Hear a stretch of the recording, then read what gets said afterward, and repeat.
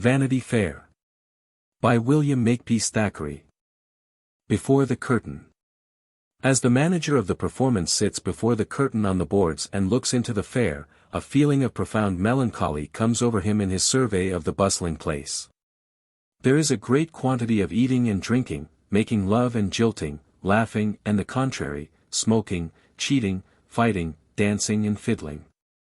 There are bullies pushing about, bucks ogling the women, knaves picking pockets, policemen on the lookout, quacks, other quacks, plague take them, bawling in front of their booths, and yokels looking up at the tinsel dancers and poor old rouged tumblers, while the light-fingered folk are operating upon their pockets behind. Yes, this is Vanity Fair, not a moral place certainly. Nor a merry one, though very noisy. Look at the faces of the actors and buffoons when they come off from their business. And Tom Fool washing the paint off his cheeks before he sits down to dinner with his wife and the little Jack puddings behind the canvas. The curtain will be up presently, and he will be turning over head and heels, and crying, "How are you?" A man with a reflective turn of mind, walking through an exhibition of this sort, will not be oppressed, I take it, by his own or other people's hilarity. An episode of humor or kindness touches and amuses him here and there, a pretty child looking at a gingerbread stall, a pretty girl blushing whilst her lover talks to her and chooses her fairing.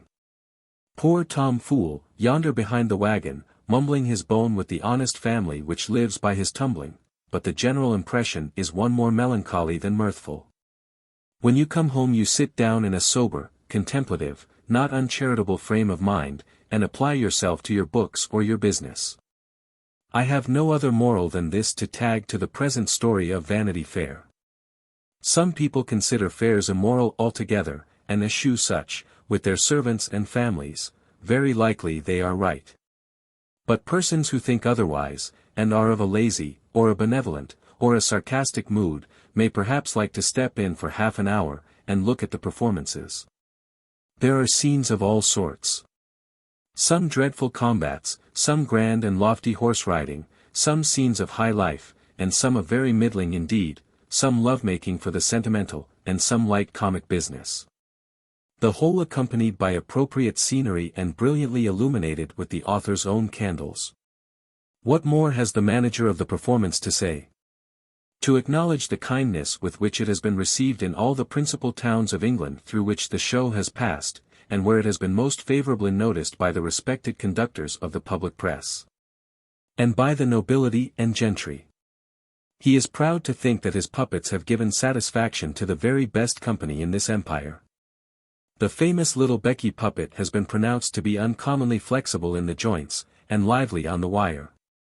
The Amelia doll, though it has had a smaller circle of admirers, has yet been carved and dressed with the greatest care by the artist. The Dobbin figure, though apparently clumsy, yet dances in a very amusing and natural manner.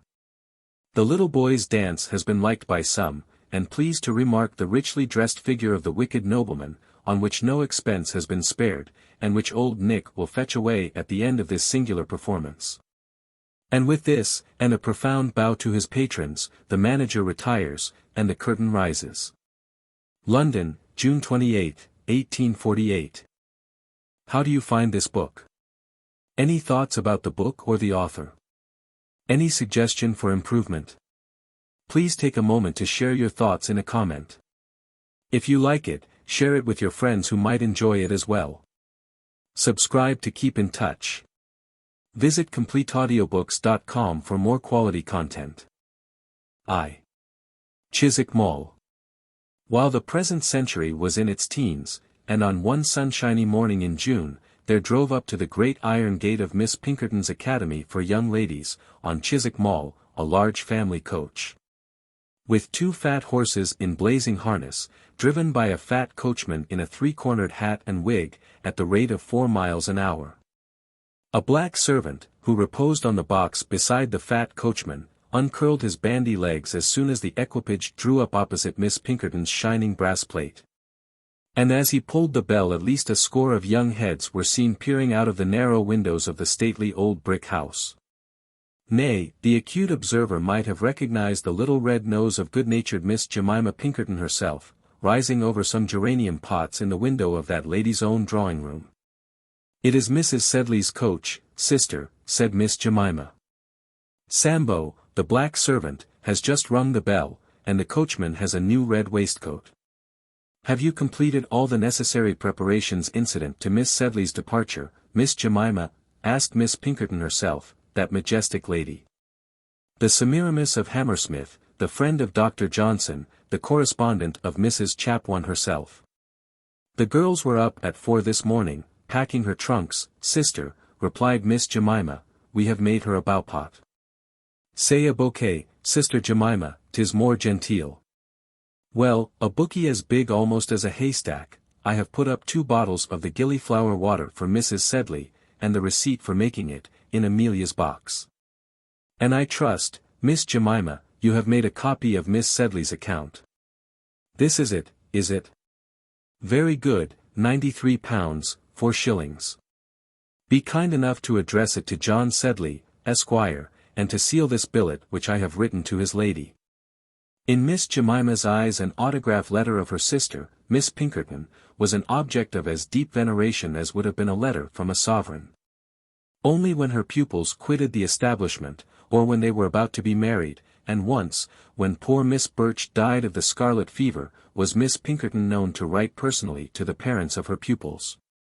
And it was Jemima's opinion that if anything could console Mrs. Birch for her daughter's loss, it would be that pious and eloquent composition in which Miss Pinkerton announced the event. In the present instance Miss Pinkerton's billet was to the following effect. "The Mall, Chiswick, June 15, 18. Madam, after her 6 years' residence at the Mall, I have the honor and happiness of presenting Miss Amelia Sedley to her parents, as a young lady not unworthy to occupy a fitting position in their polished and refined circle. Those virtues which characterize the young English gentlewoman, those accomplishments which become her birth and station, will not be found wanting in the amiable Miss Sedley, whose industry and obedience have endeared her to her instructors, and whose delightful sweetness of temper has charmed her aged and her youthful companions.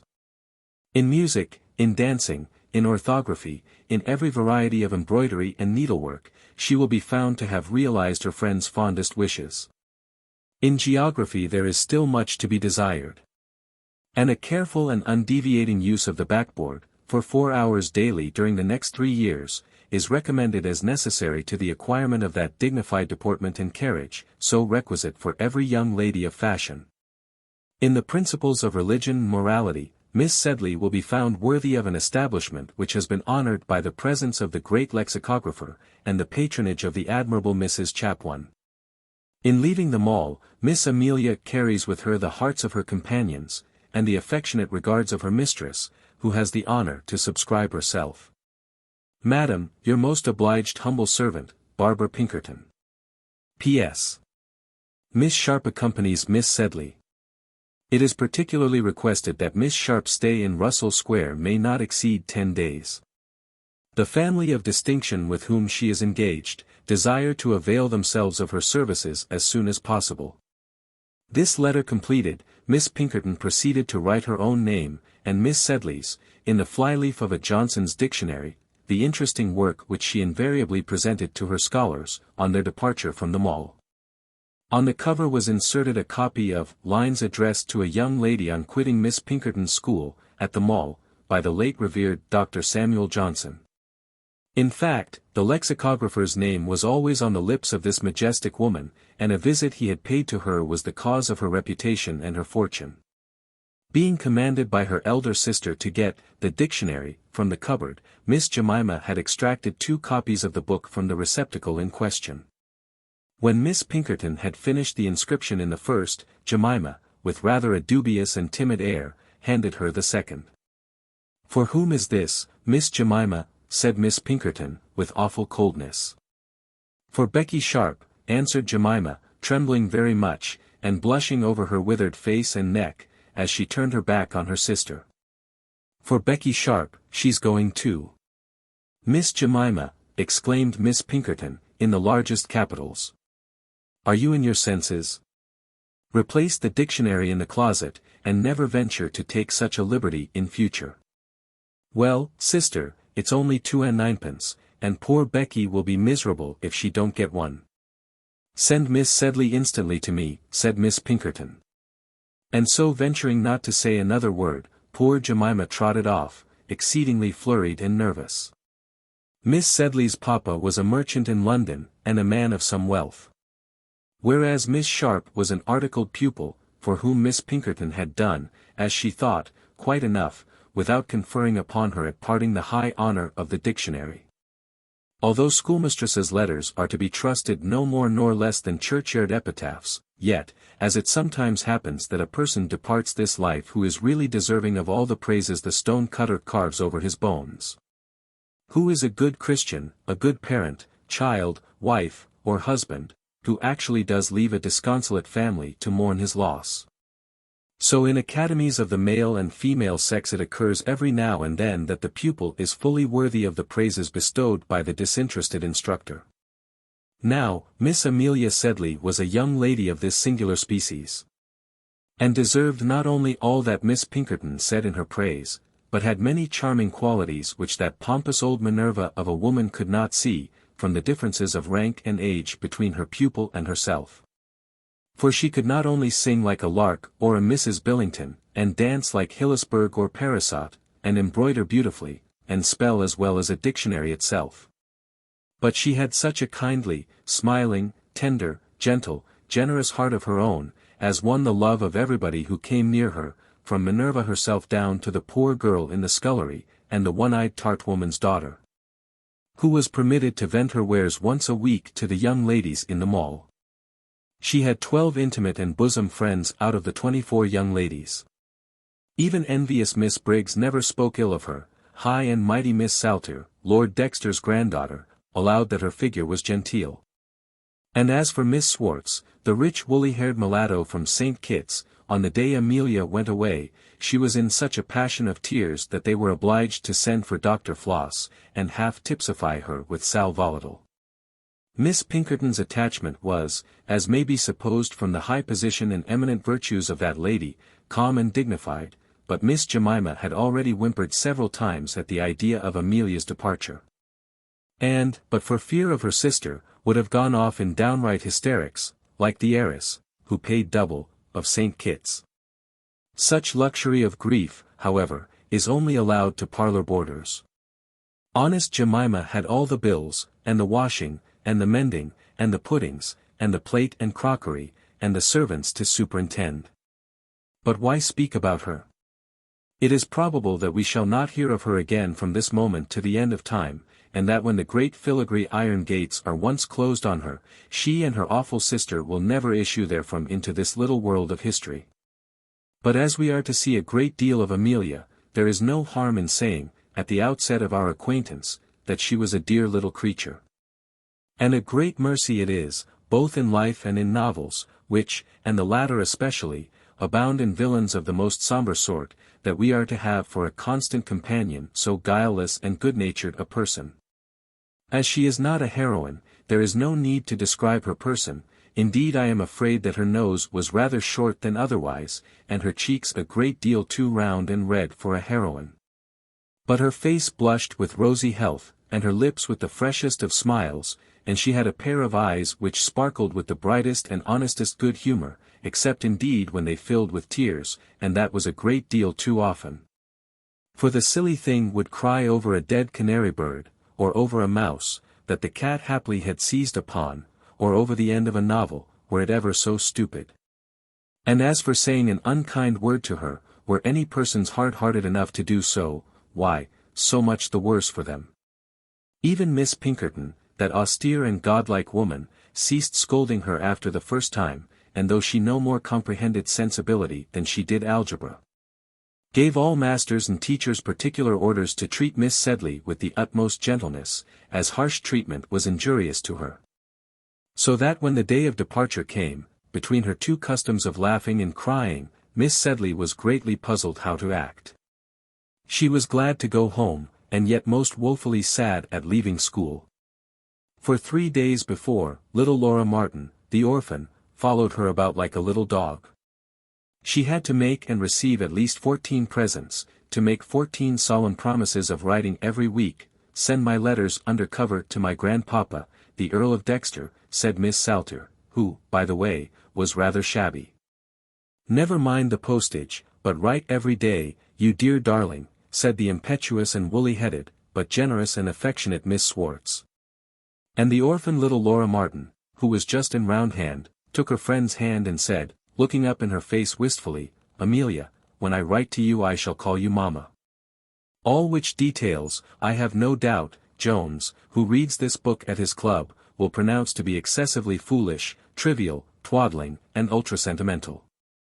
Yes. I can see Jones at this minute, rather flushed with his joint of mutton and half-pint of wine, taking out his pencil and scoring under the words, foolish, twaddling, etc., and adding to them his own remark of, quite true. Well, he is a lofty man of genius, and admires the great and heroic in life and novels, and so had better take warning and go elsewhere. Well, then. The flowers, and the presents, and the trunks, and bonnet boxes of Miss Sedley having been arranged by Mr. Sambo in the carriage, together with a very small and weather-beaten old cow's skin trunk with Miss Sharp's card neatly nailed upon it, which was delivered by Sambo with a grin, and packed by the coachman with a corresponding sneer, the hour for parting came. And the grief of that moment was considerably lessened by the admirable discourse which Miss Pinkerton addressed to her pupil. Not that the parting speech caused Amelia to philosophize, or that it armed her in any way with a calmness, the result of argument, but it was intolerably dull, pompous, and tedious. And having the fear of her schoolmistress greatly before her eyes, Miss Sedley did not venture, in her presence, to give way to any ebullitions of private grief. A seed cake and a bottle of wine were produced in the drawing-room, as on the solemn occasions of the visits of parents, and these refreshments being partaken of, Miss Sedley was at liberty to depart. "You'll go in and say good-bye to Miss Pinkerton, Becky," said Miss Jemima to a young lady of whom nobody took any notice, and who was coming downstairs with her own bandbox. "I suppose I must," said Miss Sharp calmly, and much to the wonder of Miss Jemima.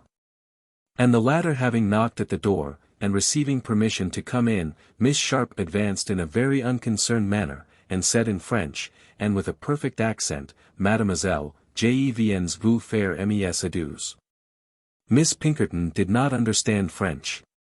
She only directed those who did, but biting her lips and throwing up her venerable and Roman-nosed head, on the top of which figured a large and solemn turban, she said, "Miss Sharp, I wish you a good morning." As the Hammersmith Semiramis spoke, she waved one hand, both by way of adieu, and to give Miss Sharp an opportunity of shaking one of the fingers of the hand which was left out for that purpose. Miss Sharp only folded her own hands with a very frigid smile and bow, and quite declined to accept the proffered honor, on which Semiramis tossed up her turban more indignantly than ever. In fact, it was a little battle between the young lady and the old one, and the latter was worsted.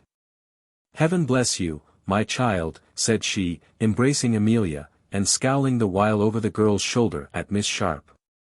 "Come away, Becky," said Miss Jemima, pulling the young woman away in great alarm, and the drawing-room door closed upon them forever. Then came the struggle and parting below. Words refused to tell it. All the servants were there in the hall, all the dear friends, all the young ladies, the dancing-master who had just arrived. And there was such a scuffling, and hugging, and kissing, and crying, with the hysterical yips of Miss Swartz, the parlor boarder, from her room, as no pen can depict, and as the tender heart would fain pass over. The embracing was over. They parted, that is, Miss Sedley parted from her friends. Miss Sharp had demurely entered the carriage some minutes before. Nobody cried for leaving her. Sambo of the bandy legs slammed the carriage door on his young weeping mistress. He sprang up behind the carriage. "Stop," cried Miss Jemima, rushing to the gate with a parcel. "It's some sandwiches, my dear," said she to Amelia. "You may be hungry, you know. And Becky Sharp, here's a book for you that my sister, that is, Johnson's dictionary, you know, you mustn't leave us without that. Goodbye. Drive on, coachman. God bless you." And the kind creature retreated into the garden, overcome with emotion. But, lo! And just as the coach drove off, Miss Sharp put her pale face out of the window and actually flung the book back into the garden. This almost caused Jemima to faint with terror. "Well, I never," said she. What an audacious emotion prevented her from completing either sentence.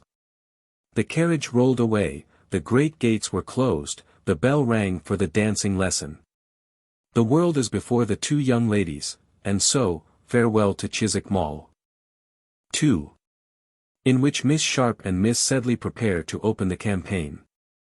When Miss Sharp had performed the heroical act mentioned in the last chapter, and had seen the dictionary, flying over the pavement of the little garden, fall at length at the feet of the astonished Miss Jemima, the young lady's countenance, which had before worn an almost livid look of hatred, assumed a smile that perhaps was scarcely more agreeable. And she sank back in the carriage in an easy frame of mind, saying, "So much for the dictionary. And, thank God, I'm out of Chiswick." Miss Sedley was almost as flurried at the act of defiance as Miss Jemima had been. For, consider, it was but 1 minute that she had left school, and the impressions of 6 years are not got over in that space of time. Nay, with some persons those awes and terrors of youth last forever and ever. I know, for instance, an old gentleman of 68, who said to me one morning at breakfast, with a very agitated countenance, "I dreamed last night that I was flogged by Dr. Rain." Fancy had carried him back 50 years in the course of that evening. Dr. Rain and his rod were just as awful to him in his heart, then, at 68, as they had been at 13. If the doctor, with a large birch, had appeared bodily to him, even at the age of 68, and had said in awful voice, "Boy, take down your pant." Well, Miss Sedley was exceedingly alarmed at this act of insubordination. "How could you do so, Rebecca?" at last she said, after a pause. "Why, do you think Miss Pinkerton will come out and order me back to the black hole?" said Rebecca, laughing. "No, but—" "I hate the whole house," continued Miss Sharp in a fury. "I hope I may never set eyes on it again. I wish it were in the bottom of the Thames, I do, and if Miss Pinkerton were there, I wouldn't pick her out, that I wouldn't. Oh, how I should like to see her floating in the water yonder, turban and all, with her train streaming after her, and her nose like the beak of a wherry." "Hush," cried Miss Sedley. "Why, will the black footman tell tales?" cried Miss Rebecca, laughing. "He may go back and tell Miss Pinkerton that I hate her with all my soul, and I wish he would, and I wish I had a means of proving it, too. For 2 years I have only had insults and outrage from her. I have been treated worse than any servant in the kitchen. I have never had a friend or a kind word, except from you. I have been made to tend the little girls in the lower schoolroom, and to talk French to the misses, until I grew sick of my mother tongue. But that talking French to Miss Pinkerton was capital fun, wasn't it? She doesn't know a word of French, and was too proud to confess it. I believe it was that which made her part with me, and so thank heaven for French. Vive la France! Vive l'Empereur! Vive Bonaparte! Oh Rebecca, Rebecca, for shame!" cried Miss Sedley, for this was the greatest blasphemy Rebecca had as yet uttered, and in those days, in England, to say, "Long live Bonaparte," was as much as to say, "Long live Lucifer." How dare you have such wicked, revengeful thoughts? "Revenge may be wicked, but it's natural," answered Miss Rebecca.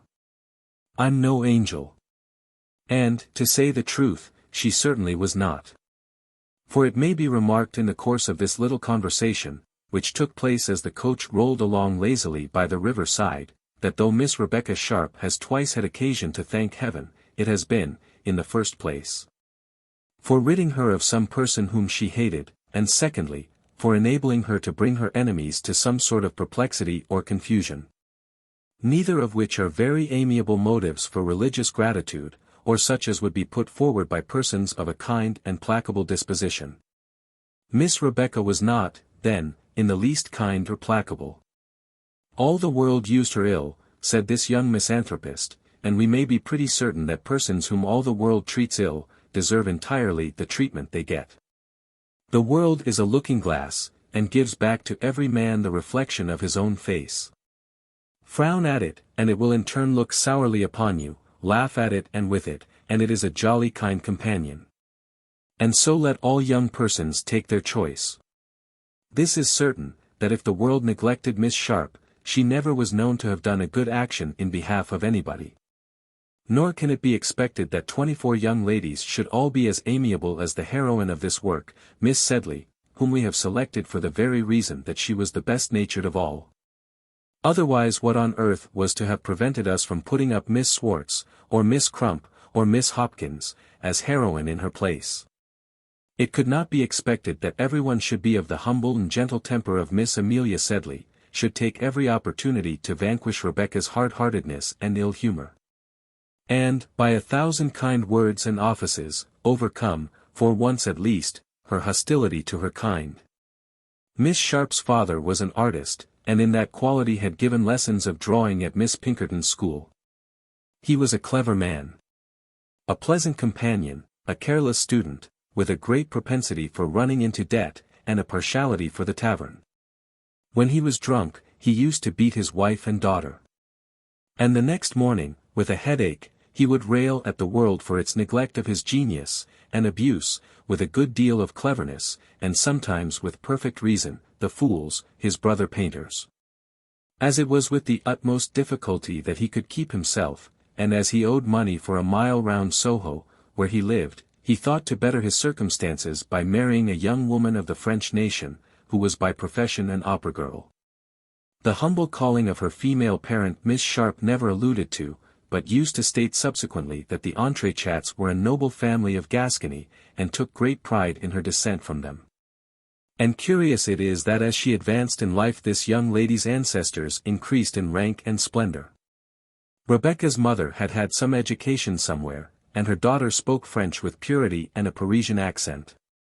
It was in those days rather a rare accomplishment, and led to her engagement with the orthodox Miss Pinkerton. For her mother being dead, her father, finding himself not likely to recover, after his third attack of delirium tremens, wrote a manly and pathetic letter to Miss Pinkerton, recommending the orphan child to her protection. And so descended to the grave, after 2 bailiffs had quarrelled over his corpse. Rebecca was 17 when she came to Chiswick, and was bound over as an articled pupil, her duties being to talk French, as we have seen, and her privileges to live cost-free, and, with a few guineas a year, to gather scraps of knowledge from the professors who attended the school. She was small and slight in person, pale, sandy-haired, and with eyes habitually cast down. When they looked up they were very large, odd, and attractive, so attractive that the Reverend Mr. Crisp, fresh from Oxford, and curate to the vicar of Chiswick, the Reverend Mr. Flowerdew, fell in love with Miss Sharp, being shot dead by a glance of her eyes which was fired all the way across Chiswick Church from the school pew to the reading desk. This infatuated young man used sometimes to take tea with Miss Pinkerton, to whom he had been presented by his mamma, and actually proposed something like marriage in an intercepted note, which the one-eyed apple woman was charged to deliver. Mrs. Crisp was summoned from Buxton, and abruptly carried off her darling boy. But the idea, even, of such an eagle in the Chiswick dovecot caused a great flutter in the breast of Miss Pinkerton, who would have sent away Miss Sharp but that she was bound to her under a forfeit, and who never could thoroughly believe the young lady's protestations that she had never exchanged a single word with Mr. Crisp, except under her own eyes on the 2 occasions when she had met him at tea. By the side of many tall and bouncing young ladies in the establishment, Rebecca Sharp looked like a child. But she had the dismal precocity of poverty. Many a dun had she talked to, and turned away from her father's door, many a tradesman had she coaxed and wheedled into good humour, and into the granting of 1 meal more. She sat commonly with her father, who was very proud of her wit, and heard the talk of many of his wild companions, often but ill-suited for a girl to hear. But she never had been a girl, she said. She had been a woman since she was 8 years old. Oh, why did Miss Pinkerton let such a dangerous bird into her cage? The fact is, the old lady believed Rebecca to be the meekest creature in the world, so admirably, on the occasions when her father brought her to Chiswick, used Rebecca to perform the part of the ingenue. And only a year before the arrangement by which Rebecca had been admitted into her house, and when Rebecca was 16 years old, Miss Pinkerton majestically, and with a little speech, made her a present of a doll, which was, by the way, the confiscated property of Miss Swindle, discovered surreptitiously nursing it in school hours. How the father and daughter laughed as they trudged home together after the evening party. It was on the occasion of the speeches, when all the professors were invited, and how Miss Pinkerton would have raged had she seen the caricature of herself which the little mimic, Rebecca, managed to make out of her doll. Becky used to go through dialogues with it. It formed the delight of Newman Street, Gerrard Street, and the Artists' Quarter, and the young painters, when they came to take their gin and water with their lazy, dissolute, clever, jovial senior. Used regularly to ask Rebecca if Miss Pinkerton was at home. She was as well known to them, poor soul, as Mr. Lawrence or President West. Once Rebecca had the honor to pass a few days at Chiswick, after which she brought back Jemima, and erected another doll as Miss Jemmy, for though that honest creature had made and given her jelly and cake enough for 3 children, and a 7-shilling piece at parting, the girl's sense of ridicule was far stronger than her gratitude, and she sacrificed Miss Jemmy quite as pitilessly as her sister. The catastrophe came, and she was brought to the Mall as to her home. The rigid formality of the place suffocated her, the prayers and the meals, the lessons and the walks, which were arranged with a conventual regularity, oppressed her almost beyond endurance. And she looked back to the freedom and the beggary of the old studio in Soho with so much regret, that everybody, herself included, fancied she was consumed with grief for her father. She had a little room in the garret, where the maids heard her walking and sobbing at night, but it was with rage, and not with grief. She had not been much of a dissembler, until now her loneliness taught her to feign. She had never mingled in the society of women. Her father, reprobate as he was a man of talent. His conversation was 1,000 times more agreeable to her than the talk of such of her own sex as she now encountered. The pompous vanity of the old schoolmistress, the foolish good humor of her sister, the silly chat and scandal of the elder girls, and the frigid correctness of the governesses equally annoyed her. And she had no soft maternal heart, this unlucky girl, otherwise the prattle and talk of the younger children, with whose care she was chiefly entrusted, might have soothed and interested her. But she lived among them 2 years, and not one was sorry that she went away. The gentle tender-hearted Amelia Sedley was the only person to whom she could attach herself in the least, and who could help attaching herself to Amelia. The happiness, the superior advantages of the young women round about her, gave Rebecca inexpressible pangs of envy. "What airs that girl gives herself, because she is an earl's granddaughter," she said of one. "How they cringe and bow to that Creole, because of her £100,000. I am 1,000 times cleverer and more charming than that creature, for all her wealth. I am as well bred as the earl's granddaughter, for all her fine pedigree. And yet everyone passes me by here. And yet, when I was at my father's, did not the men give up their gayest balls and parties in order to pass the evening with me?" She determined at any rate to get free from the prison in which she found herself, and now began to act for herself, and for the first time to make connected plans for the future. She took advantage, therefore, of the means of study the place offered her, and as she was already a musician and a good linguist, she speedily went through the little course of study which was considered necessary for ladies in those days. Her music she practiced incessantly, and one day, when the girls were out, and she had remained at home, she was overheard to play a piece so well that Minerva thought, wisely, she could spare herself the expense of a master for the juniors, and intimated to Miss Sharp that she was to instruct them in music for the future. The girl refused, and for the first time, and to the astonishment of the majestic mistress of the school. "I am here to speak French with the children," Rebecca said abruptly, "not to teach them music, and save money for you. Give me money, and I will teach them." Minerva was obliged to yield, and, of course, disliked her from that day.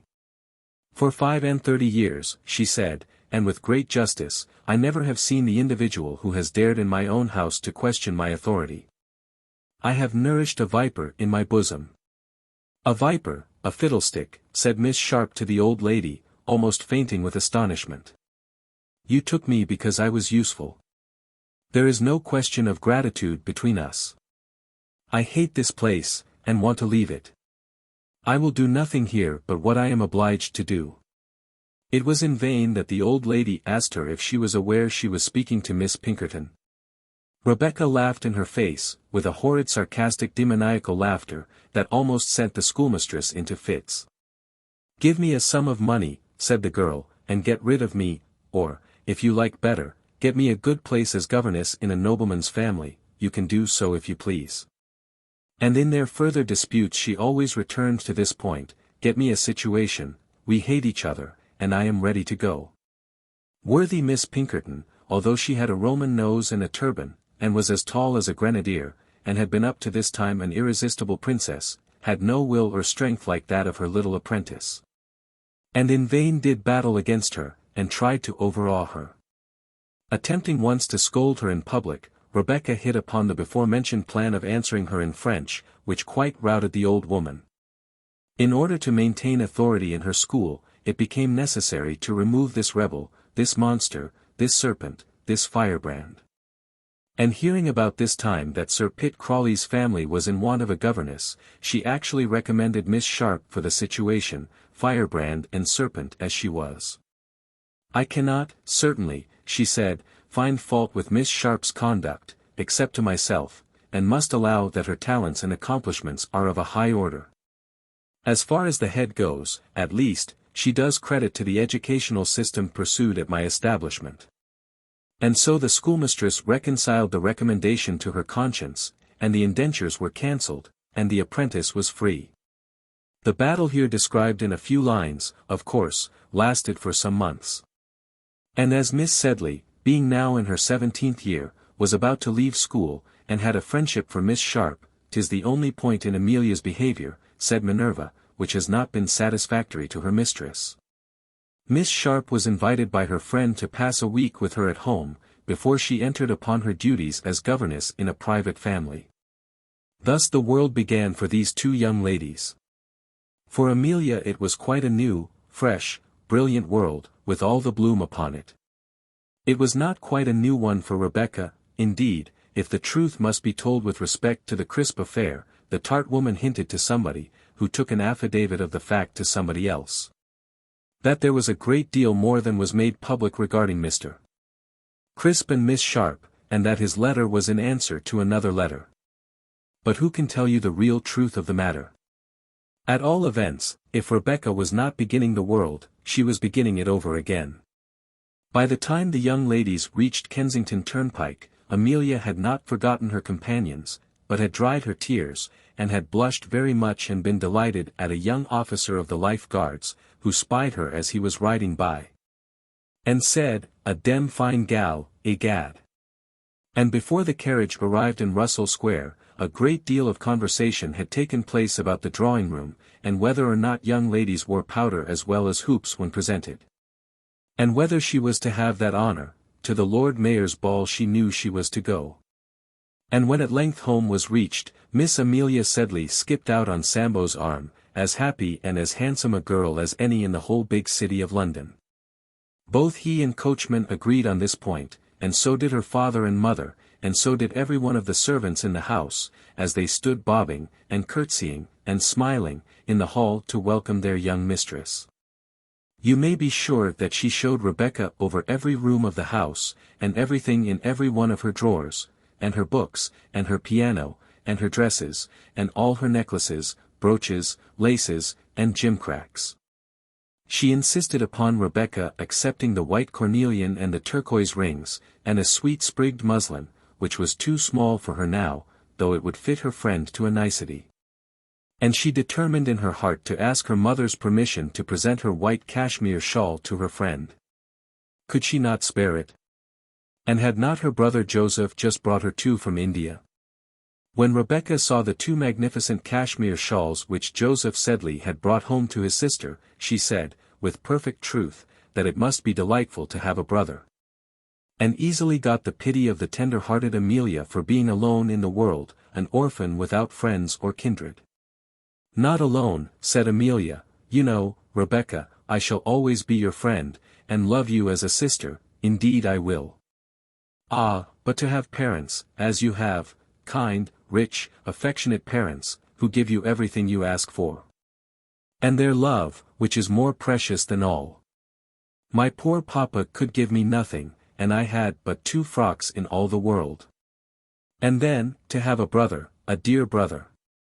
Oh, how you must love him. Amelia laughed. What? Don't you love him? You, who say you love everybody. Yes, of course, I do, only. Only what? Only Joseph doesn't seem to care much whether I love him or not. He gave me 2 fingers to shake when he arrived after 10 years' absence. He is very kind and good, but he scarcely ever speaks to me. I think he loves his pipe a great deal better than his, but here Amelia checked herself, for why should she speak ill of her brother? He was very kind to me as a child, she added. I was but 5 years old when he went away. Isn't he very rich? Said Rebecca. They say all Indian nabobs are enormously rich. I believe he has a very large income. And is your sister-in-law a nice pretty woman? La! Joseph is not married, said Amelia, laughing again. Perhaps she had mentioned the fact already to Rebecca, but that young lady did not appear to have remembered it. Indeed, vowed and protested that she expected to see a number of Amelia's nephews and nieces. She was quite disappointed that Mr. Sedley was not married. She was sure Amelia had said he was, and she doted so on little children. I think you must have had enough of them at Chiswick, said Amelia, rather wondering at the sudden tenderness on her friend's part. And indeed in later days Miss Sharp would never have committed herself so far as to advance opinions, the untruth of which would have been so easily detected. But we must remember that she is but 19 as yet, and used to the art of deceiving, poor innocent creature. And making her own experience in her own person. The meaning of the above series of queries, as translated in the heart of this ingenious young woman, was simply this: if Mr. Joseph Sedley is rich and unmarried, why should I not marry him? I have only a fortnight, to be sure, but there is no harm in trying. And she determined within herself to make this laudable attempt. She redoubled her caresses to Amelia, she kissed the white cornelian necklace as she put it on. And vowed she would never, never part with it. When the dinner bell rang she went downstairs with her arm round her friend's waist, as is the habit of young ladies. She was so agitated at the drawing-room door, that she could hardly find courage to enter. Feel my heart, how it beats, dear, said she to her friend. No, it doesn't, said Amelia. Come in, don't be frightened. Papa won't do you any harm. 3. Rebecca is in presence of the enemy. A very stout, puffy man, in buckskins and Hessian boots, with several immense neckcloths that rose almost to his nose. With a red striped waistcoat and an apple-green coat with steel buttons almost as large as crown pieces, it was the morning costume of a dandy or blood of those days, was reading the paper by the fire when the 2 girls entered. And bounced off his armchair, and blushed excessively, and hid his entire face almost in his neckcloths at this apparition. It's only your sister, Joseph, said Amelia, laughing and shaking the 2 fingers which he held out. I've come home for good, you know, and this is my friend, Miss Sharp, whom you have heard me mention. No, never, upon my word, said the head under the neckcloth, shaking very much, that is, yes, what abominably cold weather, miss, and herewith he fell to poking the fire with all his might, although it was in the middle of June. He's very handsome, whispered Rebecca to Amelia, rather loud. Do you think so? Said the latter. I'll tell him. Darling. Not for worlds, said Miss Sharp, starting back as timid as a fawn. She had previously made a respectful virgin-like curtsy to the gentleman, and her modest eyes gazed so perseveringly on the carpet that it was a wonder how she should have found an opportunity to see him. Thank you for the beautiful shawls, brother, said Amelia to the fire poker. Are they not beautiful, Rebecca? Oh heavenly, said Miss Sharp, and her eyes went from the carpet straight to the chandelier. Joseph still continued a huge clattering at the poker and tongs, puffing and blowing the while, and turning as red as his yellow face would allow him. "I can't make you such handsome presents, Joseph," continued his sister, "but while I was at school, I have embroidered for you a very beautiful pair of braces." "Good gad! Amelia," cried the brother, in serious alarm, "what do you mean?" And plunging with all his might at the bell-rope, that article of furniture came away in his hand, and increased the honest fellow's confusion. "For heaven's sake, see if my buggy's at the door. I can't wait. I must go. That groom of mine. I must go." At this minute the father of the family walked in, rattling his seals like a true British merchant. "What's the matter, Emmy?" says he. "Joseph wants me to see if his buggy is at the door." "What is a buggy, Papa?" "It is a one-horse palanquin," said the old gentleman, who was a wag in his way. Joseph at this burst out into a wild fit of laughter, in which, encountering the eye of Miss Sharp, he stopped all of a sudden, as if he had been shot. "This young lady is your friend? Miss Sharp, I am very happy to see you. Have you and Emmy been quarreling already with Joseph, that he wants to be off?" "I promised Bonamy of our service, sir," said Joseph, "to dine with him." "Oh fie! Didn't you tell your mother you would dine here? But in this dress it's impossible. Look at him, isn't he handsome enough to dine anywhere, Miss Sharp?" On which, of course, Miss Sharp looked at her friend, and they both set off in a fit of laughter, highly agreeable to the old gentleman. "Did you ever see a pair of buckskins like those at Miss Pinkerton's?" continued he, following up his advantage. "Gracious heavens! Father," cried Joseph. "There now, I have hurt his feelings. Mrs. Sedley, my dear, I have hurt your son's feelings. I have alluded to his buckskins. Ask Miss Sharp if I haven't. Come, Joseph, be friends with Miss Sharp, and let us all go to dinner. There's a pillow, Joseph, just as you like it, and Papa has brought home the best turbot in Billingsgate. Come, come, sir, walk downstairs with Miss Sharp, and I will follow with these two young women," said the father, and he took an arm of wife and daughter and walked merrily off. If Miss Rebecca Sharp had determined in her heart upon making the conquest of this big beau, I don't think, ladies, we have any right to blame her. For though the task of husband hunting is generally, and with becoming modesty, entrusted by young persons to their mammas, recollect that Miss Sharp had no kind parent to arrange these delicate matters for her. And that if she did not get a husband for herself, there was no one else in the wide world who would take the trouble off her hands. What causes young people to come out, but the noble ambition of matrimony? What sends them trooping to watering places? What keeps them dancing till 5 o'clock in the morning through a whole mortal season? What causes them to labor at pianoforte sonatas, and to learn four songs from a fashionable master at a guinea a lesson, and to play the harp if they have handsome arms and neat elbows, and to wear Lincoln green toxopholite hats and feathers? But that they may bring down some desirable young man with those killing bows and arrows of theirs.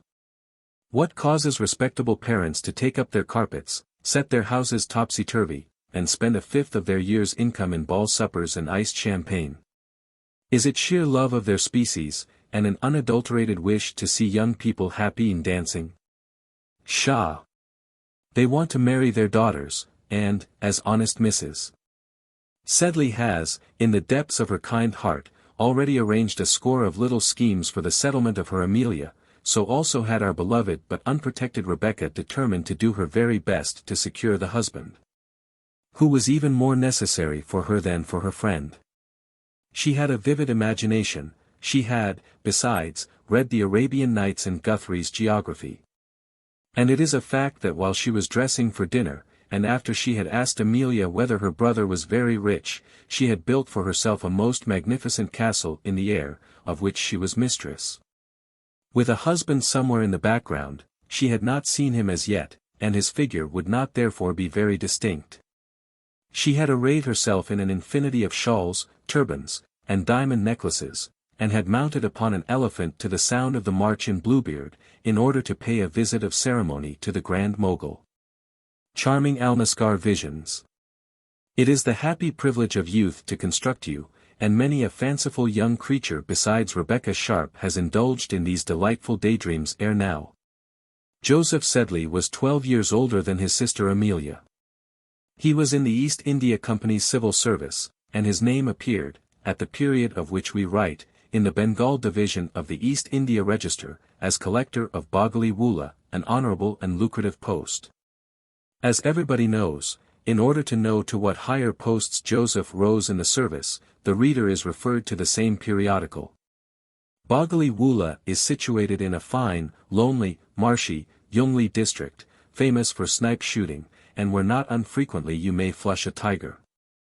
Ramgunj, where there is a magistrate, is only 40 miles off, and there is a cavalry station about 30 miles farther, so Joseph wrote home to his parents, when he took possession of his collectorship.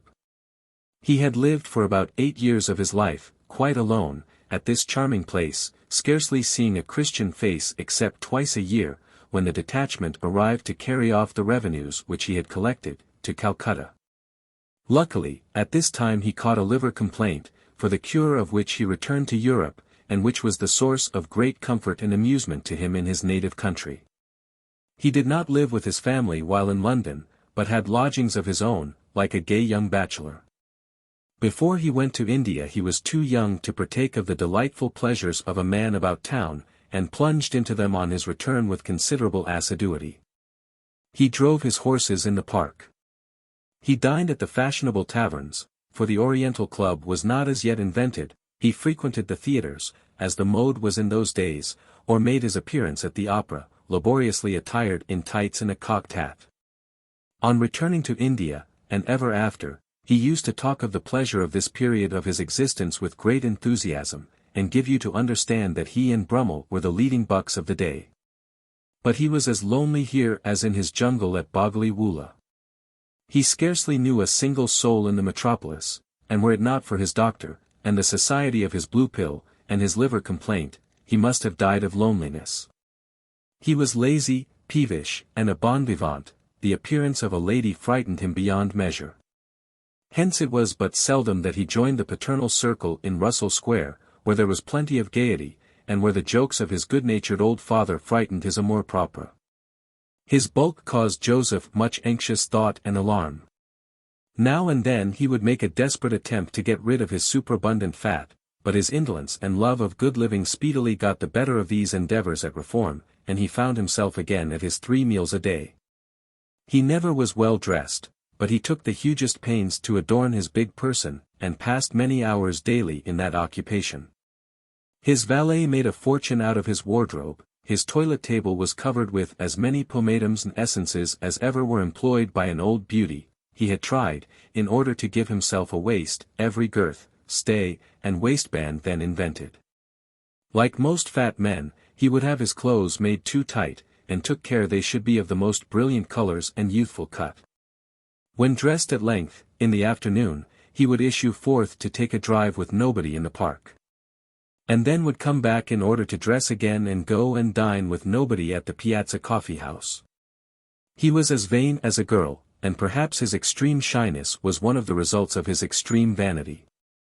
If Miss Rebecca can get the better of him, and at her first entrance into life, she is a young person of no ordinary cleverness. The first move showed considerable skill. When she called Sedley a very handsome man, she knew that Amelia would tell her mother, who would probably tell Joseph, or who, at any rate, would be pleased by the compliment paid to her son. All mothers are. If you had told Sycorax that her son Caliban was as handsome as Apollo, she would have been pleased, which is she was. Perhaps, too, Joseph Sedley would overhear the compliment. Rebecca spoke loud enough, and he did hear, and, thinking in his heart that he was a very fine man, the praise thrilled through every fibre of his big body, and made it tingle with pleasure. Then, however, came a recoil. Is the girl making fun of me? He thought, and straightway he bounced towards the bell, and was for retreating, as we have seen, when his father's jokes and his mother's entreaties caused him to pause and stay where he was. He conducted the young lady down to dinner in a dubious and agitated frame of mind. Does she really think I am handsome? thought he, or is she only making game of me? We have talked of Joseph Sedley being as vain as a girl. Heaven help us! The girls have only to turn the tables, and say of one of their own sex, she is as vain as a man, and they will have perfect reason. The bearded creatures are quite as eager for praise, quite as finikin over their toilettes, quite as proud of their personal advantages, quite as conscious of their powers of fascination, as any coquette in the world. Downstairs, then, they went, Joseph very red and blushing, Rebecca very modest, and holding her green eyes downwards. She was dressed in white, with bare shoulders as white as snow, the picture of youth, unprotected innocence, and humble virgin simplicity. I must be very quiet, thought Rebecca, and very much interested about India. Now we have heard how Mrs. Sedley had prepared a fine curry for her son, just as he liked it, and in the course of dinner a portion of this dish was offered to Rebecca. "What is it?" said she, turning an appealing look to Mr. Joseph. "Capital," said he. His mouth was full of it, his face quite red with the delightful exercise of gobbling. "Mother, it's as good as my own curries in India." "Oh, I must try some, if it is an Indian dish," said Miss Rebecca. "I am sure everything must be good that comes from there." "Give Miss Sharp some curry, my dear," said Mr. Sedley, laughing. Rebecca had never tasted the dish before. "Do you find it as good as everything else from India?" said Mr. Sedley. "Oh, excellent," said Rebecca, who was suffering tortures with the cayenne pepper. "Try a chili with it, Miss Sharp," said Joseph, really interested. "A chili," said Rebecca, gasping. "Oh yes." She thought a chili was something cool, as its name imported, and was served with some. "How fresh and green they look," she said, and put one into her mouth.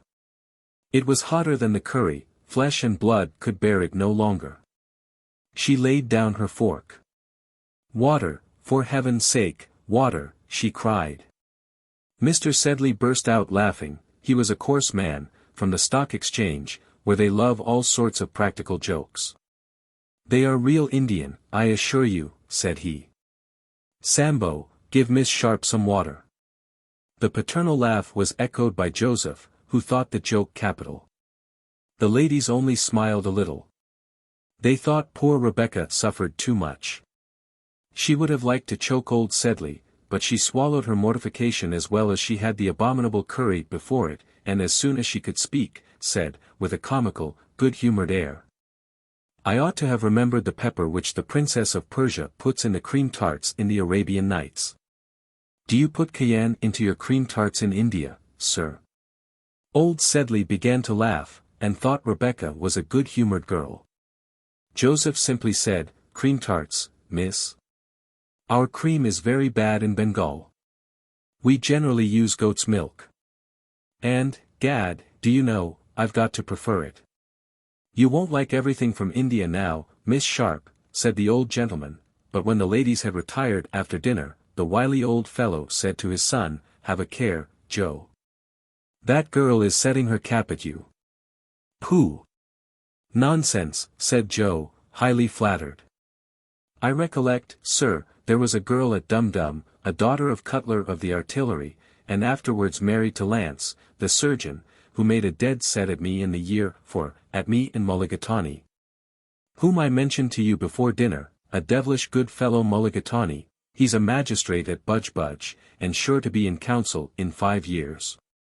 Well, sir, the artillery gave a ball, and Quinton, of the King's 14th, said to me, 'Sedley,' said he, 'I bet you 13 to 10 that Sophie Cutler hooks either you or Mulligatawny before the rains.' 'Done,' says I. 'And egad, sir, this claret's very good. Adamson's or Carbonell's?' A slight snore was the only reply. The honest stockbroker was asleep, and so the rest of Joseph's story was lost for that day. But he was always exceedingly communicative in a man's party, and has told this delightful tale many scores of times to his apothecary, Dr. Gollop, when he came to inquire about the liver and the blue pill. Being an invalid, Joseph Sedley contented himself with a bottle of claret besides his Madeira at dinner, and he managed a couple of plates full of strawberries and cream. And 24 little rout cakes that were lying neglected in a plate near him, and certainly, for novelists have the privilege of knowing everything, he thought a great deal about the girl upstairs. A nice, gay, merry young creature, thought he to himself. How she looked at me when I picked up her handkerchief at dinner. She dropped it twice. Who's that singing in the drawing-room? Gad! Shall I go up and see? But his modesty came rushing upon him with uncontrollable force. His father was asleep, his hat was in the hall, there was a hackney coach standing hard by in Southampton Row. I'll go and see the 40 Thieves, said he, and Miss de Camp's dance. And he slipped away gently on the pointed toes of his boots, and disappeared, without waking his worthy parent. There goes Joseph, said Amelia, who was looking from the open windows of the drawing-room, while Rebecca was singing at the piano. Miss Sharp has frightened him away, said Mrs. Sedley. Poor Joe, why will he be so shy? 4. The green silk purse. Poor Joe's panic lasted for 2 or 3 days, during which he did not visit the house, nor during that period did Miss Rebecca ever mention his name. She was all respectful gratitude to Mrs. Sedley. Delighted beyond measure at the bazaars, and in a whirl of wonder at the theatre, whither the good-natured lady took her.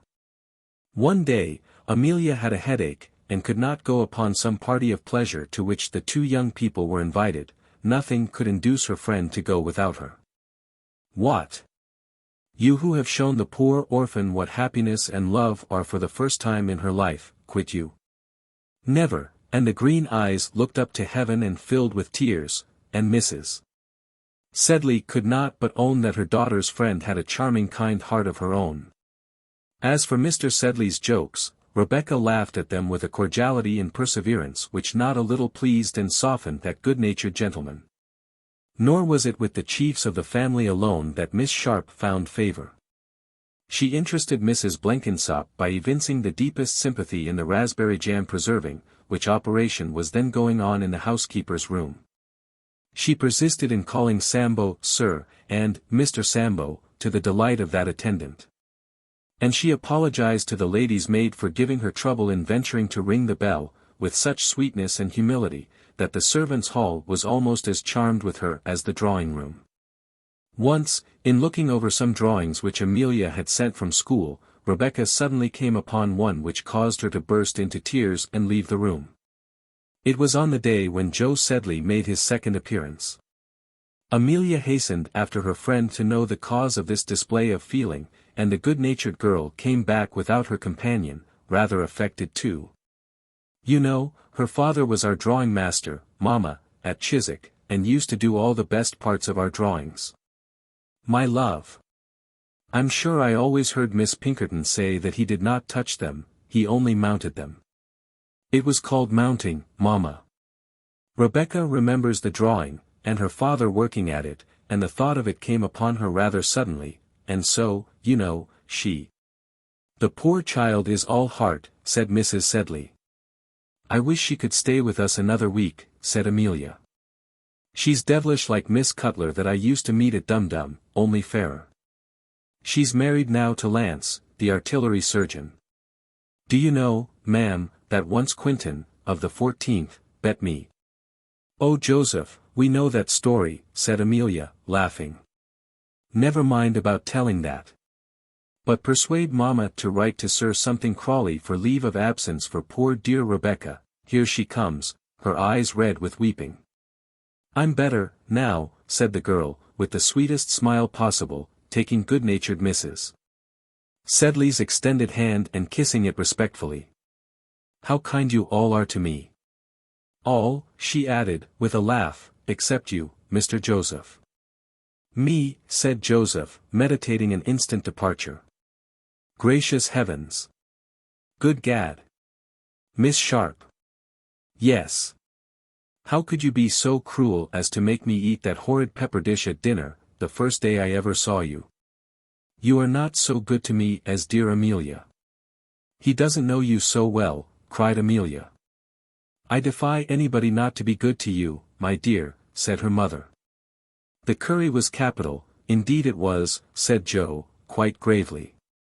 Perhaps there was not enough citron juice in it. No, there was not. And the chilies? By Jove, how they made you cry out, said Joe, caught by the ridicule of the circumstance, and exploding in a fit of laughter which ended quite suddenly, as usual. I shall take care how I let you choose for me another time, said Rebecca, as they went down again to dinner. I didn't think men were fond of putting poor harmless girls to pain.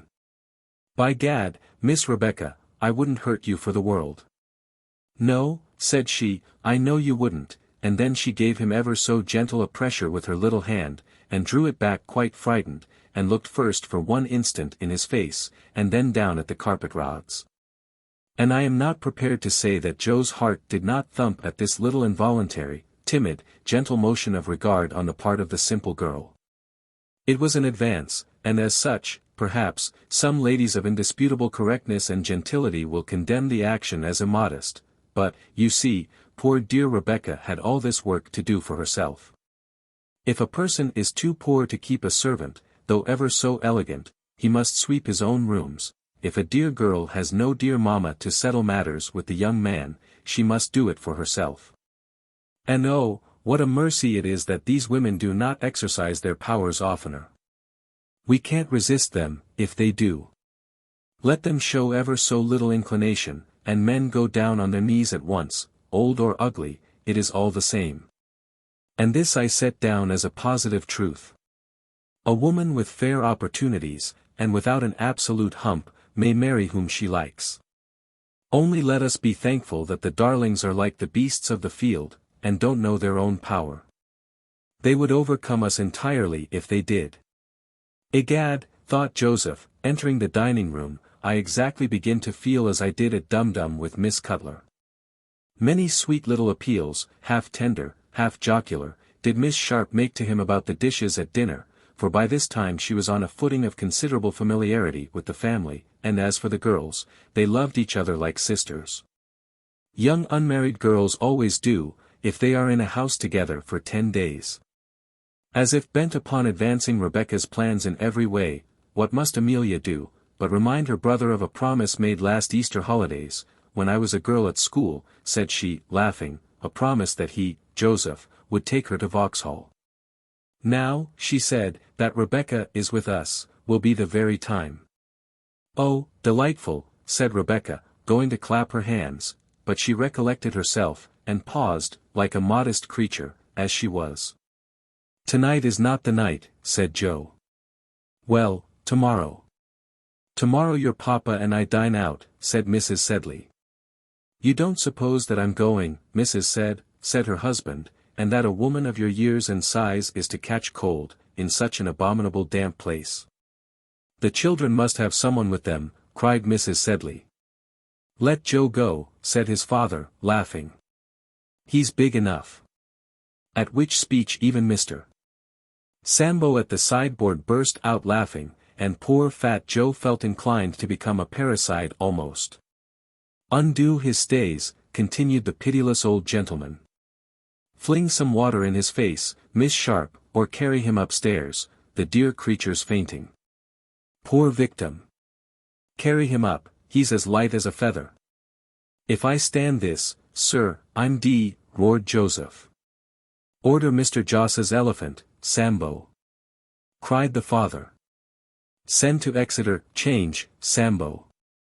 But seeing Joss ready almost to cry with vexation, the old joker stopped his laughter, and said, holding out his hand to his son, it's all fair on the stock exchange, Joss, and, Sambo, never mind the elephant, but give me and Mr. Joss a glass of champagne. Boney himself hasn't got such in his cellar, my boy. A goblet of champagne restored Joseph's equanimity, and before the bottle was emptied, of which as an invalid he took 2/3, he had agreed to take the young ladies to Vauxhall. The girls must have a gentleman apiece, said the old gentleman. Joss will be sure to leave Emmy in the crowd, he will be so taken up with Miss Sharp here. Send to 26, and ask George Osborne if he'll come. At this, I don't know in the least for what reason, Mrs. Sedley looked at her husband and laughed. Mr. Sedley's eyes twinkled in a manner indescribably roguish, and he looked at Amelia. And Amelia, hanging down her head, blushed as only young ladies of 17 know how to blush, and as Miss Rebecca Sharp never blushed in her life, at least not since she was 8 years old. And when she was caught stealing jam out of a cupboard by her godmother. Amelia had better write a note, said her father, and let George Osborne see what a beautiful handwriting we have brought back from Miss Pinkerton's.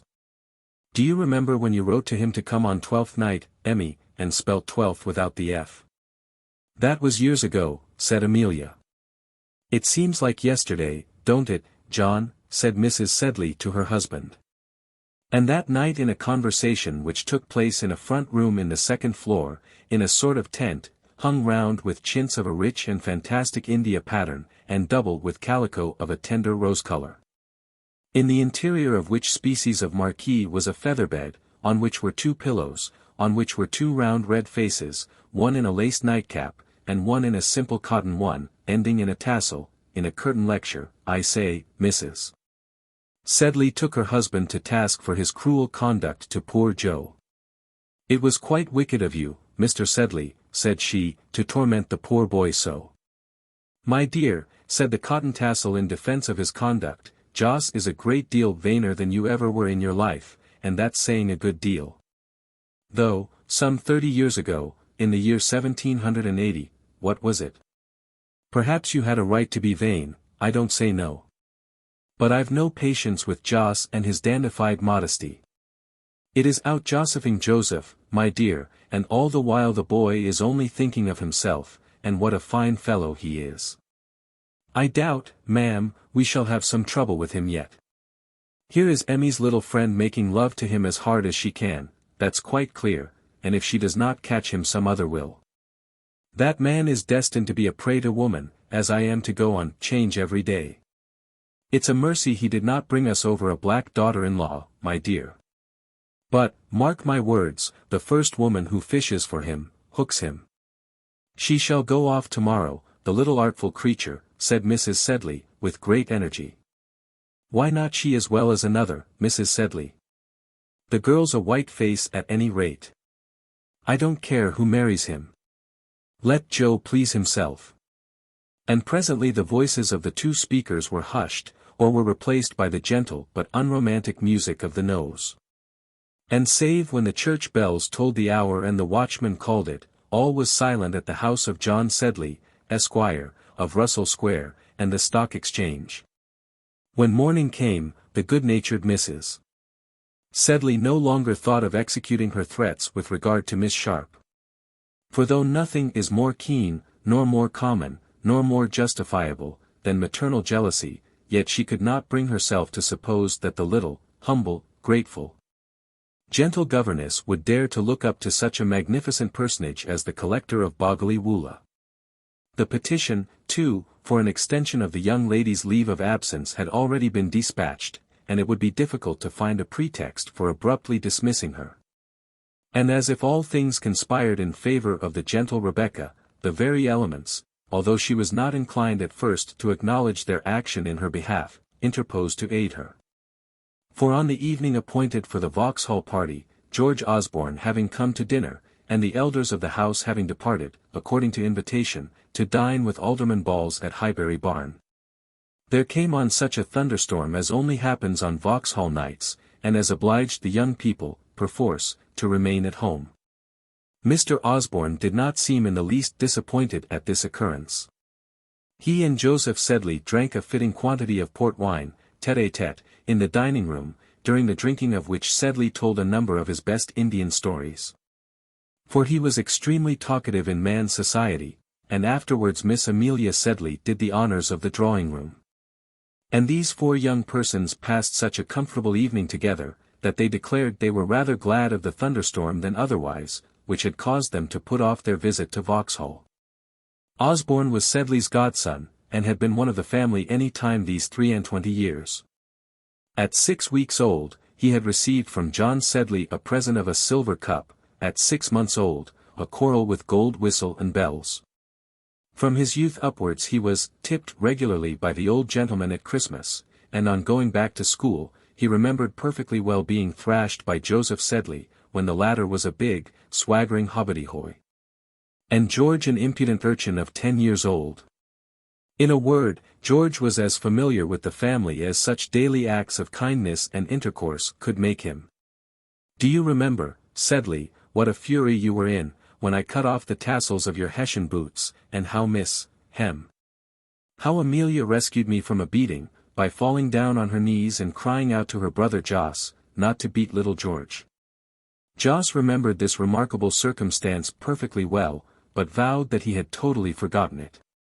Well, do you remember coming down in a gig to Dr. Swishtail's to see me, before you went to India, and giving me half a guinea and a pat on the head? I always had an idea that you were at least 7 feet high, and was quite astonished at your return from India to find you no taller than myself. How good of Mr. Sedley to go to your school and give you the money!" exclaimed Rebecca, in accents of extreme delight. "Yes, and after I had cut the tassels of his boots too. Boys never forget those tips at school, nor the givers." "I delight in Hessian boots," said Rebecca. Jos Sedley, who admired his own legs prodigiously, and always wore this ornamental chaussure, was extremely pleased at this remark, though he drew his legs under his chair as it was made. "Miss Sharp," said George Osborne, "you who are so clever an artist, you must make a grand historical picture of the scene of the boots. Sedley shall be represented in buckskins, and holding one of the injured boots in one hand. By the other he shall have hold of my shirt frill. Amelia shall be kneeling near him, with her little hands up, and the picture shall have a grand allegorical title, as the frontispieces have in the medulla and the spelling book." "I shan't have time to do it here," said Rebecca. "I'll do it when I'm gone." And she dropped her voice, and looked so sad and piteous, that everybody felt how cruel her lot was, and how sorry they would be to part with her. "Oh, that you could stay longer, dear Rebecca," said Amelia. "Why," answered the other, still more sadly, "that I may be only the more unwilling to lose you." And she turned away her head. Amelia began to give way to that natural infirmity of tears which, we have said, was one of the defects of this silly little thing. George Osborne looked at the two young women with a touched curiosity. And Joseph Sedley heaved something very like a sigh out of his big chest, as he cast his eyes down towards his favorite Hessian boots. "Let us have some music, Miss Sedley, Amelia," said George, who felt at that moment an extraordinary, almost irresistible impulse to seize the above-mentioned young woman in his arms, and to kiss her in the face of the company. And she looked at him for a moment, and if I should say that they fell in love with each other at that single instant of time, I should perhaps be telling an untruth. For the fact is that these two young people had been bred up by their parents for this very purpose, and their banns had, as it were, been read in their respective families any time these 10 years. They went off to the piano, which was situated, as pianos usually are, in the back drawing-room, and as it was rather dark, Miss Amelia, in the most unaffected way in the world, put her hand into Mr. Osborne's, who, of course, could see the way among the chairs and ottomans a great deal better than she could. But this arrangement left Mr. Joseph Sedley tête-à-tête with Rebecca, at the drawing-room table, where the latter was occupied in knitting a green silk purse. "There is no need to ask family secrets," said Miss Sharp. "Those two have told theirs." "As soon as he gets his company," said Joseph, "I believe the affair is settled. George Osborne is a capital fellow. And your sister the dearest creature in the world," said Rebecca. "Happy the man who wins her." With this, Miss Sharp gave a great sigh. When two unmarried persons get together, and talk upon such delicate subjects as the present, a great deal of confidence and intimacy is presently established between them. There is no need of giving a special report of the conversation which now took place between Mr. Sedley and the young lady, for the conversation, as may be judged from the foregoing specimen, was not especially witty or eloquent. It seldom is in private societies, or anywhere except in very high-flown and ingenious novels. As there was music in the next room, the talk was carried on, of course, in a low and becoming tone, though, for the matter of that, the couple in the next apartment would not have been disturbed had the talking been ever so loud. So occupied were they with their own pursuits. Almost for the first time in his life, Mr. Sedley found himself talking, without the least timidity or hesitation, to a person of the other sex. Miss Rebecca asked him a great number of questions about India, which gave him an opportunity of narrating many interesting anecdotes about that country and himself. He described the balls at Government House, and the manner in which they kept themselves cool in the hot weather, with punkahs, tatties, and other contrivances. And he was very witty regarding the number of Scotch men whom Lord Minto, the Governor-General, patronized, and then he described a tiger hunt. And the manner in which the mahout of his elephant had been pulled off his seat by one of the infuriated animals. How delighted Miss Rebecca was at the government balls, and how she laughed at the stories of the Scotch aides-de-camp, and called Mr. Sedley a sad wicked satirical creature, and how frightened she was at the story of the elephant. "For your mother's sake, dear Mr. Sedley," she said, "for the sake of all your friends, promise never to go on one of those horrid expeditions." "Pooh, pooh, Miss Sharp," said he, pulling up his shirt collars, "the danger makes the sport only the pleasanter." He had never been but once at a tiger hunt, when the accident in question occurred, and when he was half killed, not by the tiger, but by the fright. And as he talked on, he grew quite bold, and actually had the audacity to ask Miss Rebecca for whom she was knitting the green silk purse. He was quite surprised and delighted at his own graceful familiar manner. "For anyone who wants a purse," replied Miss Rebecca, looking at him in the most gentle winning way. Sedley was going to make one of the most eloquent speeches possible, and had begun, "Oh Miss Sharp, how," when some song which was performed in the other room came to an end, and caused him to hear his own voice so distinctly that he stopped, blushed, and blew his nose in great agitation. "Did you ever hear anything like your brother's eloquence?" whispered Mr. Osborne to Amelia. "Why, your friend has worked miracles." "The more the better," said Miss Amelia, who, like almost all women who are worth a pin, was a matchmaker in her heart, and would have been delighted that Joseph should carry back a wife to India. She had, too, in the course of this few days' constant intercourse, warmed into a most tender friendship for Rebecca, and discovered a million of virtues and amiable qualities in her which she had not perceived when they were at Chiswick together. For the affection of young ladies is of as rapid growth as Jack's beanstalk, and reaches up to the sky in a night. It is no blame to them that after marriage this Sehnsucht nach der Liebe subsides. It is what sentimentalists, who deal in very big words, call a yearning after the ideal, and simply means that women are commonly not satisfied until they have husbands and children on whom they may center affections, which are spent elsewhere. As it were, in small change. Having expended her little store of songs, or having stayed long enough in the back drawing-room, it now appeared proper to Miss Amelia to ask her friend to sing. "You would not have listened to me," she said to Mr. Osborne, though she knew she was telling a fib, "had you heard Rebecca first." "I give Miss Sharp warning, though," said Osborne, "that, right or wrong, I consider Miss Amelia Sedley the first singer in the world." "You shall hear," said Amelia. And Joseph Sedley was actually polite enough to carry the candles to the piano. Osborne hinted that he should like quite as well to sit in the dark. But Miss Sedley, laughing, declined to bear him company any farther, and the two accordingly followed Mr. Joseph. Rebecca sang far better than her friend, though of course Osborne was free to keep his opinion, and exerted herself to the utmost, and, indeed, to the wonder of Amelia, who had never known her perform so well. She sang a French song, which Joseph did not understand in the least, and which George confessed he did not understand, and then a number of those simple ballads which were the fashion 40 years ago, and in which British tars, our king, Poor Susan, Blue-eyed Mary, and the like, were the principal themes. They are not, it is said, very brilliant, in a musical point of view, but contain numberless good-natured, simple appeals to the affections, which people understood better than the milk-and-water lagrime, Suspiri, and Felicita of the eternal Donizettian music with which we are favored nowadays.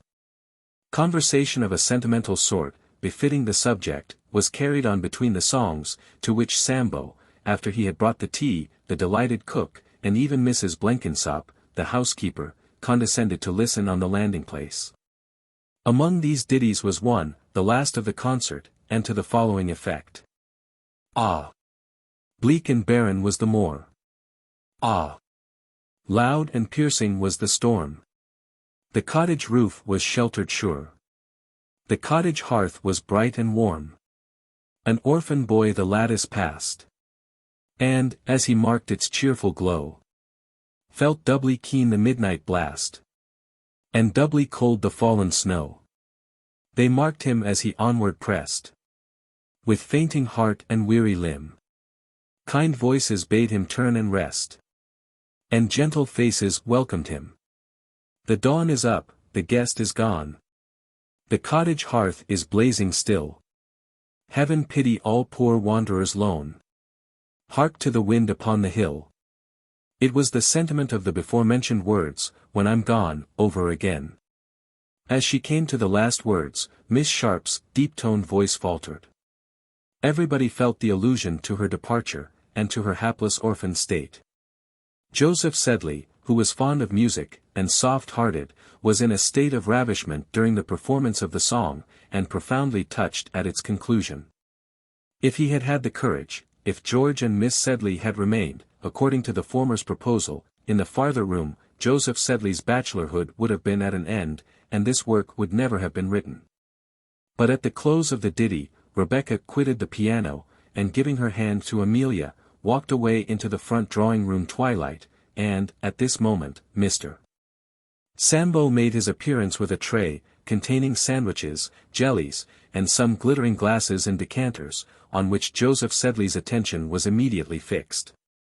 When the parents of the house of Sedley returned from their dinner party, they found the young people so busy in talking, that they had not heard the arrival of the carriage, and Mr. Joseph was in the act of saying, "My dear Miss Sharp, one little teaspoonful of jelly to recruit you after your your delightful exertions." "Bravo, Joss," said Mr. Sedley. On hearing the bantering of which well-known voice, Joss instantly relapsed into an alarmed silence, and quickly took his departure. He did not lie awake all night thinking whether or not he was in love with Miss Sharp. The passion of love never interfered with the appetite or the slumber of Mr. Joseph Sedley. But he thought to himself how delightful it would be to hear such songs as those after Cutchery, what a distinguée girl she was, how she could speak French better than the Governor-General's lady herself, and what a sensation she would make at the Calcutta balls. "It's evident the poor devil's in love with me," thought he. "She is just as rich as most of the girls who come out to India. I might go farther, and fare worse, egad." And in these meditations he fell asleep. How Miss Sharp lay awake, thinking, will he come or not tomorrow? Need not be told here. Tomorrow came, and, as sure as fate, Mr. Joseph Sedley made his appearance before luncheon. He had never been known before to confer such an honor on Russell Square. George Osborne was somehow there already, sadly putting out Amelia, who was writing to her 12 dearest friends at Chiswick Mall, and Rebecca was employed upon her yesterday's work. As Joe's buggy drove up, and while, after his usual thundering knock and pompous bustle at the door, the ex-collector of Boggley Woola labored upstairs to the drawing-room, knowing glances were telegraphed between Osborne and Miss Sedley. And the pair, smiling archly, looked at Rebecca, who actually blushed as she bent her fair ringlets over her knitting. How her heart beat as Joseph appeared, Joseph, puffing from the staircase in shining creaking boots, Joseph, in a new waistcoat, red with heat and nervousness, and blushing behind his wadded neckcloth.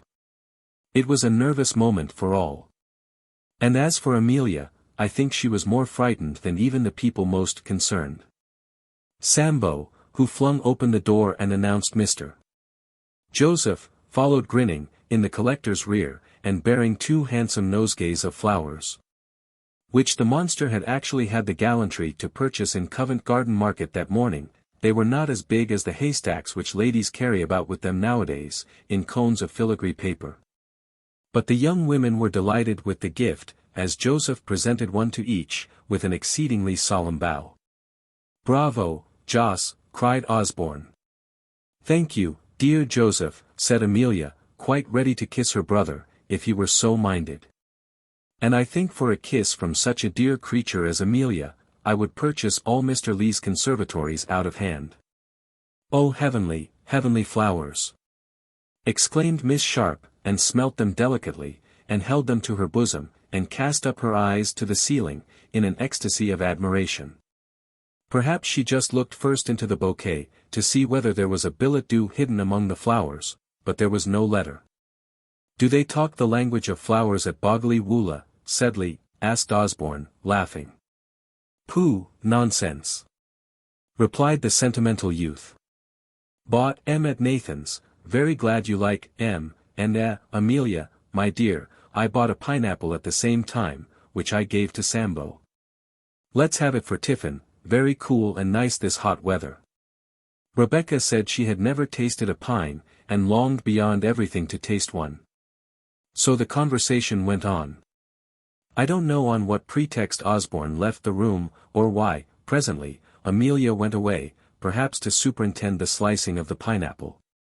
But Joss was left alone with Rebecca, who had resumed her work, and the green silk and the shining needles were quivering rapidly under her white slender fingers. What a beautiful, beautiful song that was you sang last night, dear Miss Sharp, said the collector. It made me cry almost, 'pon my honor it did. Because you have a kind heart, Mr. Joseph, all the Sedleys have, I think. It kept me awake last night, and I was trying to hum it this morning, in bed, I was, upon my honor. Gollop, my doctor, came in at 11, for I'm a sad invalid, you know, and see Gollop every day, and, gad. There I was, singing away like a robin. Oh you droll creature.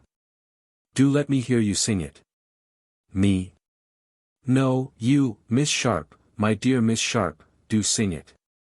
Not now, Mr. Sedley, said Rebecca, with a sigh. My spirits are not equal to it. Besides, I must finish the purse. Will you help me, Mr. Sedley? And before he had time to ask how, Mr. Joseph Sedley, of the East India Company's service, was actually seated tête-à-tête with a young lady, looking at her with a most killing expression. His arms stretched out before her in an imploring attitude, and his hands bound in a web of green silk, which she was unwinding. In this romantic position Osborne and Amelia found the interesting pair, when they entered to announce that tiffin was ready. The skein of silk was just wound round the card, but Mr. Joss had never spoken. I am sure he will tonight, dear, Amelia said, as she pressed Rebecca's hand, and Sedley, too, had communed with his soul, and said to himself, Gad, I'll pop the question at Vauxhall. V. Dobbin of Ours. Cuff's fight with Dobbin, and the unexpected issue of that contest, will long be remembered by every man who was educated at Dr. Swishtail's famous school. The latter youth, who used to be called Hi-Ho Dobbin, Gee-Ho Dobbin, and by many other names indicative of puerile contempt, was the quietest, the clumsiest, and, as it seemed, the dullest of all Dr. Swishtail's young gentlemen. His parent was a grocer in the city, and it was bruited abroad that he was admitted into Dr. Swishtail's academy upon what are called mutual principles, that is to say, the expenses of his board and schooling were defrayed by his father in goods, not money. And he stood there, most at the bottom of the school, in his scraggy corduroys and jacket, through the seams of which his great big bones were bursting, as the representative of so many pounds of tea, candles, sugar, mottled soap, plums, of which a very mild proportion was supplied for the puddings of the establishment, and other commodities. A dreadful day it was for young Dobbin when one of the youngsters of the school, having run into the town upon a poaching excursion for hardbake and polonies, espied the cart of Dobbin and Rudge, grocers and oilmen, Thames Street, London. At the doctor's door, discharging a cargo of the wares in which the firm dealt. Young Dobbin had no peace after that. The jokes were frightful, and merciless against him. Hullo, Dobbin, one wag would say, here's good news in the paper. Sugars is ris, my boy. Another would set a sum, if a pound of mutton candles cost 7pence halfpenny, how much must Dobbin cost? And a roar would follow from all the circle of young knaves, usher and all, who rightly considered that the selling of goods by retail is a shameful and infamous practice, meriting the contempt and scorn of all real gentlemen. "Your father's only a merchant, Osborne," Dobbin said in private to the little boy who had brought down the storm upon him. At which the latter replied haughtily, "My father's a gentleman, and keeps his carriage, and Mr. William Dobbin retreated to a remote outhouse in the playground, where he passed a half-holiday in the bitterest sadness and woe. Who amongst us is there that does not recollect similar hours of bitter, bitter childish grief? Who feels injustice?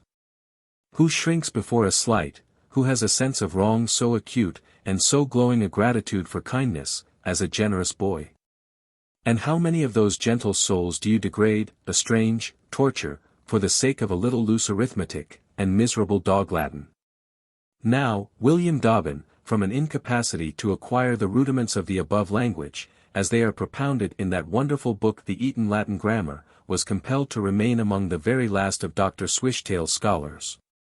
And was taken down continually by little fellows with pink faces and pinafores when he marched up with the lower form, a giant amongst them, with his downcast, stupefied look, his dog's-eared primer, and his tight corduroys. High and low, all made fun of him. They sewed up those corduroys, tight as they were. They cut his bed-strings. They upset buckets and benches, so that he might break his shins over them, which he never failed to do. They sent him parcels, which, when opened, were found to contain the paternal soap and candles. There was no little fellow but had his jeer and joke at Dobbin, and he bore everything quite patiently, and was entirely dumb and miserable. Cuff, on the contrary, was the great chief and dandy of the Swishtail Seminary. He smuggled wine in. He fought the town boys. Ponies used to come for him to ride home on Saturdays. He had his top boots in his room, in which he used to hunt in the holidays. He had a gold repeater, and took snuff like the doctor. He had been to the opera, and knew the merits of the principal actors, preferring Mr. Kean to Mr. Kemble. He could knock you off 40 Latin verses in an hour. He could make French poetry. What else didn't he know, or couldn't he do? They said even the doctor himself was afraid of him. Cuff, the unquestioned king of the school, ruled over his subjects, and bullied them, with splendid superiority. This one blacked his shoes, that toasted his bread, others would fag out, and give him balls at cricket during whole summer afternoons. Figs was the fellow whom he despised most, and with whom, though always abusing him, and sneering at him, he scarcely ever condescended to hold personal communication.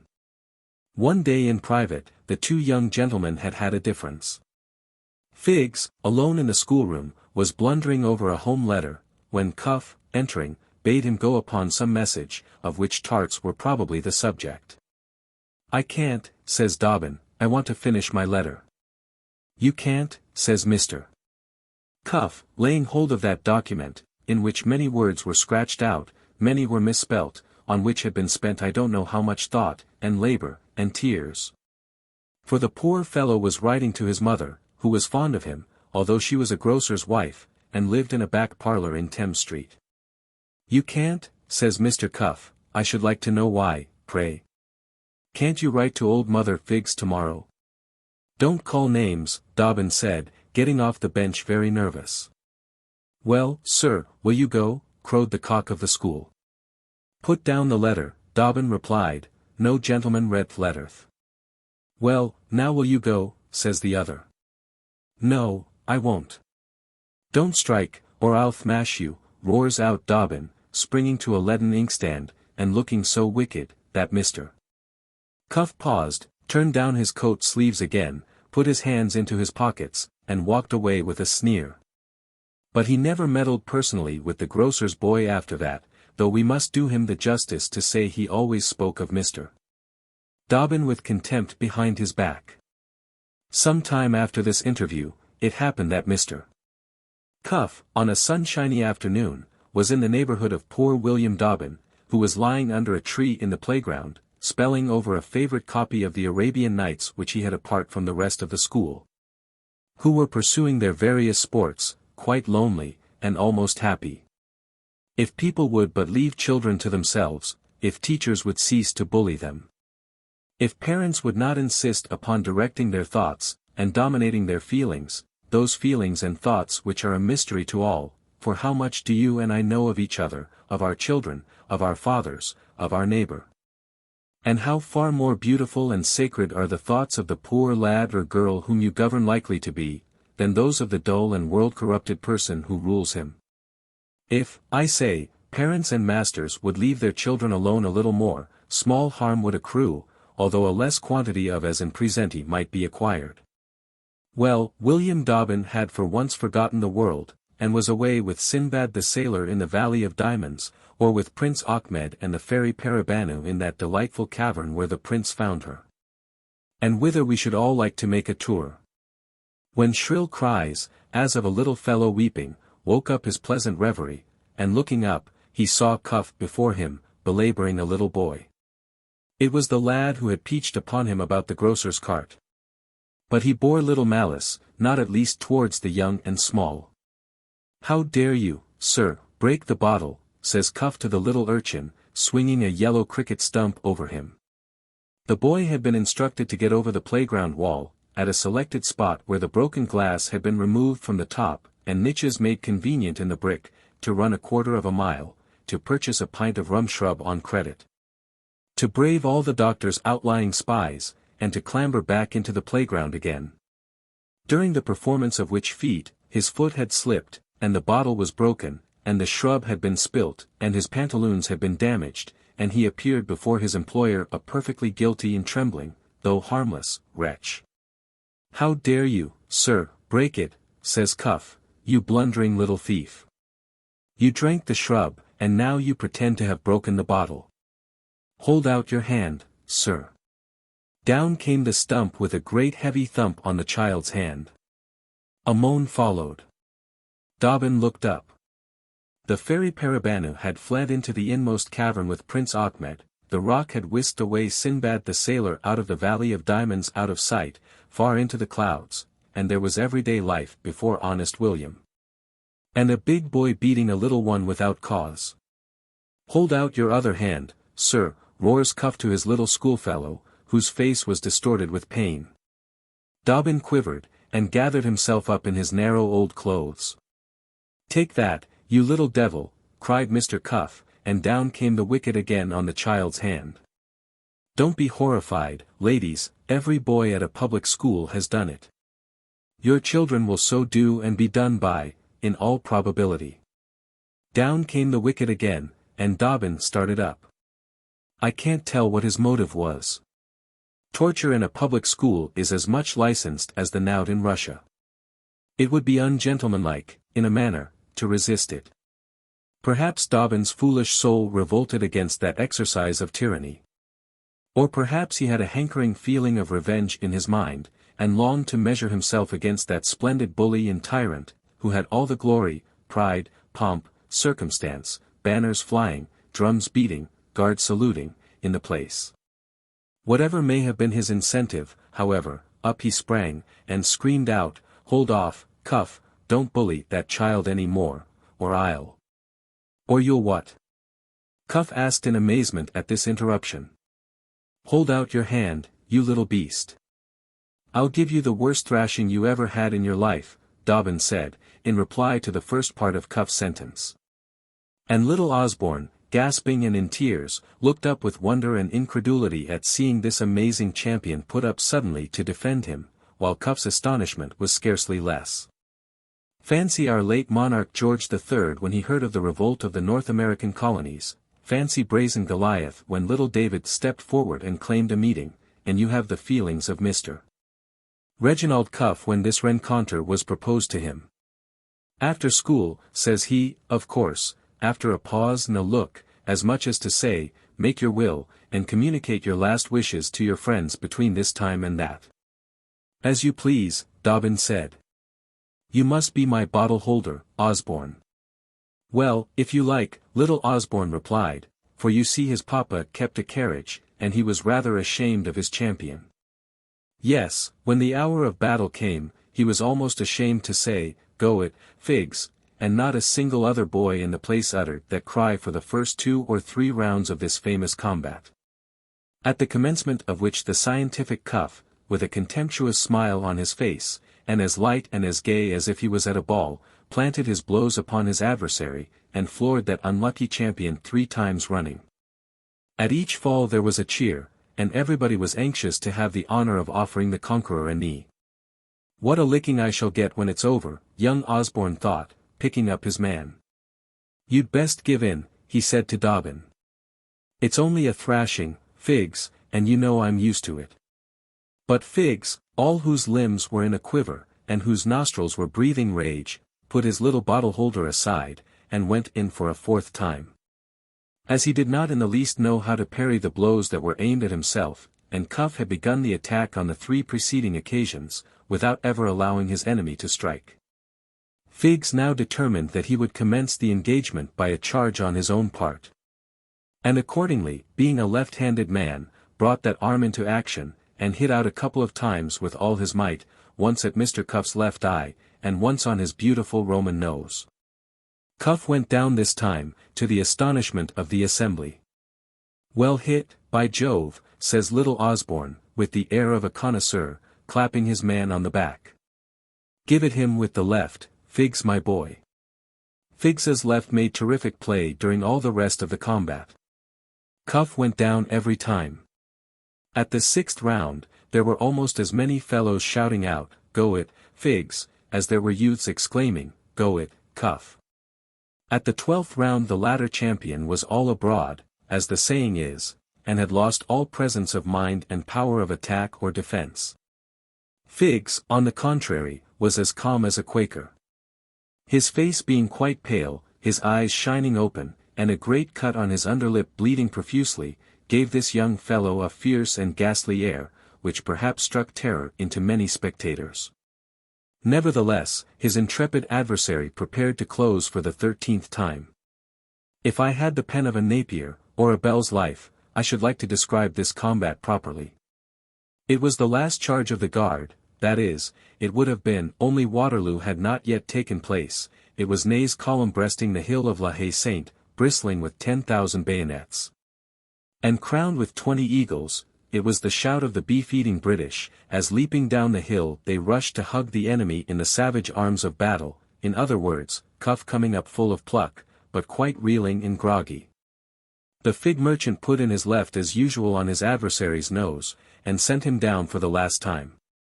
"I think that will do for him," Figs said, as his opponent dropped as neatly on the green as I have seen Jack Spot's ball plump into the pocket at billiards, and the fact is, when time was called, Mr. Reginald Cuff was not able, or did not choose, to stand up again. And now all the boys set up such a shout for Figs as would have made you think he had been their darling champion through the whole battle, and as absolutely brought Dr. Swishtail out of his study, curious to know the cause of the uproar. He threatened to flog Figs violently, of course. But Cuff, who had come to himself by this time, and was washing his wounds, stood up and said, "It's my fault, sir, not Figs, not Dobbin's. I was bullying a little boy, and he served me right." By which magnanimous speech he not only saved his conqueror a whipping, but got back all his ascendancy over the boys which his defeat had nearly cost him. Young Osborne wrote home to his parents an account of the transaction. Sugarcane House, Richmond, March, 18. Dear Mamma, I hope you are quite well. I should be much obliged to you to send me a cake and 5 shillings. There has been a fight here between Cuff and Dobbin. Cuff, you know, was the cock of the school. They fought 13 rounds, and Dobbin licked. So Cuff is now only second cock. The fight was about me. Cuff was licking me for breaking a bottle of milk, and Figs wouldn't stand it. We call him Figs because his father is a grocer, Figs and Rudge, Thames Street, City. I think as he fought for me you ought to buy your tea and sugar at his father's. Cuff goes home every Saturday, but can't this, because he has 2 black eyes. He has a white pony to come and fetch him, and a groom in livery on a bay mare. I wish my papa would let me have a pony, and I am your dutiful son, George Sedley Osborne. P.S. Give my love to little Emmy. I am cutting her out a coach in cardboard. Please not a seed cake, but a plum cake. In consequence of Dobbin's victory, his character rose prodigiously in the estimation of all his schoolfellows, and the name of Figs, which had been a byword of reproach, became as respectable and popular a nickname as any other in use in the school. After all, it's not his fault that his father's a grocer, George Osborne said, who, though a little chap, had a very high popularity among the Swishtail youth, and his opinion was received with great applause. It was voted low to sneer at Dobbin about this accident of birth. Old Figs grew to be a name of kindness and endearment, and the sneak of an usher jeered at him no longer. And Dobbin's spirit rose with his altered circumstances. He made wonderful advances in scholastic learning.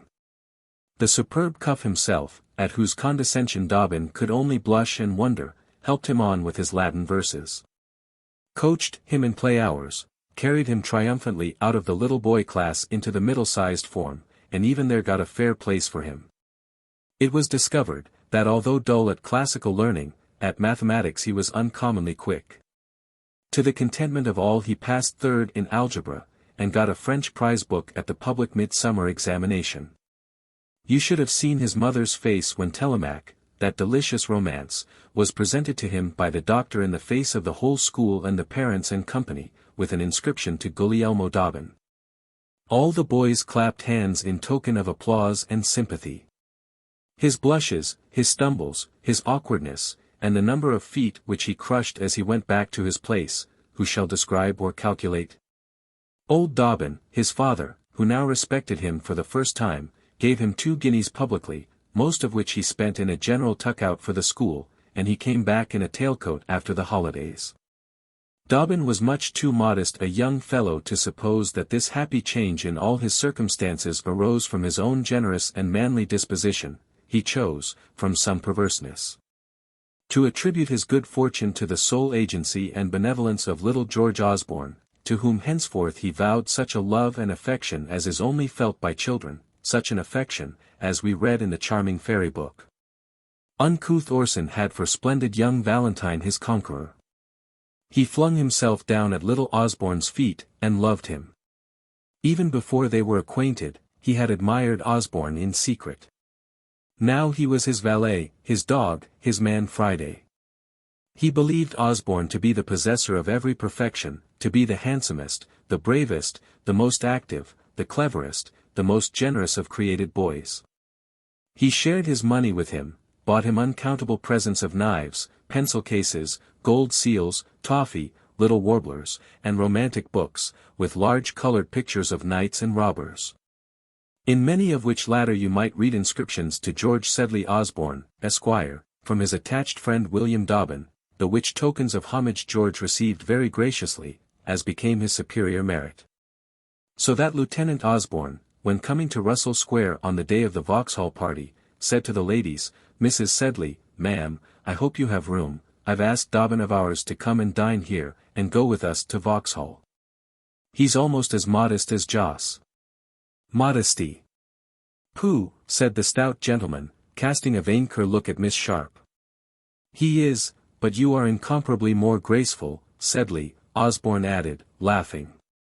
"I met him at the Bedford, when I went to look for you, and I told him that Miss Amelia was come home, and that we were all bent on going out for a night's pleasuring, and that Mrs.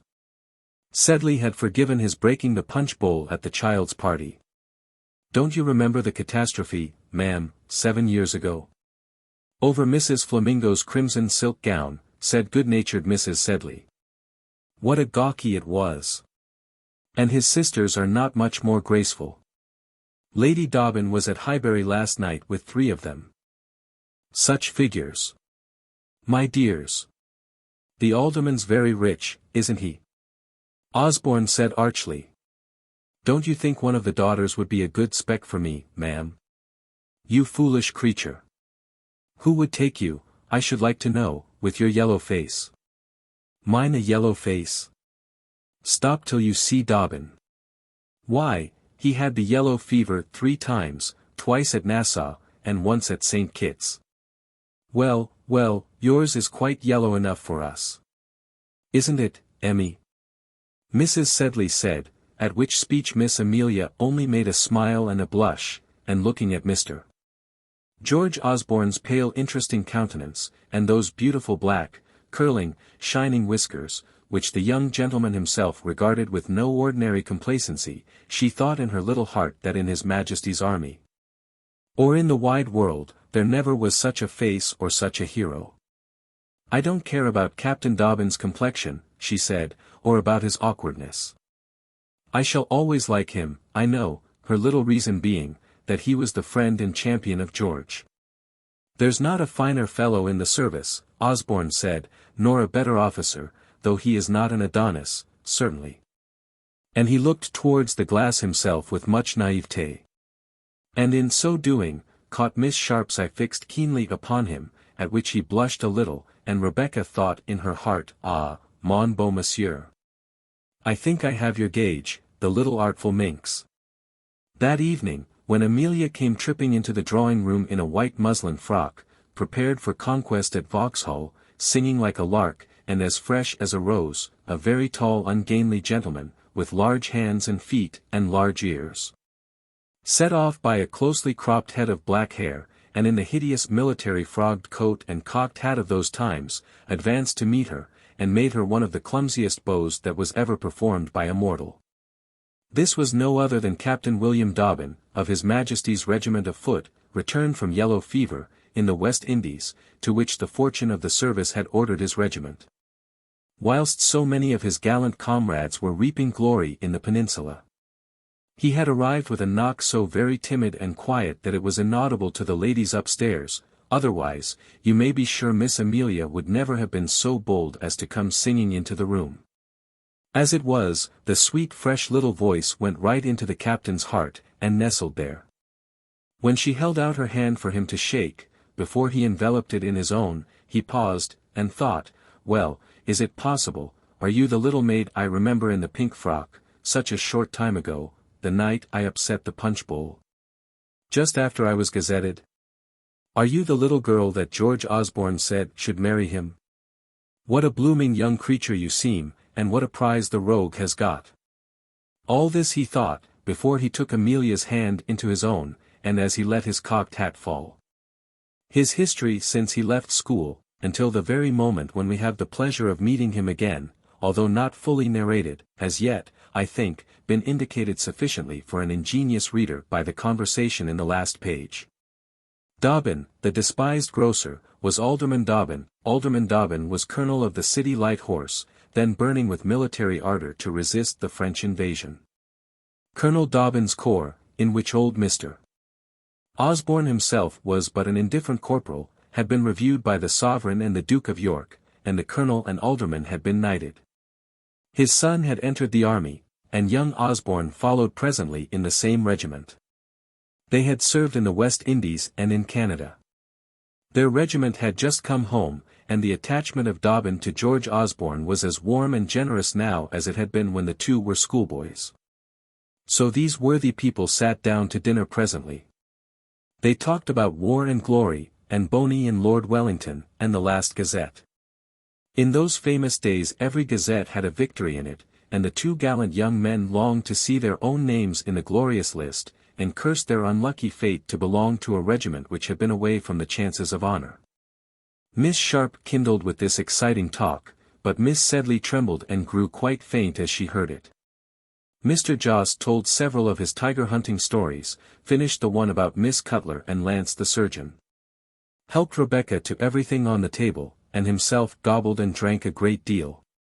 He sprang to open the door for the ladies, when they retired, with the most killing grace, and coming back to the table, filled himself bumper after bumper of claret, which he swallowed with nervous rapidity. "He's priming himself," Osborne whispered to Dobbin, and at length the hour and the carriage arrived for Vauxhall. 6. Vauxhall. I know that the tune I am piping is a very mild one, although there are some terrific chapters coming presently. And must beg the good-natured reader to remember that we are only discoursing at present about a stockbroker's family in Russell Square, who are taking walks, or luncheon, or dinner, or talking and making love as people do in common life, and without a single passionate and wonderful incident to mark the progress of their loves. The argument stands thus: Osborne, in love with Amelia, has asked an old friend to dinner and to Vauxhall. Jos Sedley is in love with Rebecca. Will he marry her? That is the great subject now in hand. We might have treated this subject in the genteel, or in the romantic, or in the facetious manner. Suppose we had laid the scene in Grosvenor Square, with the very same adventures, would not some people have listened? Suppose we had shown how Lord Joseph Sedley fell in love, and the Marquis of Osborne became attached to Lady Amelia, with the full consent of the Duke, her noble father, or instead of the supremely genteel. Suppose we had resorted to the entirely low, and described what was going on in Mr. Sedley's kitchen, how Black Sambo was in love with the cook, as indeed he was, and how he fought a battle with the coachman in her behalf. How the knife boy was caught stealing a cold shoulder of mutton, and Miss Sedley's new femme de chambre refused to go to bed without a wax candle. Such incidents might be made to provoke much delightful laughter, and be supposed to represent scenes of life. Or if, on the contrary, we had taken a fancy for the terrible, and made the lover of the new femme de chambre a professional burglar, who bursts into the house with his band, slaughters Black Sambo at the feet of his master, and carries off Amelia in her nightdress, not to be let loose again till the third volume, we should easily have constructed a tale of thrilling interest, through the fiery chapters of which the reader should hurry, panting. But my readers must hope for no such romance, only a homely story, and must be content with a chapter about Vauxhall, which is so short that it scarce deserves to be called a chapter at all. And yet it is a chapter, and a very important one too. Are not there little chapters in everybody's life, that seem to be nothing, and yet affect all the rest of the history? Let us then step into the coach with the Russell Square party, and be off to the gardens. There is barely room between Jos and Miss Sharp, who are on the front seat. Mr. Osborne sitting bodkin opposite, between Captain Dobbin and Amelia. Every soul in the coach agreed that on that night Jos would propose to make Rebecca Sharp Mrs. Sedley. The parents at home had acquiesced in the arrangement, though, between ourselves, old Mr. Sedley had a feeling very much akin to contempt for his son. He said he was vain, selfish, lazy, and effeminate. He could not endure his airs as a man of fashion, and laughed heartily at his pompous braggadocio stories. I shall leave the fellow half my property, he said, and he will have, besides, plenty of his own. But as I am perfectly sure that if you, and I, and his sister were to die tomorrow, he would say, good gad, and eat his dinner just as well as usual, I am not going to make myself anxious about him. Let him marry whom he likes. It's no affair of mine. Amelia, on the other hand, as became a young woman of her prudence and temperament, was quite enthusiastic for the match. Once or twice Jos had been on the point of saying something very important to her, to which she was most willing to lend an ear, but the fat fellow could not be brought to unbosom himself of his great secret. And very much to his sister's disappointment he only rid himself of a large sigh and turned away. This mystery served to keep Amelia's gentle bosom in a perpetual flutter of excitement. If she did not speak with Rebecca on the tender subject, she compensated herself with long and intimate conversations with Mrs. Blenkinsop, the housekeeper, who dropped some hints to the lady's maid, who may have cursorily mentioned the matter to the cook, who carried the news, I have no doubt, to all the tradesmen, so that Mr. Jos's marriage was now talked of by a very considerable number of persons in the Russell Square world. It was, of course, Mrs. Sedley's opinion that her son would demean himself by a marriage with an artist's daughter. But, lor, ma'am, ejaculated Mrs. Blenkinsop, we was only grocers when we married Mr. S., who was a stockbroker's clerk, and we hadn't £500 among us, and we're rich enough now. And Amelia was entirely of this opinion, to which, gradually, the good-natured Mrs. Sedley was brought. Mr. Sedley was neutral. Let Jos marry whom he likes, he said, it's no affair of mine. This girl has no fortune, no more had Mrs. Sedley. She seems good-humoured and clever, and will keep him in order, perhaps. Better she, my dear, than a black Mrs. Sedley, and a dozen of mahogany grandchildren. So that everything seemed to smile upon Rebecca's fortunes. She took Jos's arm, as a matter of course, on going to dinner. She had sat by him on the box of his open carriage, a most tremendous buck he was, as he sat there, serene, in state, driving his greys, and though nobody said a word on the subject of the marriage, everybody seemed to understand it. All she wanted was the proposal, and how Rebecca now felt the want of a mother. A dear, tender mother, who would have managed the business in 10 minutes, and, in the course of a little delicate confidential conversation, would have extracted the interesting avowal from the bashful lips of the young man. Such was the state of affairs as the carriage crossed Westminster Bridge. The party was landed at the Royal Gardens in due time. As the majestic Joss stepped out of the creaking vehicle, the crowd gave a cheer for the fat gentleman, who blushed and looked very big and mighty, as he walked away with Rebecca under his arm. George, of course, took charge of Amelia. She looked as happy as a rose tree in sunshine. "I say, Dobbin," says George, "just look to the shawls and things, there's a good fellow." And so while he paired off with Miss Sedley, and Joss squeezed through the gate into the gardens with Rebecca at his side, honest Dobbin contented himself by giving an arm to the shawls, and by paying at the door for the whole party. He walked very modestly behind them. He was not willing to spoil sport. About Rebecca and Joss he did not care a fig. But he thought Amelia worthy even of the brilliant George Osborne, and as he saw that good-looking couple threading the walks to the girl's delight and wonder, he watched her artless happiness with a sort of fatherly pleasure. Perhaps he felt that he would have liked to have something on his own arm besides a shawl. The people laughed at seeing the gawky young officer carrying this female burden, but William Dobbin was very little addicted to selfish calculation at all. And so long as his friend was enjoying himself, how should he be discontented? And the truth is, that of all the delights of the gardens, of the 100,000 extra lamps, which were always lighted, the fiddlers in cocked hats, who played ravishing melodies under the gilded cockleshell in the midst of the gardens, the singers, both of comic and sentimental ballads, who charmed the ears there, the country dances, formed by bouncing cockneys and cockneyesses, and executed amidst jumping, thumping and laughter, the signal which announced that Madame Saki was about to mount skyward on a slack rope ascending to the stars. The hermit that always sat in the illuminated hermitage, the dark walks, so favorable to the interviews of young lovers, the pots of stout handed about by the people in the shabby old liveries, and the twinkling boxes, in which the happy feasters made believe to eat slices of almost invisible ham, of all these things, and of the gentle Simpson, that kind smiling idiot, who, I dare say, presided even then over the place, Captain William Dobbin did not take the slightest notice.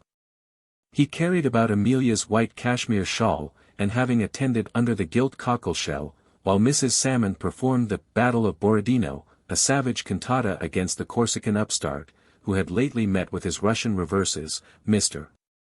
Dobbin tried to hum it as he walked away, and found he was humming the tune which Amelia Sedley sang on the stairs, as she came down to dinner. He burst out laughing at himself, for the truth is, he could sing no better than an owl. It is to be understood, as a matter of course, that our young people, being in parties of 2 and 2, made the most solemn promises to keep together during the evening, and separated in 10 minutes afterwards. Parties at Vauxhall always did separate, but 'twas only to meet again at supper-time, when they could talk of their mutual adventures in the interval. What were the adventures of Mr. Osborne and Miss Amelia? That is a secret.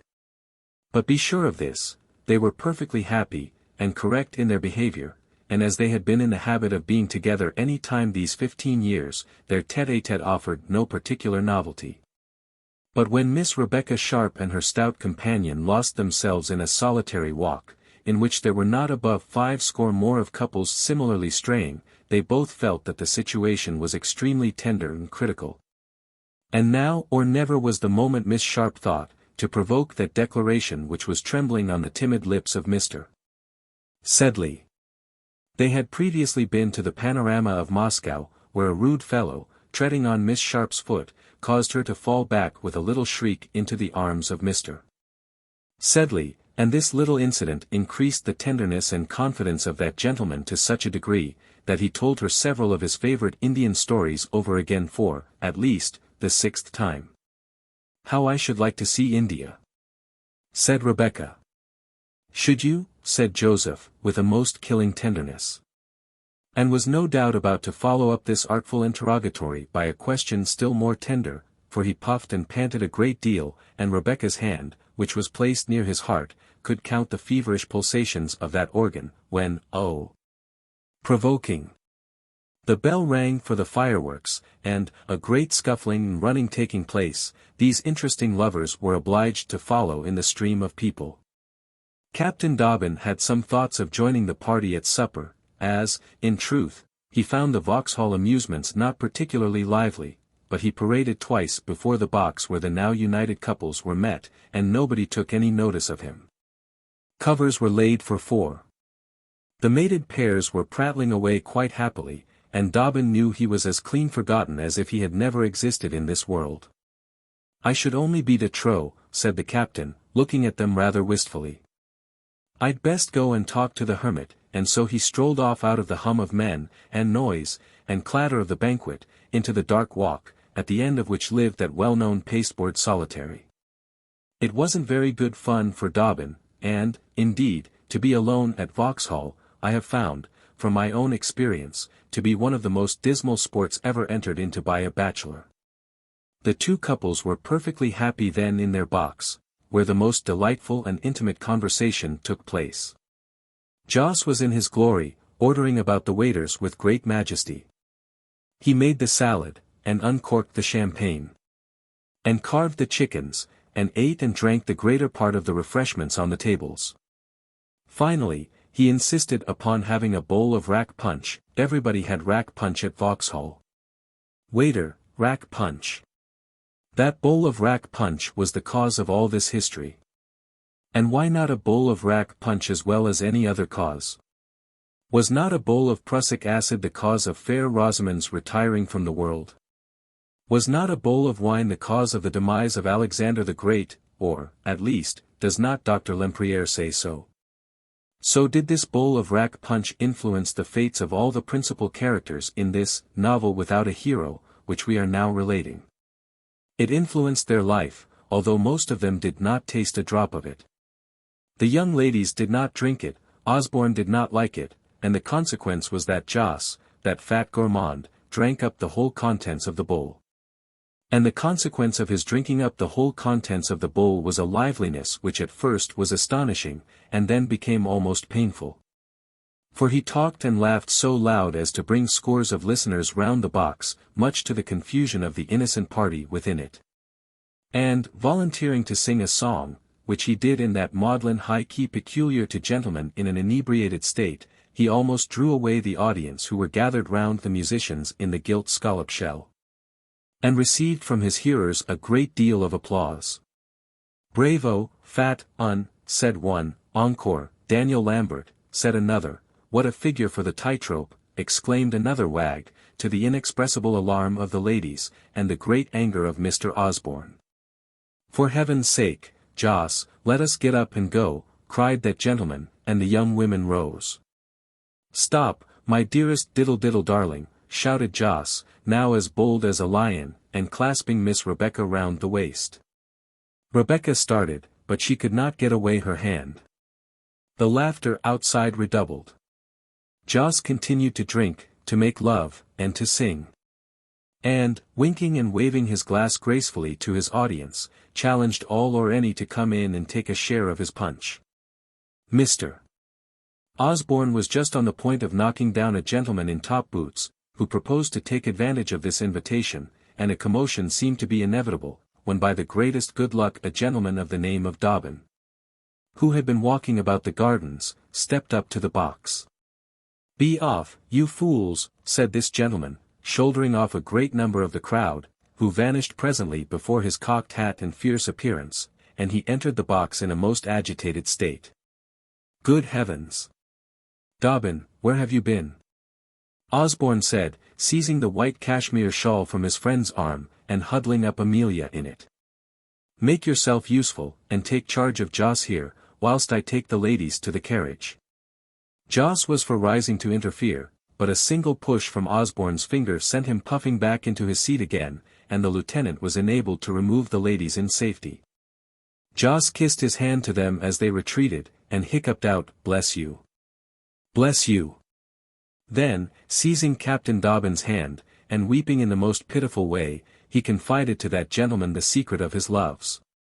He adored that girl who had just gone out, he had broken her heart, he knew he had, by his conduct, he would marry her next morning at St. George's, Hanover Square, he'd knock up the Archbishop of Canterbury at Lambeth, he would, by Jove, and have him in readiness, and, acting on this hint, Captain Dobbin shrewdly induced him to leave the gardens and hasten to Lambeth Palace, and, when once out of the gates, easily conveyed Mr. Jos Sedley into a hackney coach, which deposited him safely at his lodgings. George Osborne conducted the girls home in safety, and when the door was closed upon them, and as he walked across Russell Square, laughed so as to astonish the watchman. Amelia looked very ruefully at her friend, as they went upstairs, and kissed her, and went to bed without any more talking. He must propose tomorrow, thought Rebecca. He called me his soul's darling, 4 times. He squeezed my hand in Amelia's presence. He must propose tomorrow. And so thought Amelia, too. And I dare say she thought of the dress she was to wear as bridesmaid, and of the presents which she should make to her nice little sister-in-law, and of a subsequent ceremony in which she herself might play a principal part, etc., and etc. And etc., and etc. Oh, ignorant young creatures! How little do you know the effect of rack punch? What is the rack in the punch, at night, to the rack in the head of a morning? To this truth I can vouch as a man. There is no headache in the world like that caused by Vauxhall punch. Through the lapse of 20 years, I can remember the consequence of 2 glasses. 2 wine-glasses. But 2, upon the honor of a gentleman. And Joseph Sedley, who had a liver complaint, had swallowed at least a quart of the abominable mixture. That next morning, which Rebecca thought was to dawn upon her fortune, found Sedley groaning in agonies which the pen refuses to describe. Soda water was not invented yet. Small beer, will it be believed, was the only drink with which unhappy gentlemen soothed the fever of their previous night's potation. With this mild beverage before him, George Osborne found the ex-collector of Boggley Woola groaning on the sofa at his lodgings. Dobbin was already in the room, good-naturedly tending his patient of the night before. The 2 officers, looking at the prostrate bacchanalian, and askance at each other, exchanged the most frightful sympathetic grins. Even Sedley's valet, the most solemn and correct of gentlemen, with the muteness and gravity of an undertaker, could hardly keep his countenance in order, as he looked at his unfortunate master. Mr. Sedley was uncommon wild last night, sir, he whispered in confidence to Osborne, as the latter mounted the stair. He wanted to fight the hackney coachman, sir. The captain was obliged to bring him upstairs in his arms like a babby. A momentary smile flickered over Mr. Brush's features as he spoke. Instantly, however, they relapsed into their usual unfathomable calm, as he flung open the drawing-room door, and announced, "Mr. Hosbin." "How are you, Sedley?" that young wag began, after surveying his victim. "No bones broke. There's a hackney coachman downstairs with a black eye, and a tied-up head, vowing he'll have the law of you." "What do you mean, law?" Sedley faintly asked. "For thrashing him last night, didn't he, Dobbin? You hit out, sir, like Molyneux. The watchman says he never saw a fellow go down so straight." "Ask Dobbin." "You did have a round with the coachman," Captain Dobbin said, "and showed plenty of fight too. And that fellow with the white coat at Vauxhall. How Joss drove at him. How the women screamed. By Jove, sir, it did my heart good to see you. I thought you civilians had no pluck, but I'll never get in your way when you are in your cups, Joss." "I believe I'm very terrible, when I'm roused," ejaculated Joss from the sofa, and made a grimace so dreary and ludicrous, that the captain's politeness could restrain him no longer, and he and Osborne fired off a ringing volley of laughter. Osborne pursued his advantage pitilessly. He thought Joss a milksop. He had been revolving in his mind the marriage question pending between Jos and Rebecca, and was not over well pleased that a member of a family into which he, George Osborne, of the th, was going to marry, should make a mésalliance with a little nobody, a little upstart governess. "You hit, you poor old fellow," said Osborne. "You terrible. Why, man, you couldn't stand, you made everybody laugh in the gardens, though you were crying yourself. You were maudlin, Jos, don't you remember singing a song?" "A what?" Jos asked. "A sentimental song, and calling Rosa, Rebecca, what's her name, Amelia's little friend, your dearest diddle-diddle darling." And this ruthless young fellow, seizing hold of Dobbin's hand, acted over the scene, to the horror of the original performer, and in spite of Dobbin's good-natured entreaties to him to have mercy. "Why should I spare him?" Osborne said to his friend's remonstrances, when they quitted the invalid, leaving him under the hands of Dr. Gollop. "What the deuce right has he to give himself his patronizing airs, and make fools of us at Vauxhall? Who's this little schoolgirl that is ogling and making love to him? Hang it, the family's low enough already, without her. A governess is all very well, but I'd rather have a lady for my sister-in-law. I'm a liberal man. But I've proper pride, and know my own station, let her know hers. And I'll take down that great hectoring nabob, and prevent him from being made a greater fool than he is. That's why I told him to look out, lest she brought an action against him." "I suppose you know best," Dobbin said, though rather dubiously. "You always were a Tory, and your family's one of the oldest in England. But come and see the girls, and make love to Miss Sharp yourself." The lieutenant here interrupted his friend, but Captain Dobbin declined to join Osborne in his daily visit to the young ladies in Russell Square. As George walked down Southampton Row, from Holborn, he laughed as he saw, at the Sedley mansion, in 2 different stories, 2 heads on the lookout. The fact is, Miss Amelia, in the drawing-room balcony, was looking very eagerly towards the opposite side of the square, where Mr. Osborne dwelt, on the watch for the lieutenant himself. And Miss Sharp, from her little bedroom on the 2nd floor, was in observation until Mr. Joseph's great form should heave in sight. "Sister and is on the watchtower," said he to Amelia, "but there's nobody coming." And laughing and enjoying the joke hugely, he described in the most ludicrous terms to Miss Sedley, the dismal condition of her brother. "I think it's very cruel of you to laugh, George," she said, looking particularly unhappy. But George only laughed the more at her piteous and discomfited mien, persisted in thinking the joke a most diverting one, and when Miss Sharp came downstairs, bantered her with a great deal of liveliness upon the effect of her charms on the fat civilian. "Oh, Miss Sharp! If you could but see him this morning," he said, moaning in his flowered dressing-gown, writhing on his sofa, "if you could but have seen him lolling out his tongue to Gollop the apothecary." "See whom?" said Miss Sharp. "Whom? Oh, whom?" "Captain Dobbin, of course, to whom we were all so attentive, by the way, last night." "We were very unkind to him," Emmy said, blushing very much. I quite forgot him." "Of course you did," cried Osborne, still on the laugh. "One can't be always thinking about Dobbin, you know, Amelia." "Can one, Miss Sharp?" "Except when he overset the glass of wine at dinner," Miss Sharp said, with a haughty air and a toss of the head. "I never gave the existence of Captain Dobbin one single moment's consideration." "Very good, Miss Sharp, I'll tell him," Osborne said, and as he spoke Miss Sharp began to have a feeling of distrust and hatred towards this young officer, which he was quite unconscious of having inspired. "He is to make fun of me, is he?" thought Rebecca. "Has he been laughing about me to Joseph? Has he frightened him? Perhaps he won't come." A film passed over her eyes, and her heart beat quite quick. "You're always joking," said she, smiling as innocently as she could. "Joke away, Mr. George, there's nobody to defend me."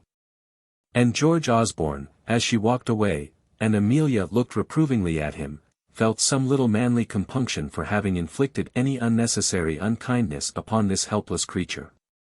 "My dearest Amelia," said he, "you are too good, too kind.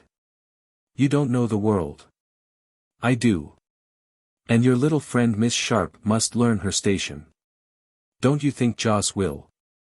Upon my word, my dear, I don't know. He may, or may not. I'm not his master.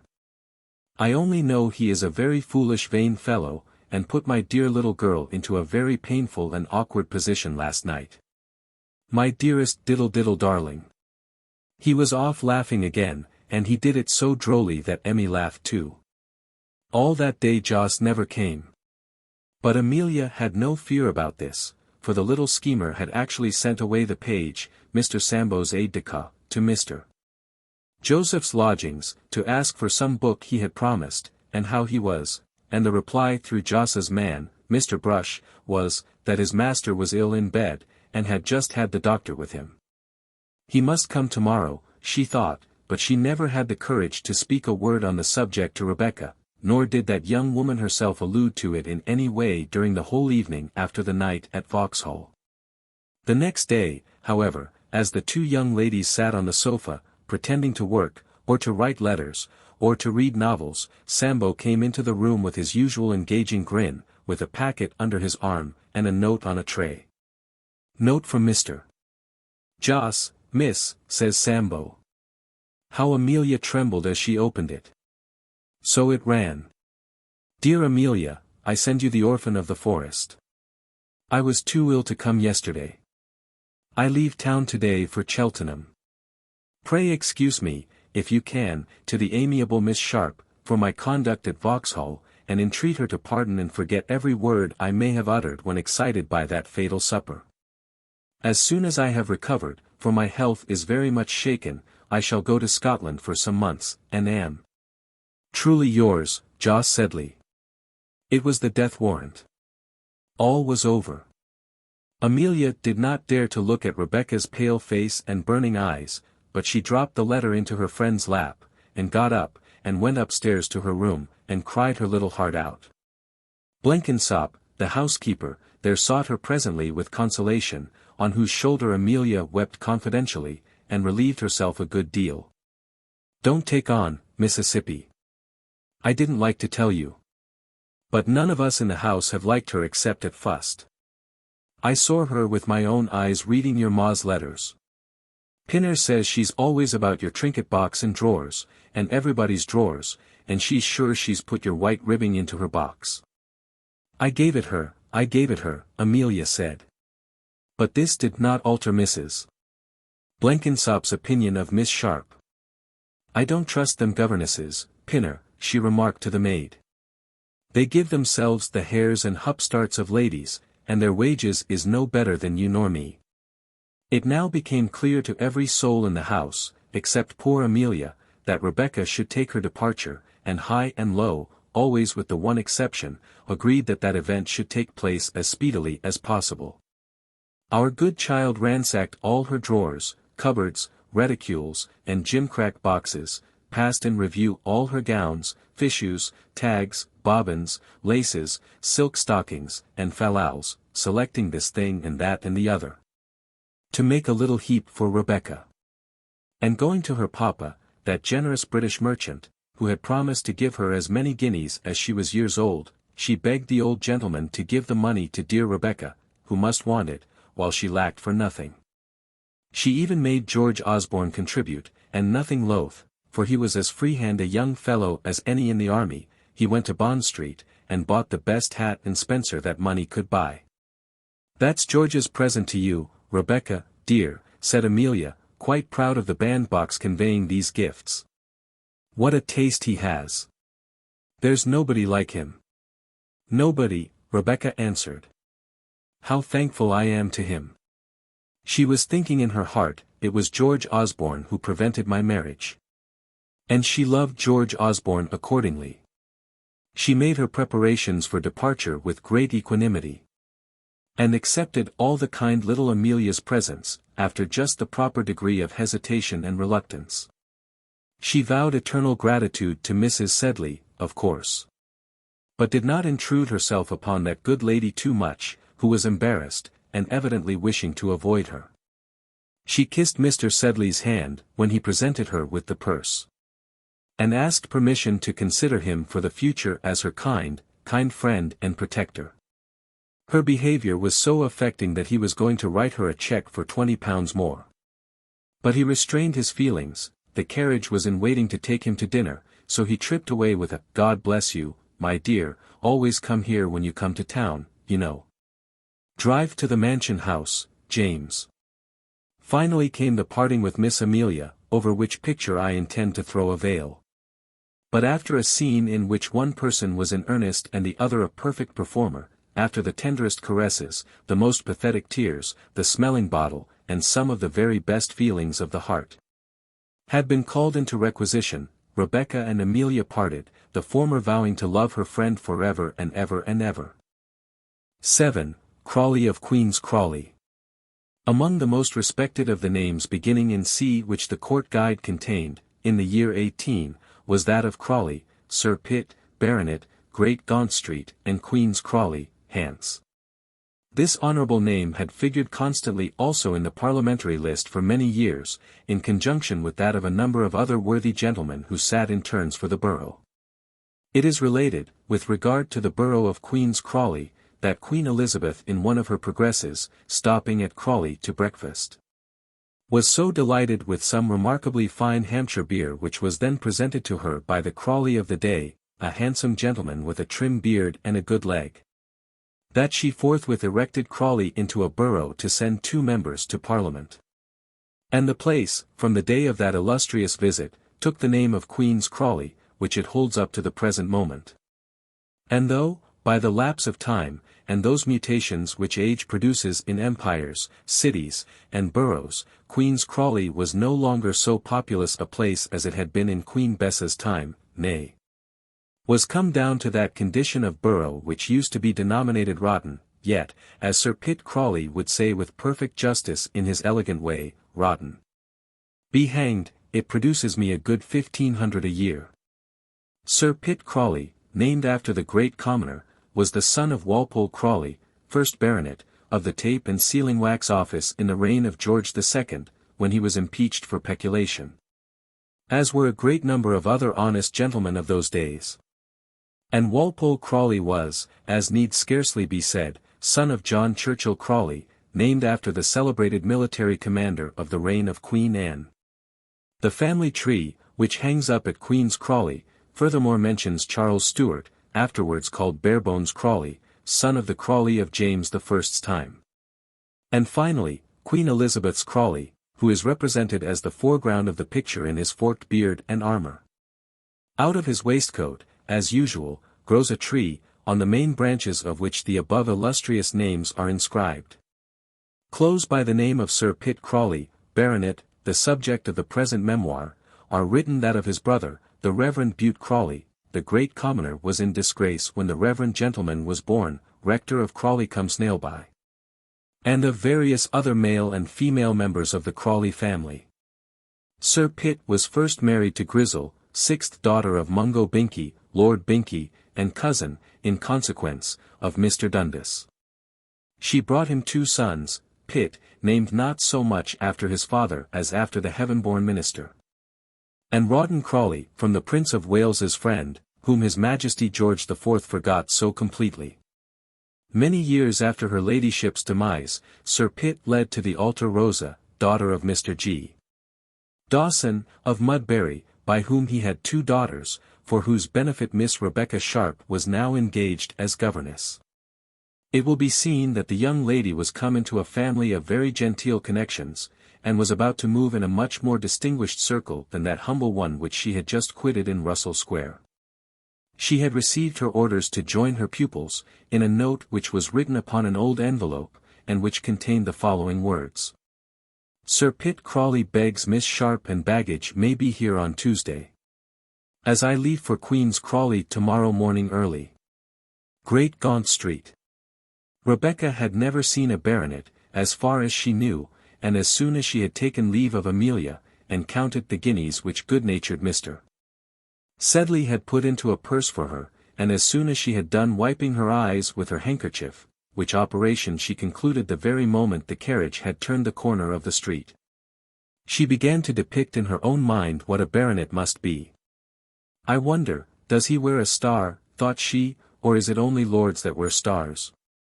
But he will be very handsomely dressed in a court suit, with ruffles, and his hair a little powdered, like Mr. Rotten at Covent Garden. I suppose he will be awfully proud, and that I shall be treated most contemptuously.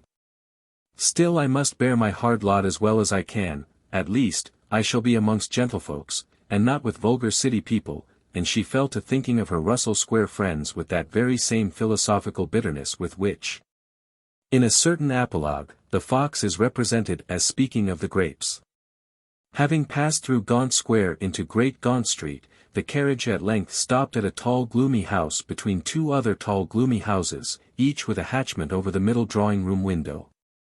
As is the custom of houses in Great Gaunt Street, in which gloomy locality death seems to reign perpetual.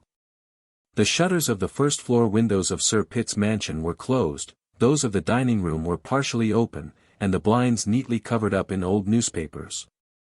John, the groom, who had driven the carriage alone, did not care to descend to ring the bell, and so prayed a passing milk-boy to perform that office for him.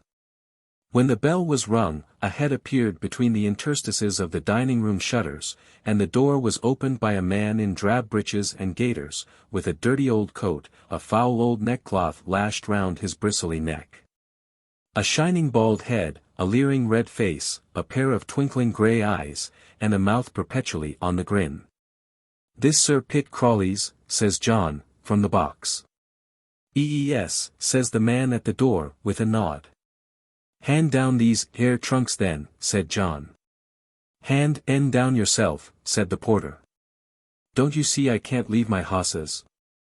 Come, bear a hand, my fine feller, and miss will give you some beer," said John, with a horse laugh, for he was no longer respectful to Miss Sharp, as her connection with the family was broken off. And as she had given nothing to the servants on coming away. The bald-headed man, taking his hands out of his breeches pockets, advanced on this summons, and throwing Miss Sharp's trunk over his shoulder, carried it into the house. "Take this basket and shawl, if you please, and open the door," said Miss Sharp, and descended from the carriage in much indignation. "I shall write to Mr. Sedley and inform him of your conduct," said she to the groom. "Don't," replied that functionary. "I hope you forgot nothink. Miss Amelia's gowns, have you got them, as the lady's maid was to have ad? I hope they'll fit you. Shut the door, Jim, you'll get no good out of her," continued John, pointing with his thumb towards Miss Sharp. "A bad lot, I tell you, a bad lot," and so saying, Mr. Sedley's groom drove away. The truth is, he was attached to the lady's maid in question, and indignant that she should have been robbed of her perquisites. On entering the dining-room, by the orders of the individual in gaiters, Rebecca found that apartment not more cheerful than such rooms usually are, when genteel families are out of town. The faithful chambers seem, as it were, to mourn the absence of their masters. The Turkey carpet has rolled itself up and retired sulkily under the sideboard, the pictures have hidden their faces behind old sheets of brown paper, the ceiling lamp is muffled up in a dismal sack of brown holland, the window curtains have disappeared under all sorts of shabby envelopes, the marble bust of Sir Walpole Crawley is looking from its black corner at the bare boards and the oiled fire-irons, and the empty card-racks over the mantelpiece. The cellaret has lurked away behind the carpet, the chairs are turned up heads and tails along the walls, and in the dark corner opposite the statue, is an old-fashioned crabbed knife-box, locked and sitting on a dumb waiter. Two kitchen chairs, and a round table, and an attenuated old poker and tongs were, however, gathered round the fireplace, as was a saucepan over a feeble sputtering fire. There was a bit of cheese and bread, and a tin candlestick on the table, and a little black porter in a pint-pot. "Had your dinner, I suppose? It is not too warm for you? Like a drop of beer? Where is Sir Pitt Crawley?" said Miss Sharp majestically. He. I'm Sir Pitt Crawley. Recollect you owe me a pint for bringing down your luggage." He. "Ask Tinker if I ain't. Mrs. Tinker, Miss Sharp, Miss Governess, Mrs. Charwoman." Ho. The lady addressed as Mrs. Tinker at this moment made her appearance with a pipe and a paper of tobacco, for which she had been dispatched a minute before Miss Sharp's arrival, and she handed the articles over to Sir Pitt, who had taken his seat by the fire. "Where's the farden?" said he. "I gave you 3 halfpence. Where's the change, old Tinker?" "There," replied Mrs. Tinker, flinging down the coin, "it's only baronets as cares about farthings." "A farthing a day is 7 shillings a year," answered the MP, 7 shillings a year is the interest of 7 guineas. "Take care of your farthings, old Tinker, and your guineas will come quite natural." "You may be sure it's Sir Pitt Crawley, young woman," said Mrs. Tinker, surlily, "because he looks to his farthings. You'll know him better afore long." "And like me none the worse, Miss Sharp," said the old gentleman, with an air almost of politeness. "I must be just before I'm generous." "He never gave away a farthing in his life," growled Tinker. "Never, and never will, it's against my principle. Go and get another chair from the kitchen, Tinker, if you want to sit down, and then we'll have a bit of supper." Presently the baronet plunged a fork into the saucepan on the fire, and withdrew from the pot a piece of tripe and an onion, which he divided into pretty equal portions, and of which he partook with Mrs. Tinker. "You see, Miss Sharp, when I'm not here Tinker's on board wages, when I'm in town she dines with the family." "Haw! Haw! I'm glad Miss Sharp's not hungry, ain't you, Tink?" And they fell to upon their frugal supper. After supper Sir Pitt Crawley began to smoke his pipe, and when it became quite dark, he lighted the rushlight in the tin candlestick, and producing from an interminable pocket a huge mass of papers, began reading them, and putting them in order. "I'm here on law business, my dear, and that's how it happens that I shall have the pleasure of such a pretty travelling companion tomorrow." "He's always at law business," said Mrs. Tinker, taking up the pot of porter. "Drink and drink about," said the baronet. "Yes, my dear, Tinker is quite right, I've lost and won more lawsuits than any man in England. Look here at Crawley, Bart. V. Snaffle. I'll throw him over, or my name's not Pitt Crawley. Potter and another versus Crawley, Bart. Overseers of Snaily parish against Crawley, Bart. They can't prove it's common, I'll defy 'em, the land's mine. It no more belongs to the parish than it does to you or Tinker here. I'll beat 'em if it cost me 1,000 guineas. Look over the papers, you may if you like, my dear. Do you write a good hand? I'll make you useful when we're at Queen's Crawley, depend on it, Miss Sharp. Now the dowager's dead I want someone." "She was as bad as he," said Tinker. "She took the law of every one of her tradesmen, and turned away 48 footmen in 4 years. "She was close, very close," said the baronet, simply. "But she was a valuable woman to me, and saved me a steward." And in this confidential strain, and much to the amusement of the newcomer, the conversation continued for a considerable time. Whatever Sir Pitt Crawley's qualities might be, good or bad, he did not make the least disguise of them.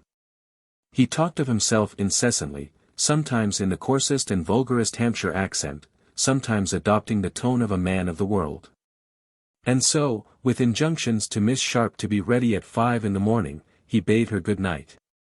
"You'll sleep with Tinker tonight," he said, "it's a big bed, and there's room for 2. Lady Crawley died in it. Good night." Sir Pitt went off after this benediction, and the solemn Tinker, rushlight in hand, led the way up the great bleak stone stairs, past the great dreary drawing-room doors, with the handles muffled up in paper, into the great front bedroom, where Lady Crawley had slept her last. The bed and chamber were so funereal and gloomy, you might have fancied, not only that Lady Crawley died in the room, but that her ghost inhabited it. Rebecca sprang about the apartment, however, with the greatest liveliness, and had peeped into the huge wardrobes, and the closets, and the cupboards, and tried the drawers which were locked, and examined the dreary pictures and toilette appointments, while the old charwoman was saying her prayers. "I shouldn't like to sleep in this yere bed without a good conscience, miss," said the old woman. "There's room for us and a half-dozen of ghosts in it," says Rebecca. "Tell me all about Lady Crawley and Sir Pitt Crawley, and everybody, my dear Mrs. Tinker. But old Tinker was not to be pumped by this little cross-questioner. And signifying to her that bed was a place for sleeping, not conversation, set up in her corner of the bed such a snore as only the nose of innocence can produce.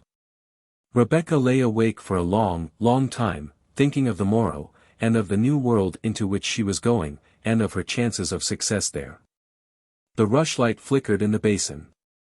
The mantelpiece cast up a great black shadow, over half of a mouldy old sampler, which her defunct ladyship had worked, no doubt, and over two little family pictures of young lads, one in a college gown, and the other in a red jacket like a soldier. When she went to sleep, Rebecca chose that one to dream about. At 4 o'clock, on such a roseate summer's morning as even made Great Gaunt Street look cheerful, the faithful Tinker, having wakened her bedfellow, and bid her prepare for departure, unbarred and unbolted the great hall door, the clanging and clapping whereof startled the sleeping echoes in the street, and taking her way into Oxford Street, summoned a coach from a stand there. It is needless to particularize the number of the vehicle, or to state that the driver was stationed thus early in the neighborhood of Swallow Street, in hopes that some young buck, reeling homeward from the tavern, might need the aid of his vehicle, and pay him with the generosity of intoxication. It is likewise needless to say that the driver, if he had any such hopes as those above stated, was grossly disappointed, and that the worthy baronet whom he drove to the city did not give him one single penny more than his fare. It was in vain that Jehu appealed and stormed, that he flung down Miss Sharp's bandboxes in the gutter at the Connects, and swore he would take the law of his fare. "You'd better not," said one of the ostlers, "it's Sir Pitt Crawley."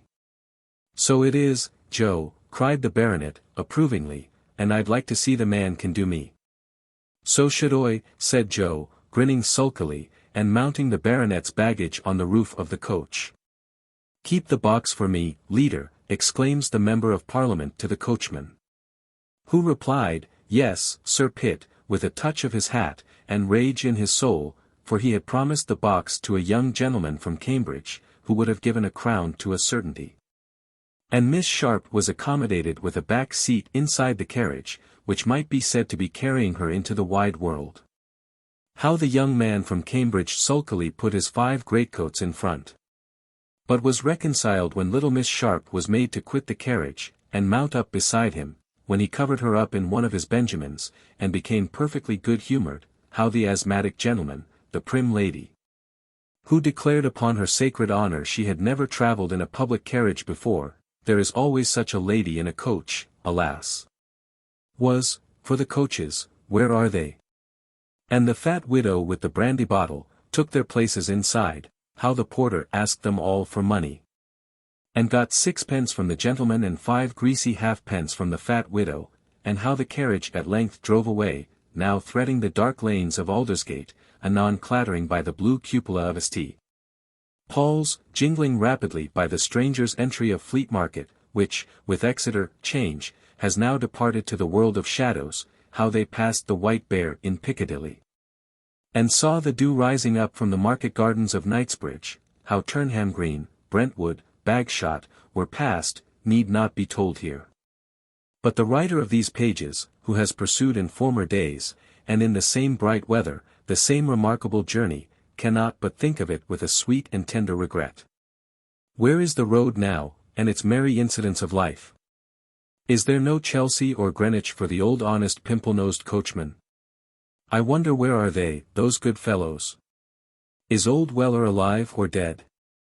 And the waiters, and the inns at which they waited, and the cold rounds of beef inside, and the stunted ostler, with his blue nose and clinking pail, where is he, and where is his generation? To those great geniuses now in petticoats, who shall write novels for the beloved reader's children, these men and things will be as much legend and history as Nineveh, or Coeur de Lion, or Jack Sheppard. For them stagecoaches will have become romances, a team of 4 bays as fabulous as Bucephalus or Black Bess. Ah, how their coats shone, as the stablemen pulled their clothes off, and away they went, ah, how their tails shook, as with smoking sides at the stage's end they demurely walked away into the inn-yard. Alas! We shall never hear the horns sing at midnight, or see the pike gates fly open any more. Whither, however, is the light four-inside Trafalgar coach carrying us? Let us be set down at Queen's Crawley without further divagation, and see how Miss Rebecca Sharp speeds there. 8. Private and Confidential. Miss Rebecca Sharp to Miss Amelia Sedley, Russell Square, London. Free. Pitt Crawley. My dearest, sweetest Amelia. With what mingled joy and sorrow do I take up the pen to write to my dearest friend.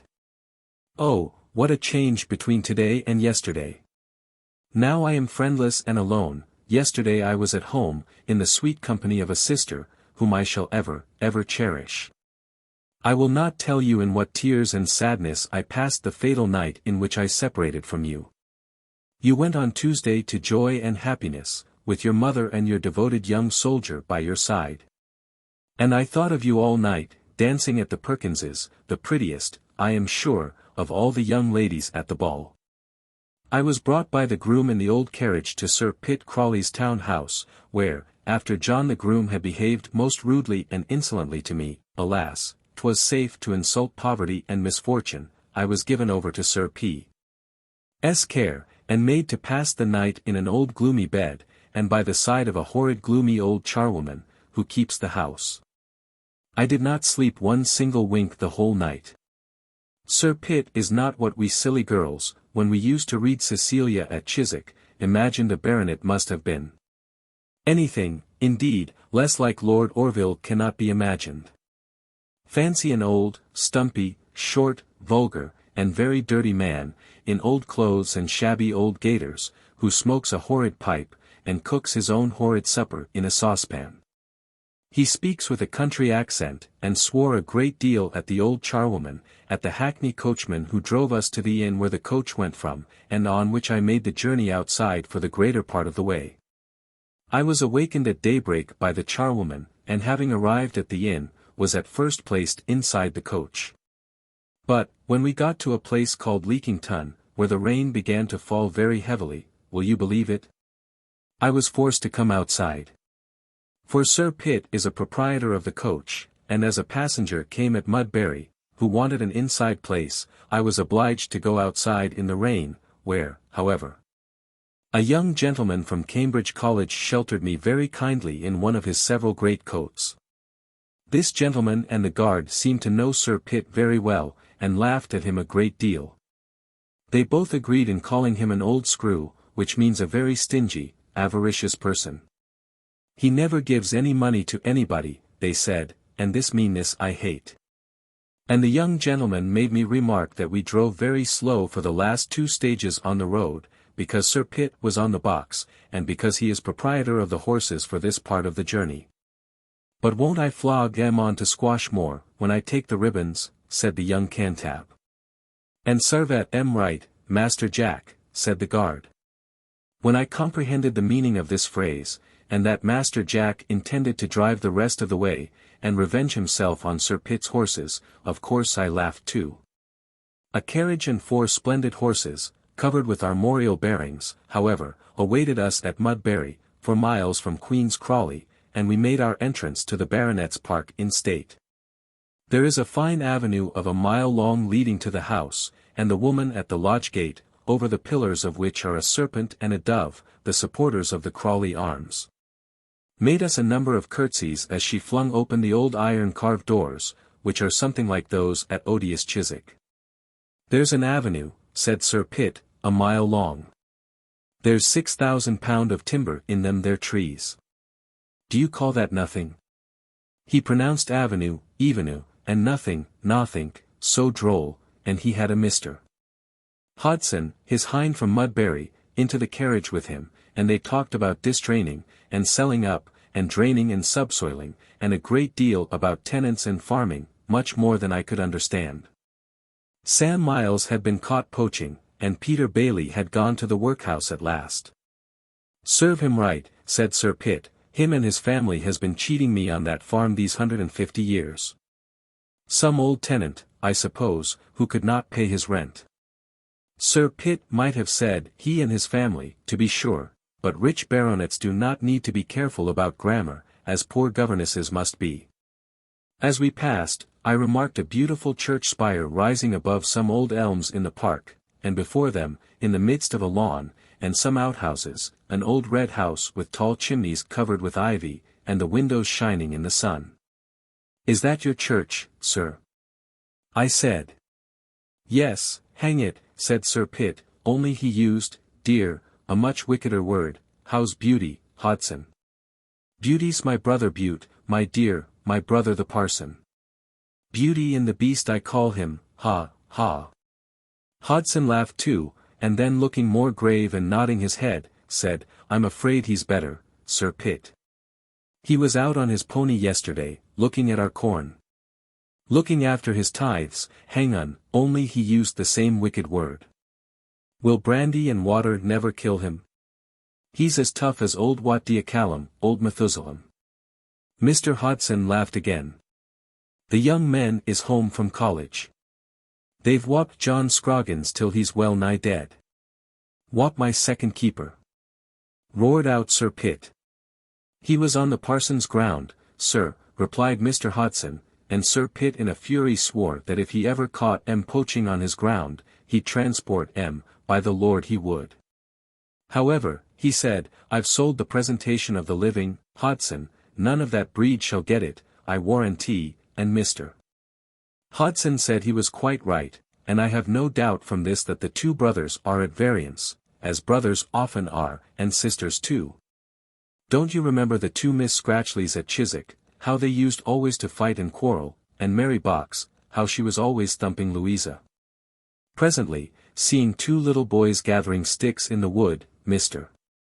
Hodson jumped out of the carriage, at Sir Pitt's order, and rushed upon them with his whip.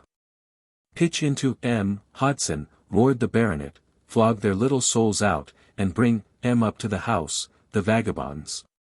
I'll commit as sure as my name's Pitt."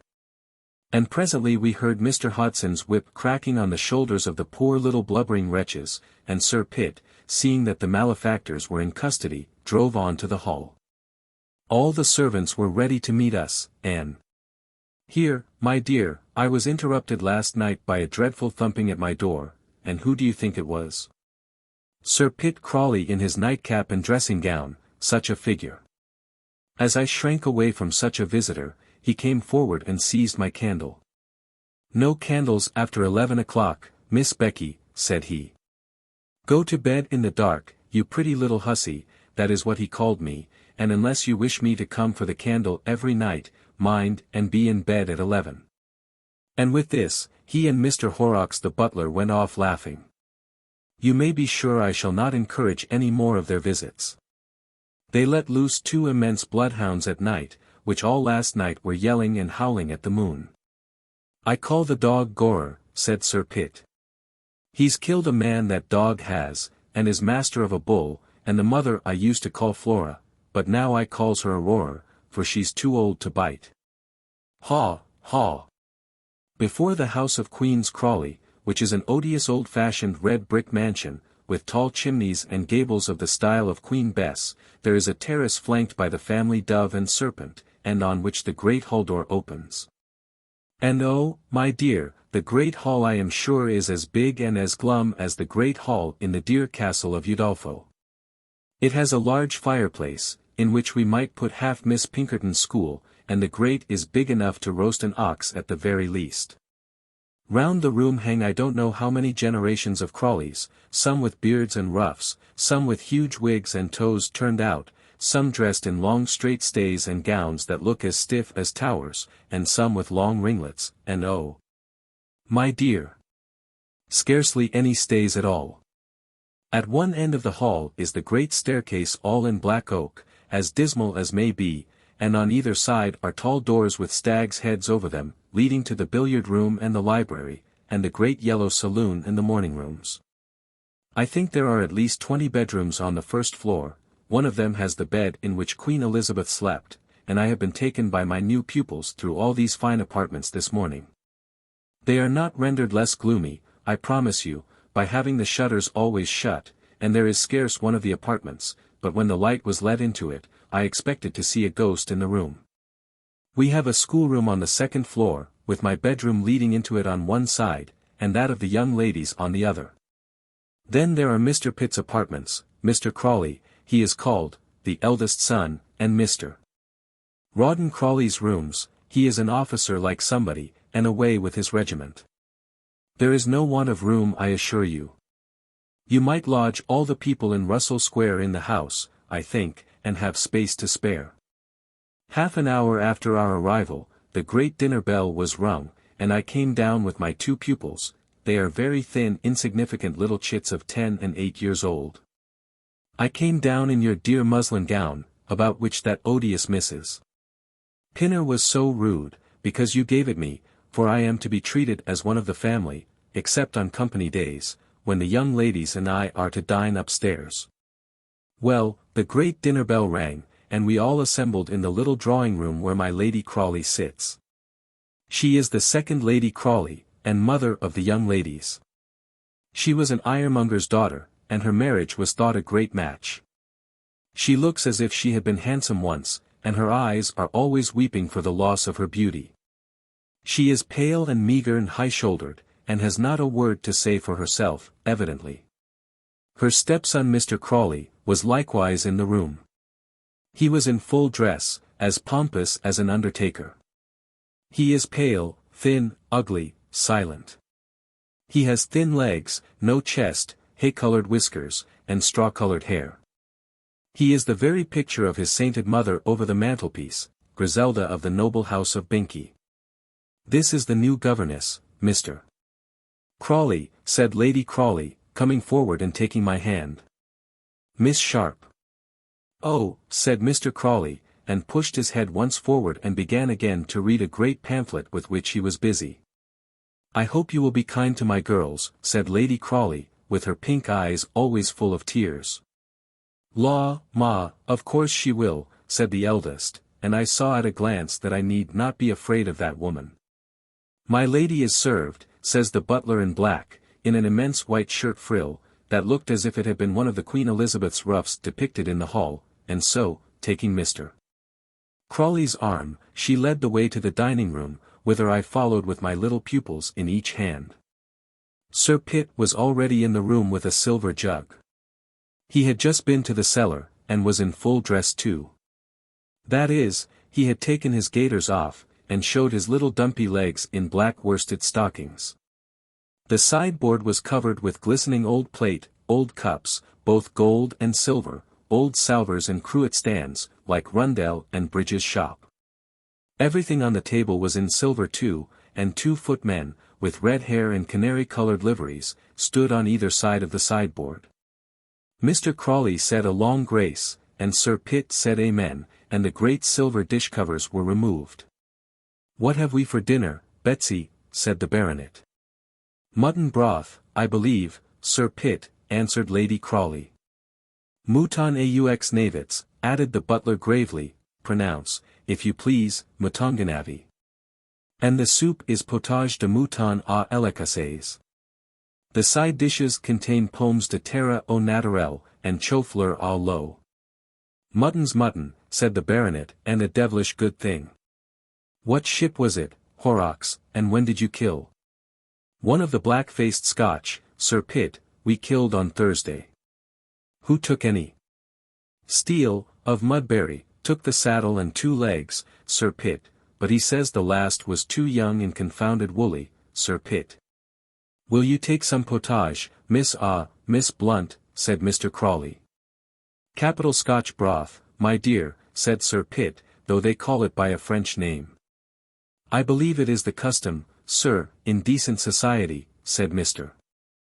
Crawley, haughtily, to call the dish as I have called it, and it was served to us on silver soup plates by the footmen in the canary coats, with the mouton aux navets. Then, ale and water were brought, and served to us young ladies in wineglasses. I am not a judge of ale, but I can say with a clear conscience I prefer water.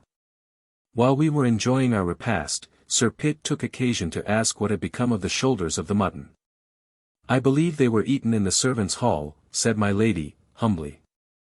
They was, my lady, said Horrocks, and precious little else we get there neither. Sir Pitt burst into a horse laugh, and continued his conversation with Mr. Horrocks. That there little black pig of the Kent sow's breed must be uncommon fat now. It's not quite busting, Sir Pitt, said the butler with the gravest air, at which Sir Pitt, and with him the young ladies, this time, began to laugh violently. Miss Crawley, Miss Rose Crawley, said Mr. Crawley, your laughter strikes me as being exceedingly out of place. Never mind, my lord, said the baronet, we'll try the porker on Saturday. Kill one on Saturday morning, John Horrocks. Miss Sharp adores pork, don't you, Miss Sharp? And I think this is all the conversation that I remember at dinner. When the repast was concluded, a jug of hot water was placed before Sir Pitt, with a case bottle containing, I believe, rum. Mr. Horrocks served myself and my pupils with 3 little glasses of wine, and a bumper was poured out for my lady. When we retired, she took from her work drawer an enormous interminable piece of knitting. The young ladies began to play at cribbage with a dirty pack of cards. We had but one candle lighted, but it was in a magnificent old silver candlestick, and after a very few questions from my lady, I had my choice of amusement between a volume of sermons, and a pamphlet on the Corn Laws, which Mr. Crawley had been reading before dinner. So we sat for an hour until steps were heard. Put away the cards, girls, cried my lady, in a great tremor, put down Mr. Crawley's books, Miss Sharp, and these orders had been scarcely obeyed, when Mr. Crawley entered the room. We will resume yesterday's discourse, young ladies, said he, and you shall each read a page by turns, so that Miss Short may have an opportunity of hearing you.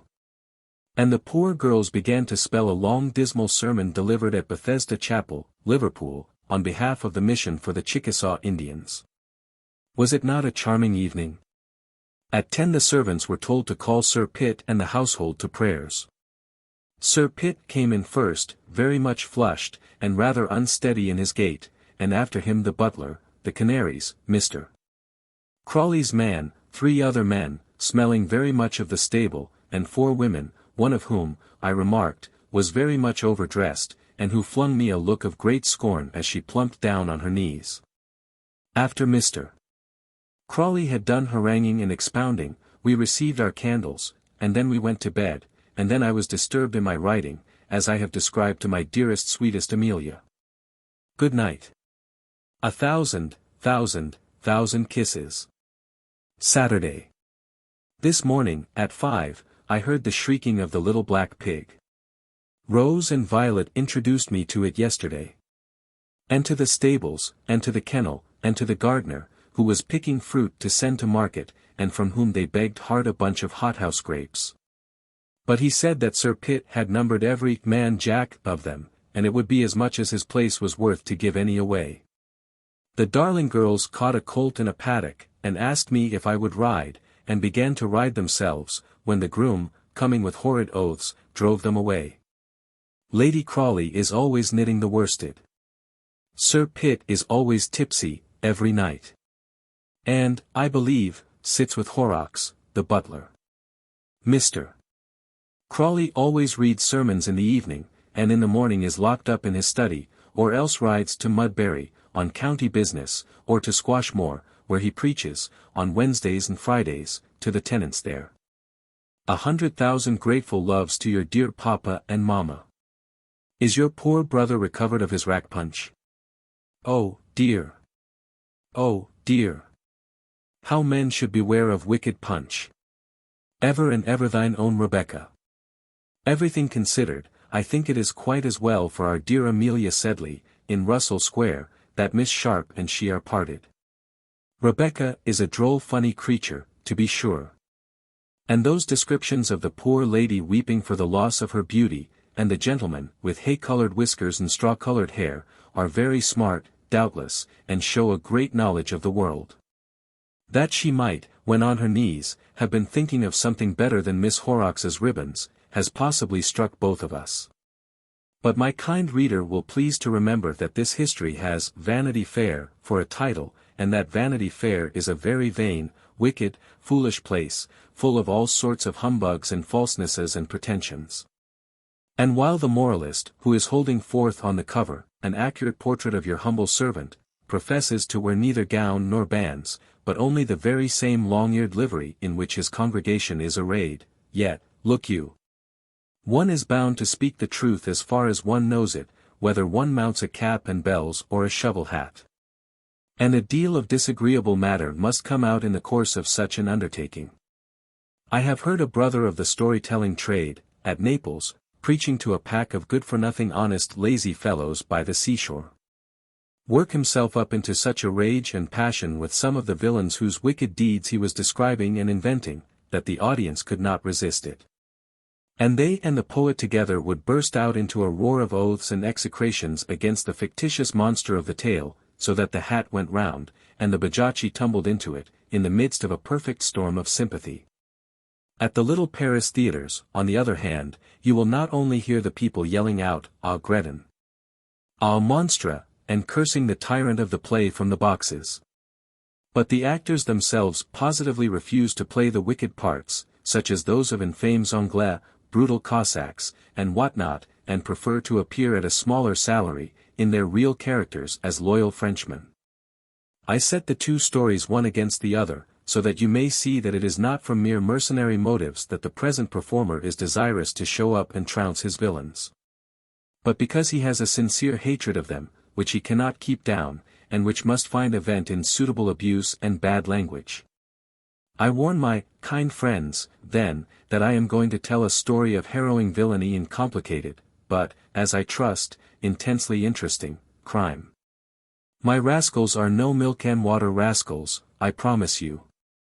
When we come to the proper places we won't spare fine language, no, no.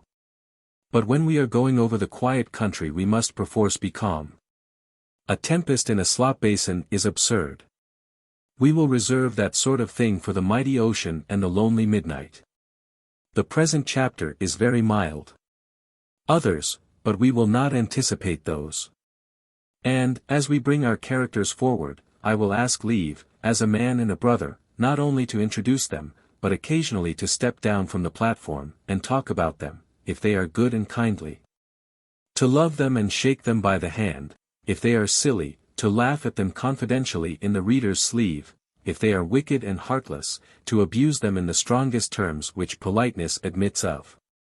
Otherwise you might fancy it was I who was sneering at the practice of devotion, which Miss Sharp finds so ridiculous. That it was I who laughed good-humouredly at the reeling old Silenus of a baronet, whereas the laughter comes from one who has no reverence except for prosperity, and no eye for anything beyond success. Such people there are living and flourishing in the world, faithless, hopeless, charityless, let us have at them, dear friends, with might and main. Some there are, and very successful too, mere quacks and fools, and it was to combat and expose such as those, no doubt, that laughter was made. 9. Family Portraits. Sir Pitt Crawley was a philosopher with a taste for what is called low life. His first marriage with the daughter of the noble Binkie had been made under the auspices of his parents. And as he often told Lady Crawley in her lifetime, she was such a confounded quarrelsome high-bred jade that when she died he was hanged if he would ever take another of her sort. At her ladyship's demise he kept his promise, and selected for a second wife Miss Rose Dawson, daughter of Mr. John Thomas Dawson, ironmonger, of Mudbury. What a happy woman was Rose to be my Lady Crawley! Let us set down the items of her happiness. In the first place, she gave up Peter Butt, a young man who kept company with her, and in consequence of his disappointment in love, took to smuggling, poaching, and 1,000 other bad courses. Then she quarrelled, as in duty bound, with all the friends and intimates of her youth, who, of course, could not be received by my lady at Queen's Crawley, nor did she find in her new rank and abode any persons who were willing to welcome her. Who ever did? Sir Huddleston Fuddleston had 3 daughters who all hoped to be Lady Crawley. Sir Giles Wapshot's family were insulted that one of the Wapshot girls had not the preference in the marriage, and the remaining baronets of the county were indignant at their comrades' misalliance. Never mind the commoners, whom we will leave to grumble anonymously. Sir Pitt did not care, as he said, a brass farden for any one of them. He had his pretty Rose, and what more need a man require than to please himself? So he used to get drunk every night, to beat his pretty Rose sometimes, to leave her in Hampshire when he went to London for the parliamentary session, without a single friend in the wide world. Even Mrs. Bute Crawley, the rector's wife, refused to visit her, as she said she would never give the pas to a tradesman's daughter.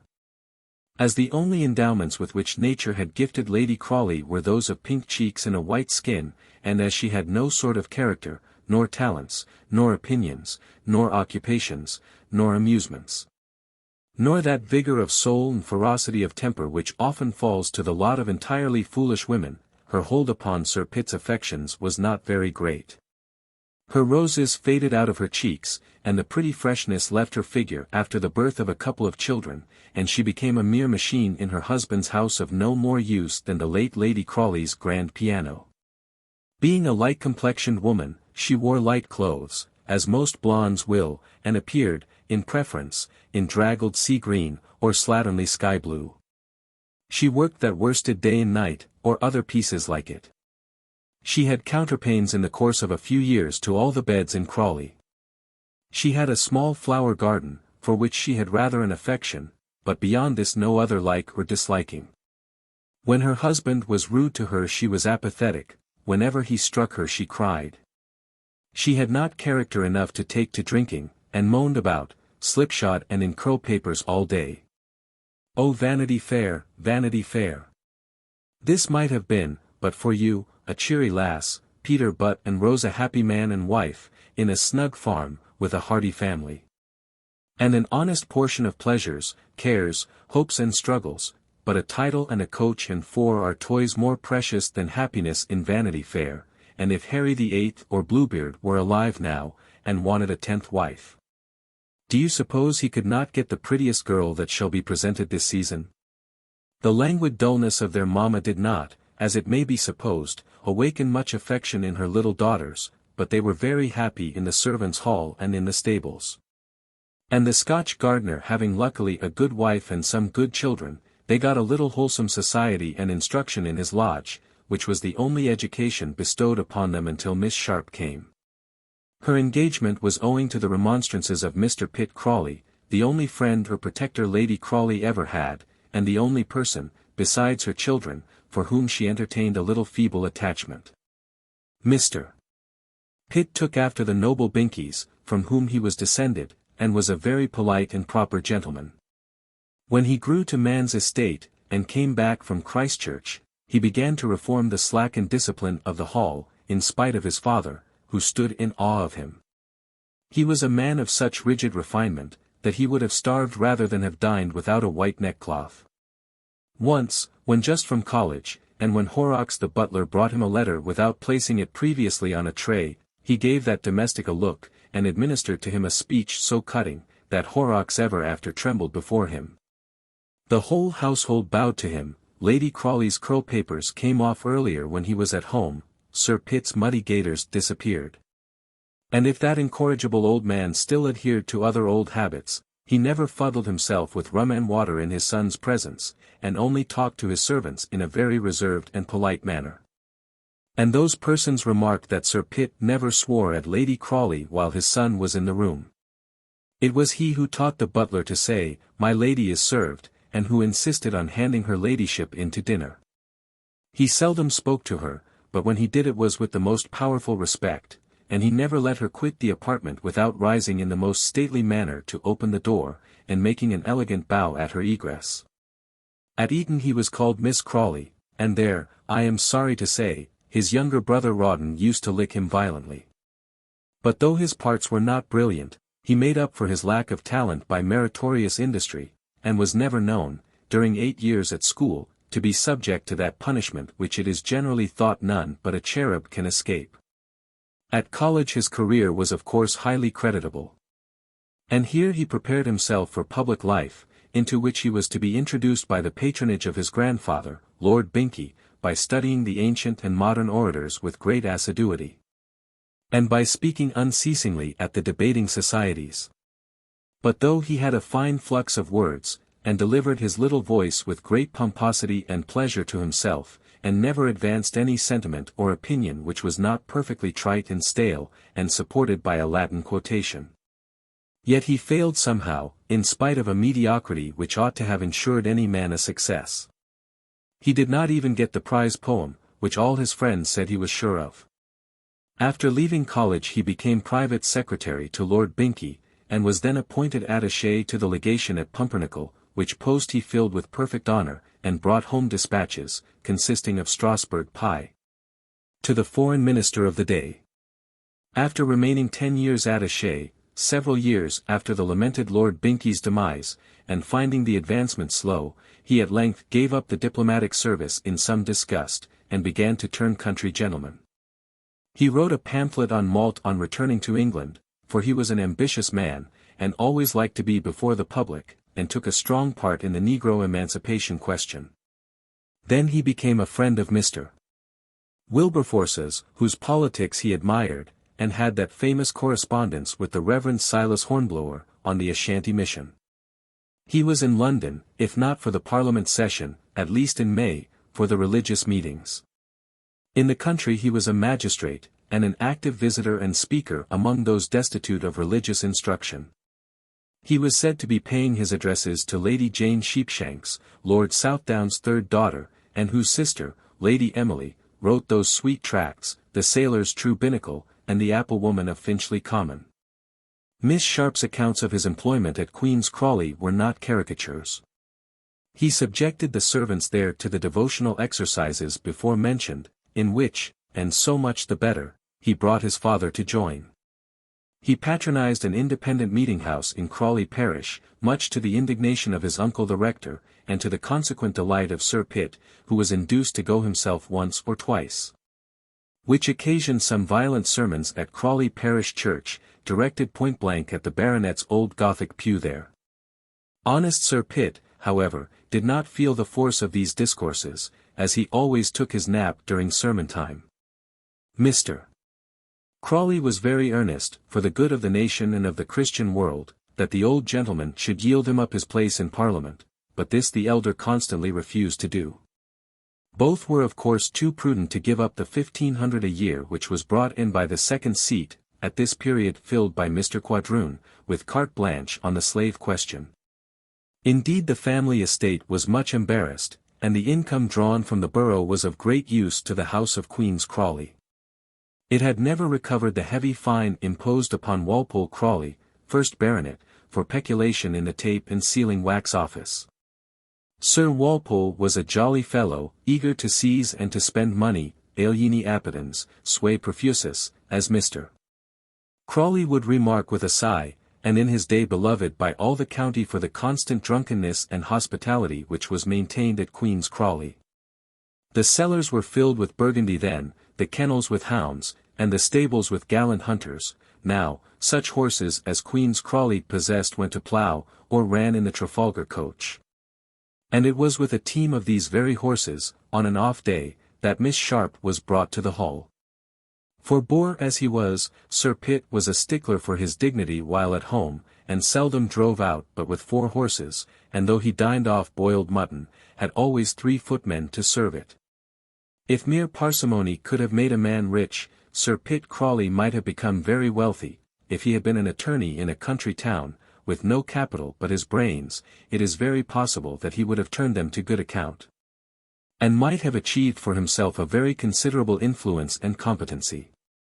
But he was unluckily endowed with a good name and a large though encumbered estate, both of which went rather to injure than to advance him. He had a taste for law, which cost him many thousands yearly. And being a great deal too clever to be robbed, as he said, by any single agent, allowed his affairs to be mismanaged by a dozen, whom he all equally mistrusted. He was such a sharp landlord, that he could hardly find any but bankrupt tenants. And such a close farmer, as to grudge almost the seed to the ground, whereupon revengeful nature grudged him the crops which she granted to more liberal husbandmen. He speculated in every possible way, he worked mines, bought canal shares, horsed coaches, took government contracts, and was the busiest man and magistrate of his county. As he would not pay honest agents at his granite quarry, he had the satisfaction of finding that 4 overseers ran away, and took fortunes with them to America. For want of proper precautions, his coal mines filled with water, the government flung his contract of damaged beef upon his hands, and for his coach horses. Every male proprietor in the kingdom knew that he lost more horses than any man in the country, from underfeeding and buying cheap.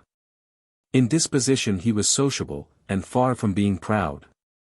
Nay, he rather preferred the society of a farmer or a horse dealer to that of a gentleman, like my lord, his son. He was fond of drink, of swearing, of joking with the farmers' daughters. He was never known to give away a shilling or to do a good action, but was of a pleasant, sly, laughing mood, and would cut his joke and drink his glass with a tenant and sell him up the next day. Or have his laugh with the poacher he was transporting with equal good humour. His politeness for the fair sex has already been hinted at by Miss Rebecca Sharp. In a word, the whole baronetage, peerage, commonage of England, did not contain a more cunning, mean, selfish, foolish, disreputable old man. That blood-red hand of Sir Pitt Crawley's would be in anybody's pocket except his own. And it is with grief and pain, that, as admirers of the British aristocracy, we find ourselves obliged to admit the existence of so many ill qualities in a person whose name is in Debrett. One great cause why Mr. Crawley had such a hold over the affections of his father, resulted from money arrangements. The baronet owed his son a sum of money out of the jointure of his mother, which he did not find it convenient to pay. Indeed, he had an almost invincible repugnance to paying anybody, and could only be brought by force to discharge his debts. Miss Sharp calculated, for she became, as we shall hear speedily, inducted into most of the secrets of the family, that the mere payment of his creditors cost the honourable baronet several hundreds yearly. But this was a delight he could not forego. He had a savage pleasure in making the poor wretches wait, and in shifting from court to court and from term to term the period of satisfaction. "What's the good of being in Parliament," he said, "if you must pay your debts?" Hence, indeed, his position as a senator was not a little useful to him. Vanity Fair, Vanity Fair. Here was a man, who could not spell, and did not care to read, who had the habits and the cunning of a boor, whose aim in life was pettifogging, who never had a taste, or emotion, or enjoyment, but what was sordid and foul. And yet he had rank, and honours, and power, somehow, and was a dignitary of the land, and a pillar of the state. He was high sheriff, and rode in a golden coach. Great ministers and statesmen courted him. And in Vanity Fair he had a higher place than the most brilliant genius or spotless virtue. Sir Pitt had an unmarried half-sister who inherited her mother's large fortune, and though the baronet proposed to borrow this money of her on mortgage, Miss Crawley declined the offer, and preferred the security of the funds. She had signified, however, her intention of leaving her inheritance between Sir Pitt's second son and the family at the rectory, and had once or twice paid the debts of Rawdon Crawley in his career at college and in the army. Miss Crawley was, in consequence, an object of great respect when she came to Queen's Crawley, for she had a balance at her banker's which would have made her beloved anywhere. What a dignity it gives an old lady, that balance at the banker's! How tenderly we look at her faults if she is a relative, and may every reader have a score of such. What a kind good-natured old creature we find her! How the junior partner of Hobbs and Dobbs leads her smiling to the carriage with the lozenge upon it, and the fat wheezy coachman! How, when she comes to pay us a visit, we generally find an opportunity to let our friends know her station in the world. We say, and with perfect truth, "I wish I had Miss Macwhirter's signature to a cheque for £5,000. She wouldn't miss it," says your wife. "She is my aunt," say you, in an easy careless way, when your friend asks if Miss Macwhirter is any relative. Your wife is perpetually sending her little testimonies of affection. Your little girls work endless worsted baskets, cushions, and footstools for her. What a good fire there is in her room when she comes to pay you a visit, although your wife laces her stays without one. The house during her stay assumes a festive, neat, warm, jovial, snug appearance not visible at other seasons. You yourself, dear sir, forget to go to sleep after dinner, and find yourself all of a sudden, though you invariably lose, very fond of a rubber.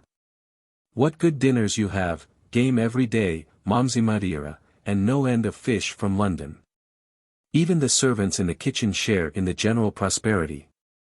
And, somehow, during the stay of Miss Macwhirter's fat coachman, the beer is grown much stronger, and the consumption of tea and sugar in the nursery, where her maid takes her meals, is not regarded in the least. Is it so, or is it not so? I appeal to the middle classes. Ah, gracious powers! I wish you would send me an old aunt, a maiden aunt, an aunt with a lozenge on her carriage, and a front of light coffee-colored hair. How my children should work bags for her, and my Julia and I would make her comfortable. Sweet, sweet vision. Foolish, foolish dream. X. Miss Sharp begins to make friends.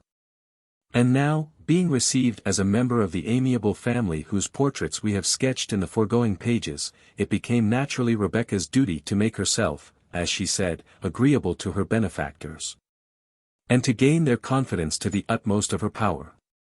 Who can but admire this quality of gratitude in an unprotected orphan, and, if there entered some degree of selfishness into her calculations, who can say but that her prudence was perfectly justifiable? I am alone in the world, said the friendless girl.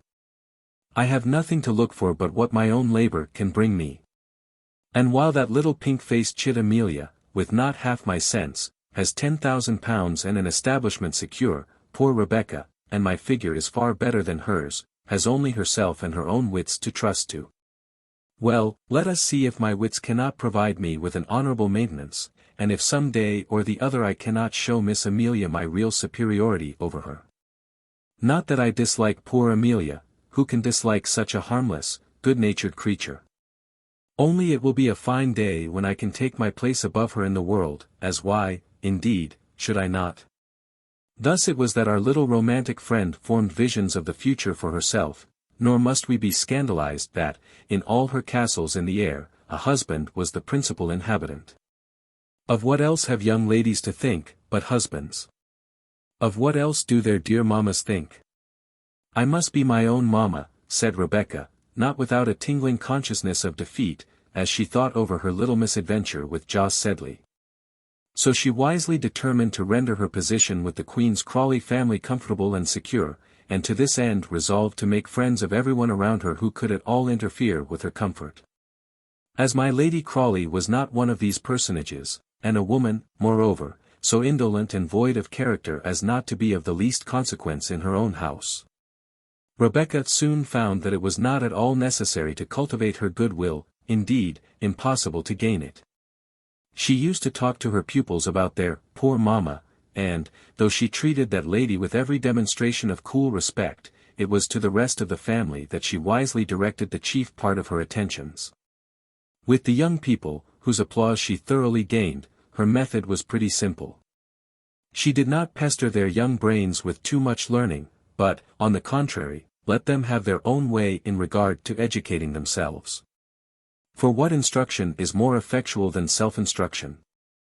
The eldest was rather fond of books, and as there was in the old library at Queen's Crawley a considerable provision of works of light literature of the last century, both in the French and English languages, they had been purchased by the secretary of the tape and sealing wax office at the period of his disgrace, and as nobody ever troubled the bookshelves but herself, Rebecca was enabled agreeably, and, as it were, in playing, to impart a great deal of instruction to Miss Rose Crawley.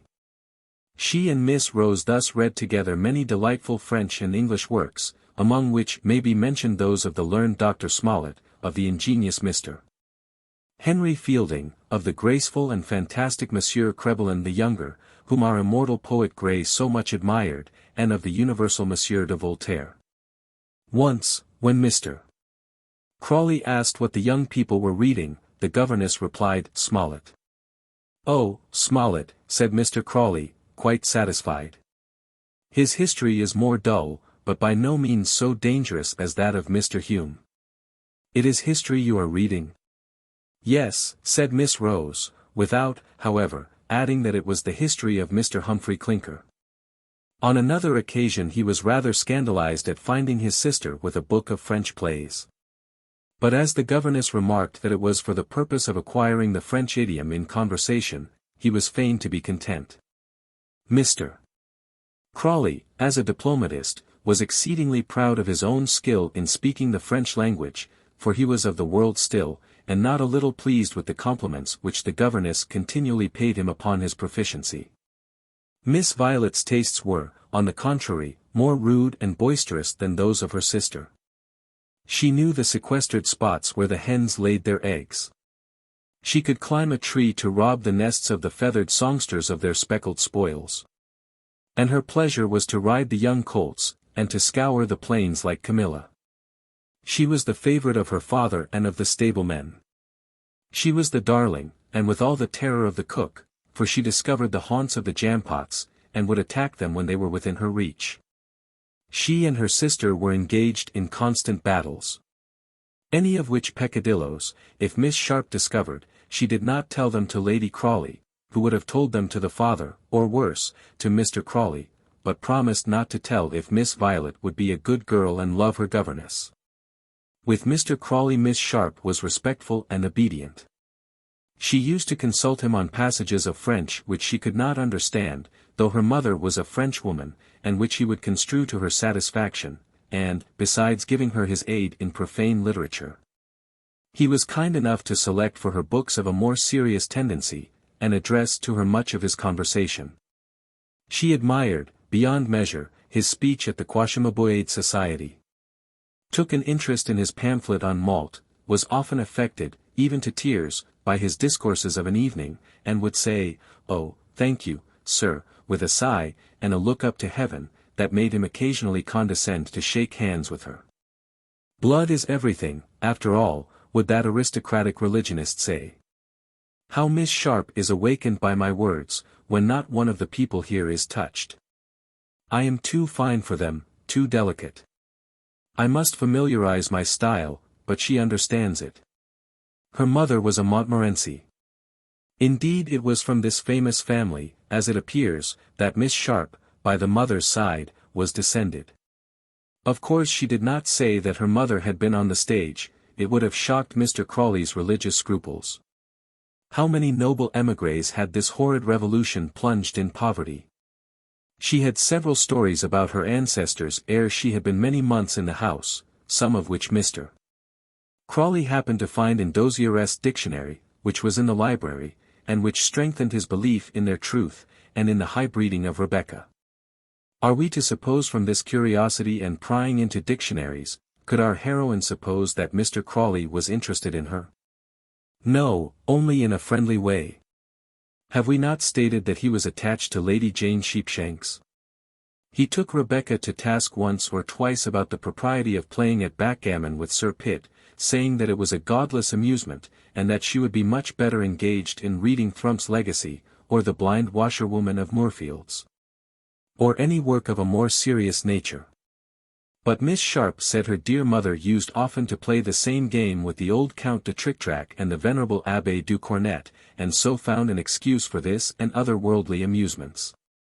But it was not only by playing at backgammon with the baronet, that the little governess rendered herself agreeable to her employer.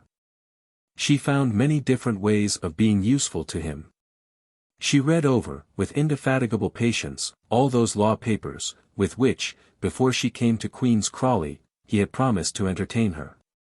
She volunteered to copy many of his letters, and adroitly altered the spelling of them so as to suit the usages of the present day. She became interested in everything appertaining to the estate, to the farm, the park, the garden, and the stables.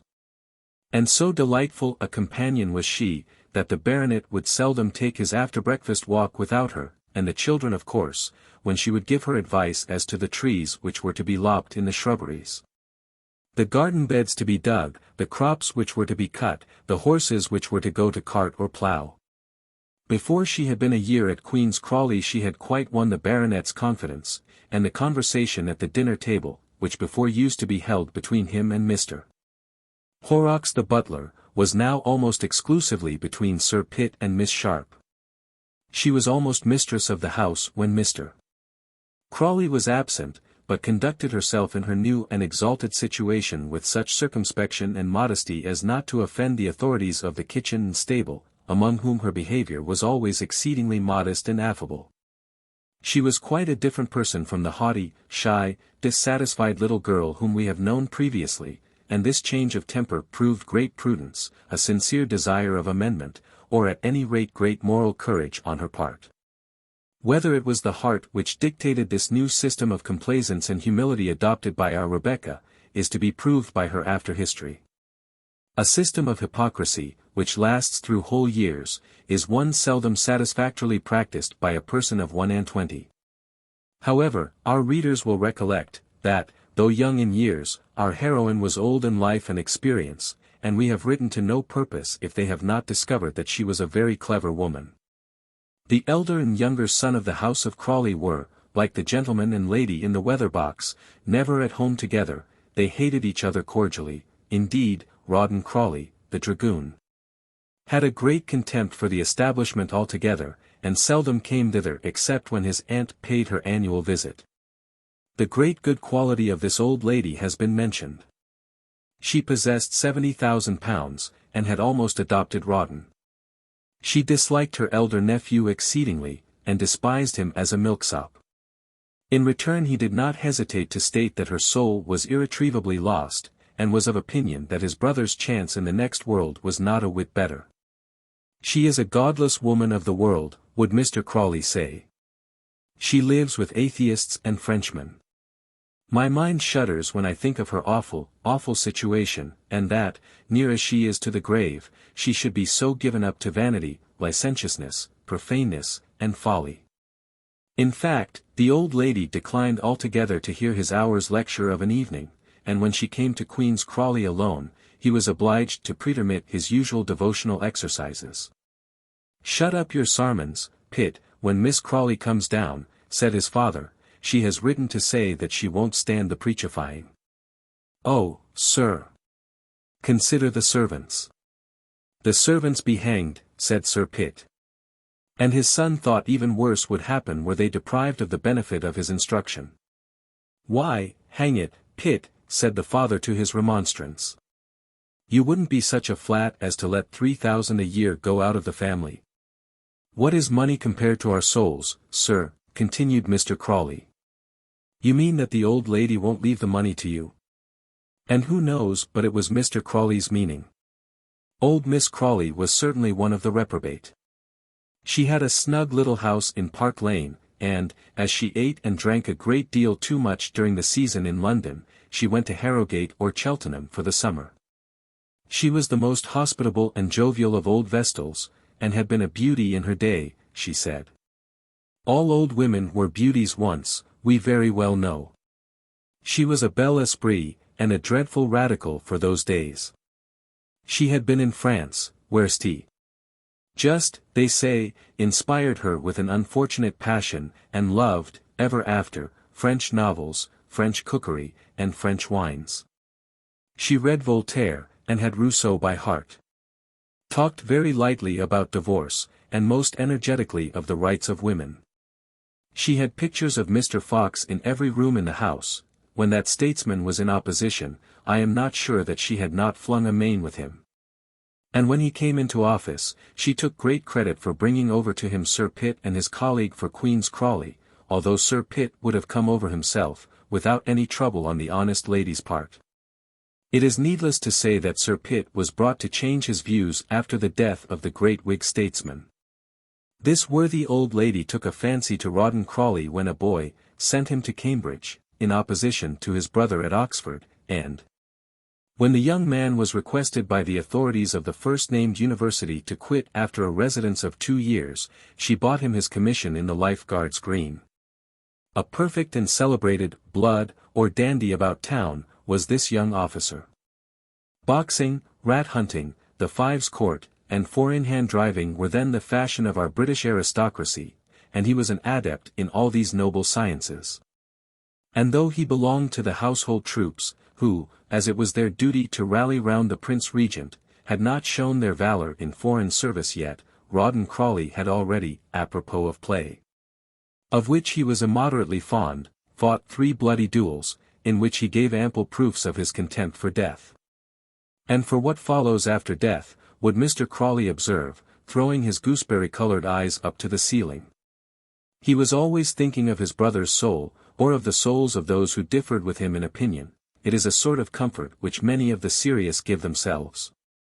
Silly, romantic Miss Crawley, far from being horrified at the courage of her favourite, always used to pay his debts after his duels, and would not listen to a word that was whispered against his morality. He will sow his wild oats, she would say, and is worth far more than that puling hypocrite of a brother of his. 11. Arcadian Simplicity. Besides these honest folks at the Hall, whose simplicity and sweet rural purity surely show the advantage of a country life over a town one, we must introduce the reader to their relatives and neighbours at the rectory. Bute Crawley and his wife. The Reverend Bute Crawley was a tall, stately, jolly, shovel-hatted man, far more popular in his county than the baronet his brother. At college he pulled stroke oar in the Christchurch boat, and had thrashed all the best bruisers of the town. He carried his taste for boxing and athletic exercises into private life. There was not a fight within 20 miles at which he was not present, nor a race, nor a coursing match, nor a regatta, nor a ball, nor an election, nor a visitation dinner, nor indeed a good dinner in the whole county. But he found means to attend it. You might see his bay mare and gig lamps a score of miles away from his rectory house, whenever there was any dinner party at Fuddleston, or at Roxby, or at Wapshot Hall, or at the great lords of the county, with all of whom he was intimate. He had a fine voice, sang "A Southerly Wind and a Cloudy Sky," and gave the whoop in chorus with general applause. He rode to hounds in a pepper and salt frock, and was one of the best fishermen in the county. Mrs. Crawley, the rector's wife, was a smart little body, who wrote this worthy divine's sermons. Being of a domestic turn, and keeping the house a great deal with her daughters, she ruled absolutely within the rectory, wisely giving her husband full liberty without. He was welcome to come and go, and dine abroad as many days as his fancy dictated, for Mrs. Crawley was a saving woman and knew the price of port wine. Ever since Mrs. Bute carried off the young rector of Queen's Crawley, she was of a good family, daughter of the late Lieutenant, Colonel Hector McTavish, and she and her mother played for Bute and won him at Harrogate. She had been a prudent and thrifty wife to him. In spite of her care, however, he was always in debt. It took him at least 10 years to pay off his college bills contracted during his father's lifetime. In the year 179, when he was just clear of these encumbrances, he gave the odds of 100 to 1, in 20s, against Kangaroo, who won the Derby. The rector was obliged to take up the money at a ruinous interest, and had been struggling ever since. His sister helped him with 100 now and then, but of course his great hope was in her death, when, hang it, as he would say, Matilda must leave me half her money. So that the baronet and his brother had every reason which two brothers possibly can have for being by the ears. Sir Pitt had had the better of Bute in innumerable family transactions. Young Pitt not only did not hunt, but set up a meeting-house under his uncle's very nose. Rawdon, it was known, was to come in for the bulk of Miss Crawley's property. These money transactions, these speculations in life and death, these silent battles for reversionary spoil, make brothers very loving towards each other in Vanity Fair. I, for my part, have known a £5 note to interpose and knock up a half-century's attachment between two brethren, and can't but admire, as I think, what a fine and durable thing love is among worldly people. It cannot be supposed that the arrival of such a personage as Rebecca at Queen's Crawley, and her gradual establishment in the good graces of all people there, could be unremarked by Mrs. Bute Crawley. Mrs. Bute, who knew how many days the sirloin of beef lasted at the Hall, how much linen was got ready at the Great Wash, how many peaches were on the south wall, how many doses her ladyship took when she was ill, for such points are matters of intense interest to certain persons in the country. Mrs. Bute, I say, could not pass over the Hall governess without making every inquiry respecting her history and character. There was always the best understanding between the servants at the rectory and the Hall. There was always a good glass of ale in the kitchen of the former place for the Hall people, whose ordinary drink was very small, and, indeed, the rector's lady knew exactly how much malt went to every barrel of Hall beer, ties of relationship existed between the hall and rectory domestics, as between their masters. And through these channels each family was perfectly well acquainted with the doings of the other. That, by the way, may be set down as a general remark. When you and your brother are friends, his doings are indifferent to you. When you have quarreled, all his outgoings and incomings you know, as if you were his spy. Very soon then after her arrival, Rebecca began to take a regular place in Mrs. Crawley's bulletin from the hall. It was to this effect: the black porkers killed, weighed X stone, salted the sides, pig's pudding and leg of pork for dinner. Mr. Cramp from Mudbury, over with Sir Pitt about putting John Blackmore in jail, Mr. Pitt at meeting, with all the names of the people who attended, my lady as usual, the young ladies with the governess. Then the report would come, the new governess be a rare manager, Sir Pitt be very sweet on her, Mr. Crawley too, he be reading tracts to her, what an abandoned wretch, said little, eager, active, black-faced Mrs. Bute Crawley. Finally, the reports were that the governess had come round everybody, wrote Sir Pitt's letters, did his business, managed his accounts, had the upper hand of the whole house, my lady, Mr. Crawley, the girls and all, at which Mrs. Crawley declared she was an artful hussy, and had some dreadful designs in view. Thus the doings at the hall were the great food for conversation at the rectory, and Mrs. Bute's bright eyes spied out everything that took place in the enemy's camp, everything and a great deal besides. Mrs. Bute Crawley to Miss Pinkerton, The Mall, Chiswick Rectory, Queen's Crawley, December. My dear Madam, although it is so many years since I profited by your delightful and invaluable instructions, yet I have ever retained the fondest and most reverential regard for Miss Pinkerton, and dear Chiswick. I hope your health is good. The world and the cause of education cannot afford to lose Miss Pinkerton for many, many years. When my friend, Lady Fuddleston, mentioned that her dear girls required an instructress, I am too poor to engage a governess for mine, but was I not educated at Chiswick? Who, I exclaimed, can we consult but the excellent, the incomparable Miss Pinkerton? In a word, have you, dear madam, any ladies on your list, whose services might be made available to my kind friend and neighbor? I assure you she will take no governess but of your choosing. My dear husband is pleased to say that he likes everything which comes from Miss Pinkerton's school.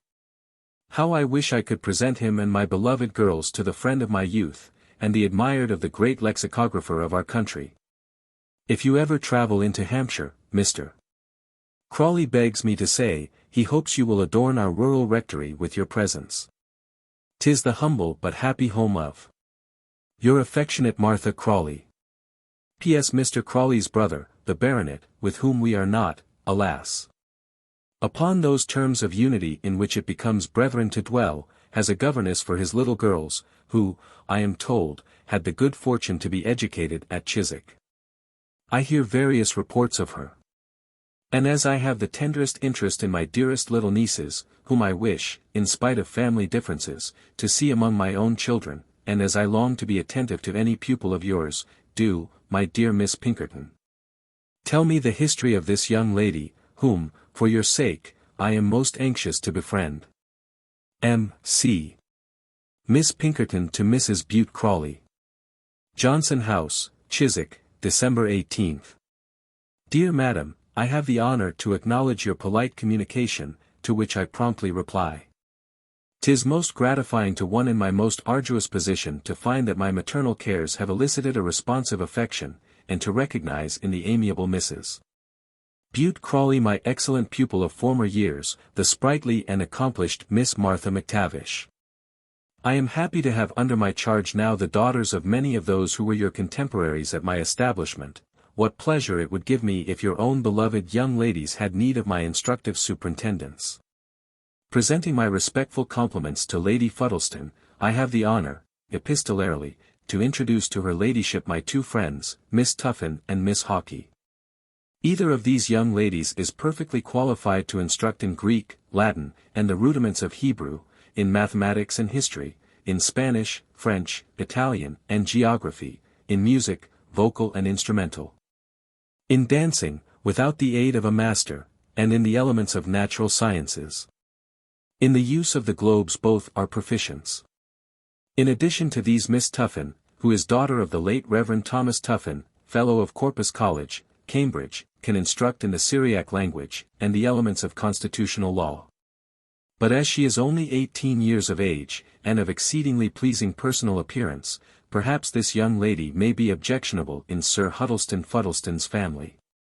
Miss Letitia Hawkey, on the other hand, is not personally well favored.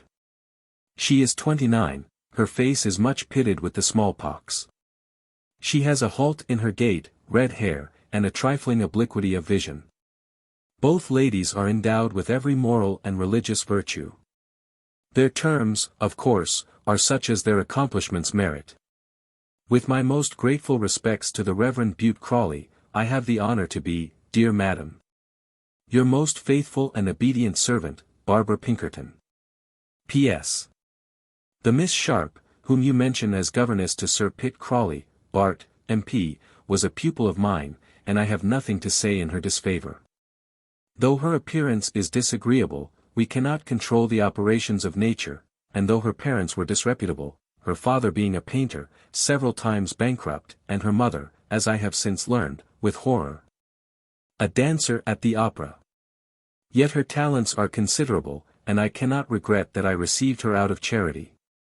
My dread is, lest the principles of the mother, who was represented to me as a French countess, forced to emigrate in the late revolutionary horrors, but who, as I have since found, was a person of the very lowest order and morals, should at any time prove to be hereditary in the unhappy young woman whom I took as an outcast. But her principles have hitherto been correct, I believe, and I am sure nothing will occur to injure them in the elegant and refined circle of the eminent Sir Pitt Crawley. Miss Rebecca Sharp to Miss Amelia Sedley. I have not written to my beloved Amelia for these many weeks past, for what news was there to tell of the sayings and doings at Humdrum Hall, as I have christened it, and what do you care whether the turnip crop is good or bad? Whether the fat pig weighed 13 stone or 14, and whether the beasts thrive well upon mangelwurzel? Every day since I last wrote has been like its neighbor. Before breakfast, a walk with Sir Pitt and his spud. After breakfast studies, such as they are, in the schoolroom, after schoolroom, reading and writing about lawyers, leases, coal mines, canals, with Sir Pitt, whose secretary I am become, after dinner, Mr. Crawley's discourses on the baronet's backgammon, during both of which amusements my lady looks on with equal placidity. She has become rather more interesting by being ailing of late, which has brought a new visitor to the hall, in the person of a young doctor. Well, my dear, young women need never despair. The young doctor gave a certain friend of yours to understand that, if she chose to be Mrs. Glauber, she was welcome to ornament the surgery. I told his impudence that the gilt pestle and mortar was quite ornament enough. As if I was born, indeed, to be a country surgeon's wife.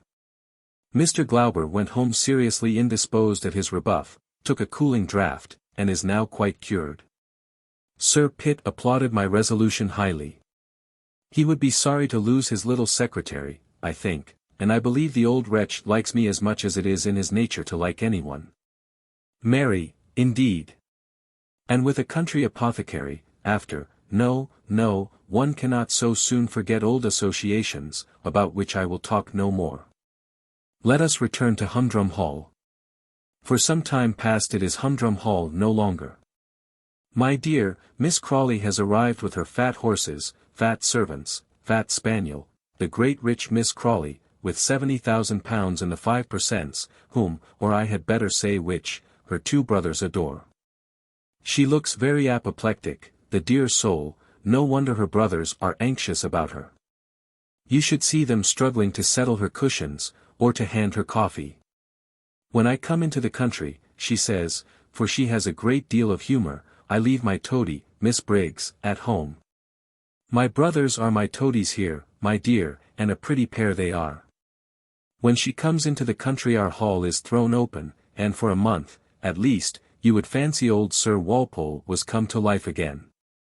We have dinner parties, and drive out in the coach and four, the footmen put on their newest canary-coloured liveries, we drink claret and champagne as if we were accustomed to it every day. We have wax candles in the schoolroom, and fires to warm ourselves with. Lady Crawley is made to put on the brightest pea green in her wardrobe, and my pupils leave off their thick shoes and tight old tartan pelisses, and wear silk stockings and muslin frocks, as fashionable baronets' daughters should. Rose came in yesterday in a sad plight. The Wiltshire sow, an enormous pet of hers, ran her down, and destroyed a most lovely flowered lilac silk dress by dancing over it. Had this happened a week ago, Sir Pitt would have sworn frightfully. Have boxed the poor wretch's ears, and put her upon bread and water for a month. All he said was, "I'll serve you out, miss, when your aunt's gone," and laughed off the accident as quite trivial. Let us hope his wrath will have passed away before Miss Crawley's departure. I hope so, for Miss Rose's sake, I am sure. What a charming reconciler and peacemaker money is! Another admirable effect of Miss Crawley and her £70,000 is to be seen in the conduct of the two brothers Crawley. I mean the baronet and the rector, not our brothers, but the former, who hate each other all the year round, become quite loving at Christmas. I wrote to you last year how the abominable horse-racing rector was in the habit of preaching clumsy sermons at us at church, and how Sir Pitt snored in answer. When Miss Crawley arrives there is no such thing as quarrelling heard of. The hall visits the rectory, and vice versa. The parson and the baronet talk about the pigs and the poachers, and the county business, in the most affable manner. And without quarrelling in their cups, I believe. Indeed Miss Crawley won't hear of their quarrelling, and vows that she will leave her money to the Shropshire Crawleys if they offend her. If they were clever people, those Shropshire Crawleys, they might have it all, I think. But the Shropshire Crawley is a clergyman like his Hampshire cousin, and mortally offended Miss Crawley, who had fled thither in a fit of rage against her impracticable brethren, by some straight-laced notions of morality. He would have prayers in the house, I believe. Our sermon books are shut up when Miss Crawley arrives, and Mr. Pitt, whom she abominates, finds it convenient to go to town. On the other hand, the young dandy, blood, I believe, is the term, Captain Crawley makes his appearance, and I suppose you will like to know what sort of a person he is. Well, he is a very large young dandy. He is 6 feet high, and speaks with a great voice, and swears a great deal, and orders about the servants, who all adore him nevertheless, for he is very generous of his money, and the domestics will do anything for him. Last week the keepers almost killed a bailiff and his man who came down from London to arrest the captain, and who were found lurking about the park wall. They beat them, ducked them, and were going to shoot them for poachers. But the baronet interfered. The captain has a hearty contempt for his father, I can see, and calls him an old put, an old snob, an old chawbacon, and numberless other pretty names. He has a dreadful reputation among the ladies. He brings his hunters home with him, lives with the squires of the county, asks whom he pleases to dinner, and Sir Pitt dares not say no, for fear of offending Miss Crawley, and missing his legacy when she dies of her apoplexy. Shall I tell you a compliment the captain paid me? I must, it is so pretty. One evening we actually had a dance. There was Sir Huddleston Fuddleston and his family, Sir Giles Wapshot and his young ladies, and I don't know how many more. Well, I heard him say, "By Jove, she's a neat little filly," meaning your humble servant, and he did me the honor to dance 2 country dances with me. He gets on pretty gaily with the young squires, with whom he drinks, bets, rides, and talks about hunting and shooting, but he says the country girls are bores. Indeed, I don't think he is far wrong. You should see the contempt with which they look down on poor me. When they dance I sit and play the piano very demurely. But the other night, coming in rather flushed from the dining-room, and seeing me employed in this way, he swore out loud that I was the best dancer in the room, and took a great oath that he would have the fiddlers from Mudbury. "I'll go and play a country dance," said Mrs. Bute Crawley, very readily. She is a little, black-faced old woman in a turban, rather crooked, and with very twinkling eyes. And after the captain and your poor little Rebecca had performed a dance together, do you know she actually did me the honor to compliment me upon my steps. Such a thing was never heard of before, the proud Mrs. Bute Crawley, first cousin to the Earl of Tiptoff, who won't condescend to visit Lady Crawley, except when her sister is in the country. Poor Lady Crawley. During most part of these gaieties, she is upstairs taking pills. Mrs. Bute has all of a sudden taken a great fancy to me. My dear Miss Sharp, she says, why not bring over your girls to the rectory? Their cousins will be so happy to see them. I know what she means. Signor Clementi did not teach us the piano for nothing, at which price Mrs. Bute hopes to get a professor for her children. I can see through her schemes, as though she told them to me. But I shall go, as I am determined to make myself agreeable. Is it not a poor governess's duty, who has not a friend or protector in the world? The rector's wife paid me a score of compliments about the progress my pupils made, and thought, no doubt, to touch my heart, poor, simple, country soul. As if I cared a fig about my pupils. Your India muslin and your pink silk, dearest Amelia, are said to become me very well. They are a good deal worn now, but, you know, we poor girls can't afford de fresh toilettes. Happy you, who have but to drive to St. James's Street, and a dear mother who will give you anything you ask. Farewell, dearest girl. Your affectionate Rebecca. P.S. I wish you could have seen the faces of the Miss Blackbrooks, Admiral Blackbrook's daughters, my dear, fine young ladies, with dresses from London, when Captain Rawdon selected poor me for a partner. When Mrs. Bute Crawley, whose artifices our ingenious Rebecca had so soon discovered, had procured from Miss Sharp the promise of a visit, she induced the all-powerful Miss Crawley to make the necessary application to Sir Pitt, and the good-natured old lady, who loved to be gay herself, and to see everyone gay and happy round about her, was quite charmed, and ready to establish a reconciliation and intimacy between her two brothers. It was therefore agreed that the young people of both families should visit each other frequently for the future, and the friendship of course lasted as long as the jovial old mediatrix was there to keep the peace. Why did you ask that scoundrel, Rawdon Crawley, to dine? Said the rector to his lady, as they were walking home through the park. I don't want the fellow. He looks down upon us country people as so many blackamoors. He's never content unless he gets my yellow-sealed wine, which costs me 10 shillings a bottle, hang him. Besides, he's such an infernal character, he's a gambler, he's a drunkard, he's a profligate in every way. He shot a man in a duel, he's over head and ears in debt, and he's robbed me and mine of the best part of Miss Crawley's fortune. Waxy says she has him. Here the rector shook his fist at the moon, with something very like an oath, and added, in a melancholious tone, down in her will for 50,000, and there won't be above 30 to divide. I think she's going, said the rector's wife. She was very red in the face when we left dinner.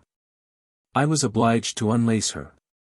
She drank 7 glasses of champagne, said the reverend gentleman, in a low voice.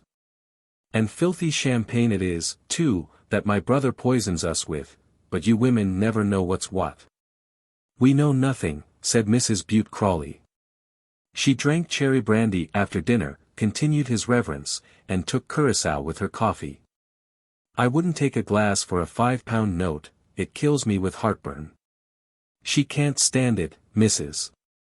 Crawley, she must go, flesh and blood won't bear it. And I lay 5-2, Matilda drops in a year. Indulging in these solemn speculations, and thinking about his debts, and his son Jim at college, and Frank at Woolwich, and the 4 girls, who were no beauties, poor things, and would not have a penny but what they got from the aunt's expected legacy, the rector and his lady walked on for a while.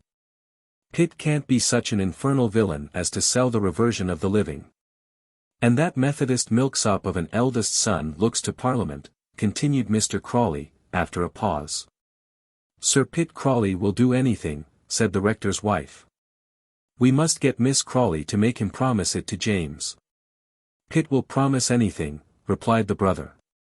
He promised he'd pay my college bills, when my father died, he promised he'd build the new wing to the rectory. He promised he'd let me have Gibbs Field and the 6-acre meadow, and much he executed his promises. And it's to this man's son, this scoundrel, gambler, swindler, murderer of a Rawdon Crawley, that Matilda leaves the bulk of her money. I say it's unchristian. By Jove, it is.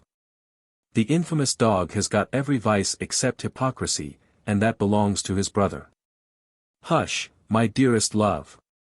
We're in Sir Pitt's grounds, interposed his wife. I say he has got every vice, Mrs. Crawley. Don't, ma'am, bully me. Didn't he shoot Captain Marker? Didn't he rob young Lord Dovedale at the Cocoa Tree? Didn't he cross the fight between Bill Soames and the Cheshire Trump, by which I lost £40? You know he did. And as for the women, why, you heard that before me, in my own magistrate's room. For heaven's sake, Mr. Crawley, said the lady, spare me the details. And you ask this villain into your house, continued the exasperated rector.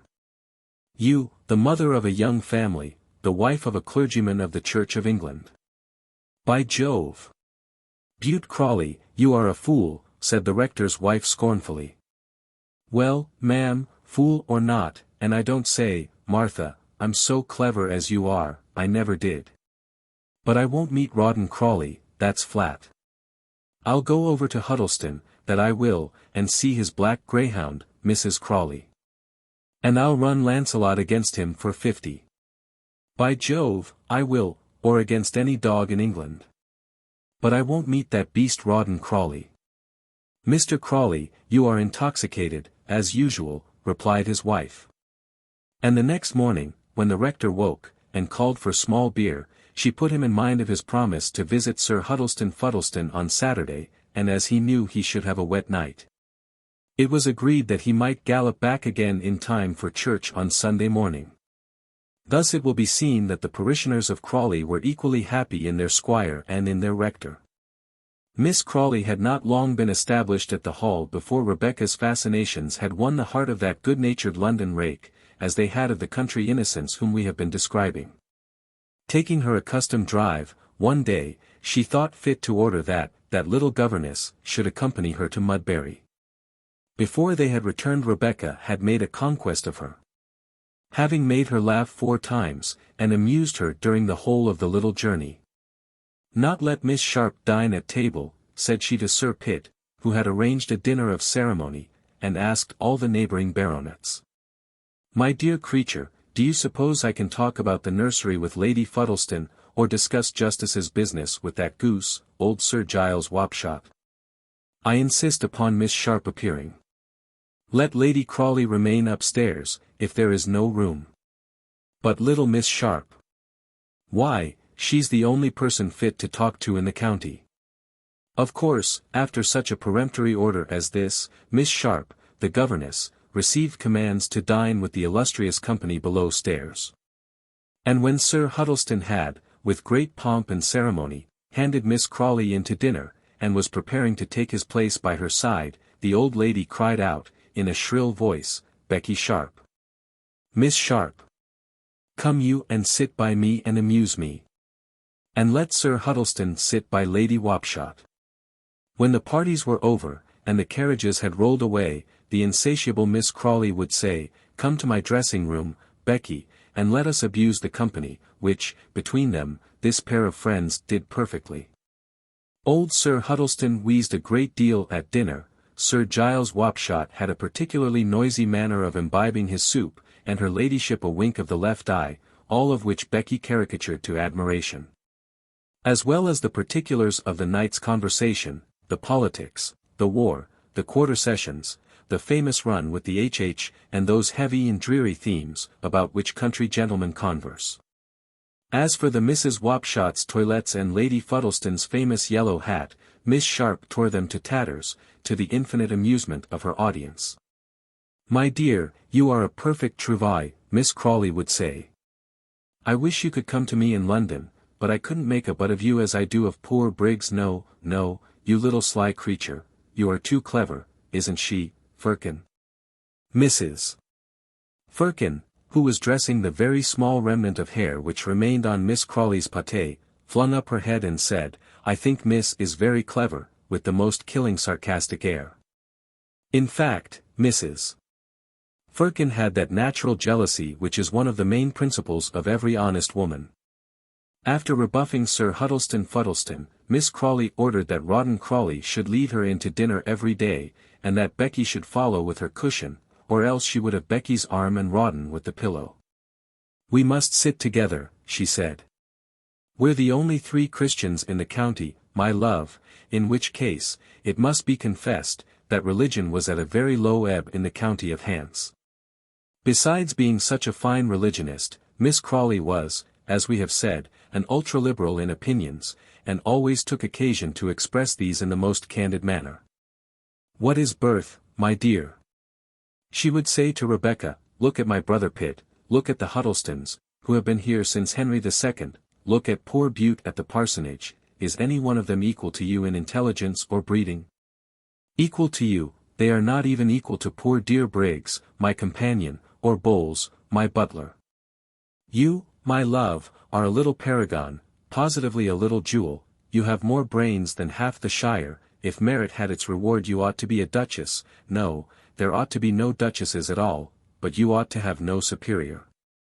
And I consider you, my love, as my equal in every respect. And, will you put some coals on the fire, my dear, and will you pick this dress of mine, and alter it, you who can do it so well?" So this old philanthropist used to make her equal run of her errands, execute her millinery, and read her to sleep with French novels, every night. At this time, as some old readers may recollect, the genteel world had been thrown into a considerable state of excitement by 2 events, which, as the papers say, might give employment to the gentleman of the long robe. Ensign Shafton had run away with Lady Barbara Fitzers, the Earl of Bruin's daughter and heiress. And poor Vere Vane, a gentleman who, up to 40, had maintained a most respectable character and reared a numerous family, suddenly and outrageously left his home, for the sake of Mrs. Rougemont, the actress, who was 65 years of age. That was the most beautiful part of dear Lord Nelson's character, Miss Crawley said. He went to the deuce for a woman. There must be good in a man who will do that. I adore all imprudent matches. What I like best, is for a nobleman to marry a miller's daughter, as Lord Flowerdale did. It makes all the women so angry. I wish some great man would run away with you, my dear. I'm sure you're pretty enough. 2 post-boys. Oh, it would be delightful. Rebecca owned. And what I like next best, is for a poor fellow to run away with a rich girl. I have set my heart on Rawdon running away with someone.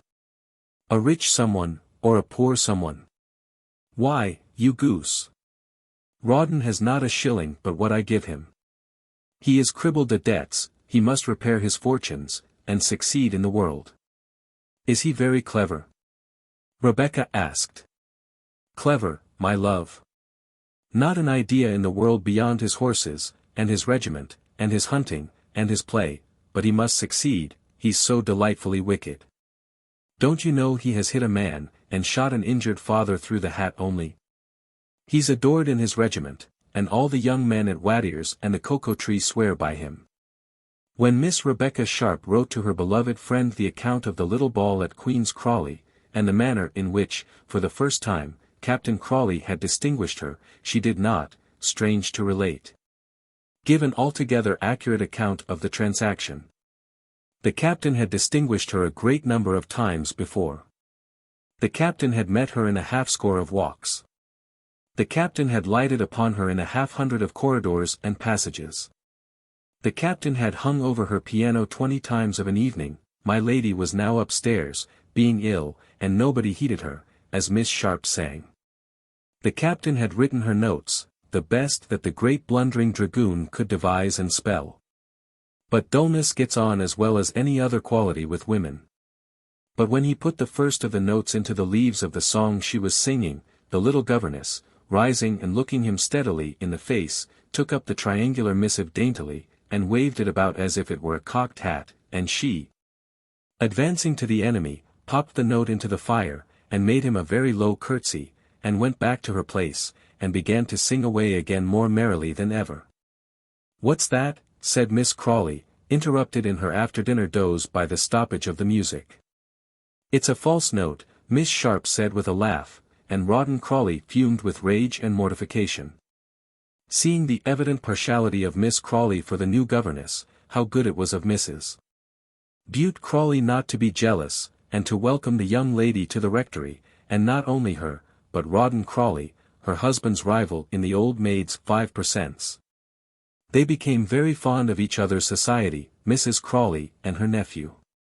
He gave up hunting, he declined entertainments at Fuddleston, he would not dine with the mess of the depot at Mudbury, his great pleasure was to stroll over to Crawley Parsonage, whither Miss Crawley came too.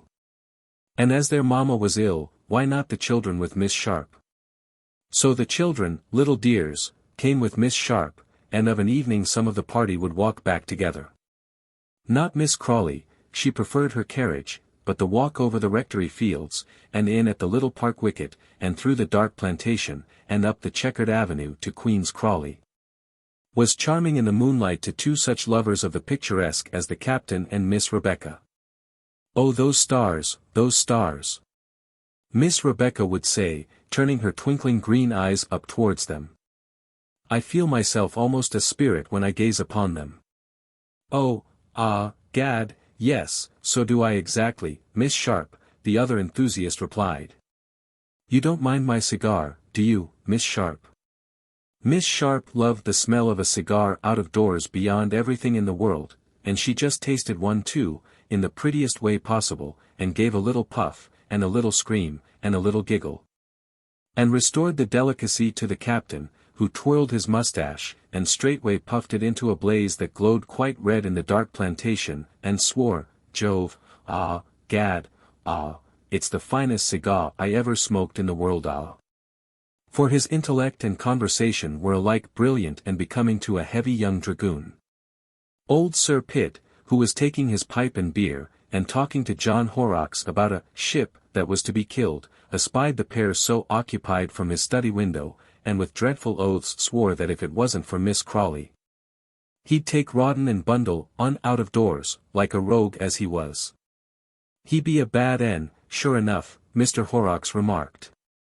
And his man Flethers is wuss, and have made such a row in the housekeeper's room about the dinners and hale, as no lord would make, but I think Miss Sharp's a match for en, Sir Pitt, he added, after a pause. And so, in truth, she was, for father and son too. 12. Quite a sentimental chapter. We must now take leave of Arcadia, and those amiable people practicing the rural virtues there, and travel back to London, to inquire what has become of Miss Amelia. We don't care a fig for her, writes some unknown correspondent with a pretty little handwriting and a pink seal to her note. She is fade and insipid, and adds some more kind remarks in this strain, which I should never have repeated at all, but that they are in truth prodigiously complimentary to the young lady whom they concern. Has the beloved reader, in his experience of society, never heard similar remarks by good-natured female friends, who always wonder what you can see in Miss Smith that is so fascinating? Or what could induce Major Jones to propose for that silly insignificant simpering Miss Thompson, who has nothing but her wax-doll face to recommend her? What is there in a pair of pink cheeks and blue eyes forsooth? These dear moralists ask, and hint wisely that the gifts of genius, the accomplishments of the mind, the mastery of Mangnall's questions, and a ladylike knowledge of botany and geology, the knack of making poetry, the power of rattling sonatas in the Herz manner, and so forth, are far more valuable endowments for a female, than those fugitive charms which a few years will inevitably tarnish.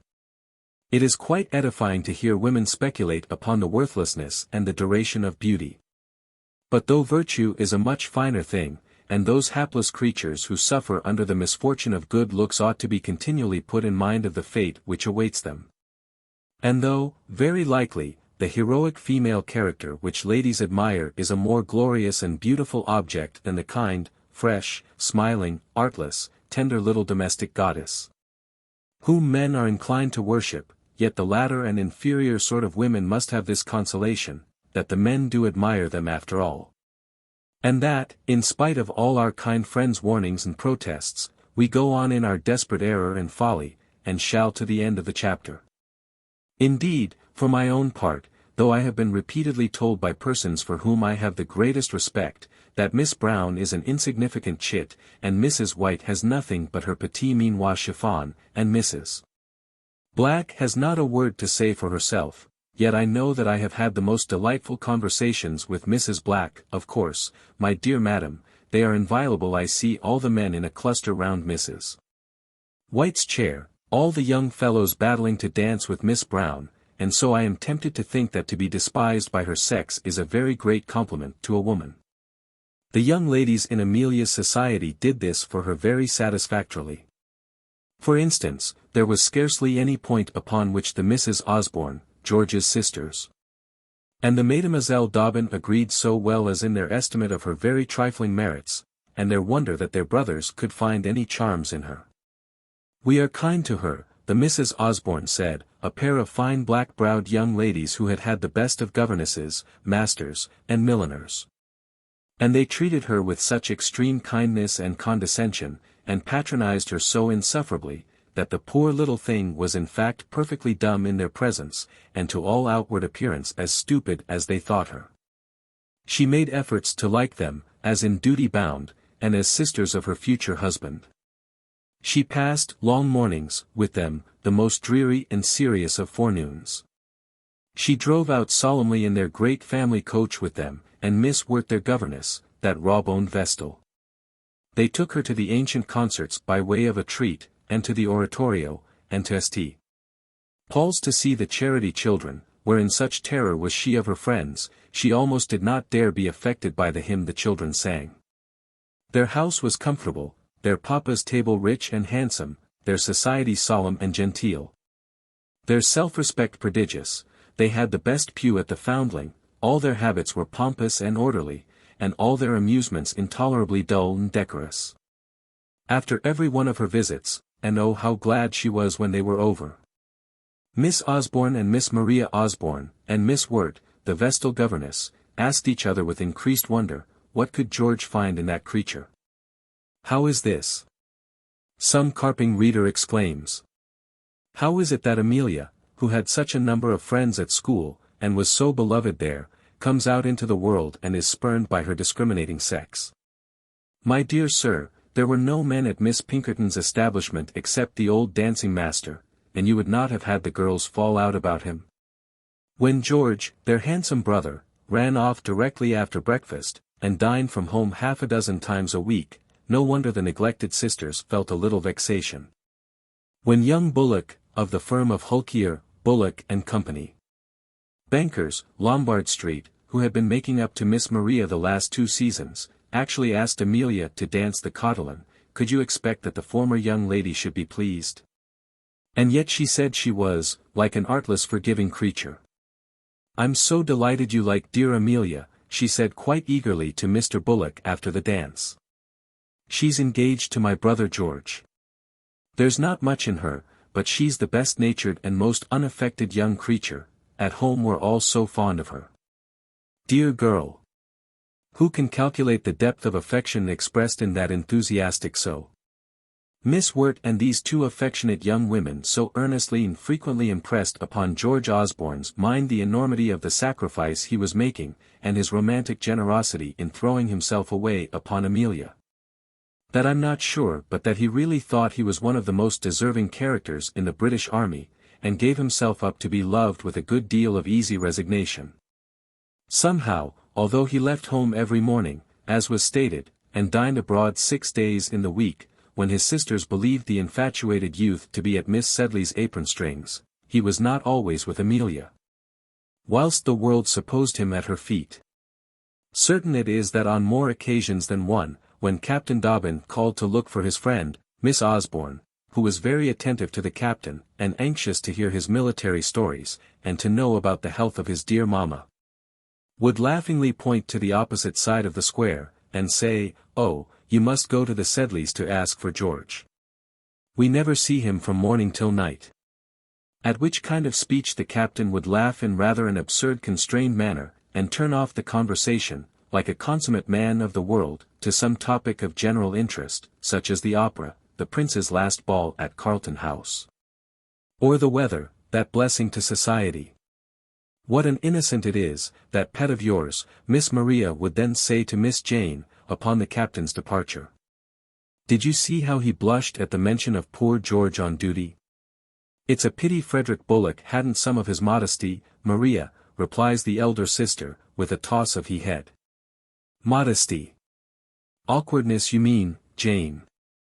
I don't want Frederick to trample a hole in my muslin frock, as Captain Dobbin did in yours at Mrs. Perkins'. In your frock, he. How could he? Wasn't he dancing with Amelia? The fact is, when Captain Dobbin blushed so, and looked so awkward, he remembered a circumstance of which he did not think it was necessary to inform the young ladies, viz., that he had been calling at Mr. Sedley's house already, on the pretence of seeing George, of course, and George wasn't there, only poor little Amelia, with rather a sad wistful face, seated near the drawing-room window, who, after some very trifling stupid talk, ventured to ask, was there any truth in the report that the regiment was soon to be ordered abroad? And had Captain Dobbin seen Mr. Osborne that day? The regiment was not ordered abroad as yet, and Captain Dobbin had not seen George. He was with his sister, most likely, the captain said. Should he go and fetch the truant? So she gave him her hand kindly and gratefully, and he crossed the square, and she waited and waited, but George never came. Poor little tender heart. And so it goes on hoping and beating, and longing and trusting. You see, it is not much of a life to describe. There is not much of what you call incident in it. Only one feeling all day, when will he come? Only one thought to sleep and wake upon. I believe George was playing billiards with Captain Cannon in Swallow Street at the time when Amelia was asking Captain Dobbin about him, for George was a jolly sociable fellow, and excellent in all games of skill. Once, after 3 days of absence, Miss Amelia put on her bonnet, and actually invaded the Osborne house. What? Leave our brother to come to us, said the young ladies. Have you had a quarrel, Amelia? Do tell us. No, indeed, there had been no quarrel. Who could quarrel with him, says she, with her eyes filled with tears. She only came over to see her dear friends, they had not met for so long. And this day she was so perfectly stupid and awkward, that the Misses Osborne and their governess, who stared after her as she went sadly away, wondered more than ever what George could see in poor little Amelia. Of course they did. How was she to bear that timid little heart for the inspection of those young ladies with their bold black eyes? It was best that it should shrink and hide itself. I know the Misses Osborne were excellent critics of a cashmere shawl, or a pink satin slip, and when Miss Turner had hers dyed purple, and made into a spencer. And when Miss Pickford had her ermine tippet twisted into a muff and trimmings, I warrant you the changes did not escape the 2 intelligent young women before mentioned. But there are things, look you, of a finer texture than fur or satin, and all Solomon's glories, and all the wardrobe of the Queen of Sheba, things whereof the beauty escapes the eyes of many connoisseurs. And there are sweet modest little souls on which you light, fragrant and blooming tenderly in quiet shady places, and there are garden ornaments, as big as brass warming pans, that are fit to stare the sun itself out of countenance. Miss Sedley was not of the sunflower sort, and I say it is out of the rules of all proportion to draw a violet of the size of a double dahlia. No, indeed.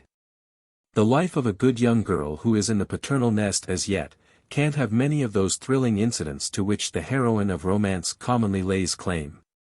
Snares or shot may take off the old birds foraging without, hawks may be abroad, from which they escape or by whom they suffer. But the young ones in the nest have a pretty comfortable unromantic sort of existence in the down and the straw, till it comes to their turn, too, to get on the wing. While Becky Sharp was on her own wing in the country, hopping on all sorts of twigs, and amid a multiplicity of traps, and pecking up her food quite harmless and successful, Amelia lay snug in her home of Russell Square. If she went into the world, it was under the guidance of the elders, nor did it seem that any evil could befall her or that opulent cheery comfortable home in which she was affectionately sheltered. Mamma had her morning duties, and her daily drive, and the delightful round of visits and shopping which forms the amusement, or the profession as you may call it, of the rich London lady. Papa conducted his mysterious operations in the city, a stirring place in those days, when war was raging all over Europe, and empires were being staked, when the Courier newspaper had tens of thousands of subscribers. When one day brought you a battle of Vittoria, another a burning of Moscow, or a newsman's horn blowing down Russell Square about dinner time. Announced such a fact as, Battle of Leipzig, 600,000 men engaged, total defeat of the French, 200,000 killed. Old Sedley once or twice came home with a very grave face, and no wonder, when such news as this was agitating all the hearts and all the stocks of Europe. Meanwhile matters went on in Russell Square, Bloomsbury, just as if matters in Europe were not in the least disorganized.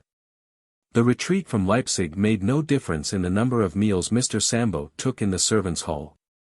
The Allies poured into France, and the dinner bell rang at 5 o'clock just as usual. I don't think poor Amelia cared anything about Brienne and Montmirail, or was fairly interested in the war until the abdication of the Emperor. When she clapped her hands and said prayers, oh, how grateful! And flung herself into George Osborne's arms with all her soul, to the astonishment of everybody who witnessed that ebullition of sentiment. The fact is, peace was declared, Europe was going to be at rest, the Corsican was overthrown, and Lieutenant Osborne's regiment would not be ordered on service. That was the way in which Miss Amelia reasoned. The fate of Europe was Lieutenant George Osborne to her. His dangers being over, she sang Te Deum. He was her Europe, her emperor, her allied monarchs and august prince regent. He was her sun and moon. And I believe she thought the grand illumination and ball at the Mansion House, given to the sovereigns, were especially in honor of George Osborne. We have talked of shift, self, and poverty, as those dismal instructors under whom poor Miss Becky Sharp got her education. Now, love was Miss Amelia Sedley's last tutoress, and it was amazing what progress our young lady made under that popular teacher. In the course of 15 or 18 months daily in constant attention to this eminent finishing governess, what a deal of secrets Amelia learned, which Miss Wirt and the black-eyed young ladies over the way, which old Miss Pinkerton of Chiswick herself, had no cognizance of. As, indeed, how should any of those prim and reputable virgins? With Mrs. P. and W. the tender passion is out of the question, would not dare to breathe such an idea regarding them. Miss Maria Osborne, it is true, was attached to Mr. Frederick Augustus Bullock, of the firm of Hulkier, Bullock and Bullock. But hers was a most respectable attachment, and she would have taken Bullock Senior just the same, her mind being fixed, as that of a well-bred young woman should be, upon a house in Park Lane, a country house at Wimbledon, a handsome chariot, and 2 prodigious tall horses and footmen, and a fourth of the annual profits of the eminent firm of Hulkier and Bullock, all of which advantages were represented in the person of Frederick Augustus. Had orange blossoms been invented then, those touching emblems of female purity imported by us from France, where people's daughters are universally sold in marriage, Miss Maria, I say, would have assumed the spotless wreath, and stepped into the travelling carriage by the side of gouty, old, bald-headed, bottle-nosed Bullock Senior, and devoted her beautiful existence to his happiness with perfect modesty. Only the old gentleman was married already, so she bestowed her young affections on the junior partner. Sweet, blooming, orange flowers. The other day I saw Miss Trotter, that was, arrayed in them, trip into the travelling carriage at St. George's, Hanover Square, and Lord Methuselah hobbled in after. With what an engaging modesty she pulled down the blinds of the chariot, the dear innocent. There were half the carriages of Vanity Fair at the wedding. This was not the sort of love that finished Amelia's education, and in the course of a year turned a good young girl into a good young woman, to be a good wife presently, when the happy time should come. This young person, perhaps it was very imprudent in her parents to encourage her, and abet her in such idolatry and silly romantic ideas, loved, with all her heart, the young officer in His Majesty's service with whom we have made a brief acquaintance. She thought about him the very first moment on waking, and his was the very last name mentioned in her prayers. She never had seen a man so beautiful or so clever, such a figure on horseback, such a dancer, such a hero in general. Talk of the prince's bow. What was it to George's? She had seen Mr. Brummel, whom everybody praised so. Compare such a person as that to her George. Not amongst all the beaux at the opera, and there were beaux in those days with actual opera hats, was there anyone to equal him. He was only good enough to be a fairy prince, and oh, what magnanimity to stoop to such a humble Cinderella. Miss Pinkerton would have tried to check this blind devotion very likely, had she been Amelia's confidante, but not with much success, depend upon it. It is in the nature and instinct of some women. Some are made to scheme, and some to love. And I wish any respected bachelor that reads this may take the sort that best likes him.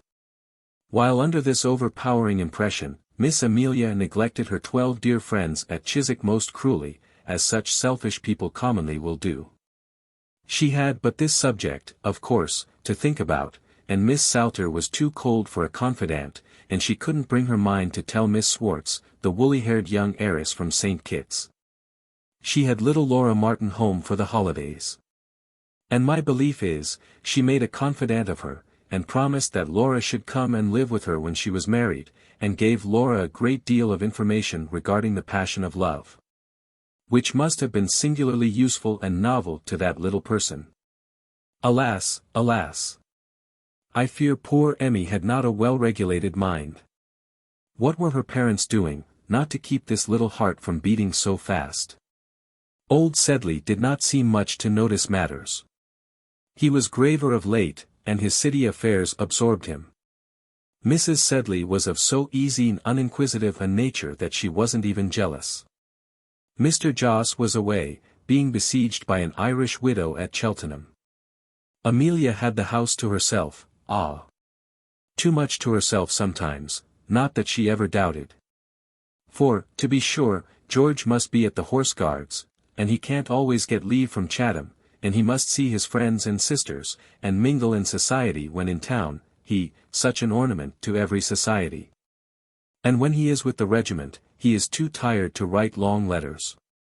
I know where she kept that packet she had, and can steal in and out of her chamber like Iachimo. No, that is a bad part. I will only act moonshine. And peep harmless into the bed where faith and beauty and innocence lie dreaming. But if Osborne's were short and soldier-like letters, it must be confessed, that were Miss Sedley's letters to Mr. Osborne to be published, we should have to extend this novel to such a multiplicity of volumes as not the most sentimental reader could support, that she not only filled sheets of large paper, but crossed them with the most astonishing perverseness. That she wrote whole pages out of poetry books without the least pity, that she underlined words and passages with quite a frantic emphasis, and, in fine, gave the usual tokens of her condition. She wasn't a heroine. Her letters were full of repetition. She wrote rather doubtful grammar sometimes, and in her verses took all sorts of liberties with the metre. But oh, mesdames, if you are not allowed to touch the heart sometimes in spite of syntax, and are not to be loved until you all know the difference between trimeter and tetrameter, may all poetry go to the deuce. And every schoolmaster perish miserably. 13. Sentimental and otherwise. I fear the gentleman to whom Miss Amelia's letters were addressed was rather an obdurate critic. Such a number of notes followed Lieutenant Osborne about the country, that he became almost ashamed of the jokes of his mess-room companions regarding them, and ordered his servant never to deliver them except at his private apartment. He was seen lighting his cigar with one, to the horror of Captain Dobbin, who, it is my belief, would have given a banknote for the document. For some time George strove to keep the liaison a secret. There was a woman in the case, that he admitted. And not the first either, said Ensign Spooney to Ensign Stubble. That Osborne's a devil of a fellow. There was a judge's daughter at Demerara went almost mad about him, then there was that beautiful quadroon girl, Miss Pye, at St. Vincent's, you know, and since he's been home, they say he's a regular Don Giovanni, by Jove. Stubble and Spooney thought that to be a regular Don Giovanni, by Jove, was one of the finest qualities a man could possess, and Osborne's reputation was prodigious amongst the young men of the regiment. He was famous in field sports, famous at a song, famous on parade, free with his money, which was bountifully supplied by his father. His coats were better made than any man's in the regiment, and he had more of them. He was adored by the men. He could drink more than any officer of the whole mess, including old Heavytop, the colonel. He could spar better than Knuckles, the private, who would have been a corporal but for his drunkenness, and who had been in the prize ring. And was the best batter and bowler, out and out, of the regimental club. He rode his own horse, Greased Lightning, and won the Garrison Cup at Quebec races. There were other people besides Amelia who worshipped him. Stubble and Spoony thought him a sort of Apollo, Dobbin took him to be an admirable Crichton, and Mrs. Major O'Dowd acknowledged he was an elegant young fellow, and put her in mind of Fitzgerald Fogarty, Lord Castlefogarty's second son.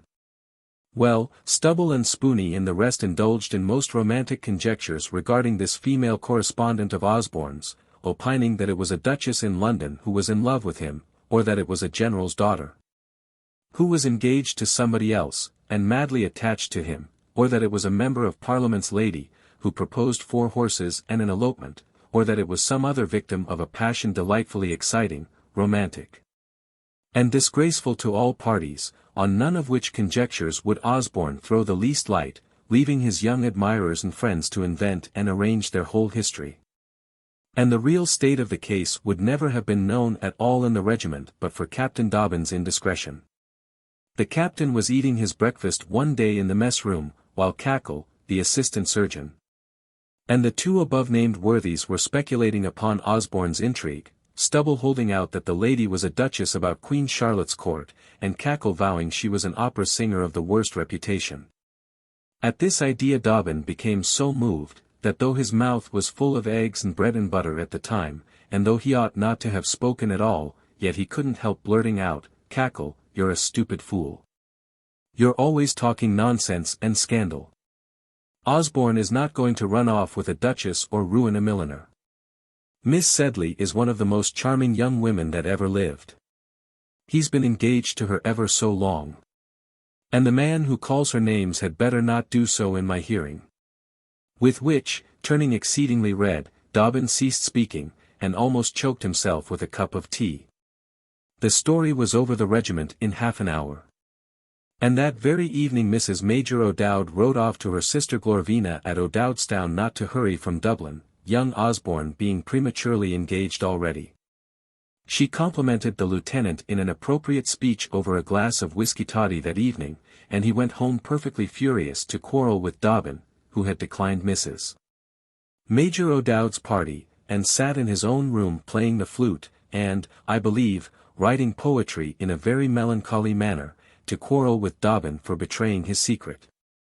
"Who the deuce asked you to talk about my affairs?" Osborne shouted indignantly. "Why the devil is all the regiment to know that I am going to be married? Why is that tattling old harridan, Peggy O'Dowd, to make free with my name at her D.D. supper table, and advertise my engagement over the 3 kingdoms? After all, what right have you to say I am engaged, or to meddle in my business at all, Dobbin?" "It seems to me," Captain Dobbin began. "Seems be hanged, Dobbin," his junior interrupted him. "I am under obligations to you, I know it, deal too well too, but I won't be always sermonized by you because you're 5 years my senior. I'm hanged if I'll stand your airs of superiority and infernal pity and patronage. Pity and patronage. I should like to know in what I'm your inferior. Are you engaged?" Captain Dobbin interposed. "What the devil's that to you or anyone here if I am? Are you ashamed of it?" Dobbin resumed. "What right have you to ask me that question, sir?" "I should like to know," George said. "Good God, you don't mean to say you want to break off?" asked Dobbin, starting up. "In other words, you ask me if I'm a man of honor," said Osborne, fiercely, "is that what you mean? You've adopted such a tone regarding me lately that I'm if I'll bear it any more. What have I done? I've told you you were neglecting a sweet girl, George. I've told you that when you go to town you ought to go to her, and not to the gambling houses about St. James's. You want your money back, I suppose," said George, with a sneer. "Of course I do, I always did, didn't I, says Dobbin. You speak like a generous fellow. No, hang it, William, I beg your pardon, here George interposed in a fit of remorse, you have been my friend in 100 ways, heaven knows. You've got me out of a score of scrapes. When Crawley of the Guards won that sum of money of me I should have been done but for you, I know I should. But you shouldn't deal so hardly with me, you shouldn't be always catechizing me. I am very fond of Amelia. I adore her, and that sort of thing. Don't look angry. She's faultless, I know she is. But you see there's no fun in winning a thing unless you play for it. Hang it, the regiment's just back from the West Indies, I must have a little fling, and then when I'm married I'll reform, I will upon my honor, now. And, I say, Dob, don't be angry with me, and I'll give you 100 next month, when I know my father will stand something handsome. And I'll ask Heavytop for leave, and I'll go to town, and see Amelia tomorrow, there now, will that satisfy you? It is impossible to be long angry with you, George, said the good-natured captain.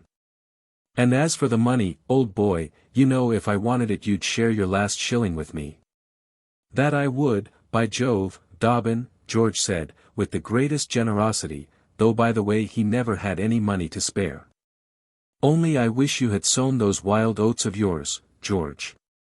If you could have seen poor little Miss Emmy's face when she asked me about you the other day, you would have pitched those billiard balls to the deuce. Go and comfort her, you rascal. Go and write her a long letter. Do something to make her happy, a very little will. I believe she's d fond of me, the lieutenant said, with a self-satisfied air, and went off to finish the evening with some jolly fellows in the mess room. Amelia meanwhile, in Russell Square, was looking at the moon, which was shining upon that peaceful spot, as well as upon the square of the Chatham Barracks, where Lieutenant Osborne was quartered, and thinking to herself how her hero was employed. Perhaps he is visiting the sentries, thought she, perhaps he is bivouacking, perhaps he is attending the couch of a wounded comrade, or studying the art of war up in his own desolate chamber. And her kind thoughts sped away as if they were angels and had wings, and flying down the river to Chatham and Rochester, strove to peep into the barracks where George was. All things considered, I think it was as well the gates were shut, and the sentry allowed no one to pass, so that the poor little white-robed angel could not hear the songs those young fellows were roaring over the whiskey punch. The day after the little conversation at Chatham Barracks, young Osborne, to show that he would be as good as his word, prepared to go to town, thereby incurring Captain Dobbin's applause. I should have liked to make her a little present, Osborne said to his friend in confidence, only I am quite out of cash until my father tips up. But Dobbin would not allow this good nature and generosity to be balked, and so accommodated Mr. Osborne with a few pound notes, which the latter took after a little faint scruple. And I dare say he would have bought something very handsome for Amelia. Only, getting off the coach in Fleet Street, he was attracted by a handsome shirt pin in a jeweller's window, which he could not resist, and having paid for that, had very little money to spare for indulging in any further exercise of kindness. Never mind, you may be sure it was not his presence Amelia wanted. When he came to Russell Square, her face lighted up as if he had been sunshine. The little cares, fears, tears, timid misgivings, sleepless fancies of I don't know how many days and nights, were forgotten, under one moment's influence of that familiar, irresistible smile. He beamed on her from the drawing-room door, magnificent, with ambrosial whiskers, like a god. Sambo, whose face as he announced Captain Osborne, having conferred a brevet rank on that young officer, blazed with a sympathetic grin, saw the little girl start, and flush, and jump up from her watching place in the window. And Sambo retreated, and as soon as the door was shut, she went fluttering to Lieutenant George Osborne's heart as if it was the only natural home for her to nestle in. Oh, thou poor panting little soul! The very finest tree in the whole forest, with the straightest stem, and the strongest arms, and the thickest foliage, wherein you choose to build and coo, may be marked, for what you know, and may be down with a crash ere long. What an old simile that is, between man and timber. In the meanwhile, George kissed her very kindly on her forehead and glistening eyes, and was very gracious and good. And she thought his diamond shirt pin, which she had not known him to wear before, the prettiest ornament ever seen. The observant reader, who has marked our young lieutenant's previous behavior, and has preserved our report of the brief conversation which he has just had with Captain Dobbin, has possibly come to certain conclusions regarding the character of Mr. Osborne. Some cynical Frenchman has said that there are two parties to a love transaction, the one who loves and the other who condescends to be so treated. Perhaps the love is occasionally on the man's side, perhaps on the lady's.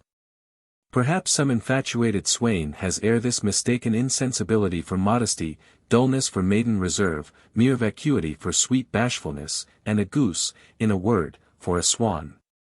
Perhaps some beloved female subscriber has arrayed an ass in the splendor and glory of her imagination, admired his dullness as manly simplicity, worshipped his selfishness as manly superiority, treated his stupidity as majestic gravity, and used him as the brilliant fairy Titania did a certain weaver at Athens. I think I have seen such comedies of errors going on in the world. But this is certain, that Amelia believed her lover to be one of the most gallant and brilliant men in the empire, and it is possible Lieutenant Osborne thought so too. He was a little wild, how many young men are. And don't girls like a rake better than a milksop?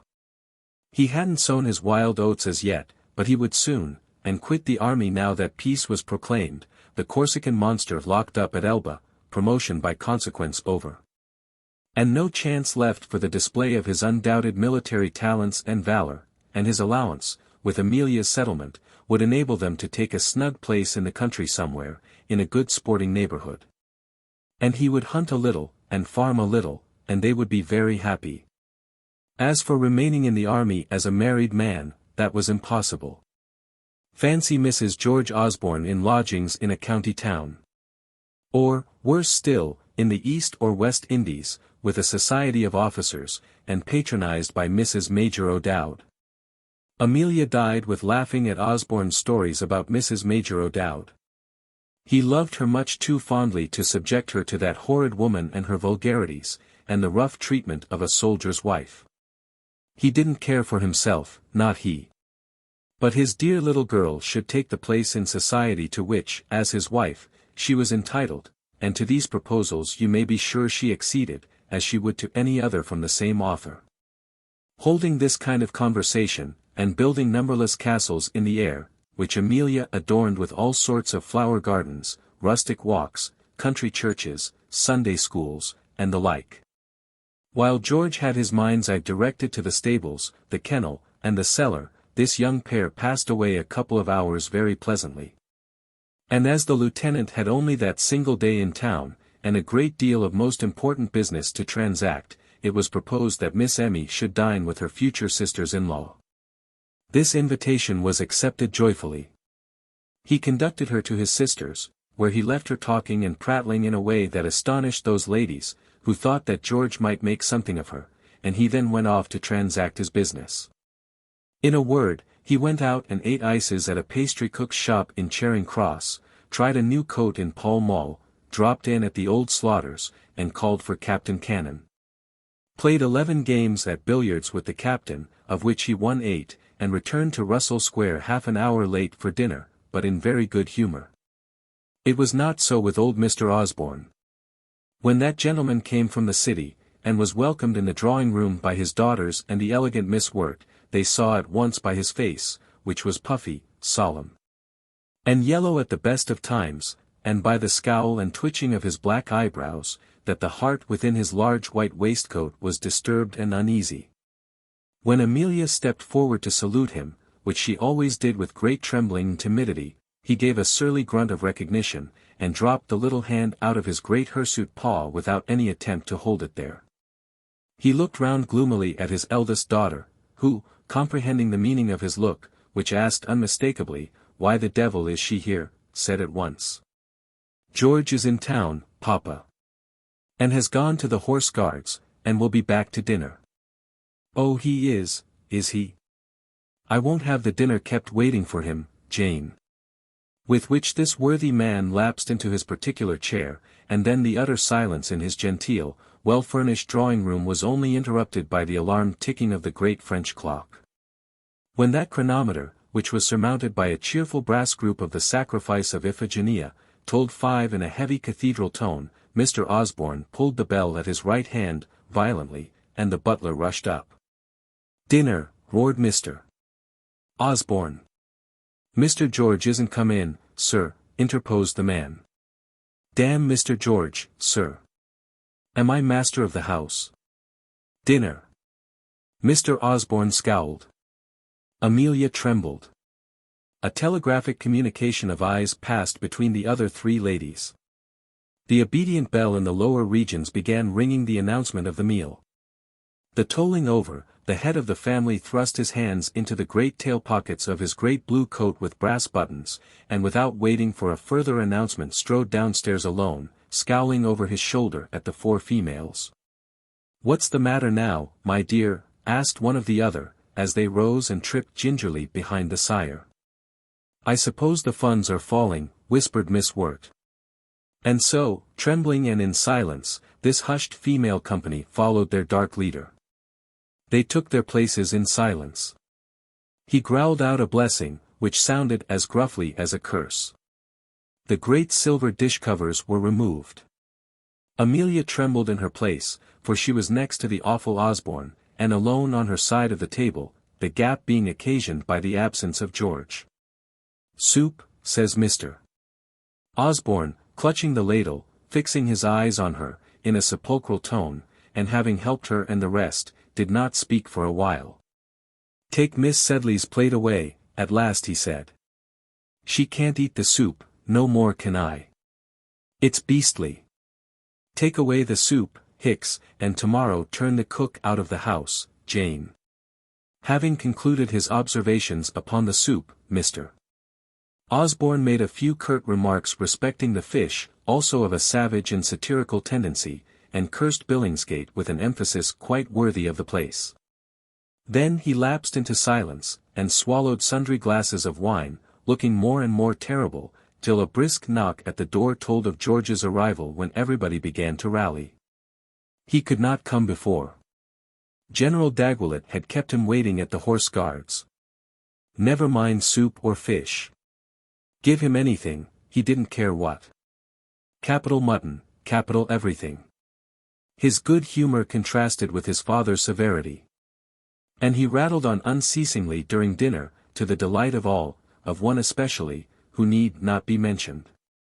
As soon as the young ladies had discussed the orange and the glass of wine which formed the ordinary conclusion of the dismal banquets at Mr. Osborne's house, the signal to make sail for the drawing-room was given, and they all arose and departed. Amelia hoped George would soon join them there. She began playing some of his favorite waltzes, then newly imported, at the great carved-legged, leather-cased grand piano in the drawing-room overhead. This little artifice did not bring him.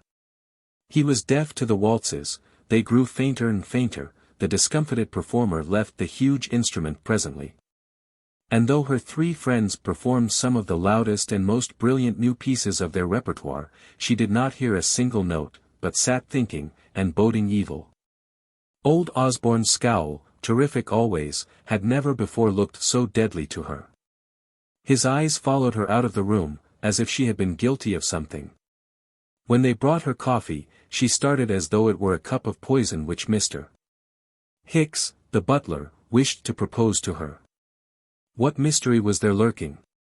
Oh, those women!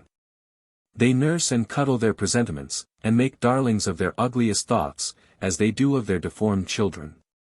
The gloom on the paternal countenance had also impressed George Osborne with anxiety. With such eyebrows, and a look so decidedly bilious, how was he to extract that money from the governor, of which George was consumedly in want? He began praising his father's wine. That was generally a successful means of cajoling the old gentleman.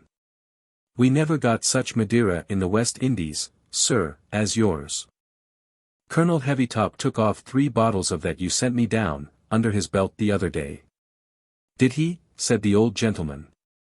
"It stands me in 8 shillings a bottle." "Will you take 6 guineas a dozen for it, sir?" said George, with a laugh. "There's one of the greatest men in the kingdom wants some." "Does he?" growled the senior. Wish he may get it. When General Daguilet was at Chatham, Sir Heavytop gave him a breakfast, and asked me for some of the wine. The general liked it just as well, wanted a pipe for the commander-in-chief. He's His Royal Highness's right-hand man. It is devilish fine wine, said the eyebrows, and they looked more good-humoured. And George was going to take advantage of this complacency, and bring the supply question on the mahogany, when the father, relapsing into solemnity, though rather cordial in manner, bade him ring the bell for claret. And we'll see if that's as good as the Madeira, George, to which His Royal Highness is welcome, I'm sure. And as we are drinking it, I'll talk to you about a matter of importance.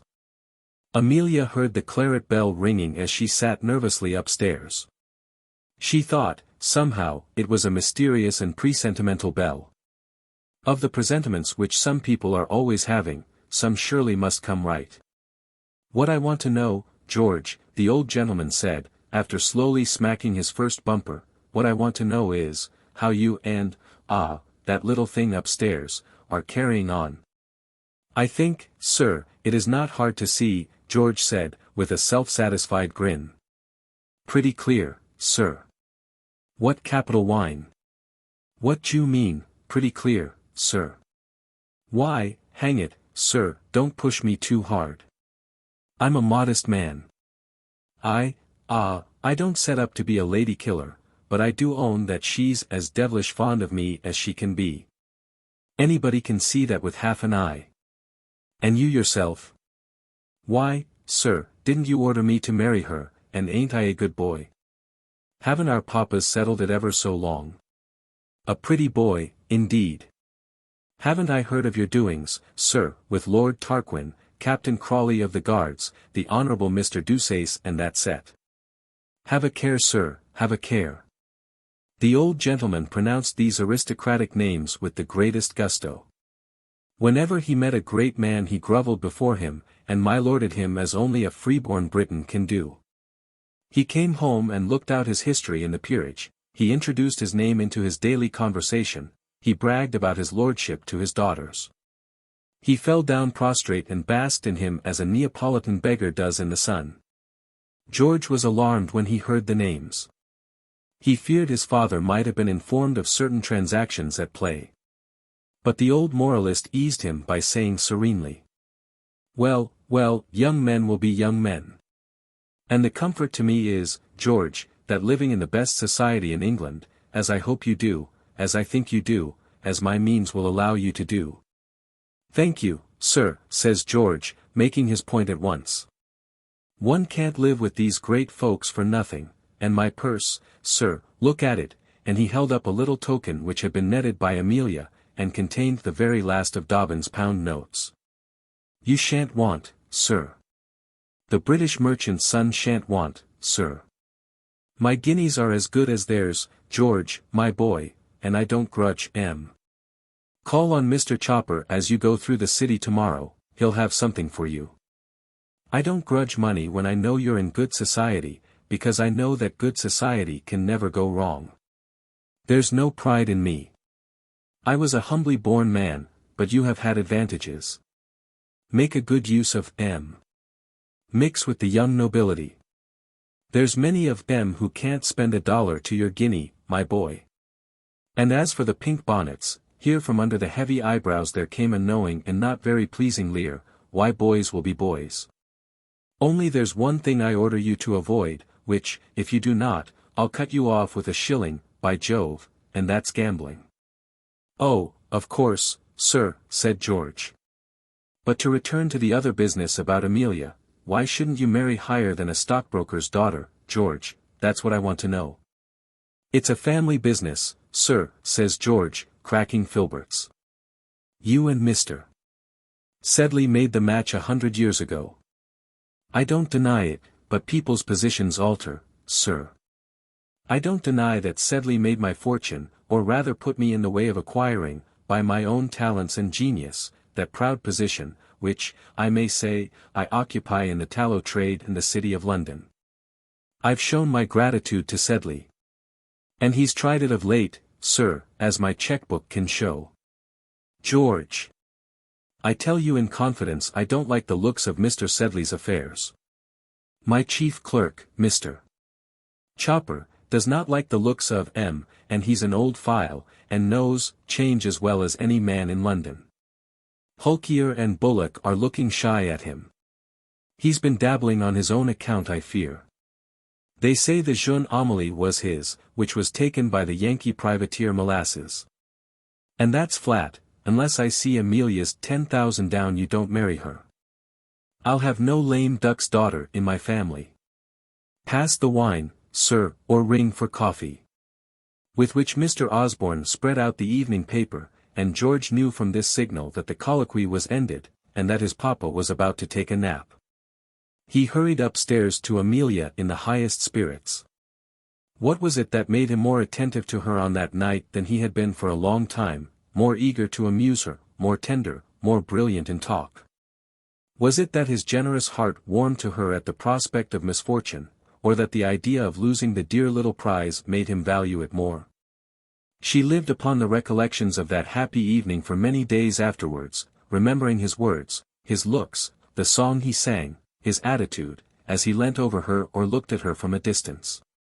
As it seemed to her, no night ever passed so quickly at Mr. Osborne's house before, and for once this young person was almost provoked to be angry by the premature arrival of Mr. Sambo with her shawl.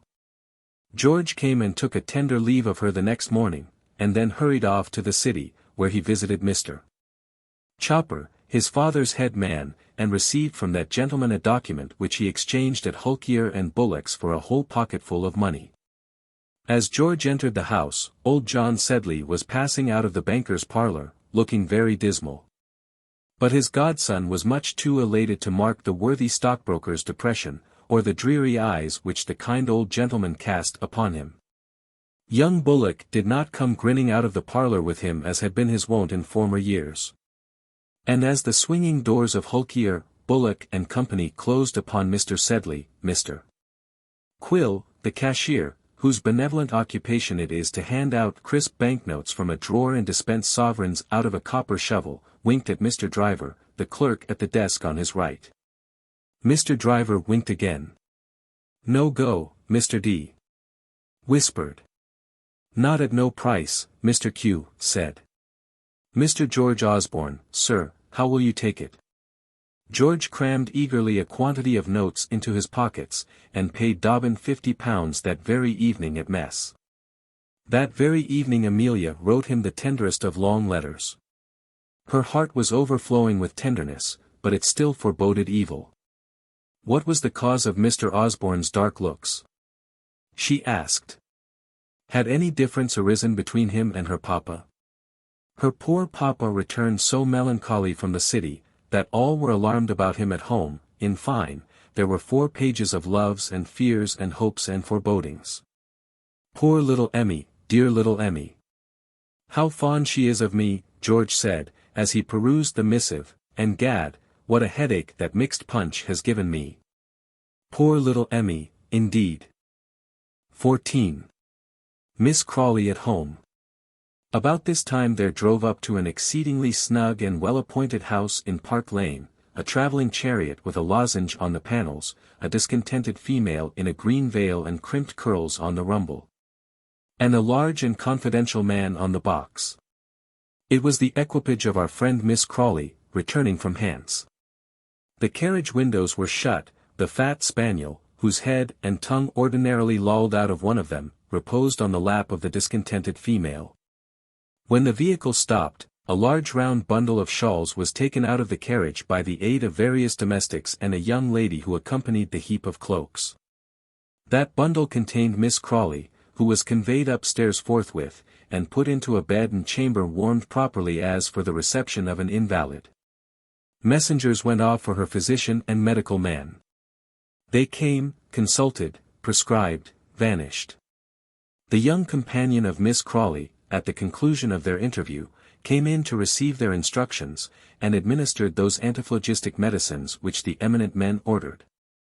Captain Crawley of the Life Guards rode up from Knightsbridge Barracks the next day. His black charger pawed the straw before his invalid aunt's door. He was most affectionate in his inquiries regarding that amiable relative. there seemed to be much source of apprehension. He found Miss Crawley's maid, the discontented female, unusually sulky and despondent. He found Miss Briggs, her dame de company, in tears alone in the drawing-room. She had hastened home, hearing of her beloved friend's illness. She wished to fly to her couch, that couch which she, Briggs, had so often smoothed in the hour of sickness. She was denied admission to Miss Crawley's apartment. A stranger was administering her medicines, a stranger from the country, an odious miss. Tears choked the utterance of the dame de company, and she buried her crushed affections and her poor old red nose in her pocket handkerchief. Rawdon Crawley sent up his name by the sulky femme de chamber, and Miss Crawley's new companion, coming tripping down from the sick-room, put a little hand into his as he stepped forward eagerly to meet her. Gave a glance of great scorn at the bewildered Briggs, and beckoning the young guardsman out of the back drawing-room, led him downstairs into that now desolate dining parlour, where so many a good dinner had been celebrated.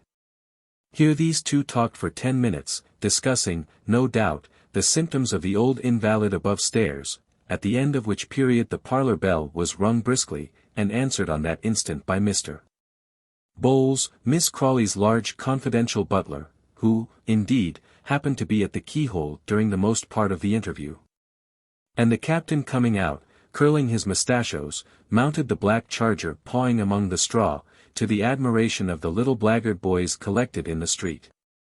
He looked in at the dining-room window, managing his horse, which curveted and capered beautifully. For one instant the young person might be seen at the window, when her figure vanished, and, doubtless, she went upstairs again to resume the affecting duties of benevolence. Who could this young woman be, I wonder? That evening a little dinner for 2 persons was laid in the dining-room, when Mrs. Firkin, the lady's maid, pushed into her mistress's apartment, and bustled about there during the vacancy occasioned by the departure of the new nurse, and the latter and Miss Briggs sat down to the neat little meal. Briggs was so much choked by emotion that she could hardly take a morsel of meat. The young person carved a fowl with the utmost delicacy, and asked so distinctly for egg sauce, that poor Briggs, before whom that delicious condiment was placed, started, made a great clattering with the ladle, and once more fell back in the most gushing hysterical state. "Had you not better give Miss Briggs a glass of wine?" said the person to Mr. Bowles, the large confidential man. He did so. Briggs seized it mechanically, gasped it down convulsively, moaned a little, and began to play with the chicken on her plate. "I think we shall be able to help each other," said the person with great suavity, "and shall have no need of Mr. Bowles's kind services. Mr. Bowles, if you please, we will ring when we want you." He went downstairs, where, by the way, he vented the most horrid curses upon the unoffending footman, his subordinate. "It is a pity you take on so, Miss Briggs," the young lady said, with a cool, slightly sarcastic, air. "My dearest friend is so ill, and won't see me," gurgled out Briggs in an agony of renewed grief. "She's not very ill any more. Console yourself, dear Miss Briggs. She has only overeaten herself, that is all. She is greatly better. She will soon be quite restored again. She is weak from being cupped and from medical treatment, but she will rally immediately. Pray console yourself, and take a little more wine." "But why won't she see me again?" Miss Briggs bleated out. "Oh, Matilda, Matilda, after 23 years' tenderness. Is this the return to your poor Arabella?" "Don't cry too much, poor Arabella," the other said, with ever so little of a grin. "She only won't see you, because she says you don't nurse her as well as I do. It's no pleasure to me to sit up all night. I wish you might do it instead. Have I not tended that dear couch for years?" Arabella said, "And now? Now she prefers somebody else. Well, sick people have these fancies, and must be humored. When she's well I shall go." "Never, never," Arabella exclaimed, madly inhaling her salts bottle. "Never be well or never go, Miss Briggs," the other said, with the same provoking good nature. "Pooh, she will be well in a fortnight, when I shall go back to my little pupils at Queen's Crawley, and to their mother, who is a great deal more sick than our friend. You need not be jealous about me, my dear Miss Briggs. I am a poor little girl without any friends, or any harm in me. I don't want to supplant you in Miss Crawley's good graces. She will forget me a week after I am gone, and her affection for you has been the work of years. Give me a little wine if you please, my dear Miss Briggs, and let us be friends. I'm sure I want friends. The placable and soft-hearted Briggs speechlessly pushed out her hand at this appeal. But she felt the desertion most keenly for all that, and bitterly, bitterly moaned the fickleness of her Matilda. At the end of half an hour, the meal over, Miss Rebecca Sharp, for such, astonishing to state, is the name of her who has been described ingeniously as the person hitherto, went upstairs again to her patient's rooms, from which, with the most engaging politeness, she eliminated poor Firkin. Thank you, Mrs. Firkin, that will quite do, how nicely you make it. I will ring when anything is wanted. Thank you, and Firkin came downstairs in a tempest of jealousy, only the more dangerous because she was forced to confine it in her own bosom. Could it be the tempest which, as she passed the landing of the first floor, blew open the drawing-room door? No, it was stealthily opened by the hand of Briggs. Briggs had been on the watch. Briggs too well heard the creaking Firkin descend the stairs, and the clink of the spoon and gruel basin the neglected female carried. Well, Firkin, says she, as the other entered the apartment. Well, Jane. Wuss and wuss, Miss B. Firkin said, wagging her head. Is she not better then? She never spoke but once, and I asked her if she felt a little more easy, and she told me to hold my stupid tongue. Oh, Miss B, I never thought to have seen this day. And the waterworks again began to play. What sort of a person is this Miss Sharp, Firkin? I little thought, while enjoying my Christmas revels in the elegant home of my firm friends, the Reverend Lionel Delamere and his amiable lady, to find a stranger had taken my place in the affections of my dearest, my still dearest Matilda. Miss Briggs, it will be seen by her language, was of a literary and sentimental turn, and had once published a volume of poems, Trills of the Nightingale, by subscription. Miss B, they are all infuriated about that young woman, Firkin replied. Sir Pitt wouldn't have let her go, but he daren't refuse Miss Crawley anything. Mrs. Bute at the rectory just as bad, never happy out of her sight. The captain quite wild about her. Mr. Crawley mortial jealous. Since Miss C. was took ill, she won't have nobody near her but Miss Sharp, I can't tell for where nor for why, and I think some think has bewitched everybody. Rebecca passed that night in constant watching upon Miss Crawley. The next night the old lady slept so comfortably, that Rebecca had time for several hours comfortable repose herself on the sofa, at the foot of her patroness's bed. Very soon, Miss Crawley was so well that she sat up and laughed heartily at a perfect imitation of Miss Briggs and her grief, which Rebecca described to her. Briggs' weeping snuffle, and her manner of using the handkerchief, were so completely rendered that Miss Crawley became quite cheerful, to the admiration of the doctors when they visited her, who usually found this worthy woman of the world. When the least sickness attacked her, under the most abject depression and terror of death. Captain Crawley came every day, and received bulletins from Miss Rebecca respecting his aunt's health. This improved so rapidly, that poor Briggs was allowed to see her patroness. And persons with tender hearts may imagine the smothered emotions of that sentimental female, and the affecting nature of the interview. Miss Crawley liked to have Briggs in a good deal soon. Rebecca used to mimic her to her face with the most admirable gravity, thereby rendering the imitation doubly piquant to her worthy patroness. The causes which had led to the deplorable illness of Miss Crawley, and her departure from her brother's house in the country, were of such an unromantic nature that they are hardly fit to be explained in this genteel and sentimental novel. For how is it possible to hint of a delicate female, living in good society, that she ate and drank too much? And that a hot supper of lobsters profusely enjoyed at the rectory was the reason of an indisposition which Miss Crawley herself persisted was solely attributable to the dampness of the weather? The attack was so sharp that Matilda, as his reverence expressed it, was very nearly off the hooks. All the family were in a fever of expectation regarding the will, and Rawdon Crawley was making sure of at least £40,000 before the commencement of the London season. Mr. Crawley sent over a choice parcel of tracts, to prepare her for the change from Vanity Fair and Park Lane for another world. But a good doctor from Southampton being called in time, vanquished the lobster which was so nearly fatal to her, and gave her sufficient strength to enable her to return to London. The baronet did not disguise his exceeding mortification at the turn which affairs took.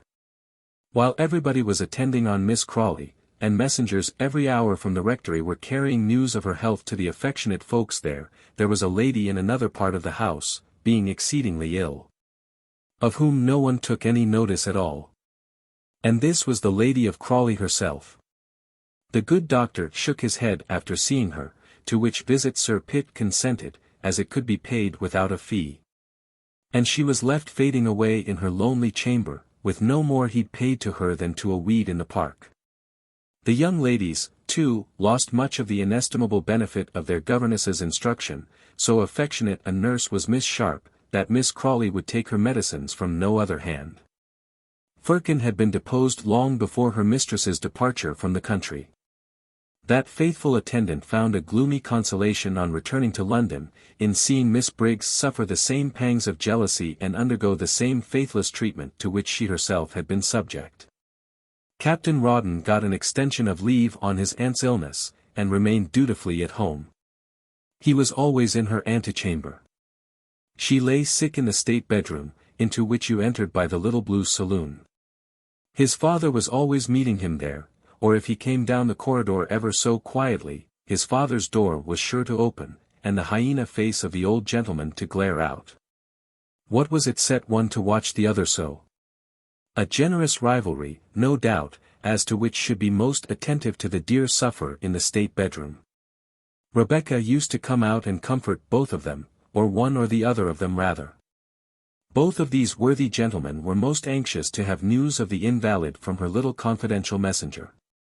At dinner, to which meal she descended for half an hour, she kept the peace between them, after which she disappeared for the night, when Rawdon would ride over to the depot of the 150th at Mudbury, leaving his papa to the society of Mr.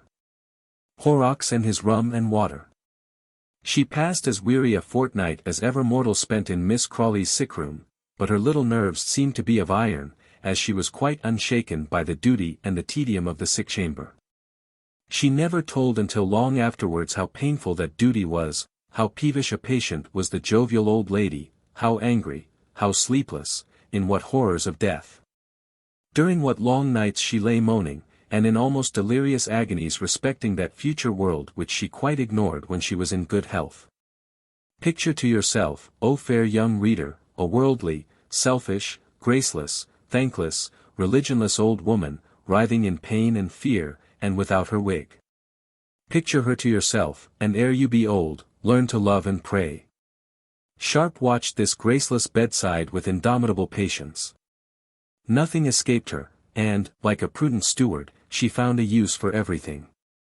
She told many a good story about Miss Crawley's illness in after days, stories which made the lady blush through her artificial carnations. During the illness she was never out of temper, always alert. She slept light, having a perfectly clear conscience, and could take that refreshment at almost any minute's warning. And so you saw very few traces of fatigue in her appearance. Her face might be a trifle paler, and the circles round her eyes a little blacker than usual. But whenever she came out from the sick-room she was always smiling, fresh, and neat, and looked as trim in her little dressing gown and cap, as in her smartest evening suit. The captain thought so, and raved about her in uncouth convulsions. The barbed shaft of love had penetrated his dull hide. 6 weeks, appropinquity, opportunity, had victimized him completely. He made a confidant of his aunt at the rectory, of all persons in the world. She rallied him about it. She had perceived his folly, she warned him, she finished by owning that little Sharp was the most clever, droll, odd, good-natured, simple, kindly creature in England. Rawdon must not trifle with her affections, though, dear Miss Crawley would never pardon him for that, for she, too, was quite overcome by the little governess, and loved Sharp like a daughter.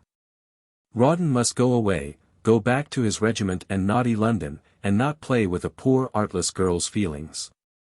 Many and many a time this good-natured lady, compassionating the forlorn lifeguardsman's condition, gave him an opportunity of seeing Miss Sharp at the rectory, and of walking home with her, as we have seen.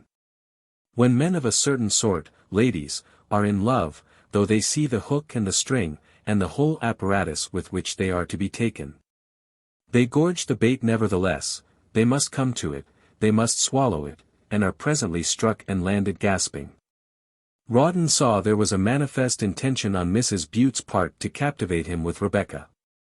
He was not very wise, but he was a man about town, and had seen several seasons. A light dawned upon his dusky soul, as he thought, through a speech of Mrs. Bute's. "Mark my words, Rawdon," she said. "You will have Miss Sharp one day for your relation." "What relation, my cousin, hey, Mrs. Bute?" "James sweet on her, hey?" inquired the waggish officer. "More than that, Mrs. Bute said, with a flash from her black eyes. "Not Pitt? He shan't have her. The sneak ain't worthy of her. He's booked to Lady Jane Sheepshanks. You men perceive nothing.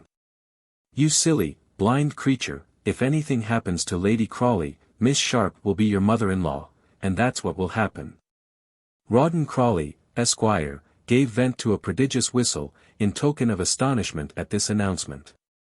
He couldn't deny it. His father's evident liking for Miss Sharp had not escaped him. He knew the old gentleman's character well. And a more unscrupulous old, why, he did not conclude the sentence, but walked home, curling his mustachios, and convinced he had found a clue to Mrs. Bute's mystery. "By Jove, it's too bad," thought Rawdon, "too bad, by Jove. I do believe the woman wants the poor girl to be ruined, in order that she shouldn't come into the family as Lady Crawley." When he saw Rebecca alone, he rallied her about his father's attachment in his graceful way. She flung up her head scornfully, looked him full in the face, and said, "Well, suppose he is fond of me. I know he is, and others too. You don't think I am afraid of him, Captain Crawley? You don't suppose I can't defend my own honor," said the little woman, looking as stately as a queen. "Oh, why, give you fair warning, look out, you know, that's all," said the mustachio twiddler. "You hint at something not honorable, then," said she, flashing out. "Oh gad, really, Miss Rebecca," the heavy dragoon interposed. "Do you suppose I have no feeling of self-respect, because I am poor and friendless, and because rich people have none? Do you think, because I am a governess, I have not as much sense, and feeling, and good breeding as you gentlefolks in Hampshire? I'm a Montmorency. Do you suppose a Montmorency is not as good as a Crawley?" When Miss Sharp was agitated, and alluded to her maternal relatives, she spoke with ever so slight a foreign accent, which gave a great charm to her clear ringing voice. "No," she continued, kindling as she spoke to the captain.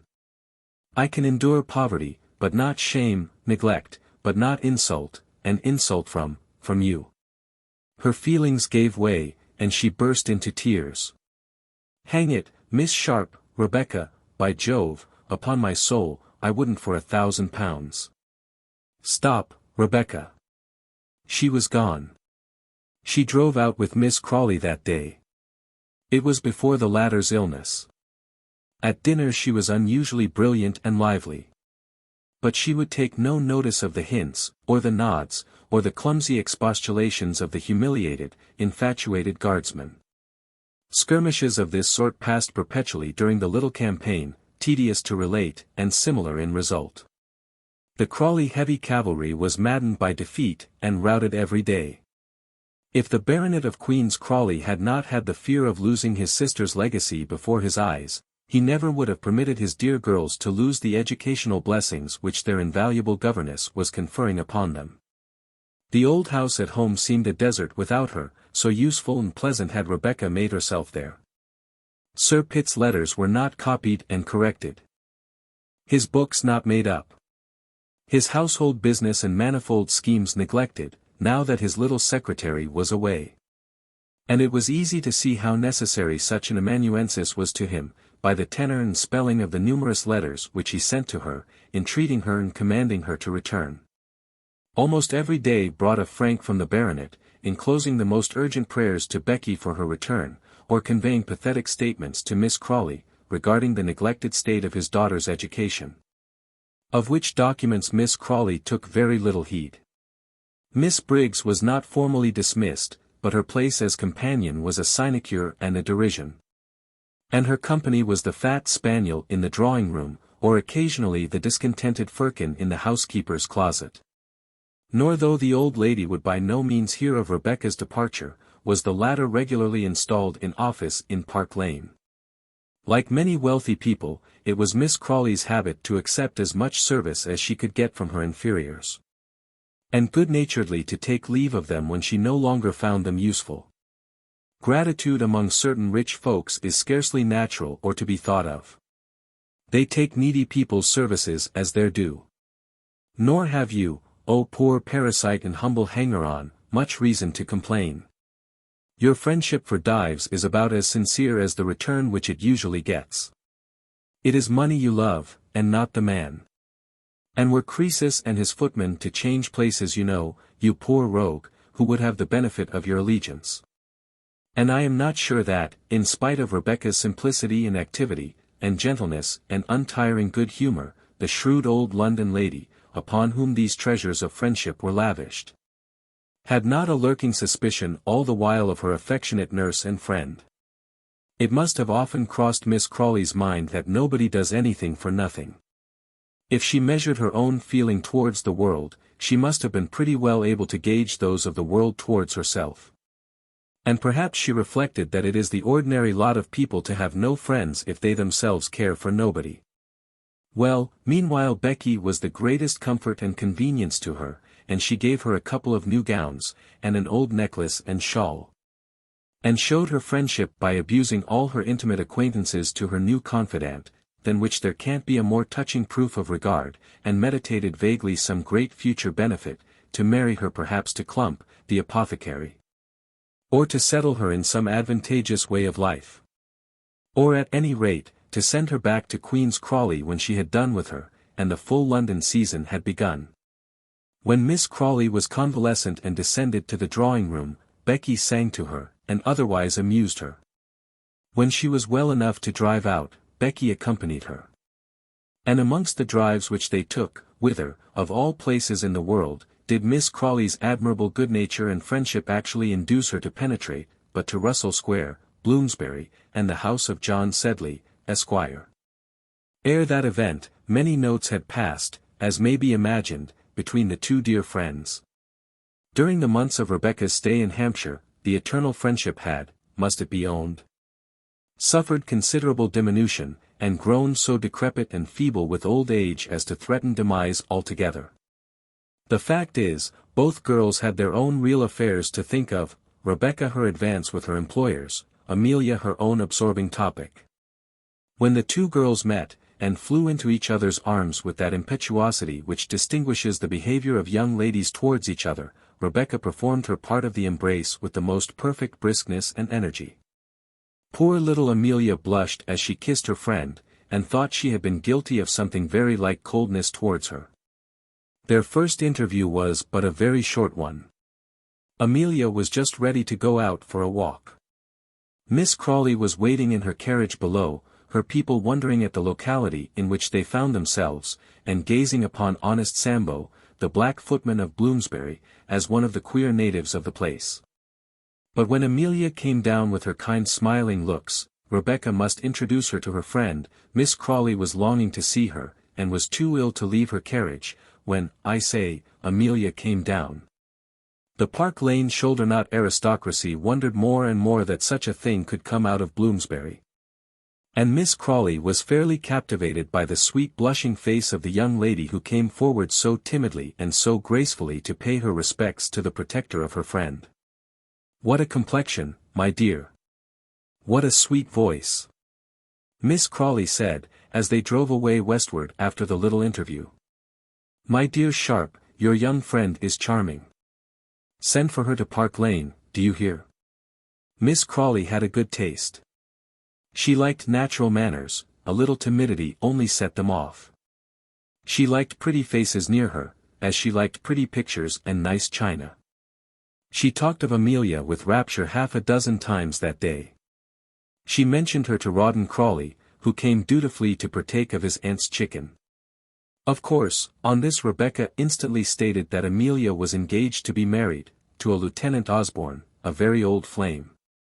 Is he a man in a line regiment? Captain Crawley asked, remembering after an effort, as became a guardsman, the number of the regiment, the th. Rebecca thought that was the regiment. The captain's name, she said, was Captain Dobbin. A lanky gawky fellow, said Crawley, tumbles over everybody. I know him, and Osborne's a goodish-looking fellow with large black whiskers. Enormous, Miss Rebecca Sharp said, and enormously proud of them, I assure you. Captain Rawdon Crawley burst into a horse laugh by way of reply, and being pressed by the ladies to explain, did so when the explosion of hilarity was over. He fancies he can play at billiards, said he. I won 200 of him at the Cocoa Tree. He play, the young flat. He'd have played for anything that day, but his friend Captain Dobbin carried him off, hang him. Rawdon, don't be so wicked, Miss Crawley remarked, highly pleased. Why, ma'am, of all the young fellows I've seen out of the line, I think this fellow's the greenest. Tarquin and Deuceace get what money they like out of him. He'd go to the deuce to be seen with a lord. He pays their dinners at Greenwich, and they invite the company. And very pretty company too, I dare say. Quite right, Miss Sharp. Right, as usual, Miss Sharp. Uncommon pretty company, haw. And the captain laughed more and more, thinking he had made a good joke. Rawdon, don't be naughty, his aunt exclaimed. Well, his father's a city man, immensely rich, they say. Hang those city fellows, they must bleed. And I've not done with him yet, I can tell you. Haw. Fie, Captain Crawley, I shall warn Amelia. A gambling husband. Horrid, ain't he, hey, the captain said with great solemnity. And then added, a sudden thought having struck him, Gad, I say, ma'am, we'll have him here. Is he a presentable sort of a person? The aunt inquired. Presentable? Oh, very well. You wouldn't see any difference, Captain Crawley answered. Do let's have him, when you begin to see a few people, and his what-de-call-him, his enamorado, Miss Sharp, that's what you call it, comes. Gad, I'll write him a note, and have him, and I'll try if he can play piquet as well as billiards. Where does he live, Miss Sharp? Miss Sharp told Crawley the lieutenant's town address. And a few days after this conversation, Lieutenant Osborne received a letter, in Captain Rawdon's schoolboy hand, and enclosing a note of invitation from Miss Crawley. Rebecca dispatched also an invitation to her darling Amelia, who, you may be sure, was ready enough to accept it when she heard that George was to be of the party. It was arranged that Amelia was to spend the morning with the ladies of Park Lane, where all were very kind to her. Rebecca patronized her with calm superiority, she was so much the cleverer of the two, and her friend so gentle and unassuming, that she always yielded when anybody chose to command. And so took Rebecca's orders with perfect meekness and good humor. Miss Crawley's graciousness was also remarkable. She continued her raptures about little Amelia, talked about her before her face as if she were a doll, or a servant, or a picture, and admired her with the most benevolent wonder possible. I admire that admiration which the genteel world sometimes extends to the commonalty. There is no more agreeable object in life than to see Mayfair folks condescending. Miss Crawley's prodigious benevolence rather fatigued poor little Amelia, and I am not sure that of the three ladies in Park Lane she did not find honest Miss Briggs the most agreeable. She sympathized with Briggs as with all neglected or gentle people, she wasn't what you call a woman of spirit. George came to dinner, a repast en garçon with Captain Crawley. The great family coach of the Osbornes transported him to Park Lane from Russell Square, where the young ladies, who were not themselves invited, and professed the greatest indifference at that slight, nevertheless looked at Sir Pitt Crawley's name in the baronetage, and learned everything which that work had to teach about the Crawley family in their pedigree, and the Binkies, their relatives, etc., etc. Rawdon Crawley received George Osborne with great frankness and graciousness, praised his play at billiards, asked him when he would have his revenge, was interested about Osborne's regiment, and would have proposed piquet to him that very evening. But Miss Crawley absolutely forbade any gambling in her house, so that the young lieutenant's purse was not lightened by his gallant patron, for that day at least. However, they made an engagement for the next, somewhere, to look at a horse that Crawley had to sell, and to try him in the park, and to dine together, and to pass the evening with some jolly fellows. That is, if you're not on duty to that pretty Miss Sedley, Crawley said, with a knowing wink. Monstrous nice girl, 'pon my honor, though, Osborne, he was good enough to add. Lots of tin, I suppose, eh? Osborne wasn't on duty. He would join Crawley with pleasure, and the latter, when they met the next day, praised his new friend's horsemanship, as he might with perfect honesty, and introduced him to 3 or 4 young men of the first fashion, whose acquaintance immensely elated the simple young officer. "How's little Miss Sharp, by the by?" Osborne inquired of his friend over their wine, with a dandified air. "Good-natured little girl that. Does she suit you well at Queen's Crawley? Miss Sedley liked her a good deal last year." Captain Crawley looked savagely at the lieutenant out of his little blue eyes, and watched him when he went up to resume his acquaintance with the fair governess. Her conduct must have relieved Crawley if there was any jealousy in the bosom of that life guardsman. When the young men went upstairs, and after Osborne's introduction to Miss Crawley, he walked up to Rebecca with a patronizing, easy swagger. He was going to be kind to her and protect her. He would even shake hands with her, as a friend of Amelia's, and saying, "Ah, Miss Sharp, howdy-do," held out his left hand towards her, expecting that she would be quite confounded at the honor. Miss Sharp put out her right forefinger, and gave him a little nod, so cool and killing, that Rawdon Crawley, watching the operations from the other room, could hardly restrain his laughter as he saw the lieutenant's entire discomfiture. The start he gave, the pause, and the perfect clumsiness with which he at length condescended to take the finger which was offered for his embrace. "She'd beat the devil, by Jove," the captain said, in a rapture. And the lieutenant, by way of beginning the conversation, agreeably asked Rebecca how she liked her new place. "My place," said Miss Sharp, coolly, "how kind of you to remind me of it.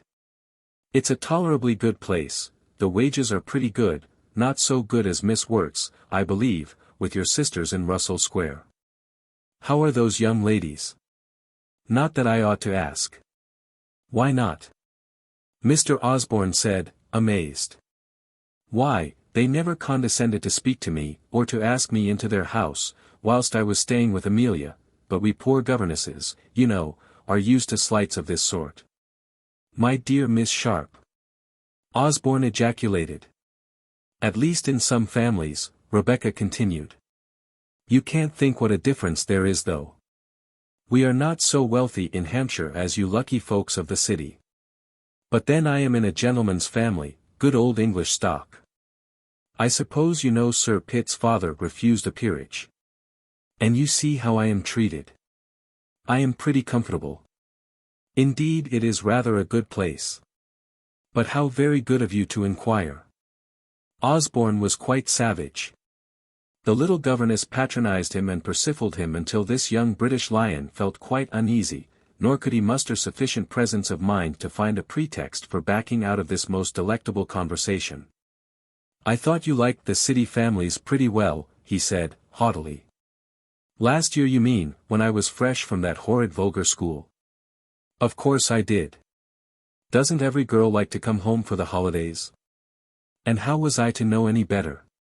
But oh, Mr. Osborne, what a difference 18 months' experience makes. 18 months spent, pardon me for saying so, with gentlemen. As for dear Amelia, she, I grant you, is a pearl, and would be charming anywhere. There now, I see you are beginning to be in a good humor, but oh these queer odd city people. And Mr. Joss, how is that wonderful Mr. Joseph? It seems to me you didn't dislike that wonderful Mr. Joseph last year, Osborne said kindly. How severe of you. Well, entre nous, I didn't break my heart about him. Yet if he had asked me to do what you mean by your looks, and very expressive and kind they are, too, I wouldn't have said no. Mr. Osborne gave a look as much as to say, indeed, how very obliging. What an honor to have had you for a brother-in-law, you are thinking. To be sister-in-law to George Osborne, Esquire, son of John Osborne, Esquire, son of, what was your grandpapa, Mr. Osborne? Well, don't be angry. You can't help your pedigree, and I quite agree with you that I would have married Mr. Joe Sedley, for could a poor penniless girl do better? Now you know the whole secret. I'm frank and open. Considering all things, it was very kind of you to allude to the circumstance, very kind and polite. Amelia dear, Mr. Osborne and I were talking about your poor brother Joseph. How is he? Thus was George utterly routed. Not that Rebecca was in the right, but she had managed most successfully to put him in the wrong. And he now shamefully fled, feeling, if he stayed another minute, that he would have been made to look foolish in the presence of Amelia. Though Rebecca had had the better of him, George was above the meanness of talebearing or revenge upon a lady, only he could not help cleverly confiding to Captain Crawley, next day, some notions of his regarding Miss Rebecca, that she was a sharp one, a dangerous one, a desperate flirt, etc. In all of which opinions Crawley agreed laughingly, and with every one of which Miss Rebecca was made acquainted before 24 hours were over. They added to her original regard for Mr. Osborne. Her woman's instinct had told her that it was George who had interrupted the success of her first love passage, and she esteemed him accordingly. I only just warn you, he said to Rawdon Crawley, with a knowing look, he had bought the horse, and lost some score of guineas after dinner, I just warn you, I know women, and counsel you to be on the lookout. Thank you, my boy, said Crawley, with a look of peculiar gratitude. You're wide awake, I see. And George went off, thinking Crawley was quite right. He told Amelia of what he had done, and how he had counselled Rawdon Crawley, a devilish good, straightforward fellow, to be on his guard against that little sly, scheming Rebecca.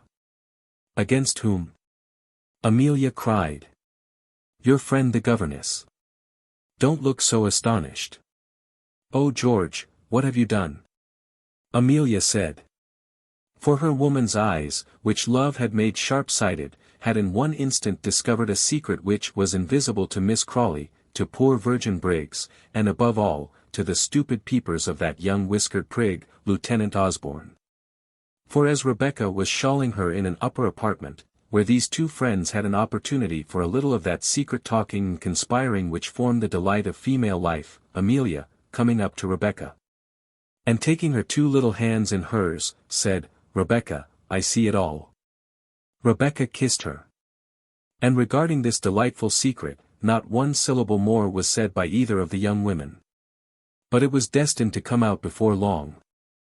Some short period after the above events, and Miss Rebecca Sharp still remaining at her patroness's house in Park Lane, one more hatchment might have been seen in Great Gaunt Street, figuring amongst the many which usually ornament that dismal quarter.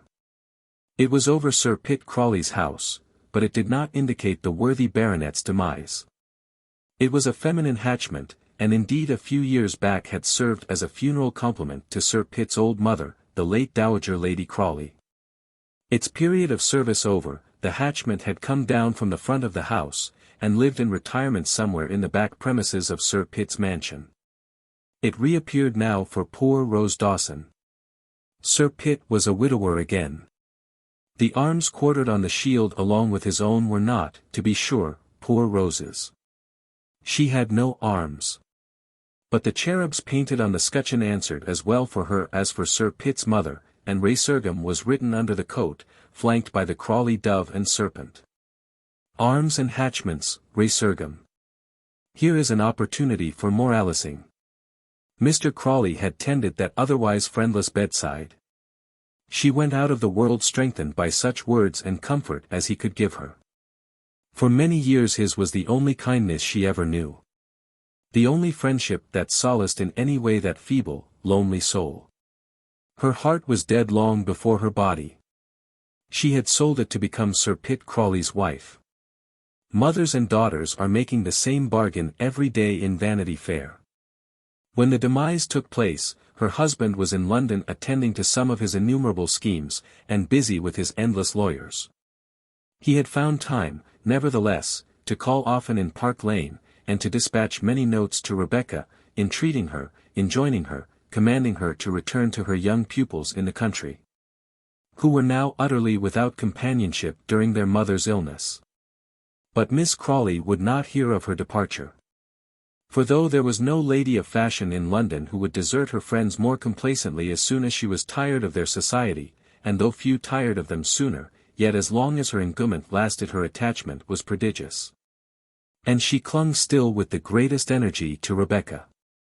The news of Lady Crawley's death provoked no more grief or comment than might have been expected in Miss Crawley's family circle. "I suppose I must put off my party for the 3rd, Miss Crawley said. And added, after a pause, "I hope my brother will have the decency not to marry again." "What a confounded rage Pitt will be in if he does," Rawdon remarked, with his usual regard for his elder brother. Rebecca said nothing. She seemed by far the gravest and most impressed of the family. She left the room before Rawdon went away that day, but they met by chance below, as he was going away after taking leave, and had a parley together. On the morrow, as Rebecca was gazing from the window, she startled Miss Crawley, who was placidly occupied with a French novel, by crying out in an alarmed tone, "Here's Sir Pitt, ma'am," and the baronet's knock followed this announcement. "My dear, I can't see him. I won't see him. Tell Bowles not at home, or go downstairs and say I'm too ill to receive anyone. My nerves really won't bear my brother at this moment," cried out Miss Crawley, and resumed the novel. "She's too ill to see you, sir," Rebecca said, tripping down to Sir Pitt, who was preparing to ascend. "So much the better," Sir Pitt answered. "I want to see you, Miss Becky. Come along a me into the parlour," and they entered that apartment together. "I want you back at Queen's Crawley, miss," the baronet said, fixing his eyes upon her, and taking off his black gloves and his hat with its great crape hatband. His eyes had such a strange look, and fixed upon her so steadfastly, that Rebecca Sharp began almost to tremble. "I hope to come soon," she said in a low voice, "as soon as Miss Crawley is better, and return to the dear children." "You've said so these 3 months, Becky," replied Sir Pitt, "and still you go hanging on to my sister, who'll fling you off like an old shoe, when she's wore you out. I tell you I want you. I'm going back to the funeral. Will you come back? Yes or no?" "I daren't, I don't think, it would be right, to be alone, with you, sir," Becky said, seemingly in great agitation. "I say again, I want you," Sir Pitt said, thumping the table. "I can't get on without you. I didn't see what it was till you went away. The house all goes wrong. It's not the same place. All my accounts has got muddled again. You must come back. Do come back. Dear Becky, do come." "Come, as what, sir?" Rebecca gasped out. "Come as Lady Crawley, if you like," the baronet said, grasping his crape hat. "There. Will that satisfy you? Come back and be my wife. You're vit vort. Birth be hanged. You're as good a lady as ever I see. You've got more brains in your little finger than any baronet's wife in the county. Will you come? Yes or no?" "Oh, Sir Pitt," Rebecca said, very much moved. "Say yes, Becky," Sir Pitt continued. "I'm an old man, but a good un. I'm good for 20 years. I'll make you happy, Zeke, if I don't. You shall do what you like, spend what you like, and have it all your own way. I'll make you a settlement. I'll do everything reglar. Look here. And the old man fell down on his knees and leered at her like a satyr. Rebecca started back a picture of consternation. In the course of this history we have never seen her lose her presence of mind. But she did now, and wept some of the most genuine tears that ever fell from her eyes. "Oh, Sir Pitt," she said. "Oh, sir, I'm married already." 15, in which Rebecca's husband appears for a short time. Every reader of A Sentimental Turn, and we desire no other, must have been pleased with the tableau with which the last act of our little drama concluded. For what can be prettier than an image of love on his knees before beauty? But when Love heard that awful confession from Beauty that she was married already, he bounced up from his attitude of humility on the carpet, uttering exclamations which caused poor little Beauty to be more frightened than she was when she made her avowal. "Married, you're joking," the baronet cried, after the first explosion of rage and wonder. "You're making fun of me, Becky. Who'd ever go to marry you without a shilling to your fortune?" "Married. Married," Rebecca said, in an agony of tears, her voice choking with emotion, her handkerchief up to her ready eyes, fainting against the mantelpiece, a figure of woe fit to melt the most obdurate heart. "Oh, Sir Pitt, dear Sir Pitt, do not think me ungrateful for all your goodness to me. It is only your generosity that has extorted my secret." "Generosity be hanged!" Sir Pitt roared out. "Who is it to, then? You're married. Where was it? Let me come back with you to the country, sir. Let me watch over you as faithfully as ever. Don't separate me from dear Queen's Crawley." "The feller has left you, has he?" the baronet said, beginning, as he fancied, to comprehend. "Well, Becky, come back if you like. You can't eat your cake and have it. Anyways, I made you a fair offer. Come back as governess, you shall have it all your own way." She held out one hand. She cried fit to break her heart. Her ringlets fell over her face, and over the marble mantelpiece where she laid it. "So the rascal ran off, eh?" Sir Pitt said, with a hideous attempt at consolation. "Never mind, Becky, I'll take care of ye." "Oh, sir. It would be the pride of my life to go back to Queen's Crawley, and take care of the children, and of you as formerly, when you said you were pleased with the services of your little Rebecca. When I think of what you have just offered me, my heart fills with gratitude, indeed it does. I can't be your wife, sir, let me be your daughter." Saying which, Rebecca went down on her knees in a most tragical way, and, taking Sir Pitt's horny black hand between her own two, which were very pretty and white and as soft as satin, looked up in his face with an expression of exquisite pathos and confidence, when the door opened, and Miss Crawley sailed in. Mrs. Firkin and Miss Briggs, who happened by chance to be at the parlour door soon after the baronet and Rebecca entered the apartment, had also seen accidentally, through the keyhole, the old gentleman prostrate before the governess, and had heard the generous proposal which he made her. It was scarcely out of his mouth when Mrs. Firkin and Miss Briggs had streamed up the stairs, had rushed into the drawing-room where Miss Crawley was reading the French novel, and had given that old lady the astounding intelligence that Sir Pitt was on his knees, proposing to Miss Sharp. And if you calculate the time for the above dialogue to take place, the time for Briggs and Firkin to fly to the drawing-room, the time for Miss Crawley to be astonished, and to drop her volume of Pigault Lebrun, and the time for her to come downstairs, you will see how exactly accurate this history is, and how Miss Crawley must have appeared at the very instant when Rebecca had assumed the attitude of humility.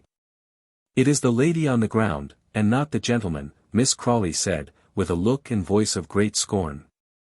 "They told me that you were on your knees, Sir Pitt. Do kneel once more, and let me see this pretty couple." "I have thanked Sir Pitt Crawley, ma'am," Rebecca said, rising, "and have told him that I never can become Lady Crawley." "Refused him?" Miss Crawley said, more bewildered than ever. Briggs and Firkin at the door opened the eyes of astonishment and the lips of wonder. "Yes, refused," Rebecca continued, with a sad, tearful voice. "And am I to credit my ears that you absolutely proposed to her, Sir Pitt, the old lady asked. "Yes," said the baronet, "I did." "And she refused you as she says?" "Yes," Sir Pitt said, his features on a broad grin. "It does not seem to break your heart at any rate," Miss Crawley remarked.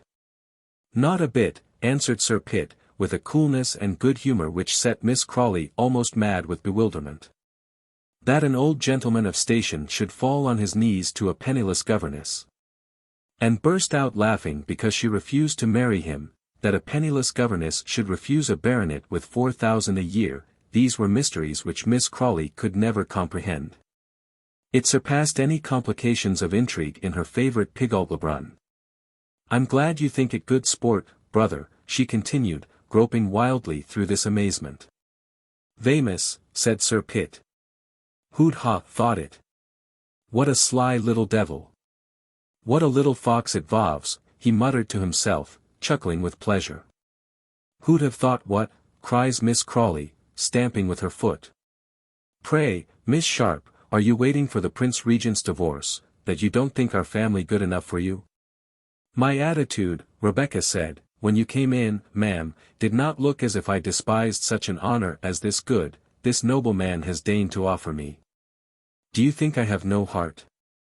Have you all loved me, and been so kind to the poor orphan, deserted, girl, and am I to feel nothing? Oh my friends! Oh my benefactors! May not my love, my life, my duty, try to repay the confidence you have shown me? Do you grudge me even gratitude, Miss Crawley? It is too much, my heart is too full," and she sank down in a chair so pathetically, that most of the audience present were perfectly melted with her sadness. "Whether you marry me or not, you're a good little girl, Becky, and I'm your friend, mind," said Sir Pitt, and putting on his crape-bound hat, he walked away, greatly to Rebecca's relief. For it was evident that her secret was unrevealed to Miss Crawley, and she had the advantage of a brief reprieve. Putting her handkerchief to her eyes, and nodding away honest Briggs, who would have followed her upstairs, she went up to her apartment.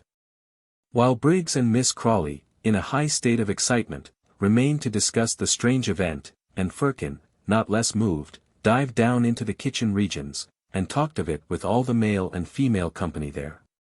And so impressed was Mrs. Firkin with the news, that she thought proper to write off by that very night's post, with her humble duty to Mrs. Bute Crawley and the family at the rectory, and Sir Pitt has been and proposed for to marry Miss Sharp, wherein she has refused him, to the wonder of all. The two ladies in the dining-room, where worthy Miss Briggs was delighted to be admitted once more to confidential conversation with her patroness, wondered to their heart's content at Sir Pitt's offer, and Rebecca's refusal. Briggs very acutely suggesting that there must have been some obstacle in the shape of a previous attachment, otherwise no young woman in her senses would ever have refused so advantageous a proposal. "You would have accepted it yourself, wouldn't you, Briggs?" Miss Crawley said, kindly. "Would it not be a privilege to be Miss Crawley's sister?" Briggs replied, with meek evasion. "Well, Becky would have made a good Lady Crawley, after all," Miss Crawley remarked, who was mollified by the girl's refusal, and very liberal and generous now there was no call for her sacrifices. "She has brains in plenty, much more wit in her little finger than you have, my poor dear Briggs, in all your head. Her manners are excellent, now I have formed her. She is a Montmorency, Briggs, and blood is something, though I despise it for my part, and she would have held her own amongst those pompous stupid Hampshire people much better than that unfortunate ironmonger's daughter." Briggs coincided as usual, and the previous attachment was then discussed in conjectures. "You poor friendless creatures are always having some foolish tendre," Miss Crawley said. "You yourself, you know, were in love with a writing master. Don't cry, Briggs, you're always crying, and it won't bring him to life again, and I suppose this unfortunate Becky has been silly and sentimental too, some apothecary, or house steward, or painter, or young curate, or something of that sort. Poor thing! Poor thing," says Briggs, who was thinking of 24 years back, and that hectic young writing master whose lock of yellow hair, and whose letters, beautiful in their illegibility, she cherished in her old desk upstairs. Poor thing, says Briggs. Once more she was a fresh-cheeked lass of 18, she was at evening church, and the hectic writing-master and she were quavering out of the same psalm-book. After such conduct on Rebecca's part, Miss Crawley said enthusiastically, our family should do something. Find out who is the objet, Briggs. I'll set him up in a shop, or order my portrait of him, you know. Or speak to my cousin, the bishop, and I'll daughter Becky, and we'll have a wedding, Briggs, and you shall make the breakfast, and be a bridesmaid. Briggs declared that it would be delightful, and vowed that her dear Miss Crawley was always kind and generous, and went up to Rebecca's bedroom to console her and prattle about the offer, and the refusal, and the cause thereof. And to hint at the generous intentions of Miss Crawley, and to find out who was the gentleman that had the mastery of Miss Sharp's heart. Rebecca was very kind. Very affectionate and affected, responded to Briggs's offer of tenderness with grateful fervor, owned there was a secret attachment, a delicious mystery. What a pity Miss Briggs had not remained half a minute longer at the keyhole. Rebecca might, perhaps, have told more, but 5 minutes after Miss Briggs's arrival in Rebecca's apartment, Miss Crawley actually made her appearance there, an unheard of honor. Her impatience had overcome her. She could not wait for the tardy operations of her ambassadress, so she came in person, and ordered Briggs out of the room. And expressing her approval of Rebecca's conduct, she asked particulars of the interview, and the previous transactions which had brought about the astonishing offer of Sir Pitt. Rebecca said she had long had some notion of the partiality with which Sir Pitt honored her, for he was in the habit of making his feelings known in a very frank and unreserved manner, but, not to mention private reasons with which she would not for the present trouble Miss Crawley, Sir Pitt's age, station, and habits were such as to render a marriage quite impossible. And could a woman with any feeling of self-respect and any decency listen to proposals at such a moment, when the funeral of the lover's deceased wife had not actually taken place? Nonsense, my dear, you would never have refused him had there not been someone else in the case, Miss Crawley said, coming to her point at once. Tell me the private reasons. What are the private reasons? There is someone. Who is it that has touched your heart? Rebecca cast down her eyes, and owned there was. You have guessed right, dear lady, she said, with a sweet simple faltering voice. You wonder at one so poor and friendless having an attachment, don't you? I have never heard that poverty was any safeguard against it. I wish it were. My poor dear child, cried Miss Crawley, who was always quite ready to be sentimental, is our passion unrequited, then? Are we pining in secret? Tell me all, and let me console you. I wish you could, dear madam, Rebecca said in the same tearful tone. Indeed, I need it. And she laid her head upon Miss Crawley's shoulder and wept there so naturally that the old lady, surprised into sympathy, embraced her with an almost maternal kindness, uttered many soothing protests of regard and affection for her. Vowed that she loved her as a daughter, and would do everything in her power to serve her. And now who is it, my dear? Is it that pretty Miss Sedley's brother? You said something about an affair with him. I'll ask him here, my dear. And you shall have him, indeed you shall. Don't ask me now, Rebecca said. You shall know all soon. Indeed you shall. Dear kind Miss Crawley, dear friend, may I say so? That you may, my child, the old lady replied, kissing her. I can't tell you now, sobbed out Rebecca, I am very miserable. But oh! Love me always, promise you will love me always. And in the midst of mutual tears, for the emotions of the younger woman had awakened the sympathies of the elder, this promise was solemnly given by Miss Crawley, who left her little protégée, blessing and admiring her as a dear, artless, tender-hearted, affectionate, incomprehensible creature. And now she was left alone to think over the sudden and wonderful events of the day, and of what had been and what might have been. What think you were the private feelings of begging her pardon, of Mrs. Rebecca? If, a few pages back, the present writer claimed the privilege of peeping into Miss Amelia Sedley's bedroom, and understanding with the omniscience of the novelist all the gentle pains and passions which were tossing upon that innocent pillow. Why should he not declare himself to be Rebecca's confidant too, master of her secrets, and seal-keeper of that young woman's conscience? Well, then, in the first place, Rebecca gave way to some very sincere and touching regrets that a piece of marvelous good fortune should have been so near her, and she actually obliged to decline it. In this natural emotion every properly regulated mind will certainly share. What good mother is there that would not commiserate a penniless spinster, who might have been my lady, and have shared 4,000 a year? What well-bred young person is there in all Vanity Fair, who will not feel for a hard-working, ingenious, meritorious girl, who gets such an honorable, advantageous, provoking offer, just at the very moment when it is out of her power to accept it? I am sure our friend Becky's disappointment deserves and will command every sympathy. I remember one night being in the fair myself, at an evening party. I observed old Miss Toady there also present, single out for her special attentions and flattery little Mrs. Briefless, the barrister's wife, who is of a good family certainly, but, as we all know, is as poor can be. What, I asked in my own mind, can cause this obsequiousness on the part of Miss Toady? Has Briefless got a county court, or has his wife had a fortune left her? Miss Toady explained presently, with that simplicity which distinguishes all her conduct. You know, she said, Mrs. Briefless is granddaughter of Sir John Redhand, who is so ill at Cheltenham that he can't last 6 months. Mrs.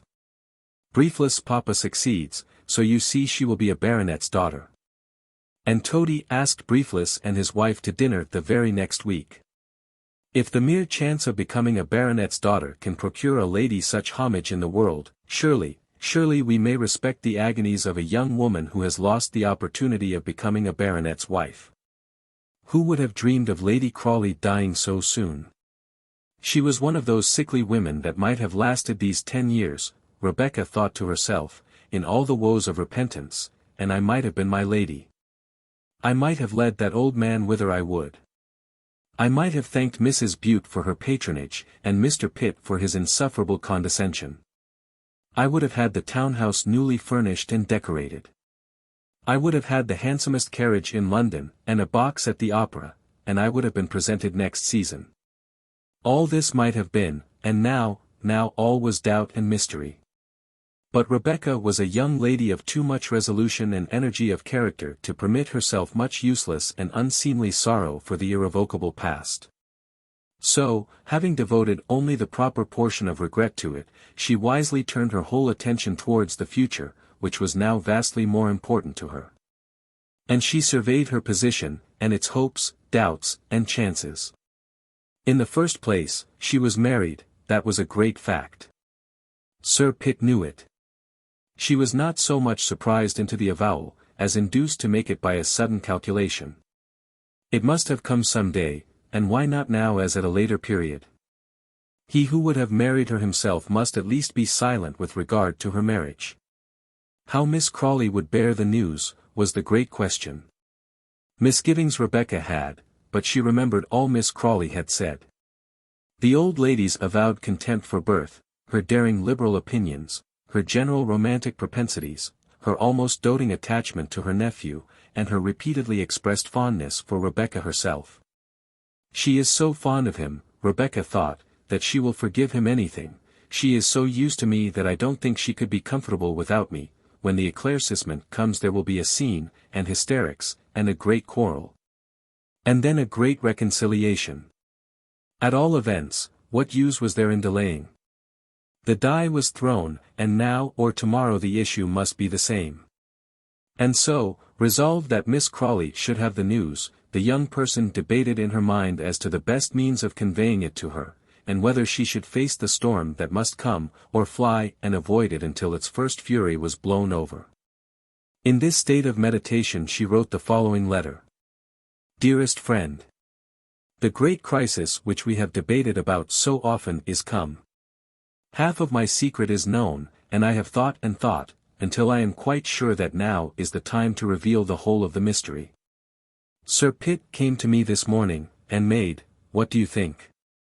A declaration in form. Think of that. Poor little me. I might have been Lady Crawley. How pleased Mrs. Bute would have been, and ma tante if I had taken precedence of her. I might have been somebody's mamma, instead of, oh, I tremble, when I think how soon we must tell all.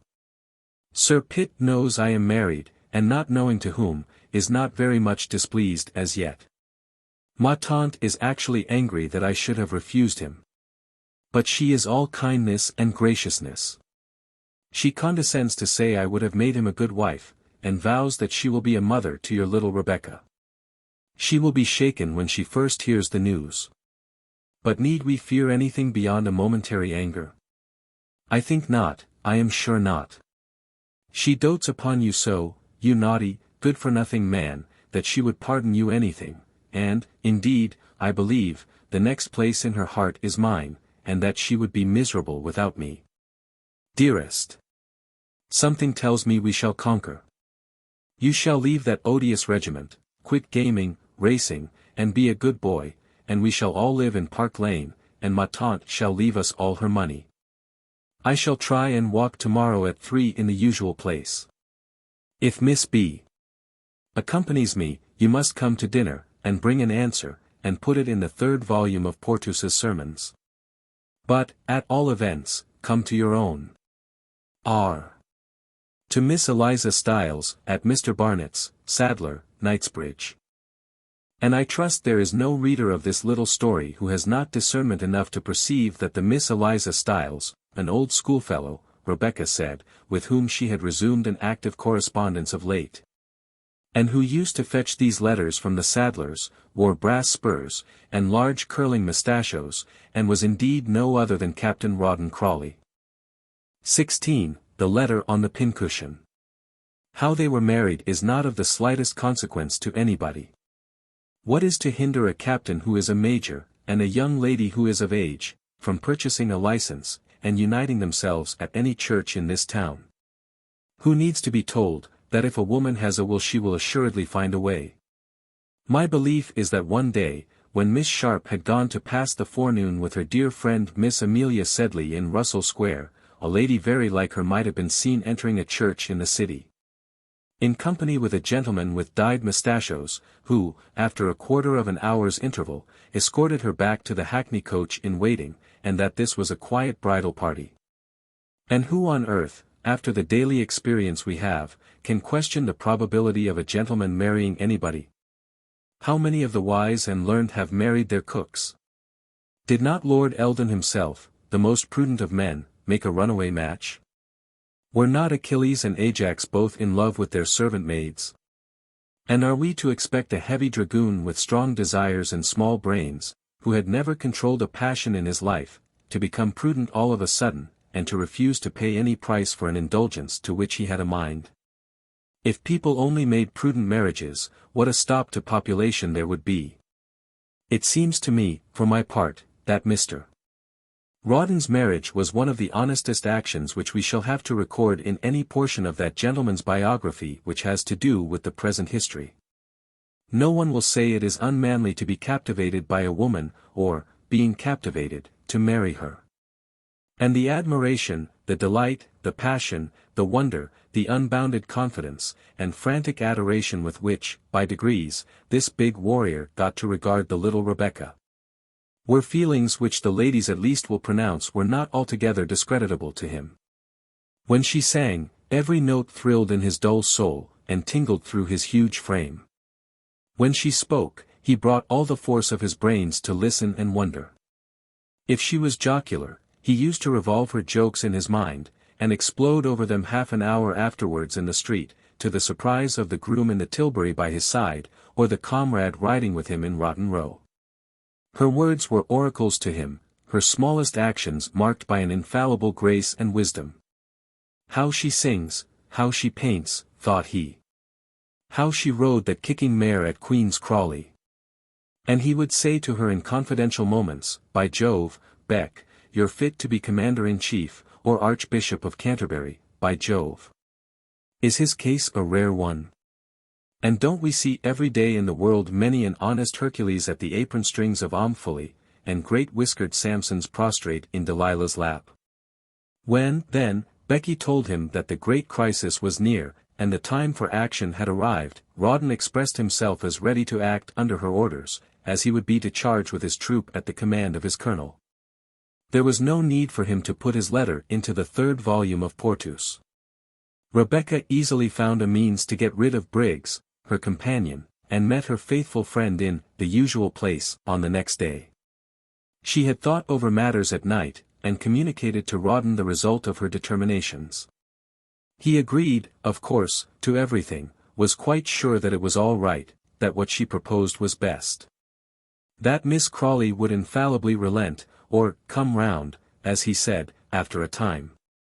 Had Rebecca's resolutions been entirely different, he would have followed them as implicitly. "You have head enough for both of us, Beck," said he. "You're sure to get us out of the scrape. I never saw your equal, and I've met with some clippers in my time too." And with this simple confession of faith, the love-stricken dragoon left her to execute his part of the project which she had formed for the pair. It consisted simply in the hiring of quiet lodgings at Brompton, or in the neighborhood of the barracks, for Captain and Mrs. Crawley. For Rebecca had determined, and very prudently, we think, to fly. Rawdon was only too happy at her resolve. He had been entreating her to take this measure any time for weeks past. He pranced off to engage the lodgings with all the impetuosity of love. He agreed to pay 2 guineas a week so readily, that the landlady regretted she had asked him so little. He ordered in a piano, and half a nursery house full of flowers, and a heap of good things. As for shawls, kid gloves, silk stockings, gold French watches, bracelets and perfumery, he sent them in with the profusion of blind love and unbounded credit. And having relieved his mind by this outpouring of generosity, he went and dined nervously at the club, waiting until the great moment of his life should come. The occurrences of the previous day. The admirable conduct of Rebecca in refusing an offer so advantageous to her, the secret unhappiness preying upon her, the sweetness and silence with which she bore her affliction, made Miss Crawley much more tender than usual. An event of this nature, a marriage, or a refusal, or a proposal, thrills through a whole household of women, and sets all their hysterical sympathies at work. As an observer of human nature, I regularly frequent St. George's, Hanover Square, during the genteel marriage season. And though I have never seen the bridegroom's male friends give way to tears, or the beadles and officiating clergy any way affected, yet it is not at all uncommon to see women who are not in the least concerned in the operations going on, old ladies who are long past marrying, stout middle-aged females with plenty of sons and daughters. Let alone pretty young creatures in pink bonnets, who are on their promotion, and may naturally take an interest in the ceremony. I say it is quite common to see the women present piping, sobbing, sniffling, hiding their little faces in their little useless pocket handkerchiefs, and heaving, old and young, with emotion. When my friend, the fashionable John Pimlico, married the lovely Lady Belgravia Green Parker, the excitement was so general that even the little snuffy old pew-opener who let me into the seat was in tears. And wherefore? I inquired of my own soul. She was not going to be married. Miss Crawley and Briggs, in a word, after the affair of Sir Pitt, indulged in the utmost luxury of sentiment, and Rebecca became an object of the most tender interest to them. In her absence Miss Crawley solaced herself with the most sentimental of the novels in her library. Little Sharp, with her secret griefs, was the heroine of the day. That night Rebecca sang more sweetly and talked more pleasantly than she had ever been heard to do in Park Lane. She twined herself round the heart of Miss Crawley. She spoke lightly and laughingly of Sir Pitt's proposal, ridiculed it as the foolish fancy of an old man. And her eyes filled with tears, and Briggs's heart with unutterable pangs of defeat, as she said she desired no other lot than to remain forever with her dear benefactress. "My dear little creature," the old lady said, "I don't intend to let you stir for years, that you may depend upon it. As for going back to that odious brother of mine after what has passed, it is out of the question. Here you stay with me and Briggs. Briggs wants to go to see her relations very often. Briggs, you may go when you like. But as for you, my dear, you must stay and take care of the old woman." If Rawdon Crawley had been then and there present, instead of being at the club nervously drinking claret, the pair might have gone down on their knees before the old spinster, avowed all, and been forgiven in a twinkling. But that good chance was denied to the young couple, doubtless in order that this story might be written. In which numbers of their wonderful adventures are narrated, adventures which could never have occurred to them if they had been housed and sheltered under the comfortable uninteresting forgiveness of Miss Crawley. Under Mrs. Firkin's orders, in the Park Lane establishment, was a young woman from Hampshire, whose business it was, among other duties, to knock at Miss Sharp's door with that jug of hot water which Firkin would rather have perished than have presented to the intruder. This girl, bred on the family estate, had a brother in Captain Crawley's troop, and if the truth were known, I dare say it would come out that she was aware of certain arrangements, which have a great deal to do with this history. At any rate she purchased a yellow shawl, a pair of green boots, and a light blue hat with a red feather with 3 guineas which Rebecca gave her, and as little Sharp was by no means too liberal with her money. No doubt it was for services rendered that Betty Martin was so bribed. On the second day after Sir Pitt Crawley's offer to Miss Sharp, the sun rose as usual, and at the usual hour Betty Martin, the upstairs maid, knocked at the door of the governess's bedchamber. No answer was returned, and she knocked again. Silence was still uninterrupted, and Betty, with the hot water, opened the door and entered the chamber. The little white dimity bed was as smooth and trim as on the day previous, when Betty's own hands had helped to make it. 2 little trunks were corded in one end of the room, and on the table before the window, on the pincushion, the great fat pincushion lined with pink inside, and twilled like a lady's nightcap, lay a letter. It had been reposing there probably all night. Betty advanced towards it on tiptoe, as if she were afraid to awake it, looked at it, and round the room, with an air of great wonder and satisfaction. Took up the letter, and grinned intensely as she turned it round and over, and finally carried it into Miss Briggs's room below. How could Betty tell that the letter was for Miss Briggs, I should like to know? All the schooling Betty had had was at Mrs. Bute Crawley's Sunday school, and she could no more read writing than Hebrew. "La, Miss Briggs," the girl exclaimed, "oh, miss, something must have happened, there's nobody in Miss Sharp's room.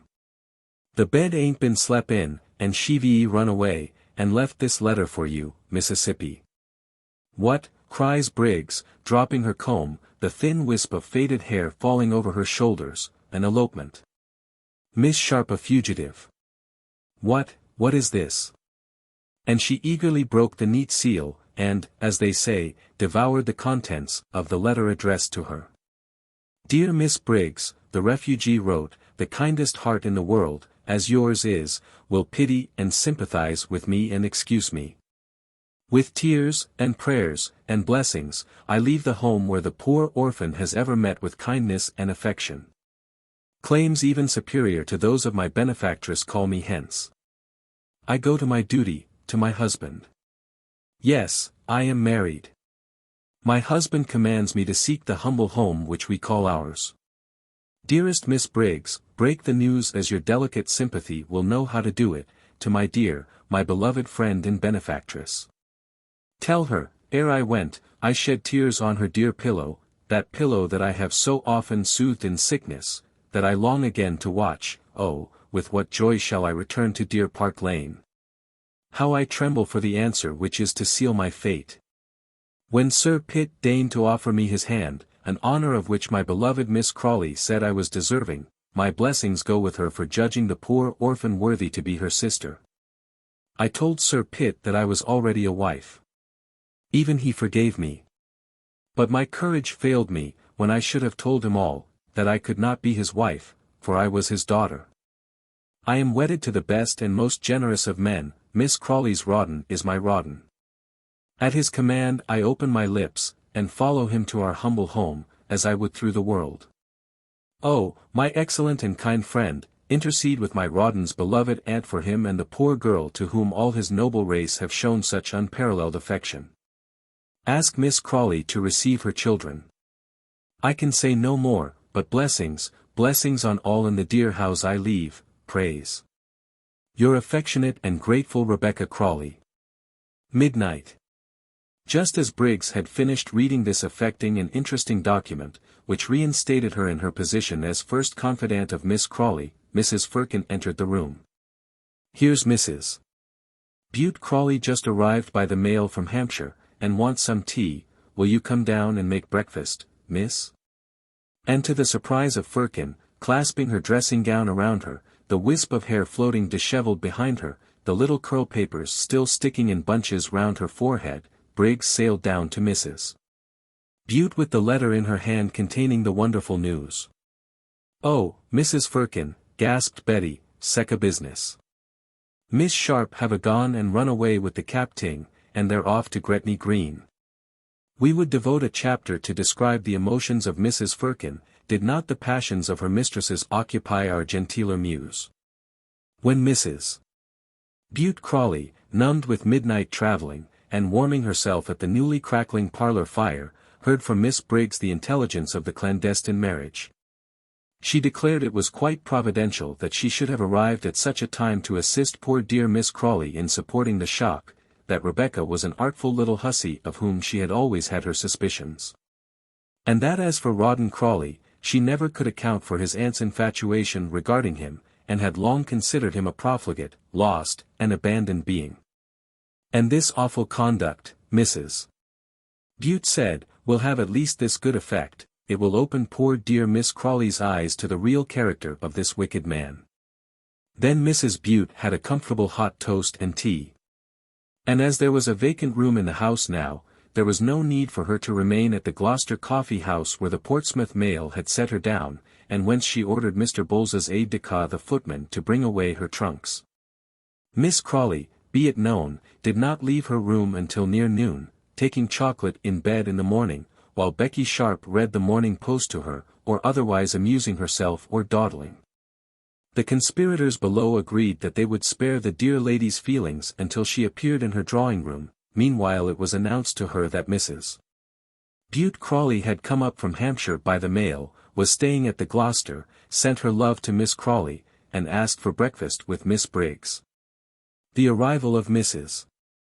Bute, which would not have caused any extreme delight at another period, was hailed with pleasure now. Miss Crawley being pleased at the notion of a gossip with her sister-in-law regarding the late Lady Crawley, the funeral arrangements pending, and Sir Pitt's abrupt proposal to Rebecca. It was not until the old lady was fairly ensconced in her usual armchair in the drawing-room, and the preliminary embraces and inquiries had taken place between the ladies, that the conspirators thought it advisable to submit her to the operation. Who has not admired the artifices and delicate approaches with which women prepare their friends for bad news?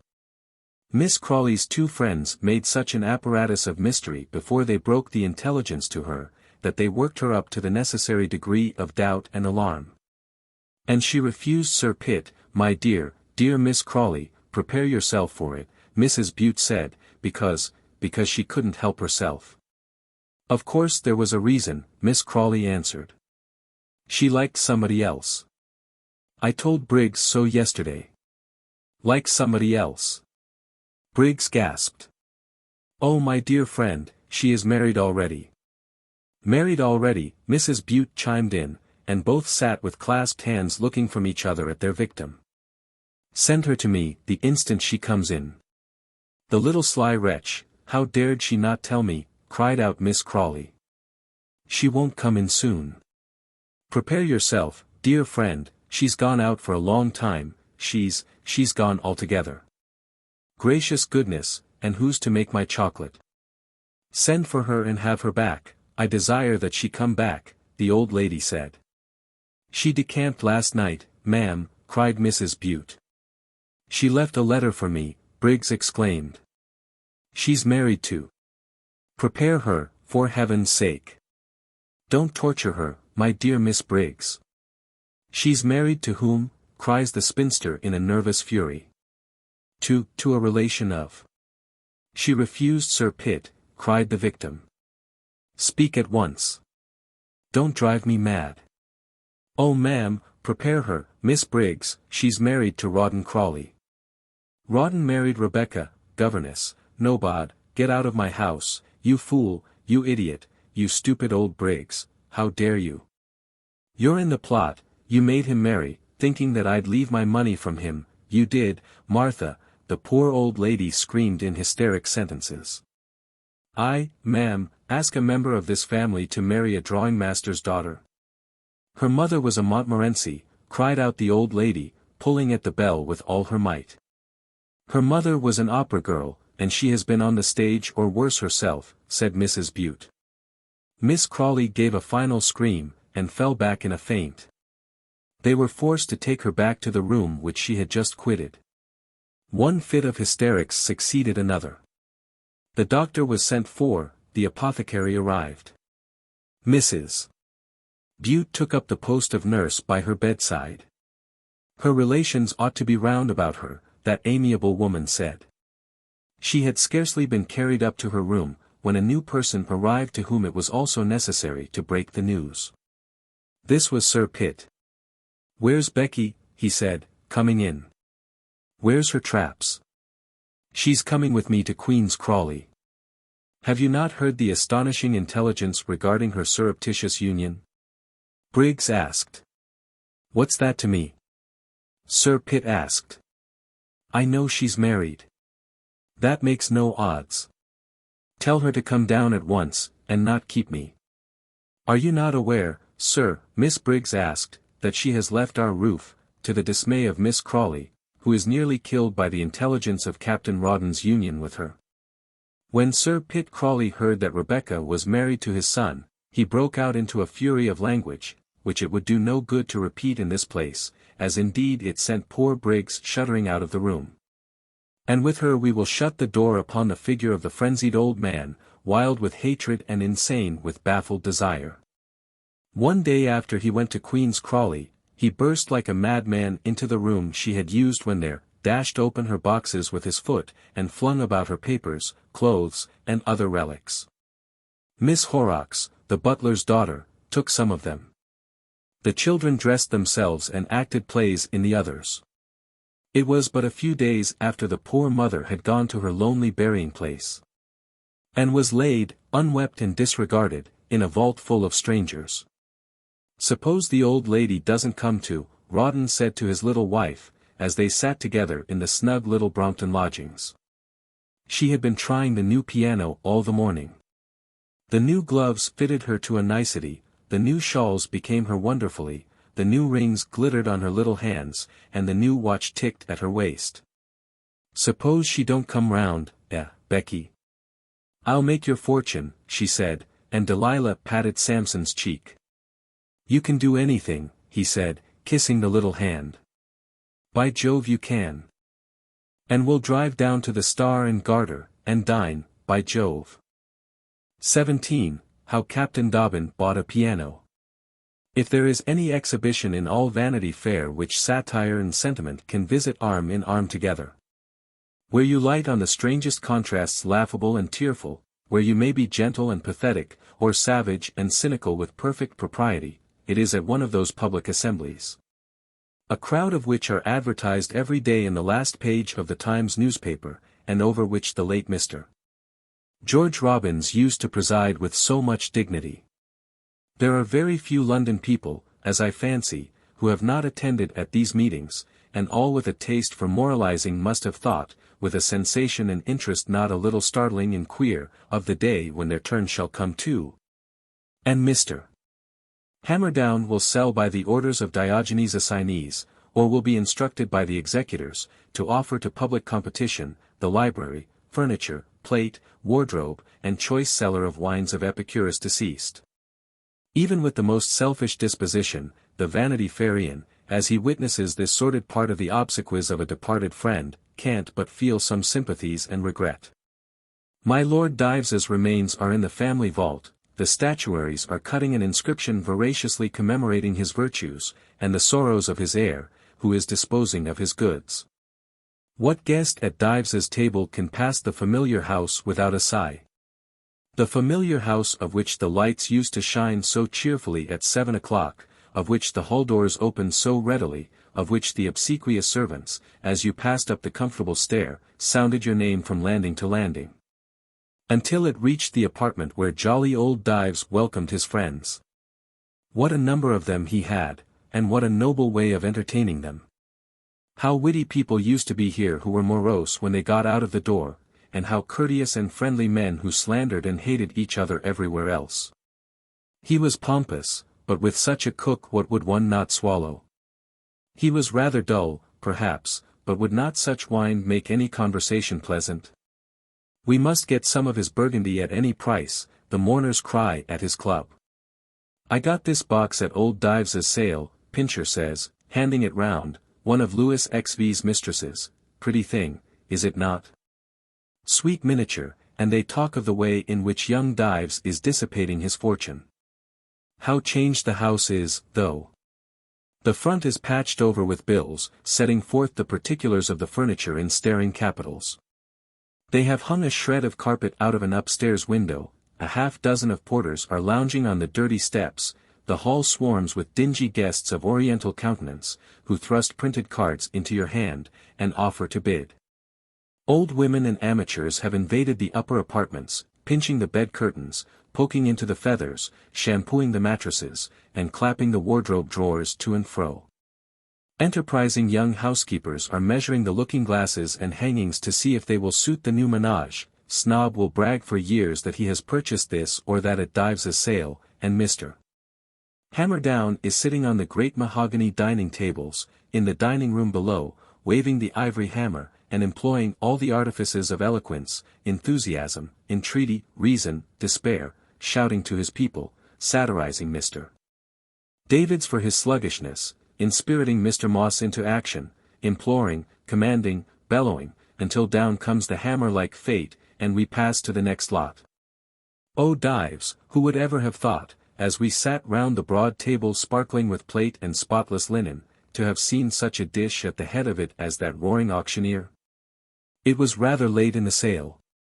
The excellent drawing-room furniture by the best makers, the rare and famous wines selected, regardless of cost, and with the well-known taste of the purchaser, the rich and complete set of family plate had been sold on the previous days. Certain of the best wines, which all had a great character among amateurs in the neighborhood, had been purchased for his master, who knew them very well, by the butler of our friend John Osborne, Esquire, of Russell Square. A small portion of the most useful articles of the plate had been bought by some young stockbrokers from the city. And now the public being invited to the purchase of minor objects, it happened that the orator on the table was expatiating on the merits of a picture, which he sought to recommend to his audience. It was by no means so select or numerous a company as had attended the previous days of the auction. Number 369, roared Mr. Hammerdown. Portrait of a gentleman on an elephant. Who'll bid for the gentleman on the elephant? Lift up the picture, Blowman, and let the company examine this lot. A long, pale, military-looking gentleman, seated demurely at the mahogany table, could not help grinning as this valuable lot was shown by Mr. Blowman.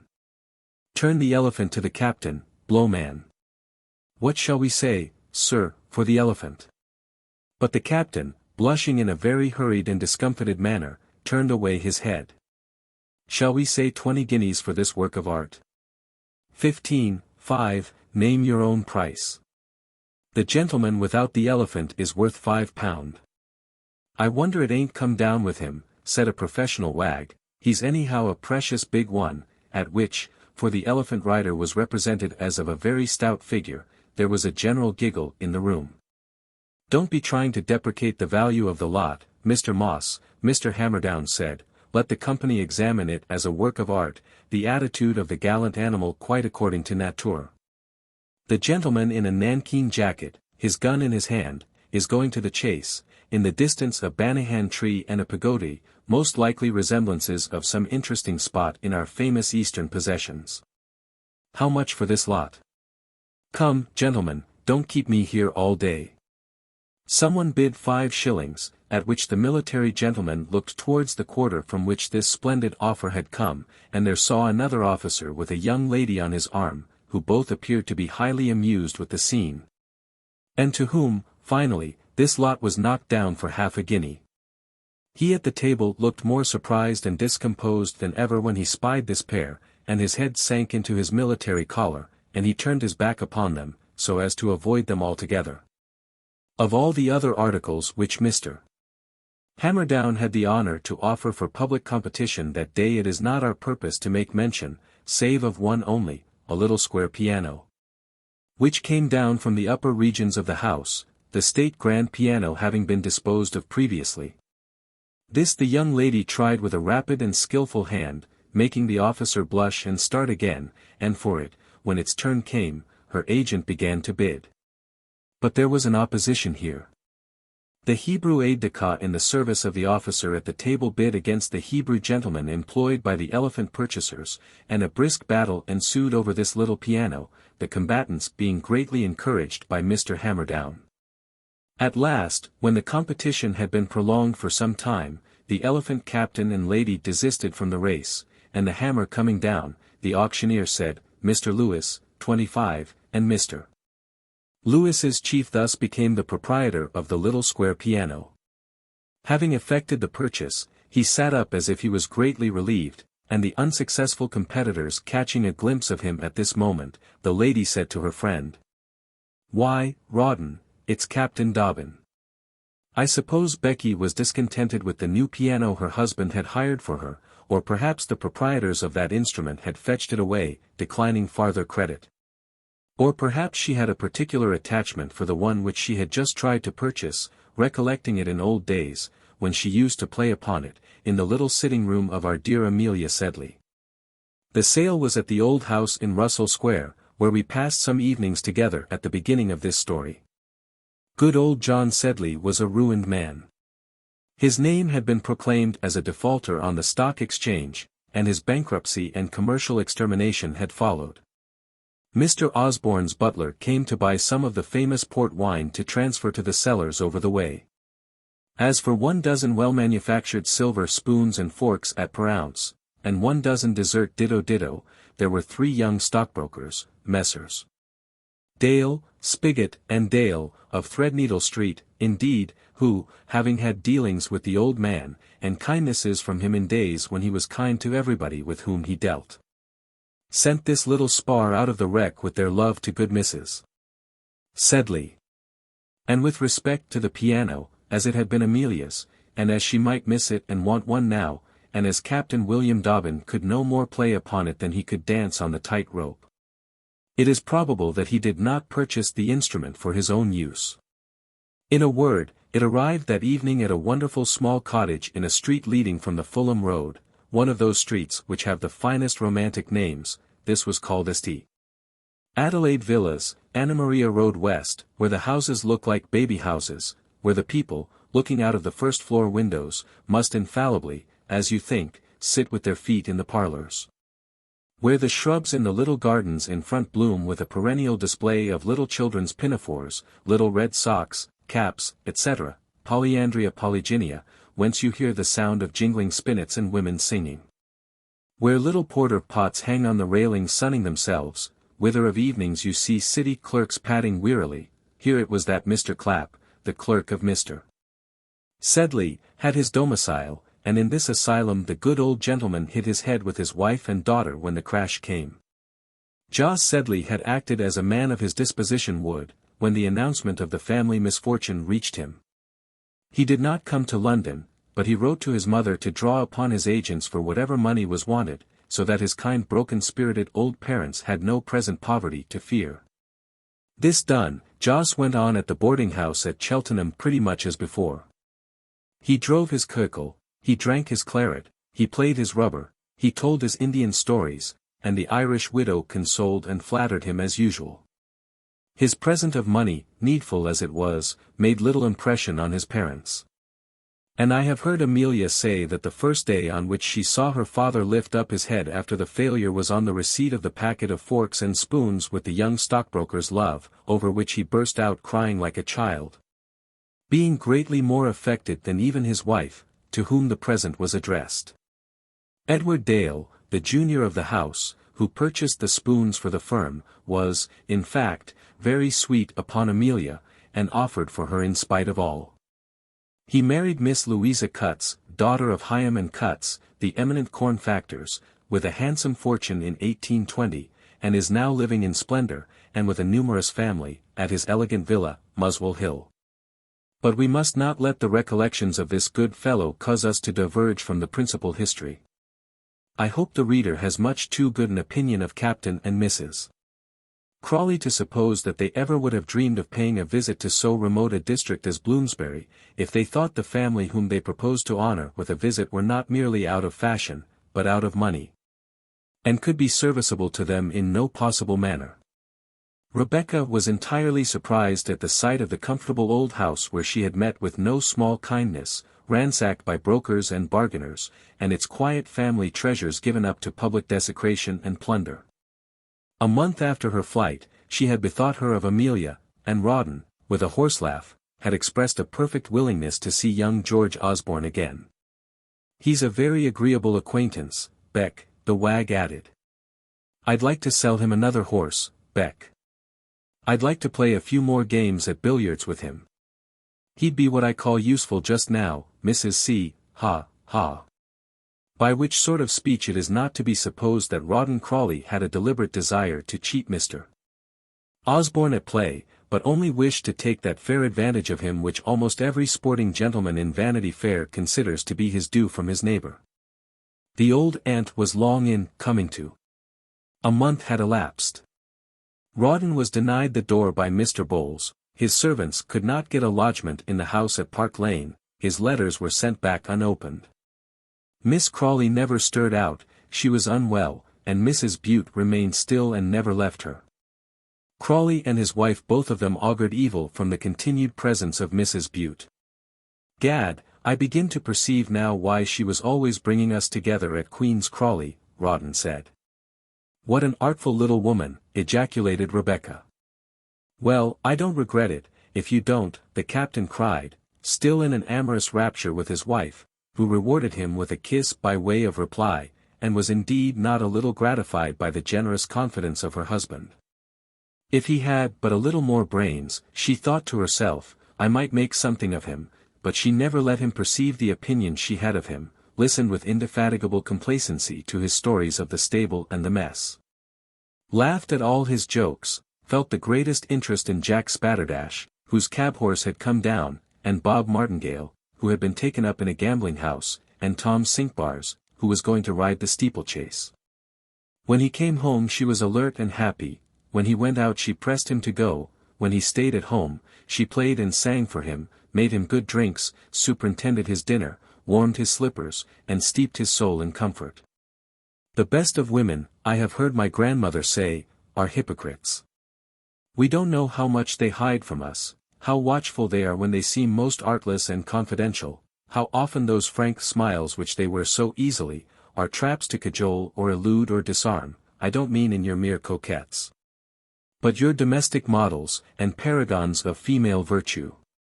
Who has not seen a woman hide the dullness of a stupid husband, or coax the fury of a savage one?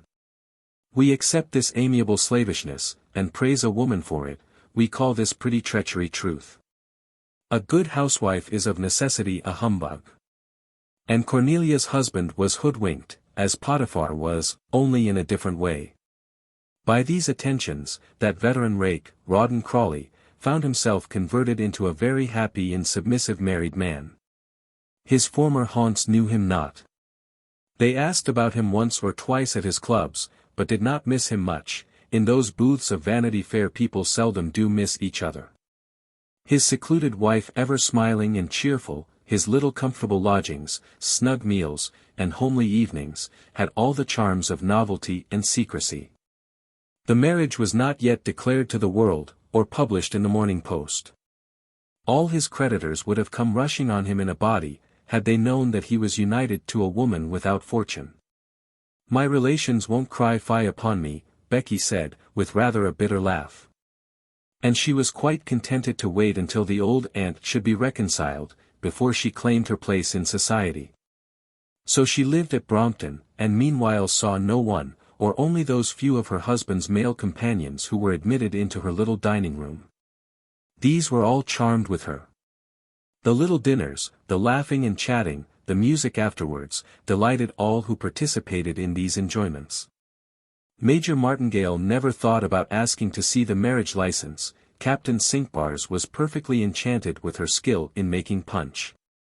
And young Lieutenant Spatterdash, who was fond of piquet, and whom Crawley would often invite, was evidently and quickly smitten by Mrs. Crawley. But her own circumspection and modesty never forsook her for a moment, and Crawley's reputation as a fire-eating and jealous warrior was a further and complete defense to his little wife. There are gentlemen of very good blood and fashion in this city, who never have entered a lady's drawing-room, so that though Rawdon Crawley's marriage might be talked about in his county, where, of course, Mrs. Bute had spread the news, in London it was doubted, or not heeded, or not talked about at all. He lived comfortably on credit. He had a large capital of debts, which laid out judiciously, will carry a man along for many years, and on which certain men about town contrive to live 100 times better than even men with ready money can do. Indeed, who is there that walks London streets, but can point out a half-dozen of men riding by him splendidly, while he is on foot, courted by fashion, bowed into their carriages by tradesmen, denying themselves nothing, and living on who knows what? We see Jack thriftless prancing in the park, or darting in his brougham down Pall Mall. We eat his dinners served on his miraculous plate. How did this begin, we say, or where will it end? My dear fellow, I heard Jack once say, I owe money in every capital in Europe. The end must come some day, but in the meantime Jack thrives as much as ever. People are glad enough to shake him by the hand, ignore the little dark stories that are whispered every now and then against him, and pronounce him a good-natured, jovial, reckless fellow. Truth obliges us to confess that Rebecca had married a gentleman of this order. Everything was plentiful in his house but ready money, of which their menage pretty early felt the want.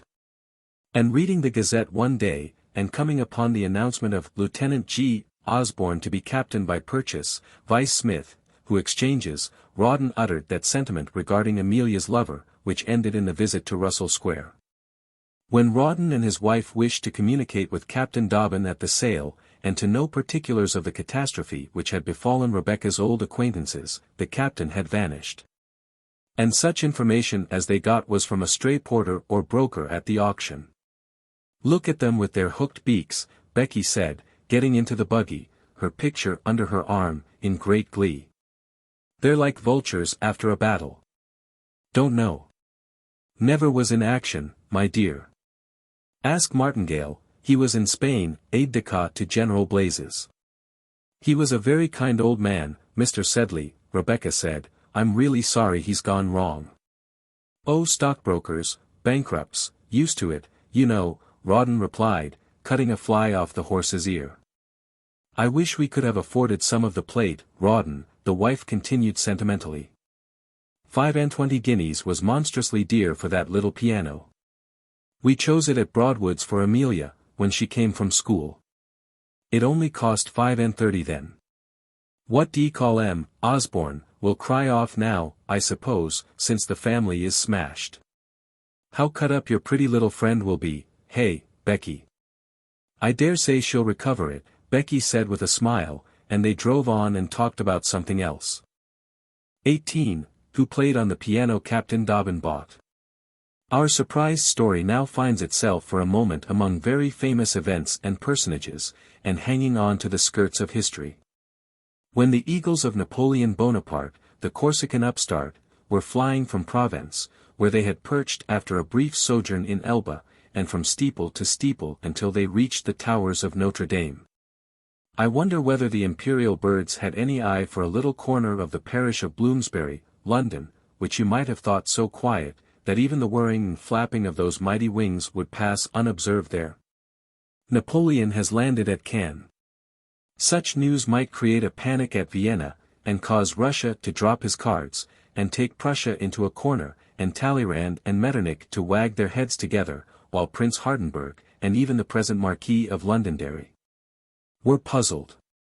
But how was this intelligence to affect a young lady in Russell Square, before whose door the watchman sang the hours when she was asleep, who, if she strolled in the square, was guarded there by the railings and the beadle, who, if she walked ever so short a distance to buy a ribbon in Southampton Row, was followed by Black Sambo with an enormous cane, who was always cared for, dressed, put to bed, and watched over by ever so many guardian angels, with and without wages. Bon Dieu, I say, is it not hard that the fateful rush of the great imperial struggle can't take place without affecting a poor little harmless girl of 18, who is occupied in billing and cooing, or working muslin collars in Russell Square? You too, kindly, homely flower. Is the great roaring war tempest coming to sweep you down, here, although cowering under the shelter of Holborn? Yes. Napoleon is flinging his last stake, and poor little Emmy Sedley's happiness forms, somehow, part of it. In the first place, her father's fortune was swept down with that fatal news. All his speculations had of late gone wrong with the luckless old gentleman. Ventures had failed, merchants had broken, funds had risen when he calculated they would fall. What need to particularize? If success is rare and slow, everybody knows how quick and easy ruin is. Old Sedley had kept his own sad counsel. Everything seemed to go on as usual in the quiet, opulent house. The good-natured mistress pursuing, quite unsuspiciously, her bustling idleness, and daily easy avocations. The daughter absorbed still in one selfish, tender thought, and quite regardless of all the world besides, when that final crash came, under which the worthy family fell. One night Mrs. Sedley was writing cards for a party. The Osbornes had given one, and she must not be behindhand.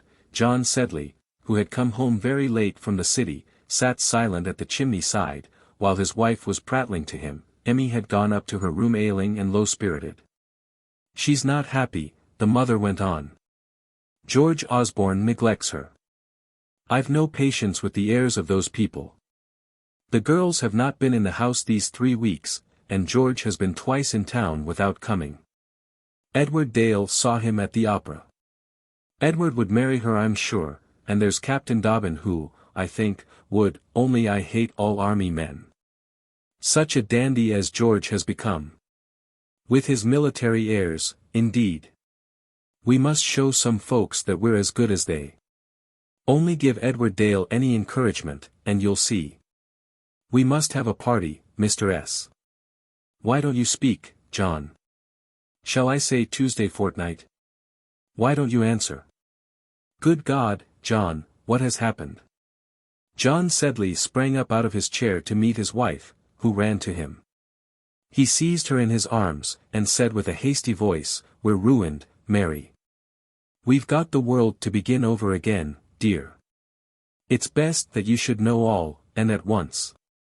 As he spoke, he trembled in every limb, and almost fell. He thought the news would have overpowered his wife, to whom he had never said a hard word. But it was he that was the most moved, sudden as the shock was to her. When he sank back into his seat, it was the wife that took the office of consoler. She took his trembling hand, and kissed it, and put it round her neck. She called him her John, her dear John, her old man, her kind old man. She poured out 100 words of incoherent love and tenderness. Her faithful voice and simple caresses wrought this sad heart up to an inexpressible delight and anguish, and cheered and solaced his overburdened soul. Only once in the course of the long night as they sat together, and poor Sedley opened his pent-up soul, and told the story of his losses and embarrassments, the treason of some of his oldest friends, the manly kindness of some, from whom he never could have expected it. In a general confession, only once did the faithful wife give way to emotion. My God, it will break Emmy's heart, she said. The father had forgotten the poor girl. She was lying, awake and unhappy, overhead. In the midst of friends, home, and kind parents, she was alone. To how many people can anyone tell all? Who will be open where there is no sympathy, or has called to speak to those who never can understand? Our gentle Amelia was thus solitary. She had no confidant, so to speak, ever since she had anything to confide. She could not tell the old mother her doubts and cares. The would-be sisters seemed every day more strange to her. And she had misgivings and fears which she dared not acknowledge to herself, though she was always secretly brooding over them. Her heart tried to persist in asserting that George Osborne was worthy and faithful to her, though she knew otherwise. How many a thing had she said, and got no echo from him? How many suspicions of selfishness and indifference had she to encounter and obstinately overcome? To whom could the poor little martyr tell these daily struggles and tortures? Her hero himself only half understood her. She did not dare to own that the man she loved was her inferior, or to feel that she had given her heart away too soon. Given once, the pure bashful maiden was too modest, too tender, too trustful, too weak, too much woman to recall it. We are Turks with the affections of our women, and have made them subscribe to our doctrine too. We let their bodies go abroad liberally enough, with smiles and ringlets and pink bonnets to disguise them instead of veils and yakmaks. But their souls must be seen by only one man, and they obey not unwillingly, and consent to remain at home as our slaves, ministering to us and doing drudgery for us. So imprisoned and tortured was this gentle little heart, when in the month of March, Anno Domini 1815, Napoleon landed at Cannes, and Louis XVIII fled, and all Europe was in alarm, and the funds fell, and old John Sedley was ruined. We are not going to follow the worthy old stockbroker through those last pangs and agonies of ruin through which he passed before his commercial demise befell. They declared him at the Stock Exchange. He was absent from his house of business, his bills were protested, his act of bankruptcy formal. The house and furniture of Russell Square were seized and sold up, and he and his family were thrust away, as we have seen, to hide their heads where they might. John Sedley had not the heart to review the domestic establishment who have appeared now and anon in our pages and of whom he was now forced by poverty to take leave. The wages of those worthy people were discharged with that punctuality which men frequently show who only owe in great sums. They were sorry to leave good places, but they did not break their hearts at parting from their adored master and mistress. Amelia's maid was profuse in condolences, but went off quite resigned to better herself in a genteeler quarter of the town. Black Sambo, with the infatuation of his profession, determined on setting up a public house. Honest old Mrs. Blenkinsop indeed, who had seen the birth of Jos and Amelia, and the wooing of John Sedley in his wife, was for staying by them without wages. Having amassed a considerable sum in their service, and she accompanied the fallen people into their new and humble place of refuge, where she tended them and grumbled against them for a while. Of all Sedley's opponents in his debates with his creditors which now ensued, and harassed the feelings of the humiliated old gentleman so severely, that in 6 weeks he oldened more than he had done for 15 years before, the most determined and obstinate seemed to be John Osborne, his old friend and neighbor, John Osborne, whom he had set up in life, who was under 100 obligations to him, and whose son was to marry Sedley's daughter. Any one of these circumstances would account for the bitterness of Osborne's opposition. When one man has been under very remarkable obligations to another, with whom he subsequently quarrels, a common sense of decency, as it were, makes of the former a much severer enemy than a mere stranger would be. To account for your own hard-heartedness and ingratitude in such a case, you are bound to prove the other party's crime. It is not that you are selfish, brutal, and angry at the failure of a speculation, no, it is that your partner has led you into it by the basest treachery and with the most sinister motives. From a mere sense of consistency, a persecutor is bound to show that the fallen man is a villain, otherwise he, the persecutor, is a wretch himself. And as a general rule, which may make all creditors who are inclined to be severe pretty comfortable in their minds, no men embarrassed are altogether honest, very likely. They conceal something, they exaggerate chances of good luck. Hide away the real state of affairs. Say that things are flourishing when they are hopeless, keep a smiling face, a dreary smile it is, upon the verge of bankruptcy, are ready to lay hold of any pretext for delay or of any money, so as to stave off the inevitable ruin a few days longer. Down with such dishonesty, says the creditor in triumph, and reviles his sinking enemy. You fool, why do you catch at a straw? Calm good sense says to the man that is drowning. You villain, why do you shrink from plunging into the irretrievable gazette, says prosperity to the poor devil battling in that black gulf. Who has not remarked the readiness with which the closest of friends and honestest of men suspect and accuse each other of cheating when they fall out on money matters? Everybody does it. Everybody is right, I suppose, and the world is a rogue. Then Osborne had the intolerable sense of former benefits to goad and irritate him. These are always a cause of hostility aggravated. Finally, he had to break off the match between Sedley's daughter and his son. And as it had gone very far indeed, and as the poor girl's happiness and perhaps character were compromised, it was necessary to show the strongest reasons for the rupture, and for John Osborne to prove John Sedley to be a very bad character indeed. At the meetings of creditors, then, he comported himself with a savageness and scorn towards Sedley, which almost succeeded in breaking the heart of that ruined bankrupt man. On George's intercourse with Amelia he put an instant veto, menacing the youth with maledictions if he broke his commands, and vilipending the poor innocent girl as the basest and most artful of vixens. One of the great conditions of anger and hatred is, that you must tell and believe lies against the hated object, in order, as we said, to be consistent.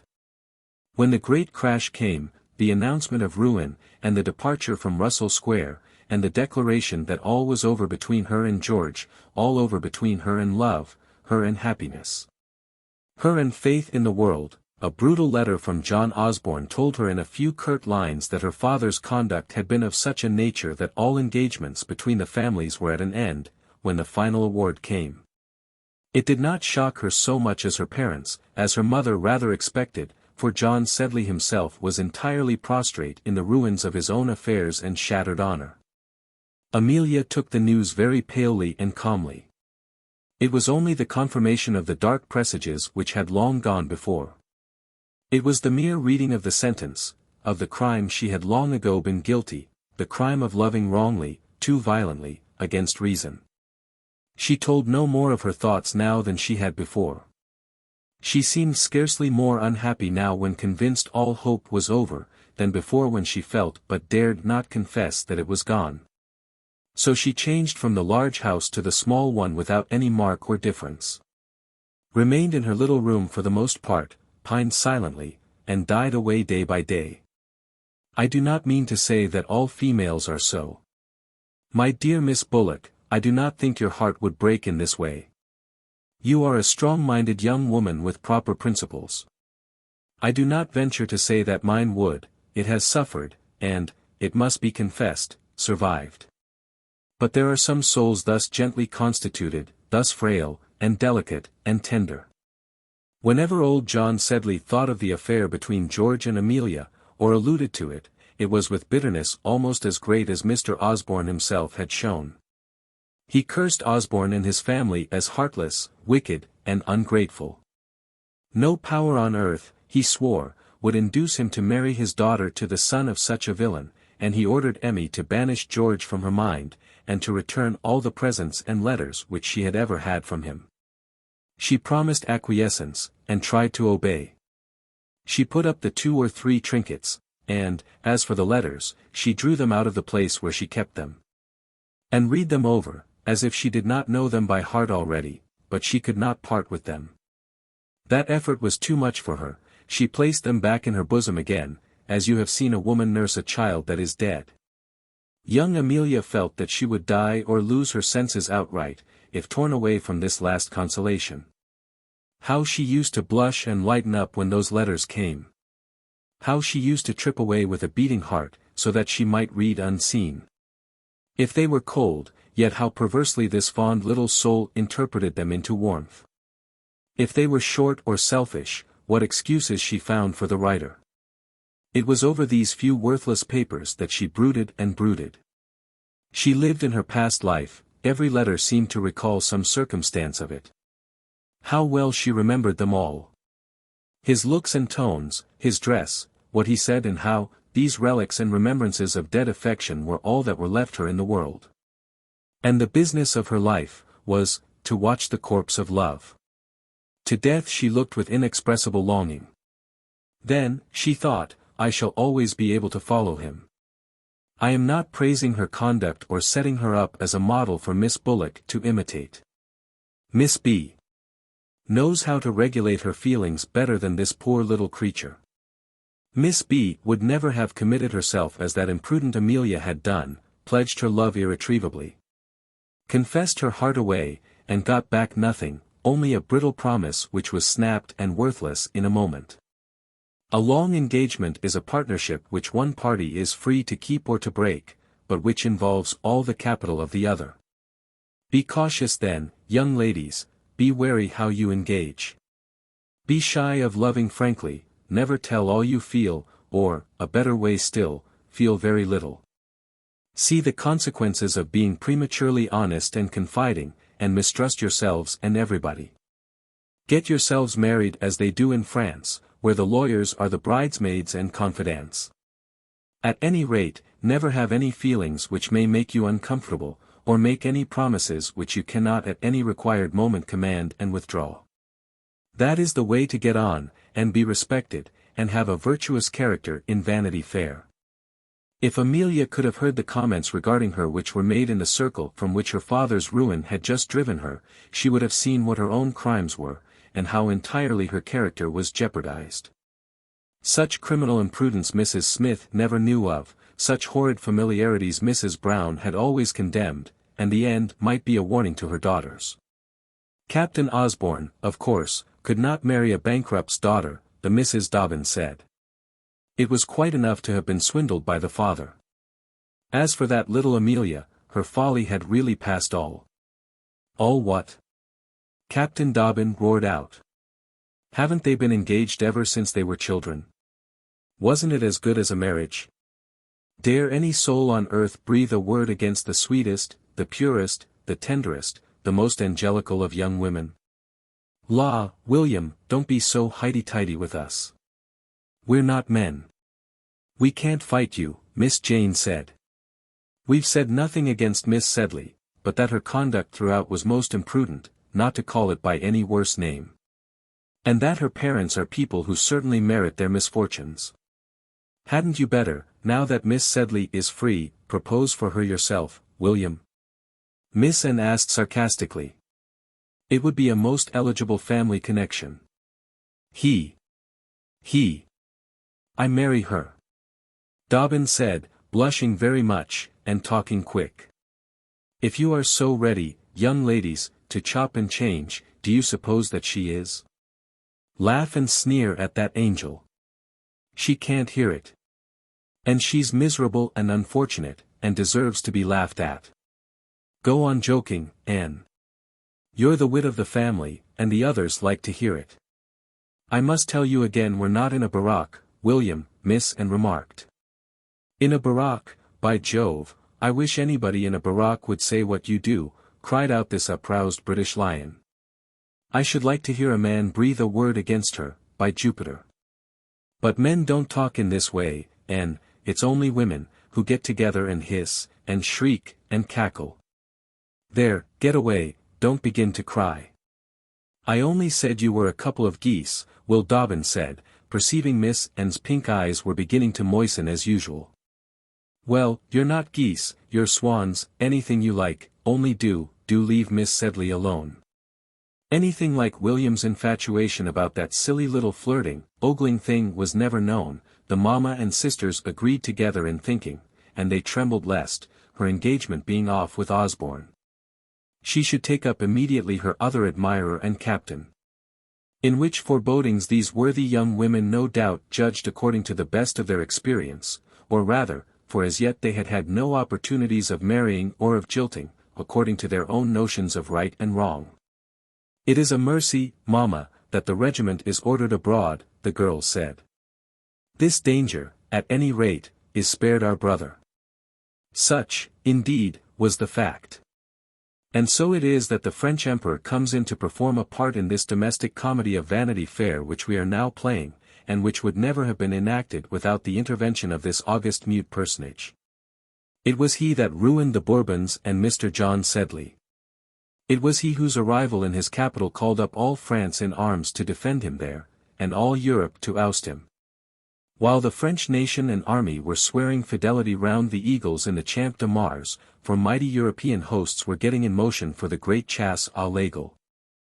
And one of these was a British army, of which two heroes of ours, Captain Dobbin and Captain Osborne, formed a portion. The news of Napoleon's escape and landing was received by the gallant, with a fiery delight and enthusiasm, which everybody can understand who knows that famous corps. From the colonel to the smallest drummer in the regiment, all were filled with hope and ambition and patriotic fury, and thanked the French Emperor as for a personal kindness in coming to disturb the peace of Europe.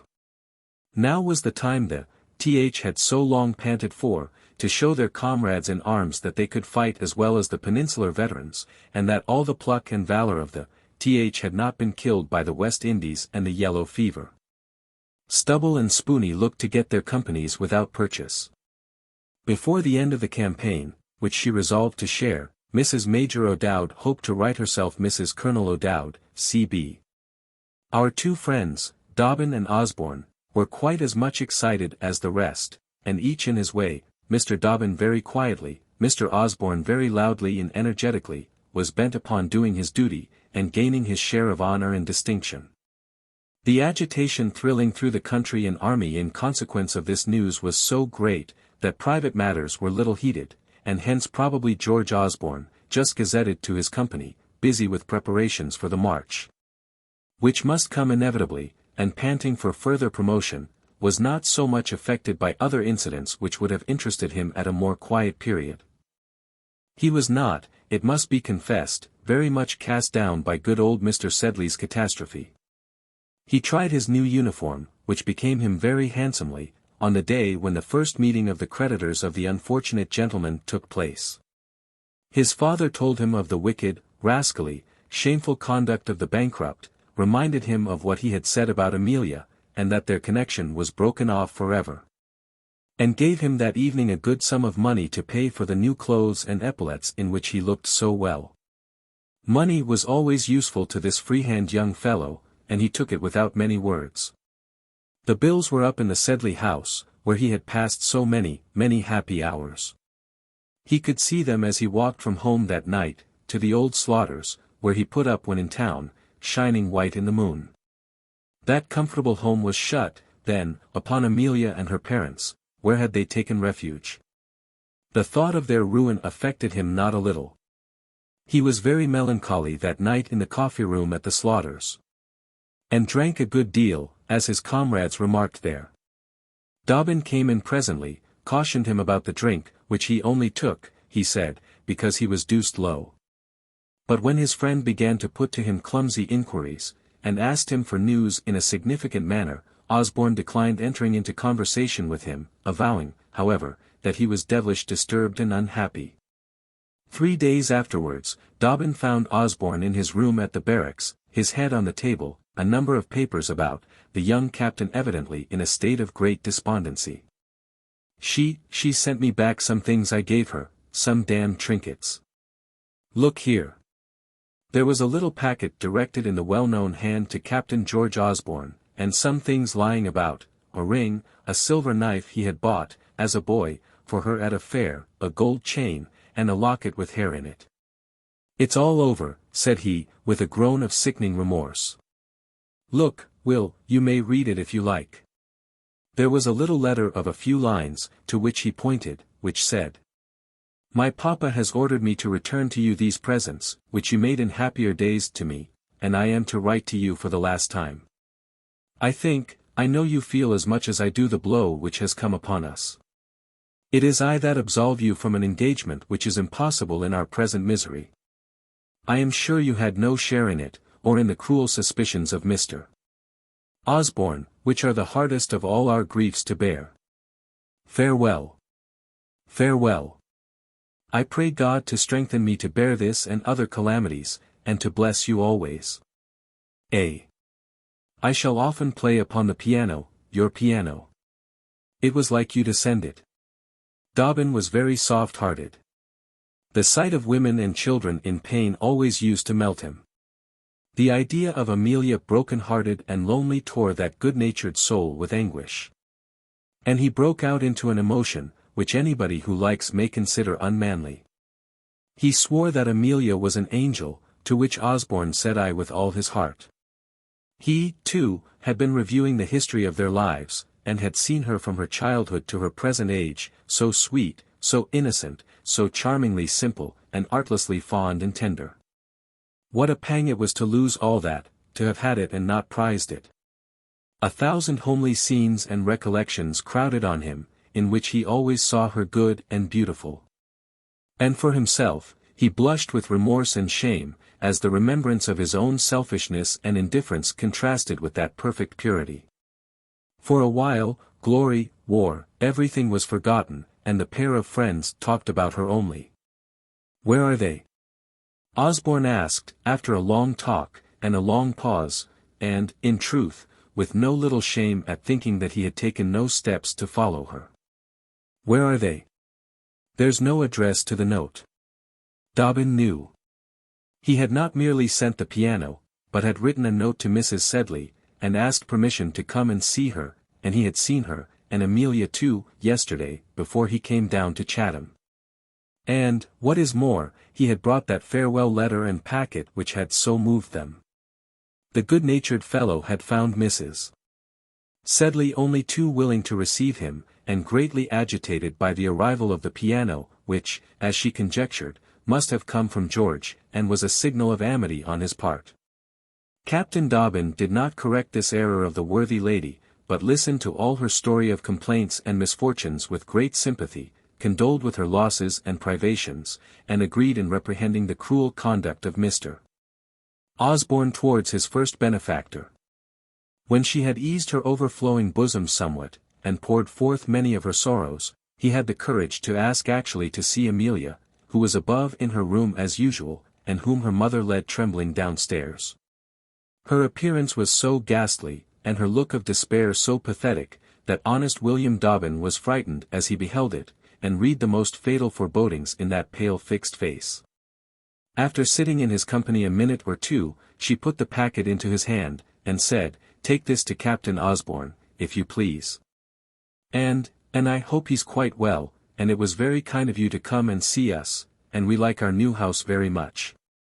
And I think I'll go upstairs, mamma, for I'm not very strong." And with this, and a curtsy and a smile, the poor child went her way. The mother, as she led her up, cast back looks of anguish towards Dobbin. The good fellow wanted no such appeal. He loved her himself too fondly for that. Inexpressible grief, and pity, and terror pursued him, and he came away as if he was a criminal after seeing her. When Osborne heard that his friend had found her, he made hot and anxious inquiries regarding the poor child. How was she? How did she look? What did she say? His comrade took his hand, and looked him in the face. "George, she's dying," William Dobbin said, and could speak no more. There was a buxom Irish servant girl, who performed all the duties of the little house where the Sedley family had found refuge, and this girl had in vain, on many previous days, striven to give Amelia aid or consolation. Emmy was much too sad to answer, or even to be aware of the attempts the other was making in her favor.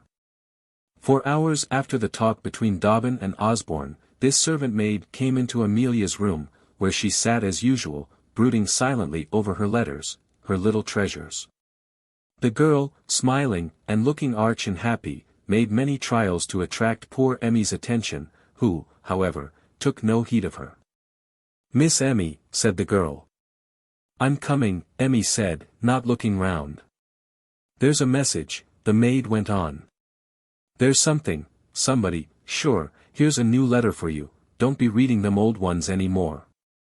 And she gave her a letter, which Emmy took, and read. "I must see you," the letter said. "Dearest Emmy, dearest love, dearest wife, come to me." George and her mother were outside, waiting until she had read the letter. 19. Miss Crawley at nurse. We have seen how Mrs. Firkin, the lady's maid, as soon as any event of importance to the Crawley family came to her knowledge, felt bound to communicate it to Mrs. Bute Crawley, at the rectory. And have before mentioned how particularly kind and attentive that good-natured lady was to Miss Crawley's confidential servant. She had been a gracious friend to Miss Briggs, the companion, also. And had secured the latter's goodwill by a number of those attentions and promises, which cost so little in the making, and are yet so valuable and agreeable to the recipient. Indeed, every good economist and manager of a household must know how cheap and yet how amiable these professions are, and what a flavor they give to the most homely dish in life. Who was the blundering idiot who said that fine words butter no parsnips? Half the parsnips of society are served and rendered palatable with no other sauce. As the immortal Alexis Soyer can make more delicious soup for a halfpenny than an ignorant cook can concoct with pounds of vegetables and meat, so a skillful artist will make a few simple and pleasing phrases go farther than ever so much substantial benefit stock in the hands of a mere bungler. Nay, we know that substantial benefits often sicken some stomachs, whereas, most will digest any amount of fine words, and be always eager for more of the same food. Mrs.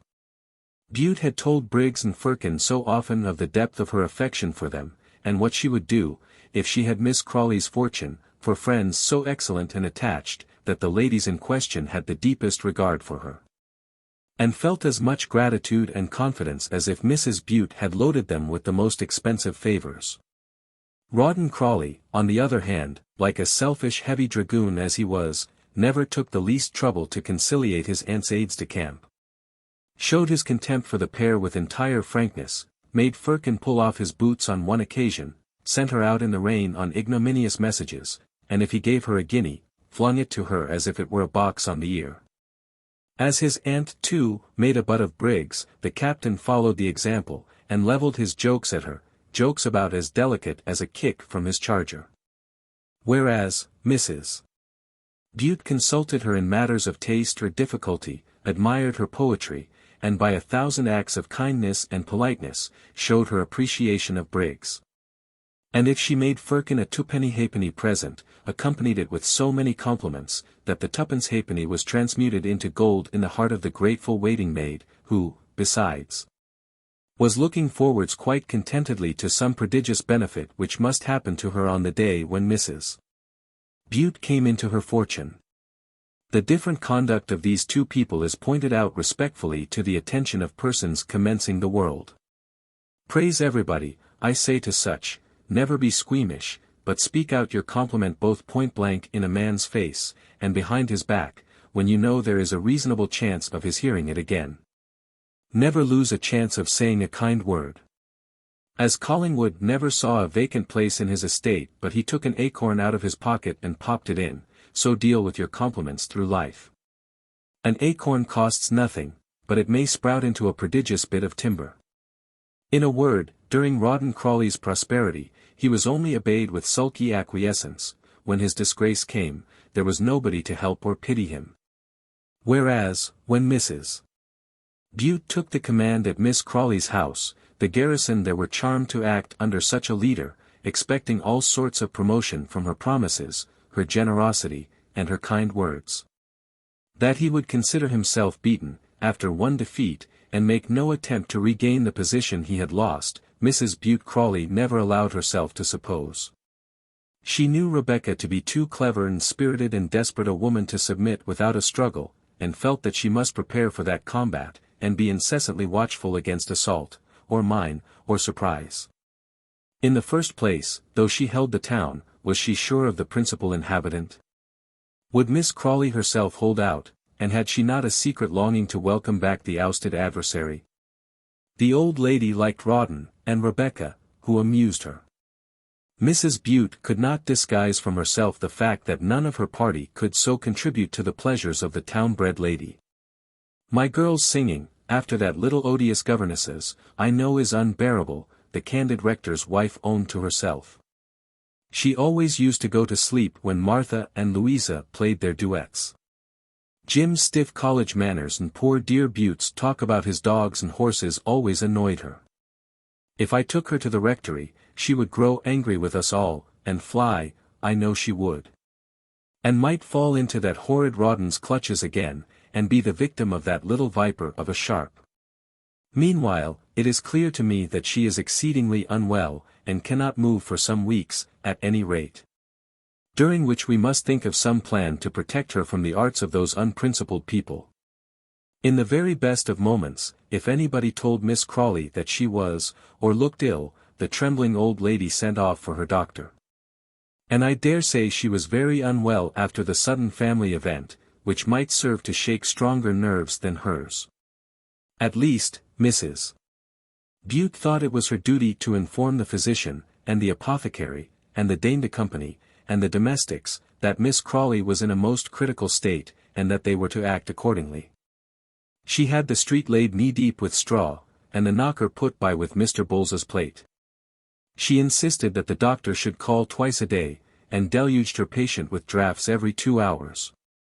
When anybody entered the room, she uttered a shshshsh so sibilant and ominous, that it frightened the poor old lady in her bed, from which she could not look without seeing Mrs.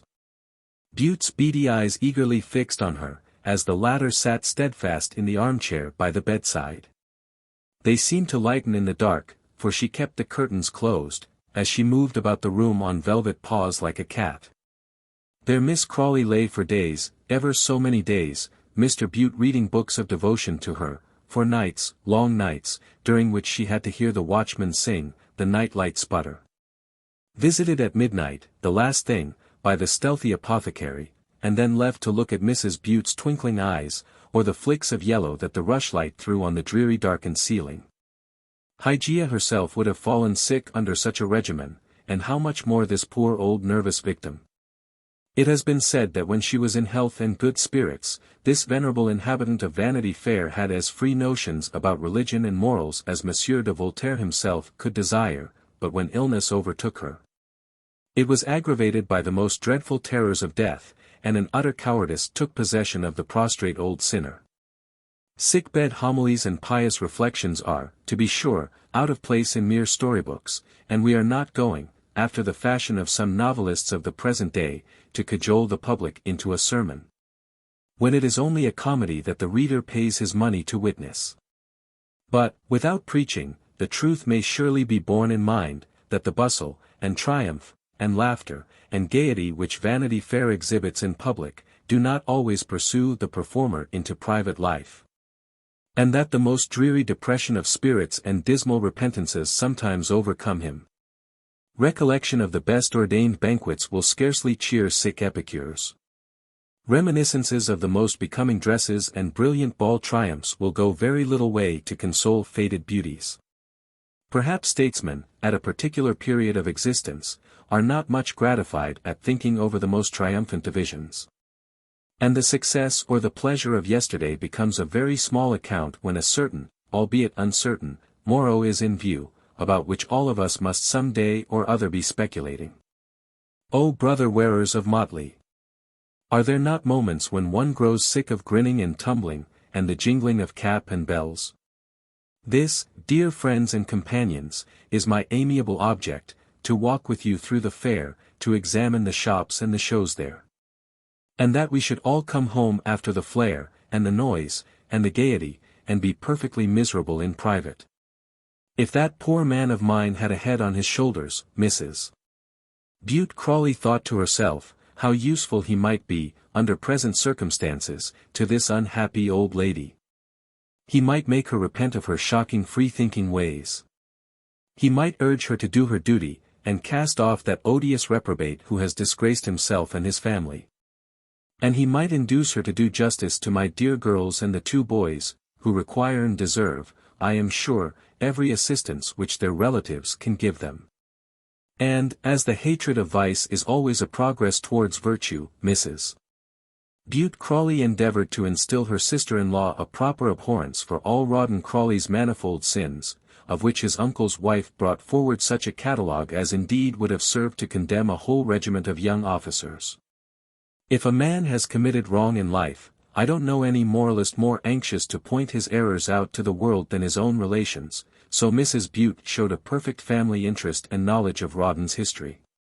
She had all the particulars of that ugly quarrel with Captain Marker, in which Rawdon, wrong from the beginning, ended in shooting the captain.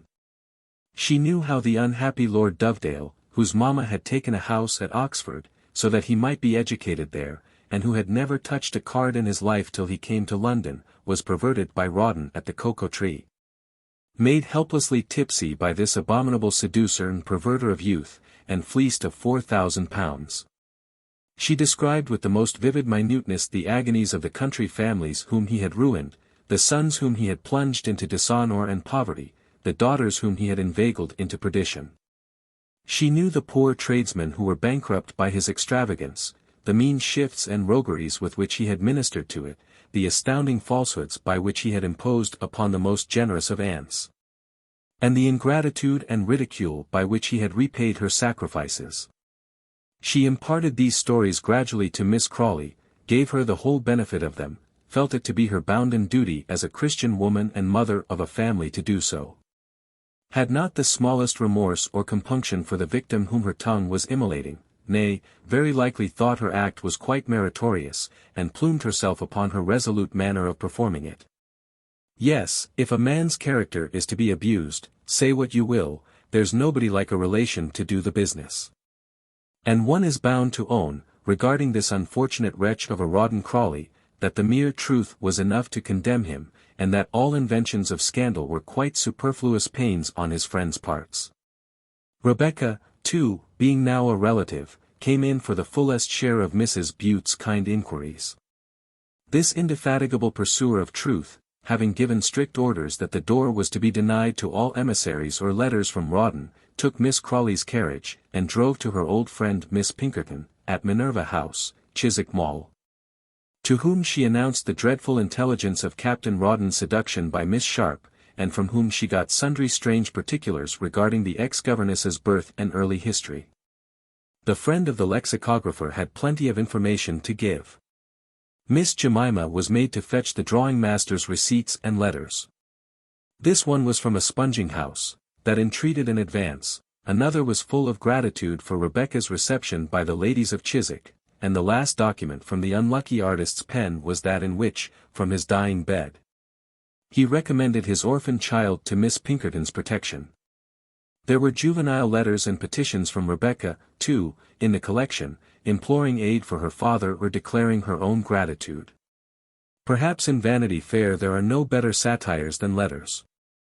Take a bundle of your dear friends of 10 years back, your dear friend whom you hate now. Look at a file of your sisters. How you clung to each other till you quarrelled about the £20 legacy.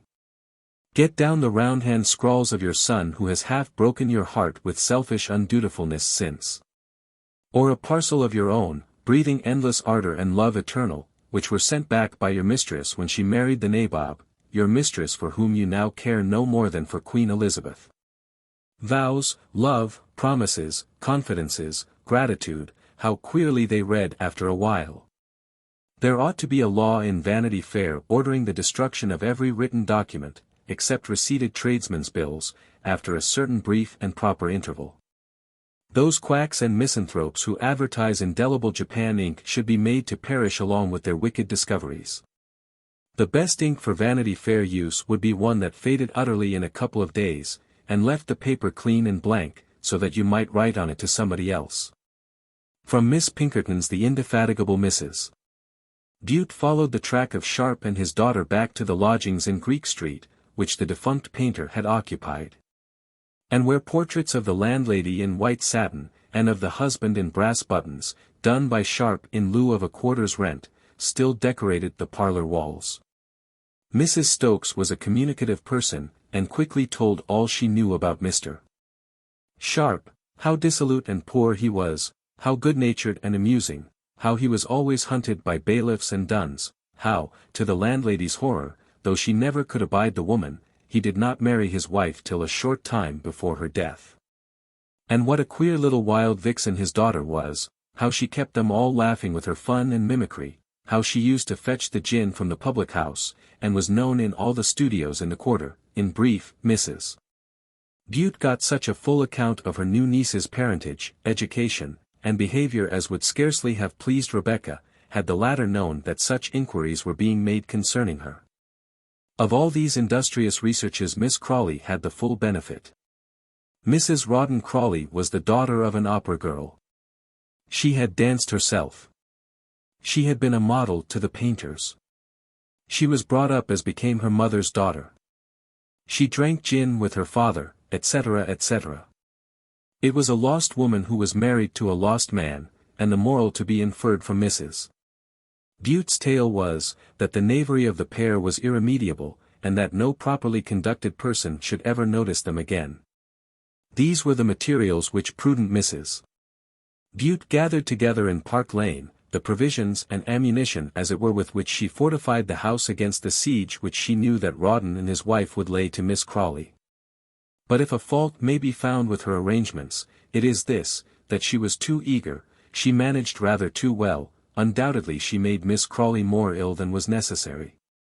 And though the old invalid succumbed to her authority, it was so harassing and severe, that the victim would be inclined to escape at the very first chance which fell in her way. Managing women, the ornaments of their sex, women who order everything for everybody, and know so much better than any person concerned what is good for their neighbors, don't sometimes speculate upon the possibility of a domestic revolt, or upon other extreme consequences resulting from their overstrained authority. Thus, for instance, Mrs. Bute, with the best intentions no doubt in the world, and wearing herself to death as she did by foregoing sleep, dinner, fresh air, for the sake of her invalid sister-in-law, carried her conviction of the old lady's illness so far that she almost managed her into her coffin. She pointed out her sacrifices and their results one day to the constant apothecary, Mr. Clump. "I am sure, my dear Mr. Clump," she said, "no efforts of mine have been wanting to restore our dear invalid, whom the ingratitude of her nephew has laid on the bed of sickness.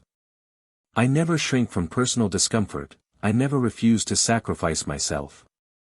Your devotion, it must be confessed, is admirable," Mr. Clump says, with a low bow, "but I have scarcely closed my eyes since my arrival, I give up sleep, health, every comfort, to my sense of duty. When my poor James was in the smallpox, did I allow any hireling to nurse him? No. You did what became an excellent mother, my dear madam, the best of mothers. But as the mother of a family and the wife of an English clergyman, I humbly trust that my principles are good," Mrs. Bute said, with a happy solemnity of conviction, "and, as long as nature supports me, never, never, Mr. Clump, will I desert the post of duty. Others may bring that grey head with sorrow to the bed of sickness." Here Mrs. Bute, waving her hand, pointed to one of old Miss Crawley's coffee-coloured fronts, which was perched on a stand in the dressing-room, "but I will never quit it. Ah, Mr. Clump! I fear, I know, that the couch needs spiritual as well as medical consolation. What I was going to observe, my dear madam," here the resolute Clump once more interposed with a bland air, "what I was going to observe when you gave utterance to sentiments which do you so much honour, was that I think you alarm yourself needlessly about our kind friend, and sacrifice your own health too prodigally in her favour. I would lay down my life for my duty, or for any member of my husband's family," Mrs. Bute interposed. "Yes, madam, if need were, but we don't want Mrs. Bute Crawley to be a martyr," Clump said gallantly. "Dar. Squills and myself have both considered Miss Crawley's case with every anxiety and care, as you may suppose. We see her low-spirited and nervous, family events have agitated her. Her nephew will come to perdition," Mrs. Crawley cried. "Have agitated her, and you arrived like a guardian angel, my dear madam, a positive guardian angel, I assure you, to soothe her under the pressure of calamity. But Dr. Squills and I were thinking that our amiable friend is not in such a state as renders confinement to her bed necessary. She is depressed, but this confinement perhaps adds to her depression. She should have change, fresh air, gaiety. The most delightful remedies in the pharmacopoeia," Mr. Clump said, grinning and showing his handsome teeth. "Persuade her to rise, dear madam, drag her from her couch and her low spirits, insist upon her taking little drives. They will restore the roses too to your cheeks, if I may so speak to Mrs. Bute Crawley. The sight of her horrid nephew casually in the park, where I am told the wretch drives with the brazen partner of his crimes," Mrs. Bute said, letting the cat of selfishness out of the bag of secrecy, "would cause her such a shock, that we should have to bring her back to bed again. She must not go out, Mr. Clump. She shall not go out as long as I remain to watch over her. And as for my health, what matters it? I give it cheerfully, sir. I sacrifice it at the altar of my duty. Upon my word, madam, Mr. Clump now said bluntly, I won't answer for her life if she remains locked up in that dark room. She is so nervous that we may lose her any day, and if you wish Captain Crawley to be her heir, I warn you frankly, madam, that you are doing your very best to serve him. Gracious mercy! Is her life in danger? Mrs. Bute cried. Why, Mr. Clump, did you not inform me sooner? The night before, Mr. Clump and Dr. Squills had had a consultation, over a bottle of wine at the house of Sir Lapin Warren, whose lady was about to present him with a 13th blessing, regarding Miss Crawley and her case. What a little harpy that woman from Hampshire is, Clump, Squills remarked, that has seized upon old Tilly Crawley. Devilish good Madeira. What a fool Rawdon Crawley has been, Clump replied, to go and marry a governess. There was something about the girl, too. Green eyes, fair skin, pretty figure, famous frontal development, Squills remarked. There is something about her, and Crawley was a fool, Squills. A.D. fool, always was, the apothecary replied. Of course the old girl will fling him over, said the physician, and after a pause added, she'll cut up well, I suppose. Cut up, says Clump with a grin, I wouldn't have her cut up for 200 a year. That Hampshire woman will kill her in 2 months, Clump, my boy, if she stops about her, Dr. Squills said.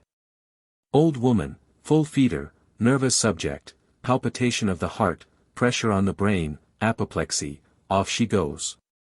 Get her up, Clump. Get her out, or I wouldn't give many weeks' purchase for your 200 a year.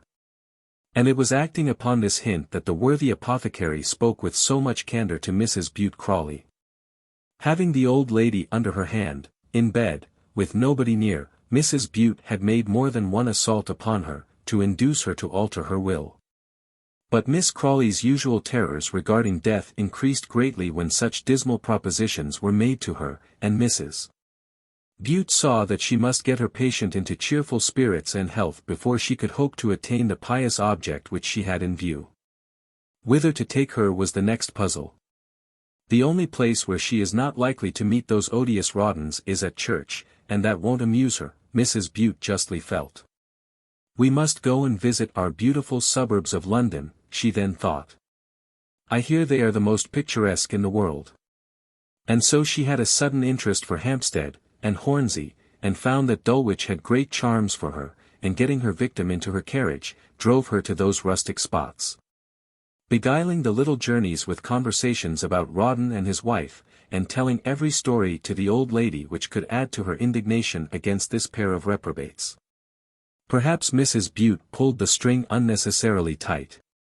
For though she worked up Miss Crawley to a proper dislike of her disobedient nephew, the invalid had a great hatred and secret terror of her victimizer, and panted to escape from her.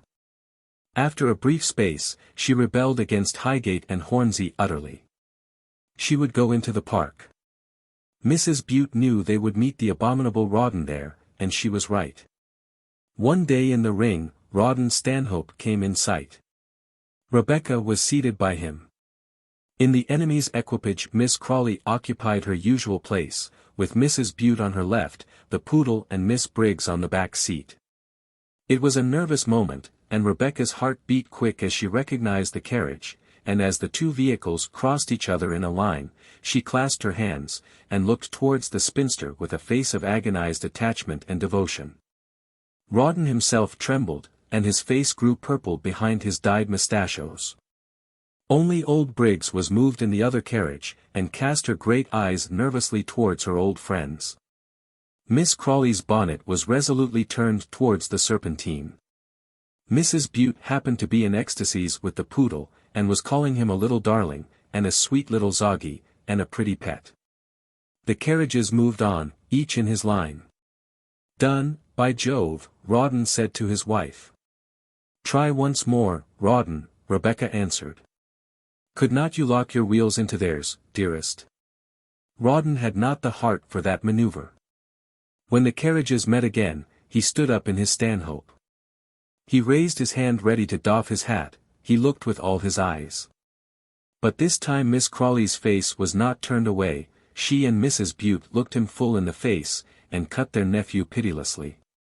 He sank back in his seat with an oath, and striking out of the ring, dashed away desperately homewards. It was a gallant and decided triumph for Mrs. Bute. But she felt the danger of many such meetings, as she saw the evident nervousness of Miss Crawley. And she determined that it was most necessary for her dear friend's health, that they should leave town for a while, and recommended Brighton very strongly. XVIII, in which Captain Dobbin acts as the messenger of Hymen. Without knowing how, Captain William Dobbin found himself the great promoter, arranger, and manager of the match between George Osborne and Amelia. But for him it never would have taken place, he could not but confess as much to himself, and smiled rather bitterly as he thought that he of all men in the world should be the person upon whom the care of this marriage had fallen. But though indeed the conducting of this negotiation was about as painful a task as could be set to him, yet when he had a duty to perform, Captain Dobbin was accustomed to go through it without many words or much hesitation, and, having made up his mind completely, that if Miss Sedley was balked of her husband she would die of the disappointment, he was determined to use all his best endeavours to keep her alive. I forbear to enter into minute particulars of the interview between George and Amelia, when the former was brought back to the feet, or should we venture to say the arms, of his young mistress by the intervention of his friend honest William. A much harder heart than George's would have melted at the sight of that sweet face so sadly ravaged by grief and despair, and at the simple tender accents in which she told her little broken-hearted story, but as she did not faint when her mother, trembling, brought Osborne to her. And as she only gave relief to her overcharged grief, by laying her head on her lover's shoulder and there weeping for a while the most tender, copious, and refreshing tears, old Mrs. Sedley, too greatly relieved, thought it was best to leave the young persons to themselves. And so quitted Emmy crying over George's hand, and kissing it humbly, as if he were her supreme chief and master, and as if she were quite a guilty and unworthy person needing every favour and grace from him. This prostration and sweet unrepining obedience exquisitely touched and flattered George Osborne. He saw a slave before him in that simple yielding faithful creature, and his soul within him thrilled secretly somehow at the knowledge of his power. He would be generous-minded, sultan as he was, and raise up this kneeling Esther and make a queen of her. Besides, her sadness and beauty touched him as much as her submission, and so he cheered her, and raised her up and forgave her, so to speak.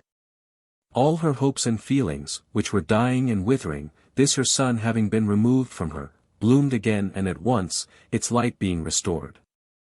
You would scarcely have recognized the beaming little face upon Amelia's pillow that night as the one that was laid there the night before, so wan, so lifeless, so careless of all round about.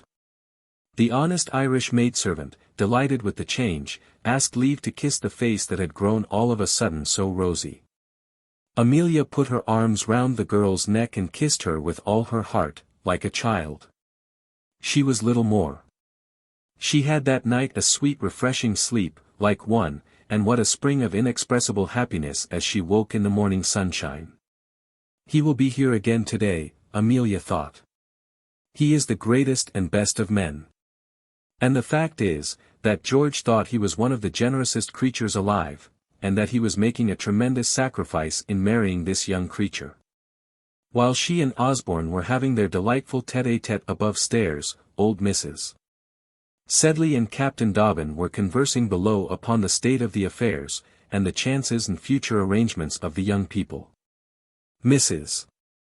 Sedley having brought the two lovers together and left them embracing each other with all their might, like a true woman, was of opinion that no power on earth would induce Mr. Sedley to consent to the match between his daughter and the son of a man who had so shamefully, wickedly, and monstrously treated him. And she told a long story about happier days and their earlier splendors, when Osborne lived in a very humble way in the New Road, and his wife was too glad to receive some of Jos's little baby things, with which Mrs. Sedley accommodated her at the birth of one of Osborne's own children. The fiendish ingratitude of that man, she was sure, had broken Mr. S.'s heart, and as for a marriage, he would never, never, never, never consent. They must run away together, ma'am, Dobbin said, laughing, and follow the example of Captain Rawdon Crawley, and Miss Emmy's friend the little governess. Was it possible? Well, she never. Mrs. Sedley was all excitement about this news. She wished that Blenkinsop were here to hear it. Blenkinsop always mistrusted that Miss Sharp. What an escape Joss had had. And she described the already well-known love passages between Rebecca and the collector of Boggley Woola. It was not, however, Mr. Sedley's wrath which Dobbin feared, so much as that of the other parent concerned, and he owned that he had a very considerable doubt and anxiety respecting the behavior of the black-browed old tyrant of a Russia merchant in Russell Square. He has forbidden the match peremptorily, Dobbin thought. He knew what a savage determined man Osborne was, and how he stuck by his word. The only chance George has of reconcilement, argued his friend, is by distinguishing himself in the coming campaign. If he dies they both go together. If he fails in distinction, what then? He has some money from his mother, I have heard enough to purchase his majority, or he must sell out and go and dig in Canada, or rough it in a cottage in the country.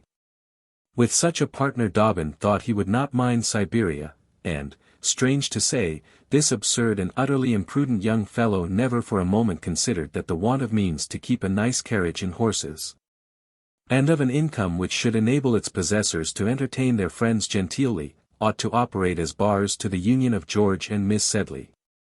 It was these weighty considerations which made him think too that the marriage should take place as quickly as possible. Was he anxious himself, I wonder, to have it over?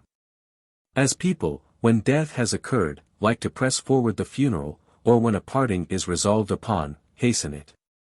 It is certain that Mr. Dobbin, having taken the matter in hand, was most extraordinarily eager in the conduct of it. He urged on George the necessity of immediate action, he showed the chances of reconciliation with his father, which a favourable mention of his name in the Gazette must bring about. If need were he would go himself and brave both the fathers in the business. At all events, he besought George to go through with it before the orders came, which everybody expected, for the departure of the regiment from England on foreign service. Bent upon these hymeneal projects, and with the applause and consent of Mrs. Sedley, who did not care to break the matter personally to her husband, Mr. Dobbin went to seek John Sedley at his house of call in the city, the Tapioca Coffee House, where, since his own offices were shut up, and fate had overtaken him, the poor broken-down old gentleman used to betake himself daily, and write letters and receive them, and tie them up into mysterious bundles, several of which he carried in the flaps of his coat. I don't know anything more dismal than that business and bustle and mystery of a ruined man, those letters from the wealthy which he shows you, those worn greasy documents promising support and offering condolence which he places wistfully before you, and on which he builds his hopes of restoration and future fortune. My beloved reader has no doubt in the course of his experience been waylaid by many such a luckless companion. He takes you into the corner, he has his bundle of papers out of his gaping coat pocket, and the tape off, and the string in his mouth, and the favorite letters selected and laid before you, and who does not know the sad eager half-crazy look which he fixes on you with his hopeless eyes? Changed into a man of this sort, Dobbin found the once florid, jovial, and prosperous John Sedley. His coat, that used to be so glossy and trim, was white at the seams, and the buttons showed the copper. His face had fallen in, and was unshorn. His frill and neckcloth hung limp under his bagging waistcoat. When he used to treat the boys in old days at a coffee-house, he would shout and laugh louder than anybody there, and have all the waiters skipping round him. It was quite painful to see how humble and civil he was to John of the Tapioca, a blear-eyed old attendant in dingy stockings and cracked pumps, whose business it was to serve glasses of wafers, and bumpers of ink in pewter, and slices of paper to the frequenters of this dreary house of entertainment, where nothing else seemed to be consumed. As for William Dobbin, whom he had tipped repeatedly in his youth, and who had been the old gentleman's but on 1,000 occasions, old Sedley gave his hand to him in a very hesitating humble manner now, and called him, sir. A feeling of shame and remorse took possession of William Dobbin as the broken old man so received and addressed him, as if he himself had been somehow guilty of the misfortunes which had brought Sedley so low. "I am very glad to see you, Captain Dobbin, sir," says he. After a skulking look or two at his visitor, whose lanky figure and military appearance caused some excitement likewise to twinkle in the blear eyes of the waiter in the cracked dancing pumps, and awakened the old lady in black, who dozed among the mouldy old coffee cups in the bar. "How is the worthy alderman, and my lady, your excellent mother, sir?" He looked round at the waiter as he said, "My lady," as much as to say, "Hark ye, John, I have friends still, and persons of rank and reputation, too. Are you come to do anything in my way, sir? My young friends Dale and Spigot do all my business for me now, until my new offices are ready, for I'm only here temporarily, you know, Captain. What can we do for you, sir? Will you like to take anything?" Dobbin, with a great deal of hesitation and stuttering, protested that he was not in the least hungry or thirsty, that he had no business to transact, that he only came to ask if Mr. Sedley was well, and to shake hands with an old friend, and, he added, with a desperate perversion of truth, "My mother is very well, that is, she's been very unwell, and is only waiting for the first fine day to go out and call upon Mrs. Sedley." "How is Mrs. Sedley, sir? I hope she's quite well." And here he paused, reflecting on his own consummate hypocrisy, for the day was as fine, and the sunshine as bright as it ever is in Coffin Court, where the Tapioca Coffee House is situated, and Mr. Dobbin remembered that he had seen Mrs. Sedley himself only an hour before, having driven Osborne down to Fulham in his gig, and left him there tête-à-tête with Miss Amelia. "My wife will be very happy to see her ladyship," Sedley replied, pulling out his papers. "I've a very kind letter here from your father, sir, and beg my respectful compliments to him. Lady D. will find us in rather a smaller house than we were accustomed to receive our friends in, but it's snug, and the change of air does good to my daughter, who was suffering in town rather, you remember little Emmy, sir?" "Yes, suffering a good deal." The old gentleman's eyes were wandering as he spoke, and he was thinking of something else, as he sat thrumming on his papers and fumbling at the worn red tape. "You're a military man," he went on. "I ask you, Bill Dobbin, could any man ever have speculated upon the return of that Corsican scoundrel from Elba? When the Allied sovereigns were here last year, and we gave them that dinner in the city, sir, and we saw the Temple of Concord, and the fireworks, and the Chinese bridge in St. James's Park, could any sensible man suppose that peace wasn't really concluded, after we'd actually sung Te Deum for it, sir? I ask you, William, could I suppose that the Emperor of Austria was a damned traitor, and nothing more? I don't mince words, a double-faced infernal traitor and schemer, who meant to have his son-in-law back all along. And I say that the escape of Boney from Elba was a damned imposition and plot, sir, in which half the powers of Europe were concerned, to bring the funds down, and to ruin this country. That's why I'm here, William. That's why my name's in the Gazette. Why, sir? Because I trusted the Emperor of Russia and the Prince Regent. Look here. Look at my papers. Look what the funds were on the 1st of March, what the French fives were when I bought for the Count. And what they're at now. There was collusion, sir, or that villain never would have escaped. Where was the English commissioner who allowed him to get away? He ought to be shot, sir, brought to a court-martial, and shot, by Jove. We're going to hunt Boney out, sir, Dobbin said, rather alarmed at the fury of the old man, the veins of whose forehead began to swell, and who sat drumming his papers with his clenched fist. We are going to hunt him out, sir, the Duke's in Belgium already, and we expect marching orders every day. Give him no quarter.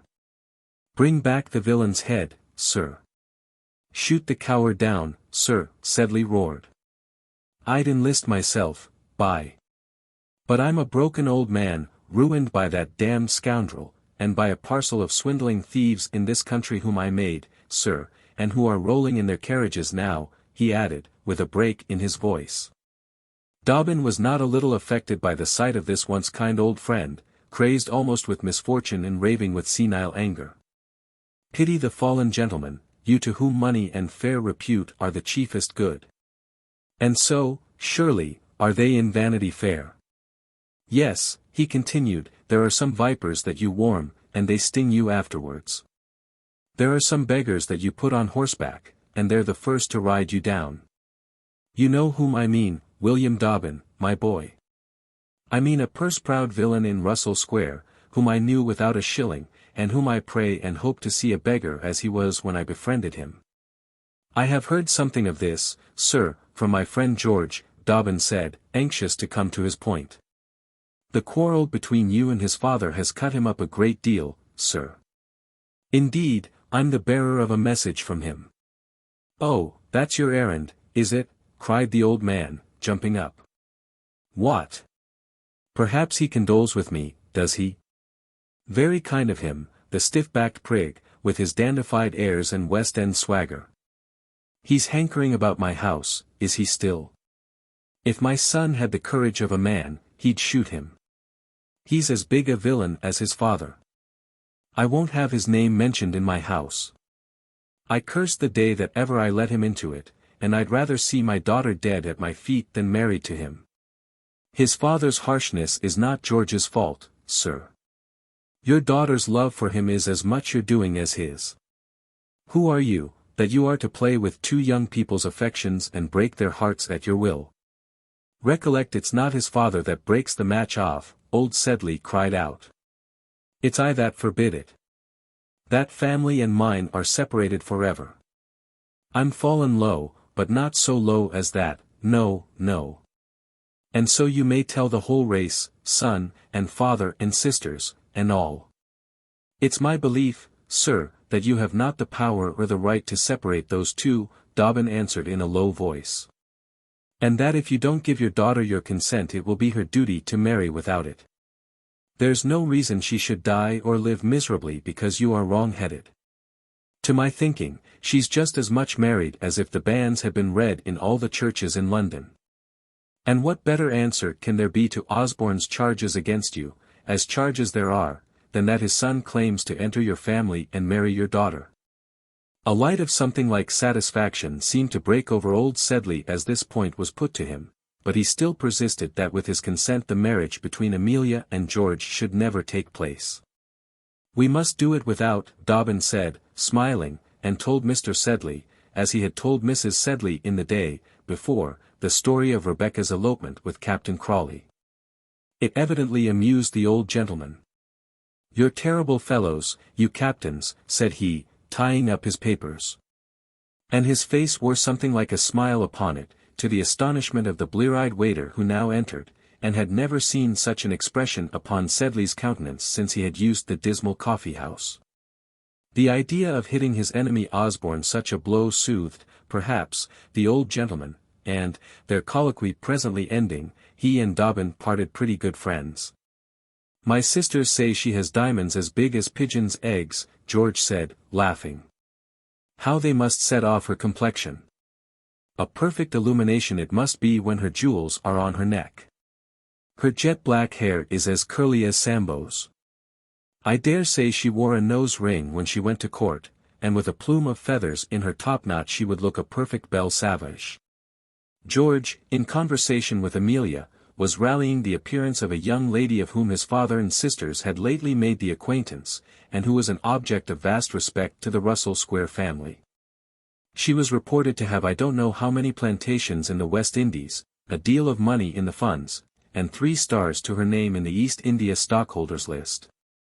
She had a mansion in Surrey, and a house in Portland Place.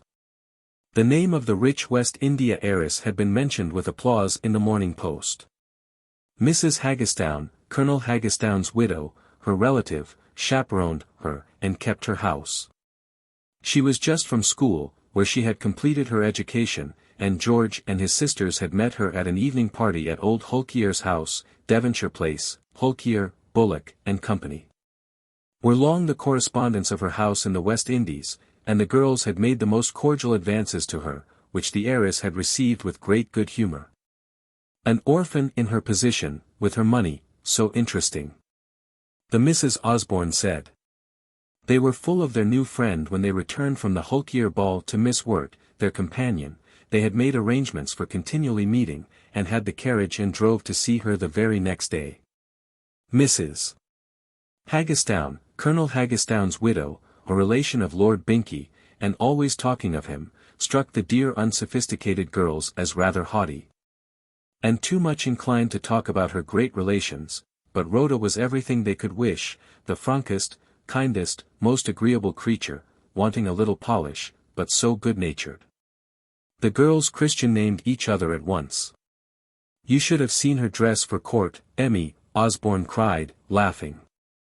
"She came to my sister's to show it off, before she was presented in state by my Lady Binkie, the Haggestown's kinswoman. She's related to everyone, that Haggestown. Her diamonds blazed out like Vauxhall on the night we were there.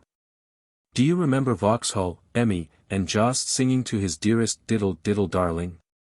Diamonds and mahogany, my dear. Think what an advantageous contrast, and the white feathers in her hair, I mean in her wool. She had earrings like chandeliers, you might have lighted 'em up, by Jove, and a yellow satin train that streeled after her like the tail of a cornet." "How old is she?" asked Emmy, to whom George was rattling away regarding this dark paragon, on the morning of their reunion, rattling away as no other man in the world surely could. "Why, the Black Princess, though she has only just left school, must be 2 or 3 and 20. And you should see the hand she writes. Mrs. Colonel Haggestown usually writes her letters, but in a moment of confidence, she put pen to paper for my sisters, she spelt satin satting, and St. James's, St. Jams. Why, surely it must be Miss Swartz, the parlour boarder," Emmy said, remembering that good-natured young mulatto girl, who had been so hysterically affected when Amelia left Miss Pinkerton's academy. "The very name," George said. "Her father was a German Jew, a slave owner they say, connected with the Cannibal Islands in some way or other. He died last year, and Miss Pinkerton has finished her education. She can play 2 pieces on the piano, she knows 3 songs. She can write when Mrs. Haggestown is by to spell for her, and Jane and Maria already have got to love her as a sister." "I wish they would have loved me," said Emmy, wistfully. "They were always very cold to me." "My dear child, they would have loved you if you had had £200,000, George replied. "That is the way in which they have been brought up. Ours is a ready-money society. We live among bankers and city bigwigs, and be hanged to them, and every man, as he talks to you, is jingling his guineas in his pocket. There is that jackass Fred Bullock is going to marry Maria, there's Goldmore, the East India director, there's Dipley, in the tallow trade, our trade," George said, with an uneasy laugh and a blush. "Curse the whole pack of money-grubbing vulgarians. I fall asleep at their great heavy dinners. I feel ashamed in my father's great stupid parties. I've been accustomed to live with gentlemen, and men of the world and fashion, Emmy, not with a parcel of turtle-fed tradesmen. Dear little woman, you are the only person of our set who ever looked, or thought, or spoke like a lady, and you do it because you're an angel and can't help it. Don't remonstrate. You are the only lady. Didn't Miss Crawley remark it, who has lived in the best company in Europe? And as for Crawley, of the Life Guards, hang it, he's a fine fellow, and I like him for marrying the girl he had chosen." Amelia admired Mr. Crawley very much, too, for this, and trusted Rebecca would be happy with him, and hoped, with a laugh, Joss would be consoled. And so the pair went on prattling, as in quite early days. Amelia's confidence being perfectly restored to her, though she expressed a great deal of pretty jealousy about Miss Swartz. And professed to be dreadfully frightened, like a hypocrite as she was, lest George should forget her for the heiress and her money and her estates in St. Kitts. But the fact is, she was a great deal too happy to have fears or doubts or misgivings of any sort, and having George at her side again, was not afraid of any heiress or beauty, or indeed of any sort of danger. When Captain Dobbin came back in the afternoon to these people, which he did with a great deal of sympathy for them, it did his heart good to see how Amelia had grown young again, how she laughed, and chirped, and sang familiar old songs at the piano, which were only interrupted by the bell from without proclaiming Mr. Sedley's return from the city, before whom George received a signal to retreat. Beyond the first smile of recognition, and even that was an hypocrisy, for she thought his arrival rather provoking, Miss Sedley did not once notice Dobbin during his visit. But he was content, so that he saw her happy. And thankful to have been the means of making her so. XXI, a quarrel about an heiress. Love may be felt for any young lady endowed with such qualities as Miss Swartz possessed, and a great dream of ambition entered into old Mr. Osborne's soul, which she was to realize. He encouraged, with the utmost enthusiasm and friendliness, his daughter's amiable attachment to the young heiress, and protested that it gave him the sincerest pleasure as a father to see the love of his girls so well disposed. "You won't find," he would say to Miss Rhoda, "that splendor and rank to which you are accustomed at the West End, my dear miss, at our humble mansion in Russell Square. My daughters are plain, disinterested girls, but their hearts are in the right place, and they've conceived an attachment for you which does them honor, I say, which does them honor. I'm a plain, simple, humble British merchant, an honest one, as my respected friends Hulkier and Bullock will vouch, who were the correspondents of your late lamented father. You'll find us a united, simple, happy, and I think I may say respected, family, a plain table, a plain people, but a warm welcome, my dear Miss Rhoda. Rhoda, let me say, for my heart warms to you, it does really. I'm a frank man, and I like you. A glass of champagne. Hicks, champagne to Miss Swartz." There is little doubt that old Osborne believed all he said, and that the girls were quite earnest in their protestations of affection for Miss Swartz. People in Vanity Fair fasten on to rich folks quite naturally. If the simplest people are disposed to look not a little kindly on great prosperity, for I defy any member of the British public to say that the notion of wealth has not something awful and pleasing to him. And you, if you are told that the man next you at dinner has got $500,000, not to look at him with a certain interest, if the simple look benevolently on money, how much more do your old worldlings regard it? Their affections rush out to meet and welcome money. Their kind sentiments awaken spontaneously towards the interesting possessors of it. I know some respectable people who don't consider themselves at liberty to indulge in friendship for any individual who has not a certain competency, or place in society. They give a loose to their feelings on proper occasions. And the proof is, that the major part of the Osborne family, who had not, in 15 years, been able to get up a hearty regard for Amelia Sedley, became as fond of Miss Swartz in the course of a single evening as the most romantic advocate of friendship at first sight could desire. What a match for George she'd be, the sisters and Miss Wirt agreed, and how much better than that insignificant little Amelia. Such a dashing young fellow as he is, with his good looks, rank, and accomplishments, would be the very husband for her.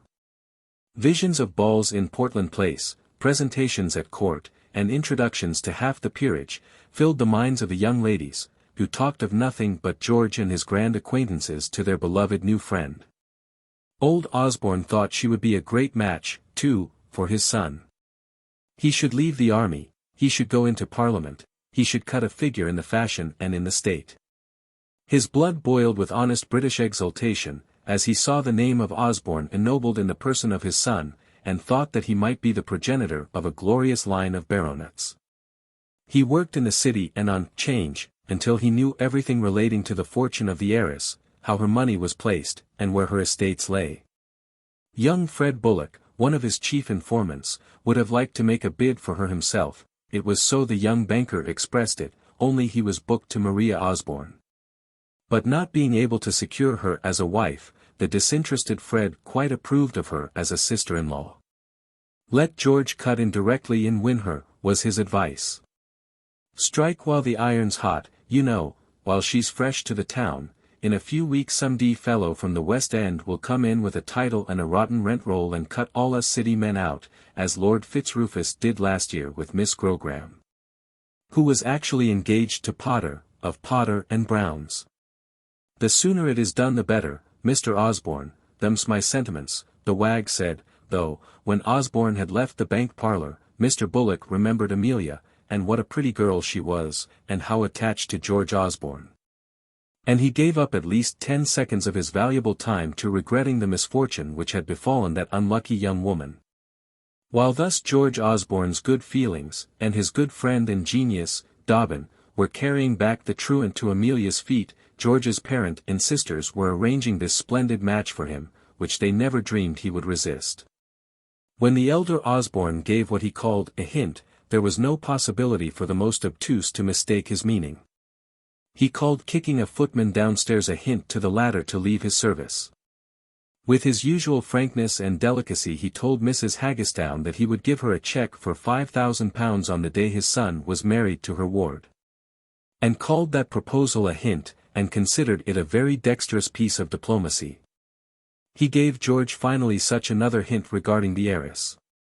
And ordered him to marry her out of hand, as he would have ordered his butler to draw a cork, or his clerk to write a letter. This imperative hint disturbed George a good deal. He was in the very first enthusiasm and delight of his second courtship of Amelia, which was inexpressibly sweet to him. The contrast of her manners and appearance with those of the heiress, made the idea of a union with the latter appear doubly ludicrous and odious. Carriages and opera boxes, thought he. Fancy being seen in them by the side of such a mahogany charmer as that. Add to all that the junior Osborne was quite as obstinate as the senior, when he wanted a thing, quite as firm in his resolution to get it. And quite as violent when angered, as his father in his most stern moments. On the first day when his father formally gave him the hint that he was to place his affections at Miss Swartz's feet, George temporized with the old gentleman. "You should have thought of the matter sooner, sir," he said. "It can't be done now, when we're expecting every day to go on foreign service. Wait till my return, if I do return."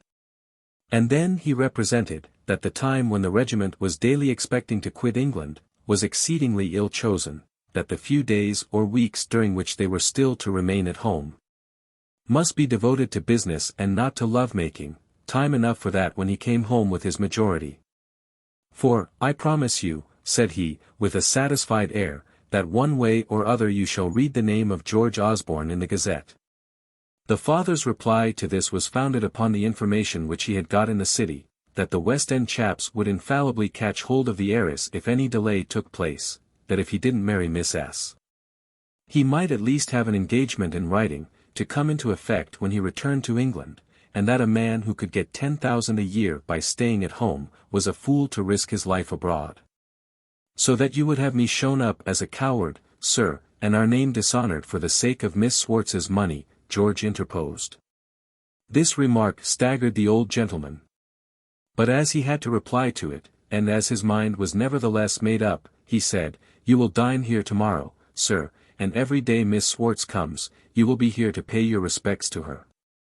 If you want for money, call upon Mr. Chopper." Thus a new obstacle was in George's way, to interfere with his plans regarding Amelia, and about which he and Dobbin had more than one confidential consultation. His friend's opinion respecting the line of conduct which he ought to pursue, we know already. And as for Osborne, when he was once bent on a thing, a fresh obstacle or two only rendered him the more resolute. The dark object of the conspiracy into which the chiefs of the Osborne family had entered, was quite ignorant of all their plans regarding her, which, strange to say, her friend and chaperone did not divulge, and, taking all the young lady's flattery for genuine sentiment, and being, as we have before had occasion to show, of a very warm and impetuous nature, responded to their affection with quite a tropical ardor. And if the truth may be told, I dare say that she too had some selfish attraction in the Russell Square house, and in a word, thought George Osborne a very nice young man. His whiskers had made an impression upon her, on the very first night she beheld them at the ball at Messrs. Hulkier's, and, as we know, she was not the first woman who had been charmed by them. George had an air at once swaggering and melancholy, languid and fierce. He looked like a man who had passions, secrets, and private harrowing griefs and adventures. His voice was rich and deep. He would say it was a warm evening, or ask his partner to take an ice, with a tone as sad and confidential as if he were breaking her mother's death to her, or preluding a declaration of love. He trampled over all the young bucks of his father's circle, and was the hero among those third-rate men. Some few sneered at him and hated him. Some, like Dobbin, fanatically admired him.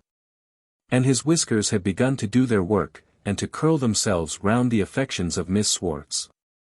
Whenever there was a chance of meeting him in Russell Square, that simple and good-natured young woman was quite in a flurry to see her dear Mrs. Osborne. She went to great expenses in new gowns, and bracelets, and bonnets, and in prodigious feathers. She adorned her person with her utmost skill to please the conqueror, and exhibited all her simple accomplishments to win his favor. The girls would ask her, with the greatest gravity, for a little music, and she would sing her 3 songs and play her 2 little pieces as often as ever they asked, and with an always increasing pleasure to herself. During these delectable entertainments, Miss Wirt and the chaperones sat by, and conned over the peerage, and talked about the nobility. The day after George had his hint from his father, and a short time before the hour of dinner, he was lolling upon a sofa in the drawing-room in a very becoming and perfectly natural attitude of melancholy. He had been, at his father's request, to Mr. Chopper in the city. The old gentleman, though he gave great sums to his son, would never specify any fixed allowance for him, and rewarded him only as he was in the humor. He had then been to pass 3 hours with Amelia, his dear little Amelia, at Fulham. And he came home to find his sisters spread in starched muslin in the drawing-room, the dowagers cackling in the background, and honest Swartz in her favorite amber-colored satin, with turquoise bracelets, countless rings, flowers, feathers, and all sorts of tags and gimcracks, about as elegantly decorated as a sheet chimney-sweep on May Day. The girls, after vain attempts to engage him in conversation, talked about fashions and the last drawing-room until he was perfectly sick of their chatter. He contrasted their behavior with little Emmy's, their shrill voices with her tender ringing tones, their attitudes and their elbows and their starch, with her humble soft movements and modest graces. Poor Swartz was seated in a place where Emmy had been accustomed to sit. Her bejeweled hands lay sprawling in her amber satin lap. Her tags and earrings twinkled, and her big eyes rolled about. She was doing nothing with perfect contentment, and thinking herself charming. Anything so becoming as the satin the sisters had never seen. "Dammy," George said to a confidential friend, "she looked like a china doll, which has nothing to do all day but to grin and wag its head. By Jove, Will, it was all I could do to prevent myself from throwing the sofa cushion at her." He restrained that exhibition of sentiment, however. The sisters began to play the Battle of Prague. "Stop that thing," George howled out in a fury from the sofa. "It makes me mad. You play us something, Miss Swartz, do. Sing something, anything but the Battle of Prague. Shall I sing Blue-Eyed Mary or the air from the cabinet?" Miss Swartz asked. "That sweet thing from the cabinet," the sisters said. "We've had that," replied the misanthrope on the sofa. "I can sing Fleuve du Tage," Swartz said, in a meek voice, "if I had the words." It was the last of the worthy young woman's collection. "Oh, Fleuve du Tage," Miss Maria cried. "We have the song," and went off to fetch the book in which it was. Now it happened that this song, then in the height of the fashion, had been given to the young ladies by a young friend of theirs, whose name was on the title, and Miss Swartz. Having concluded the ditty with George's applause, for he remembered that it was a favorite of Amelia's, was hoping for an encore perhaps, and fiddling with the leaves of the music, when her eye fell upon the title. And she saw, Amelia Sedley, written in the corner. "Lor," cried Miss Swartz, spinning swiftly round on the music stool, "is it my Amelia? Amelia that was at Miss P.S. at Hammersmith? I know it is. It's her, and, tell me about her, where is she?" "Don't mention her," Miss Maria Osborne said hastily. "Her family has disgraced itself. Her father cheated Papa, and as for her, she is never to be mentioned here." This was Miss Maria's return for George's rudeness about the Battle of Prague. "Are you a friend of Amelia's?" George said, bouncing up. "God bless you for it, Miss Swartz. Don't believe what the girls say. She's not to blame at any rate. She's the best. You know you're not to speak about her, George, cried Jane. Papa forbids it. Who's to prevent me? George cried out. I will speak of her. I say she's the best, the kindest, the gentlest, the sweetest girl in England, and that, bankrupt or no, my sisters are not fit to hold candles to her. If you like her, go and see her, Miss Swartz, she wants friends now, and I say, God bless everybody who befriends her. Anybody who speaks kindly of her is my friend, anybody who speaks against her is my enemy. Thank you, Miss Swartz. And he went up and wrung her hand. George! George, one of the sisters cried imploringly. I say, George said fiercely, I thank everybody who loves Amelia said, he stopped. Old Osborne was in the room with a face livid with rage, and eyes like hot coals. Though George had stopped in his sentence, yet, his blood being up, he was not to be cowed by all the generations of Osborne. Rallying instantly, he replied to the bullying look of his father, with another so indicative of resolution and defiance that the elder man quailed in his turn, and looked away. He felt that the tussle was coming. Mrs. Haggestown, let me take you down to dinner, he said. Give your arm to Miss Swartz, George, and they marched. Miss Swartz, I love Amelia, and we've been engaged almost all our lives, Osborne said to his partner. And during all the dinner, George rattled on with a volubility which surprised himself, and made his father doubly nervous for the fight which was to take place as soon as the ladies were gone. The difference between the pair was, that while the father was violent and a bully, the son had thrice the nerve and courage of the parent, and could not merely make an attack, but resist it. And finding that the moment was now come when the contest between him and his father was to be decided, he took his dinner with perfect coolness and appetite before the engagement began. Old Osborne, on the contrary, was nervous, and drank much. He floundered in his conversation with the ladies, his neighbors, George's coolness only rendering him more angry. It made him half mad to see the calm way in which George, flapping his napkin, and with a swaggering bow, opened the door for the ladies to leave the room. And filling himself a glass of wine, smacked it, and looked his father full in the face, as if to say, Gentlemen of the guard, fire first. The old man also took a supply of ammunition, but his decanter clinked against the glass as he tried to fill it. After giving a great heave, and with a purple choking face, he then began. How dare you, sir, mention that person's name before Miss Swartz today, in my drawing-room? I ask you, sir, how dare you do it? Stop, sir, says George, don't say, dare, sir. Dare isn't a word to be used to a captain in the British Army. I shall say what I like to my son, sir. I can cut him off with a shilling if I like. I can make him a beggar if I like. I will say what I like, the elder said. I'm a gentleman though I am your son, sir, George answered haughtily. Any communications which you have to make to me, or any orders which you may please to give, I beg may be couched in that kind of language which I am accustomed to hear. Whenever the lad assumed his haughty manner, it always created either great awe or great irritation in the parent. Old Osborne stood in secret terror of his son as a better gentleman than himself.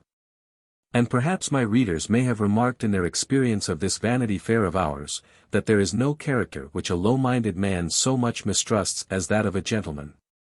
My father didn't give me the education you have had, nor the advantages you have had, nor the money you have had.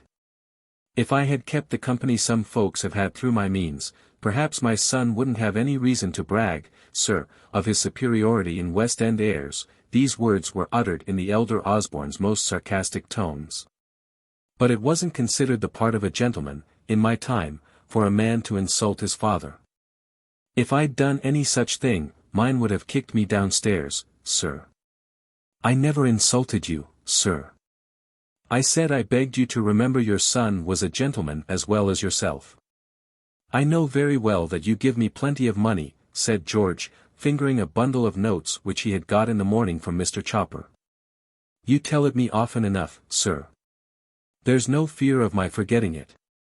I wish you'd remember other things as well, sir, the sire answered. I wish you'd remember that in this house, so long as you choose to honor it with your company, Captain, I'm the master, and that name, and that I say. That what, sir? George asked, with scarcely a sneer, filling another glass of claret. Burst out his father with a screaming oath, that the name of those Sedleys never be mentioned here, sir, not one of the whole damned lot of M, sir. It wasn't I, sir, that introduced Miss Sedley's name. It was my sisters who spoke ill of her to Miss Swartz, and by Jove I'll defend her wherever I go. Nobody shall speak lightly of that name in my presence. Our family has done her quite enough injury already, I think, and may leave off reviling her now she's down. I'll shoot any man but you who says a word against her. Go on, sir, go on, the old gentleman said, his eyes starting out of his head. Go on about what, sir? About the way in which we've treated that angel of a girl. Who told me to love her? It was your doing. I might have chosen elsewhere, and looked higher, perhaps, than your society, but I obeyed you.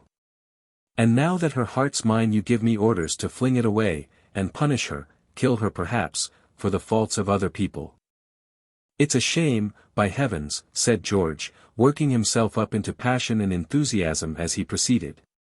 To play at fast and loose with a young girl's affections, and with such an angel as that, one so superior to the people amongst whom she lived, that she might have excited envy, only she was so good and gentle.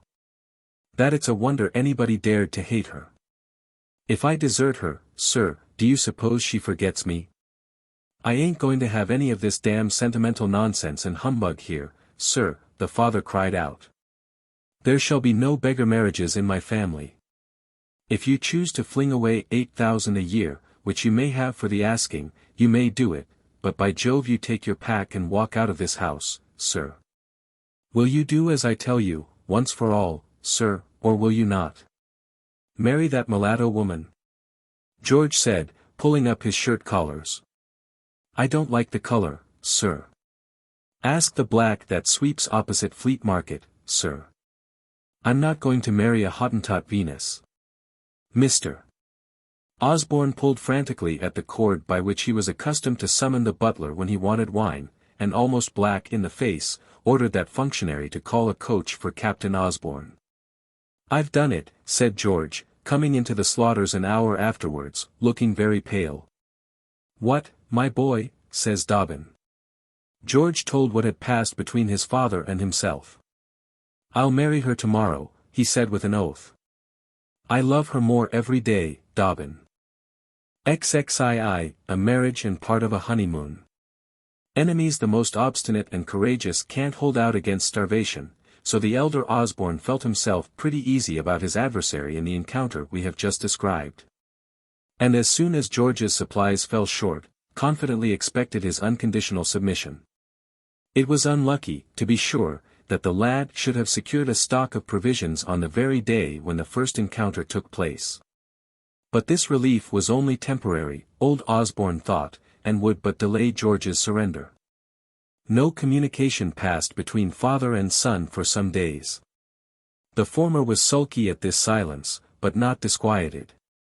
For, as he said, he knew where he could put the screw upon George, and only waited the result of that operation. He told the sisters the upshot of the dispute between them, but ordered them to take no notice of the matter, and welcomed George on his return as if nothing had happened. His cover was laid as usual every day, and perhaps the old gentleman rather anxiously expected him, but he never came. Someone inquired at the Slaughters regarding him, where it was said that he and his friend Captain Dobbin had left town. One gusty, raw day at the end of April, the rain whipping the pavement of that ancient street where the old Slaughters' coffee-house was once situated, George Osborne came into the coffee-room, looking very haggard and pale. Although dressed rather smartly in a blue coat and brass buttons, and a neat buff waistcoat of the fashion of those days. Here was his friend Captain Dobbin, in blue and brass too, having abandoned the military frock and French grey trousers, which were the usual coverings of his lanky person. Dobbin had been in the coffee-room for an hour or more. He had tried all the papers, but could not read them. He had looked at the clock many scores of times. And at the street, where the rain was pattering down, and the people as they clinked by in pattens, left long reflections on the shining stone, he tattooed at the table, he bit his nails most completely. And nearly to the quick, he was accustomed to ornament his great big hands in this way. He balanced the teaspoon dexterously on the milk jug, upset it, etc. etc., and in fact showed those signs of disquietude, and practiced those desperate attempts at amusement, which men are accustomed to employ when very anxious, and expectant, and perturbed in mind. Some of his comrades, gentlemen who used the room, joked him about the splendor of his costume and his agitation of manner. One asked him if he was going to be married. Dobbin laughed, and said he would send his acquaintance, Major Wagstaff of the Engineers, a piece of cake when that event took place. At length Captain Osborne made his appearance, very smartly dressed, but very pale and agitated as we have said. He wiped his pale face with a large yellow bandana pocket handkerchief that was prodigiously scented. He shook hands with Dobbin, looked at the clock, and told John, the waiter, to bring him some curaçao. Of this cordial he swallowed off a couple of glasses with nervous eagerness. His friend asked with some interest about his health. Couldn't get a wink of sleep till daylight, Dobb, said he. Infernal headache and fever. Got up at 9, and went down to the Hummums for a bath. I say, Dobb, I feel just as I did on the morning I went out with Rocket at Quebec. So do I, William responded. I was a deuced deal more nervous than you were that morning. You made a famous breakfast, I remember. Eat something now. You're a good old fellow, Will. I'll drink your health, old boy, and farewell to. No, 2 glasses are enough, Dobbin interrupted him. Here, take away the liqueurs, John. Have some cayenne pepper with your fowl. Make haste though, for it is time we were there. It was about half an hour from 12 when this brief meeting and colloquy took place between the two captains. A coach, into which Captain Osborne's servant put his master's desk and dressing-case, had been in waiting for some time. And into this the two gentlemen hurried under an umbrella, and the valet mounted on the box, cursing the rain and the dampness of the coachman who was steaming beside him. We shall find a better trap than this at the church door, says he. That's a comfort. And the carriage drove on, taking the road down Piccadilly, where Apsley House and St. George's Hospital wore red jackets still, where there were oil lamps, where Achilles was not yet born, nor the Pimlico arch raised, nor the hideous equestrian monster which pervades it and the neighborhood, and so they drove down by Brompton to a certain chapel near the Fulham Road there. A chariot was in waiting with 4 horses. Likewise a coach of the kind called glass coaches. Only a very few idlers were collected on account of the dismal rain. Hang it, said George, I said only a pair. My master would have 4, said Mr. Joseph Sedley's servant, who was in waiting, and he and Mr. Osborne's man agreed as they followed George and William into the church, that it was a reg'lar shabby turn-hout, and with scarce so much as a breakfast or a wedding favour. Here you are, said our old friend, Jos Sedley, coming forward. You're 5 minutes late, George, my boy. What a day, eh? Demi, it's like the commencement of the rainy season in Bengal. But you'll find my carriage is watertight. Come along, my mother and Emmy are in the vestry. Jos Sedley was splendid. He was fatter than ever. His shirt collars were higher, his face was redder, his shirt frill flaunted gorgeously out of his variegated waistcoat. Varnished boots were not invented as yet, but the hessians on his beautiful legs shone so, that they must have been the identical pair in which the gentleman in the old picture used to shave himself. And on his light green coat there bloomed a fine wedding favour, like a great white spreading magnolia.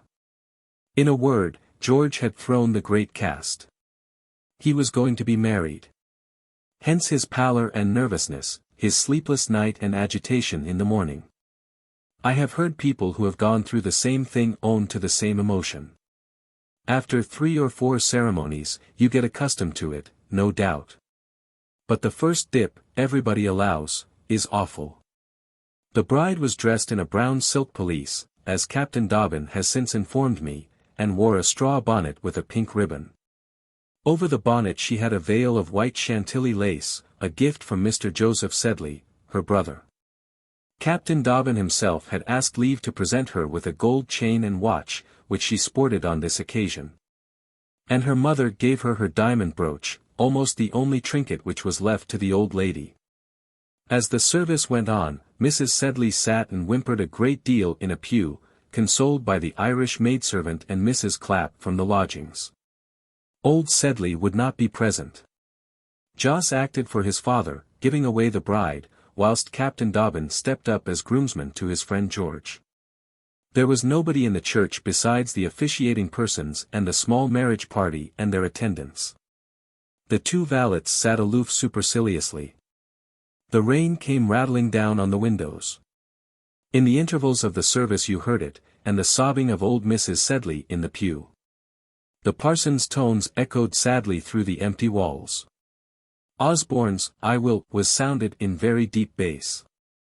Emmy's response came fluttering up to her lips from her heart, but was scarcely heard by anybody except Captain Dobbin. When the service was completed, Jos Sedley came forward and kissed his sister, the bride. For the first time for many months, George's look of gloom had gone, and he seemed quite proud and radiant.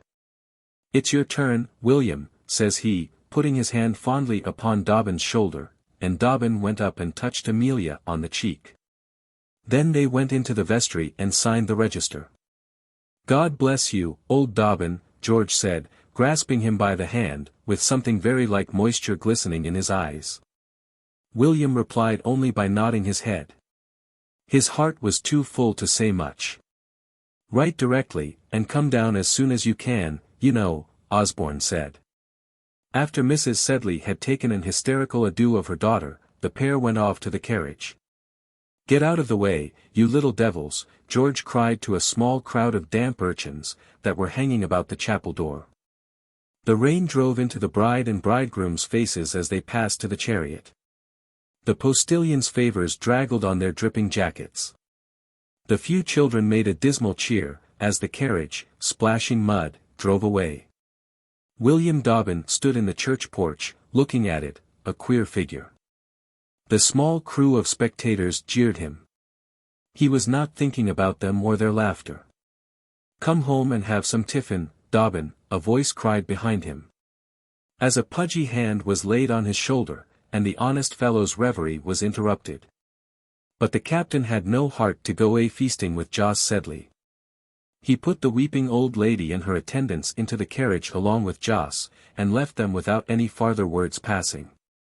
This carriage, too, drove away, and the urchins gave another sarcastical cheer.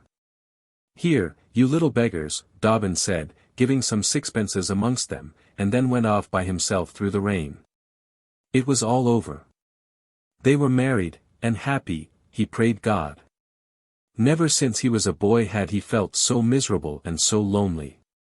He longed with a heartsick yearning for the first few days to be over, that he might see her again. Some 10 days after the above ceremony, 3 young men of our acquaintance were enjoying that beautiful prospect of bow windows on the one side and blue sea on the other, which Brighton affords to the traveller. Sometimes it is towards the ocean, smiling with countless dimples, speckled with white sails, with 100 bathing machines kissing the skirt of his blue garment, that the Londoner looks enraptured. Sometimes, on the contrary, a lover of human nature rather than of prospects of any kind, it is towards the bow windows that he turns, and that swarm of human life which they exhibit. From one issue the notes of a piano, which a young lady in ringlets practices 6 hours daily, to the delight of the fellow lodgers. At another, lovely Polly, the nursemaid, may be seen dandling Master Omnium in her arms, whilst Jacob, his papa, is beheld eating prawns, and devouring the Times for breakfast, at the window below. Yonder are the Misses Leary, who are looking out for the young officers of the heavies, who are pretty sure to be pacing the cliff.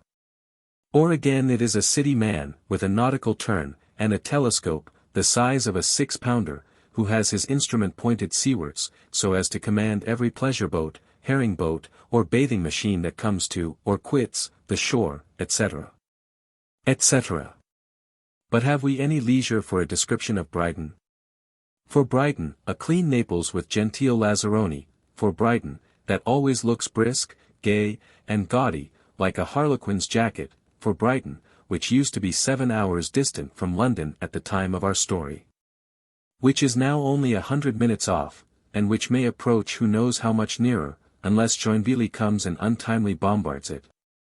What a monstrous fine girl that is in the lodgings over the milliner's, one of these 3 promenaders remarked to the other. Gad, Crawley, did you see what a wink she gave me as I passed? Don't break her heart, Joss, you rascal, said another. Don't trifle with her affections, you Don Juan. Get away, said Joss Sedley, quite pleased, and leering up at the maidservant in question with a most killing ogle. Joss was even more splendid at Brighton than he had been at his sister's marriage. He had brilliant under-waistcoats, any one of which would have set up a moderate buck. He sported a military frock coat, ornamented with frogs, knobs, black buttons, and meandering embroidery. He had affected a military appearance and habits of late.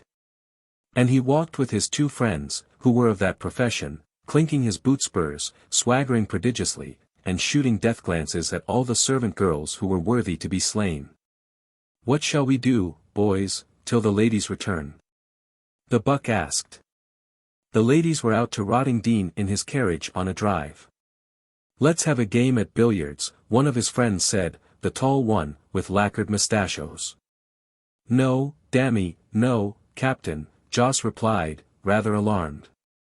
No billiards today, Crawley, my boy, yesterday was enough. You play very well, said Crawley, laughing. Don't he, Osborne? How well he made that 5-stroke, eh? Famous, Osborne said. Joss is a devil of a fellow at billiards, and at everything else, too. I wish there were any tiger hunting about here. We might go and kill a few before dinner. There goes a fine girl. What an ankle, Joss. Tell us that story about the tiger hunt, and the way you did for him in the jungle. It's a wonderful story that, Crawley. Here George Osborne gave a yawn. It's rather slow work, said he, down here. What shall we do? Shall we go and look at some horses that Snaffler's just brought from Lewes Fair? Crawley said. Suppose we go and have some jellies at Dutton's, and the rogue Joss, willing to kill 2 birds with 1 stone. Devilish fine gal at Dutton's. Suppose we go and see the lightning come in, it's just about time. George said. This advice prevailing over the stables and the jelly, they turned towards the coach office to witness the lightning's arrival. As they passed, they met the carriage, Joss Sedley's open carriage, with its magnificent armorial bearings, that splendid conveyance in which he used to drive, about at Cheltenham, majestic and solitary, with his arms folded, and his hat cocked. Or, more happy, with ladies by his side. 2 were in the carriage now, one a little person, with light hair, and dressed in the height of the fashion. The other in a brown silk pelisse, and a straw bonnet with pink ribbons, with a rosy, round, happy face, that did you good to behold. She checked the carriage as it neared the 3 gentlemen, after which exercise of authority she looked rather nervous, and then began to blush most absurdly. We have had a delightful drive, George, she said, and we're so glad to come back. And, Joseph, don't let him be late. Don't be leading our husbands into mischief, Mr. Sedley, you wicked, wicked man you, Rebecca said, shaking at Joss a pretty little finger covered with the neatest French kid glove. No billiards, no smoking, no naughtiness. My dear Mrs. Crawley, ah now. Upon my honor, was all Joss could ejaculate by way of reply. But he managed to fall into a tolerable attitude, with his head lying on his shoulder, grinning upwards at his victim, with one hand at his back, which he supported on his cane. And the other hand, the one with the diamond ring, fumbling in his shirt frill and among his under-waistcoats. As the carriage drove off he kissed the diamond hand to the fair ladies within. He wished all Cheltenham, all Chowringhee, all Calcutta, could see him in that position, waving his hand to such a beauty, and in company with such a famous buck as Rawdon Crawley of the Guards. Our young bride and bridegroom had chosen Brighton as the place where they would pass the first few days after their marriage. and having engaged apartments at the Ship Inn, enjoyed themselves there in great comfort and quietude, until Joss presently joined them. Nor was he the only companion they found there.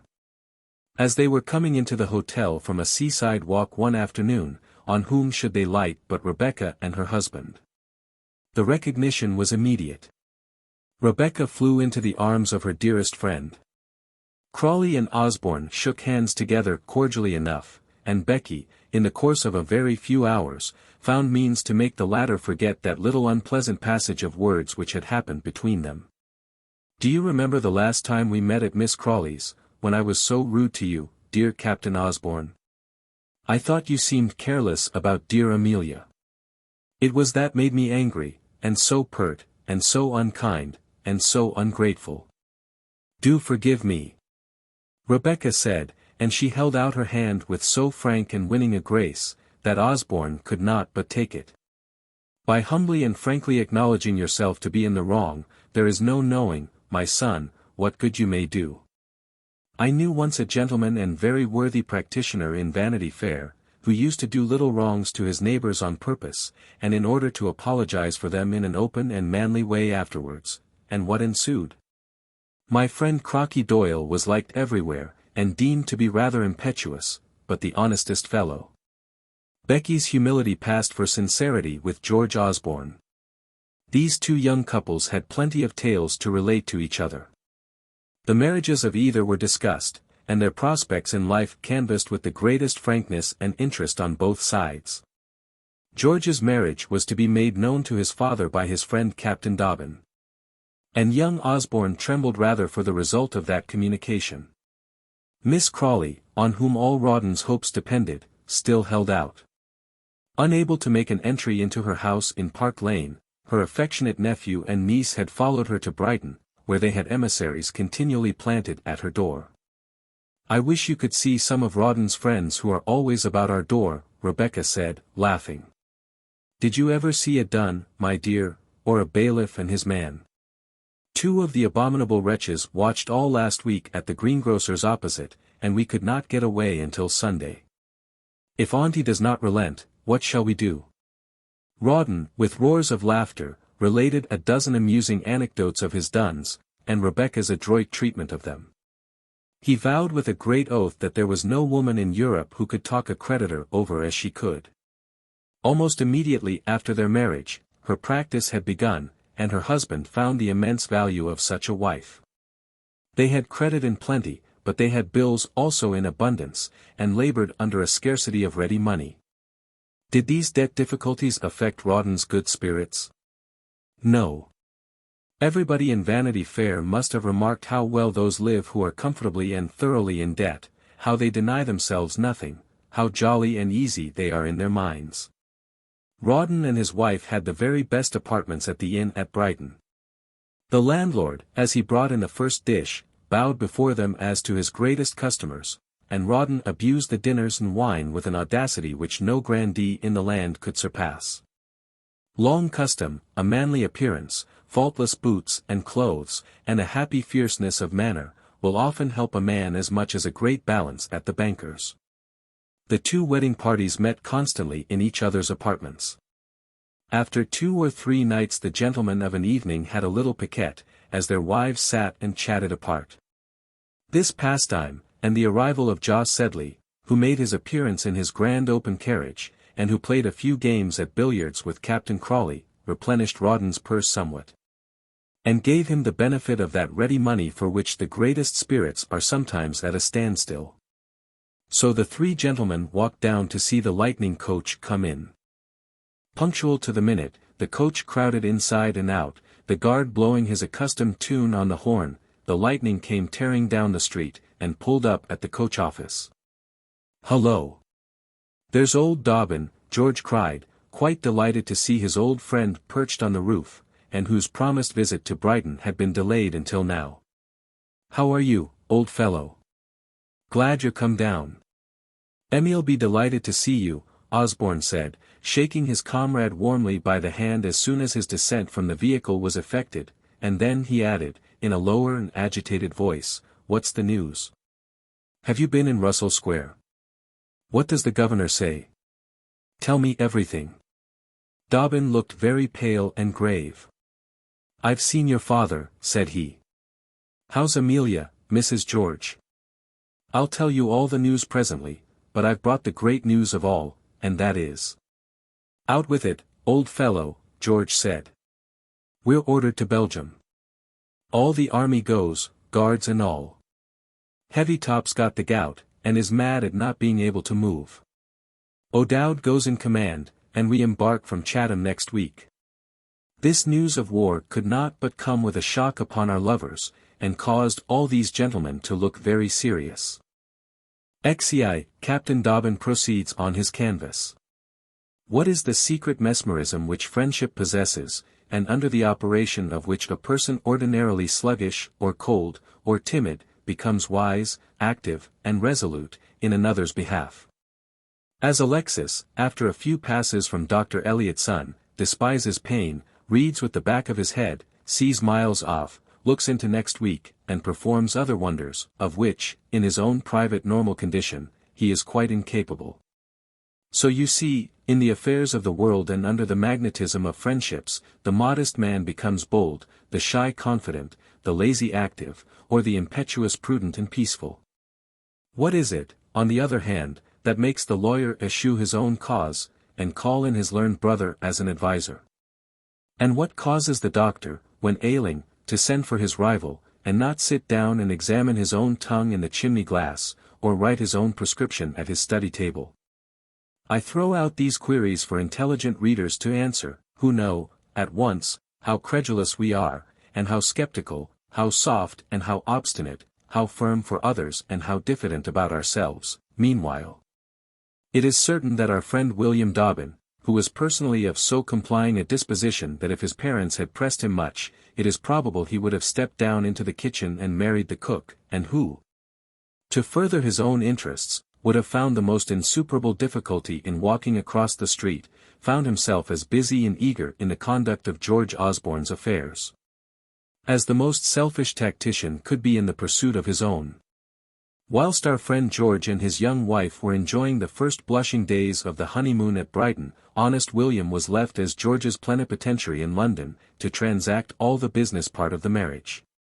His duty it was to call upon old Sedley and his wife, and to keep the former in good humour, to draw Jos and his brother-in-law nearer together, so that Jos's position and dignity, as collector of Boggley Woola, might compensate for his father's loss of station, and tend to reconcile old Osborne to the alliance, and finally, to communicate it to the latter in such a way as should least irritate the old gentleman. Now, before he faced the head of the Osborne house with the news which it was his duty to tell, Dobbin bethought him that it would be politic to make friends of the rest of the family, and, if possible, have the ladies on his side. They can't be angry in their hearts, thought he. No woman ever was really angry at a romantic marriage. A little crying out, and they must come round to their brother, when the three of us will lay siege to old Mr. Osborne. So this Machiavellian captain of infantry cast about him for some happy means or stratagem by which he could gently and gradually bring the Misses Osborne to a knowledge of their brother's secret.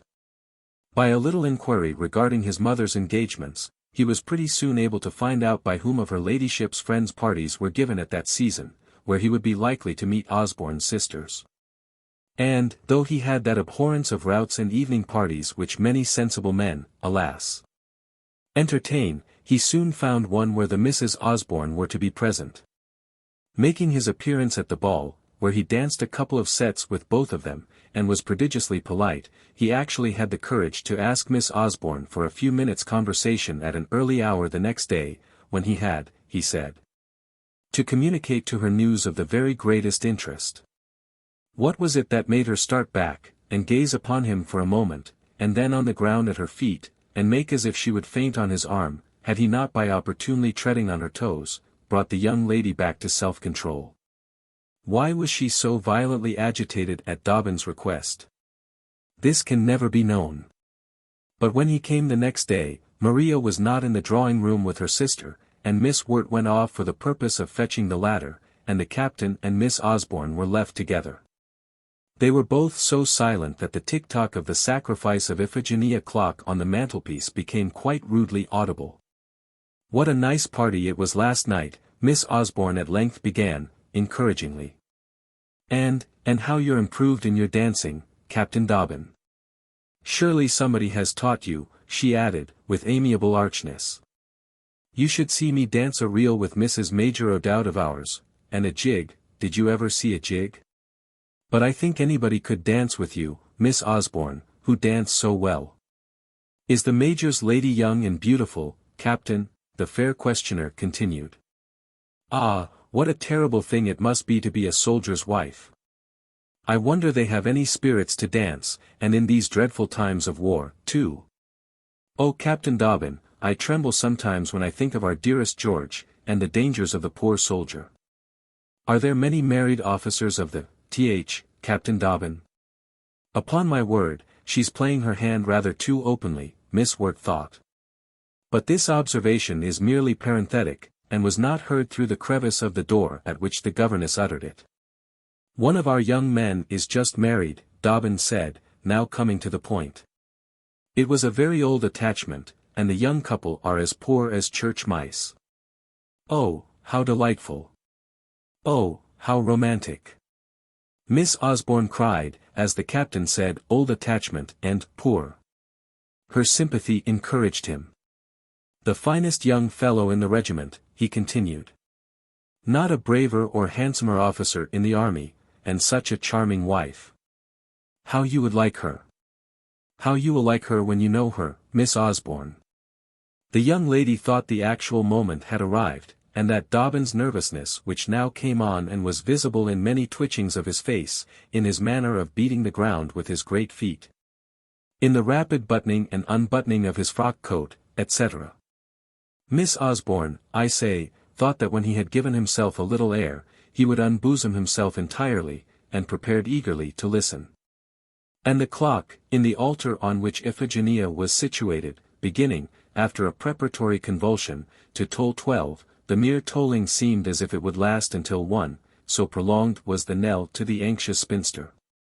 But it's not about marriage that I came to speak, that is, no, I mean, my dear Miss Osborne, it's about our dear friend George, Dobbin said. About George? She said in a tone so discomfited that Maria and Miss Wirt laughed at the other side of the door, and even that abandoned wretch of a Dobbin felt inclined to smile himself. For he was not altogether unconscious of the state of affairs, George having often bantered him gracefully and said, hang it, Will, why don't you take old Jane? She'll have you if you ask her. I'll bet you 5-2 she will. Yes, about George, then, he continued. There has been a difference between him and Mr. Osborne. And I regard him so much, for you know we have been like brothers, that I hope and pray the quarrel may be settled. We must go abroad, Miss Osborne. We may be ordered off at a day's warning. Who knows what may happen in the campaign? Don't be agitated, dear Miss Osborne, and those two at least should part friends. There has been no quarrel, Captain Dobbin, except a little usual scene with Papa, the lady said. We are expecting George back daily. What Papa wanted was only for his good. He has but to come back, and I'm sure all will be well. And dear Rhoda, who went away from here in sad anger, I know will forgive him. Woman forgives but too readily, Captain. Such an angel as you I am sure would, Mr. Dobbin said, with atrocious astuteness. And no man can pardon himself for giving a woman pain. What would you feel, if a man were faithless to you?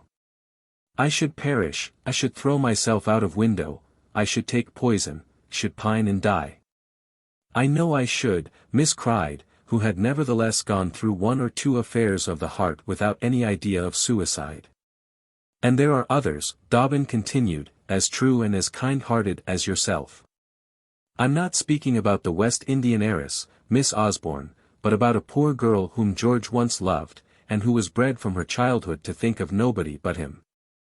I've seen her in her poverty uncomplaining, broken-hearted, without a fault. It is of Miss Sedley I speak. Dear Miss Osborne, can your generous heart quarrel with your brother for being faithful to her? Could his own conscience ever forgive him if he deserted her? Be her friend, she always loved you, and and I am come here charged by George to tell you that he holds his engagement to her as the most sacred duty he has, and to entreat you, at least, to be on his side." When any strong emotion took possession of Mr. Dobbin, and after the first word or two of hesitation, he could speak with perfect fluency, and it was evident that his eloquence on this occasion made some impression upon the lady whom he addressed. "Well," said she, "this is most surprising, most painful, most extraordinary. What will Papa say?" "That George should fling away such a superb establishment as was offered to him, but at any rate he has found a very brave champion in you, Captain Dobbin. It is of no use, however," she continued, after a pause. "I feel for poor Miss Sedley, most certainly, most sincerely, you know. We never thought the match a good one, though we were always very kind to her here, very. But Papa will never consent, I am sure. And a well-brought-up young woman, you know, with a well-regulated mind, George must give her up, dear Captain Dobbin, indeed he must. Ought a man to give up the woman he loved, just when misfortune befell her?" Dobbin said, holding out his hand. "Dear Miss Osborne, is this the counsel I hear from you? My dear young lady. You must befriend her. He can't give her up. He must not give her up. Would a man, think you, give you up if you were poor?" This adroit question touched the heart of Miss Jane Osborne not a little. "I don't know whether we poor girls ought to believe what you men say, Captain," she said. "There is that in woman's tenderness which induces her to believe too easily. I'm afraid you are cruel, cruel deceivers," and Dobbin certainly thought he felt a pressure of the hand which Miss Osborne had extended to him. He dropped it in some alarm. "Deceivers," said he. "No, dear Miss Osborne, all men are not. Your brother is not. George has loved Amelia Sedley ever since they were children. No wealth would make him marry any but her. Ought he to forsake her? Would you counsel him to do so?" What could Miss Jane say to such a question, and with her own peculiar views? She could not answer it, so she parried it by saying, "Well, if you are not a deceiver, at least you are very romantic." And Captain William let this observation pass without challenge. At length when, by the help of farther polite speeches, he deemed that Miss Osborne was sufficiently prepared to receive the whole news, he poured it into her ear. George could not give up Amelia, George was married to her, and then he related the circumstances of the marriage as we know them already, how the poor girl would have died had not her lover kept his faith, how old Sedley had refused all consent to the match. And a license had been got, and Jos Sedley had come from Cheltenham to give away the bride, how they had gone to Brighton in Jos's chariot and four to pass the honeymoon, and how George counted on his dear kind sisters to befriend him with their father. As women, so true and tender as they were, assuredly would do. And so, asking permission, readily granted, to see her again, and rightly conjecturing that the news he had brought would be told in the next 5 minutes to the other ladies, Captain Dobbin made his bow and took his leave. He was scarcely out of the house, when Miss Maria and Miss Wirt rushed into Miss Osborne, and the whole wonderful secret was imparted to them by that lady. To do them justice, neither of the sisters was very much displeased. There is something about a runaway match with which few ladies can be seriously angry, and Amelia rather rose in their estimation, from the spirit which she had displayed in consenting to the union. As they debated the story, and prattled about it, and wondered what Papa would do and say, came a loud knock, as of an avenging thunderclap, at the door, which made these conspirators start. It must be Papa, they thought. But it was not he. It was only Mr. Frederick Bullock, who had come from the city according to appointment, to conduct the ladies to a flower show. This gentleman, as may be imagined, was not kept long in ignorance of the secret. But his face, when he heard it, showed an amazement which was very different to that look of sentimental wonder which the countenances of the sisters wore. Mr. Bullock was a man of the world, and a junior partner of a wealthy firm. He knew what money was, and the value of it, and a delightful throb of expectation lighted up his little eyes, and caused him to smile on his Maria, as he thought that by this piece of folly of Mr. George's she might be worth £30,000 more than he had ever hoped to get with her. Gad! Jane, said he, surveying even the elder sister with some interest, Eels will be sorry he cried off. You may be a 50,000-pounder yet. The sisters had never thought of the money question up to that moment, but Fred Bullock bantered them with graceful gaiety about it during their forenoon's excursion. And they had risen not a little in their own esteem by the time when, the morning amusement over, they drove back to dinner. And do not let my respected reader exclaim against this selfishness as unnatural. It was but this present morning, as he rode on the omnibus from Richmond, while it changed horses, this present chronicler, being on the roof, marked 3 little children playing in a puddle below, very dirty, and friendly, and happy. To these 3 presently came another little one. Polly, says she, your sister's got a penny. At which the children got up from the puddle instantly, and ran off to pay their court to Peggy. And as the omnibus drove off I saw Peggy with the infantine procession at her tail, marching with great dignity towards the stall of a neighboring lollipop woman. XIII, in which Mr. Osborne takes down the family Bible. So having prepared the sisters, Dobbin hastened away to the city to perform the rest and more difficult part of the task which he had undertaken. The idea of facing old Osborne rendered him not a little nervous, and more than once he thought of leaving the young ladies to communicate the secret, which, as he was aware, they could not long retain. But he had promised to report to George upon the manner in which the elder Osborne bore the intelligence, so going into the city to the paternal counting-house in Thames Street, he dispatched thence a note to Mr. Osborne begging for a half-hour's conversation relative to the affairs of his son George. Dobbin's messenger returned from Mr. Osborne's house of business, with the compliments of the latter, who would be very happy to see the captain immediately, and away accordingly Dobbin went to confront him. The captain, with a half-guilty secret to confess, and with the prospect of a painful and stormy interview before him, entered Mr. Osborne's offices with a most dismal countenance and abashed gait, and, passing through the outer room where Mr. Chopper presided, was greeted by that functionary from his desk with a waggish air which farther discomfited him.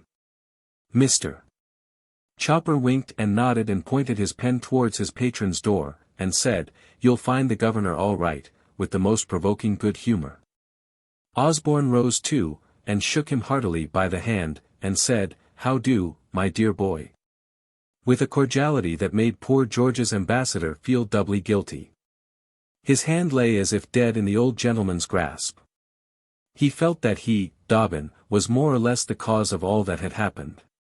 It was he had brought back George to Amelia, it was he had applauded, encouraged, transacted almost the marriage which he was come to reveal to George's father, and the latter was receiving him with smiles of welcome, patting him on the shoulder, and calling him, Dobbin, my dear boy. The envoy had indeed good reason to hang his head. Osborne fully believed that Dobbin had come to announce his son's surrender. Mr. Chopper and his principal were talking over the matter between George and his father, at the very moment when Dobbin's messenger arrived. Both agreed that George was sending in his submission. Both had been expecting it for some days, and, Lord Chopper, what a marriage we'll have! Mr. Osborne said to his clerk, snapping his big fingers, and jingling all the guineas and shillings in his great pockets as he eyed his subordinate with a look of triumph. With similar operations conducted in both pockets, and a knowing jolly air, Osborne from his chair regarded Dobbin seated blank and silent opposite to him. What a bumpkin he is for a captain in the army, old Osborne thought. I wonder George hasn't taught him better manners. At last Dobbin summoned courage to begin. Sir, said he, I've brought you some very grave news. I have been at the Horse Guards this morning, and there's no doubt that our regiment will be ordered abroad, and on its way to Belgium before the week is over. And you know, sir, that we shan't be home again before a tussle which may be fatal to many of us. Osborne looked grave. The regiment will do its duty, sir, I dare say, he said. The French are very strong, sir, Dobbin went on. The Russians and Austrians will be a long time before they can bring their troops down. We shall have the first of the fight, sir, and depend on it Boney will take care that it shall be a hard one. What are you driving at, Dobbin? His interlocutor said, uneasy and with a scowl. I suppose no Briton's afraid of any Frenchman, hey? I only mean, that before we go, and considering the great and certain risk that hangs over every one of us, if there are any differences between you and George, it would be as well, sir, that you should shake hands, wouldn't it? Should anything happen to him, I think you would never forgive yourself if you hadn't parted in charity. As he said this, poor William Dobbin blushed crimson, and felt and owned that he himself was a traitor. But for him, perhaps, this severance need never have taken place. Why had not George's marriage been delayed? What call was there to press it on so eagerly? He felt that George would have parted from Amelia at any rate without a mortal pang. Amelia, too, might have recovered the shock of losing him. It was his counsel had brought about this marriage, and all that was to ensue from it. And why was it? Because he loved her so much that he could not bear to see her unhappy, or because his own sufferings of suspense were so unendurable that he was glad to crush them at once, as we hasten a funeral after a death, or when a separation from those we love is imminent, cannot rest until the parting be over. You are a good fellow, William, said Mr. Osborne in a softened voice, and me and George shouldn't part in anger, that is true. Look here. I've done for him as much as any father ever did. He's had 3 times as much money from me, as I warrant your father ever gave you. But I don't brag about that. How I've toiled for him, and worked and employed my talents and energy, I won't say. Ask Chopper. Ask himself. Ask the City of London. Well, I proposed to him such a marriage as any nobleman in the land might be proud of, the only thing in life I ever asked him, and he refuses me. Am I wrong? Is the quarrel of my making? What do I seek but his good, for which I've been toiling like a convict ever since he was born? Nobody can say there's anything selfish in me. Let him come back. I say, here's my hand. I say, forget and forgive. As for marrying now, it's out of the question. Let him and Miss S. make it up, and make out the marriage afterwards, when he comes back a colonel, for he shall be a colonel, by G he shall, if money can do it. I'm glad you've brought him round. I know it's you, Dobbin. You've took him out of many a scrape before. Let him come. I shan't be hard. Come along, and dine in Russell Square today, both of you. The old shop, the old hour. You'll find a neck of venison, and no questions asked. This praise and confidence smote Dobbin's heart very keenly. Every moment the colloquy continued in this tone, he felt more and more guilty. Sir, said he, I fear you deceive yourself. I am sure you do. George is much too high-minded a man ever to marry for money. A threat on your part that you would disinherit him in case of disobedience would only be followed by resistance on his. Why, hang it, man, you don't call offering him 8 or 10,000 a year threatening him? Mr. Osborne said, with still provoking good humor. Gad, if Miss S. will have me, I'm her man. I ain't particular about a shade or so of tawny. And the old gentleman gave his knowing grin and coarse laugh. You forget, sir, previous engagements into which Captain Osborne had entered, the ambassador said, gravely. What engagements? What the devil do you mean? You don't mean, Mr.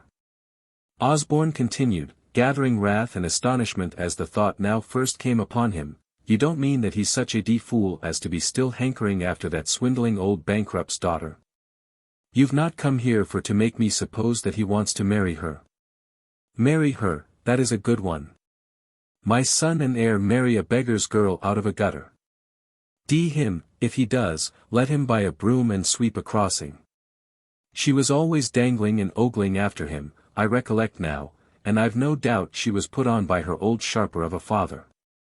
Mr. Sedley was your very good friend, sir, Dobbin interposed, almost pleased at finding himself growing angry. Time was you called him better names than rogue and swindler.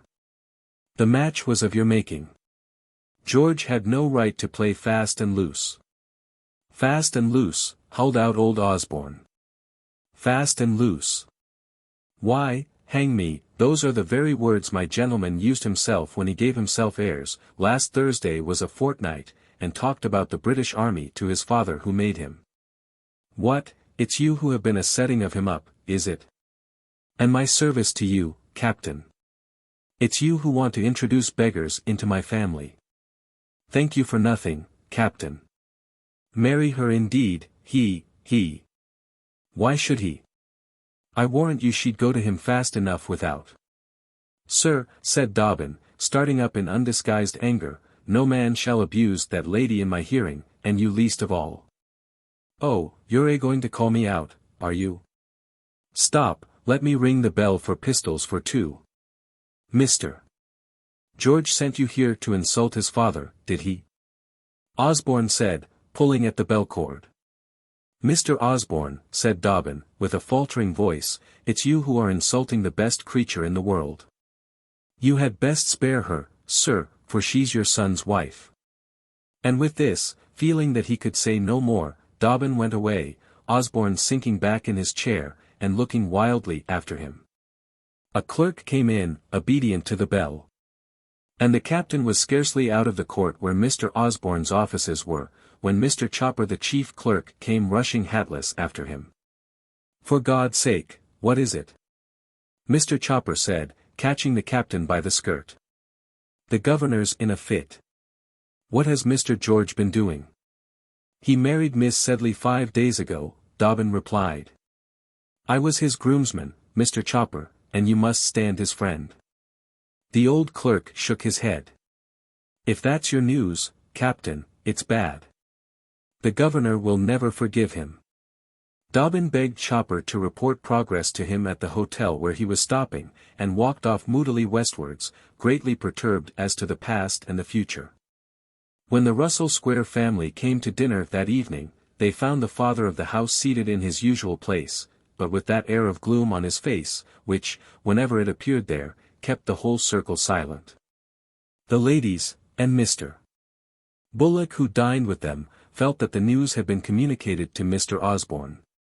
His dark looks affected Mr. Bullock so far as to render him still and quiet, but he was unusually bland and attentive to Miss Maria, by whom he sat, and to her sister presiding at the head of the table. Miss Wirt, by consequence, was alone on her side of the board, a gap being left between her and Miss Jane Osborne. Now this was George's place when he dined at home. And his cover, as we said, was laid for him in expectation of that truant's return. Nothing occurred during dinner-time except smiling Mr. Frederick's flagging confidential whispers, and the clinking of plate and china, to interrupt the silence of the repast. The servants went about stealthily doing their duty. Mutes at funerals could not look more glum than the domestics of Mr. Osborne. The neck of venison of which he had invited Dobbin to partake, was carved by him in perfect silence, but his own share went away almost untasted, though he drank much, and the butler assiduously filled his glass. At last, just at the end of the dinner, his eyes, which had been staring at everybody in turn, fixed themselves for a while upon the plate laid for George. He pointed to it presently with his left hand. His daughters looked at him and did not comprehend, or choose to comprehend, the signal, nor did the servants at first understand it. Take that plate away, at last he said, getting up with an oath, and with this pushing his chair back, he walked into his own room. Behind Mr. Osborne's dining room was the usual apartment which went in his house by the name of the study, and was sacred to the master of the house. Hither Mr. Osborne would retire of a Sunday forenoon when not minded to go to church, and here passed the morning in his crimson leather chair, reading the paper. A couple of glazed bookcases were here, containing standard works in stout gilt bindings. The Annual Register, the Gentleman's Magazine, Blair's Sermons, and Hume and Smollett. From year's end to year's end he never took one of these volumes from the shelf.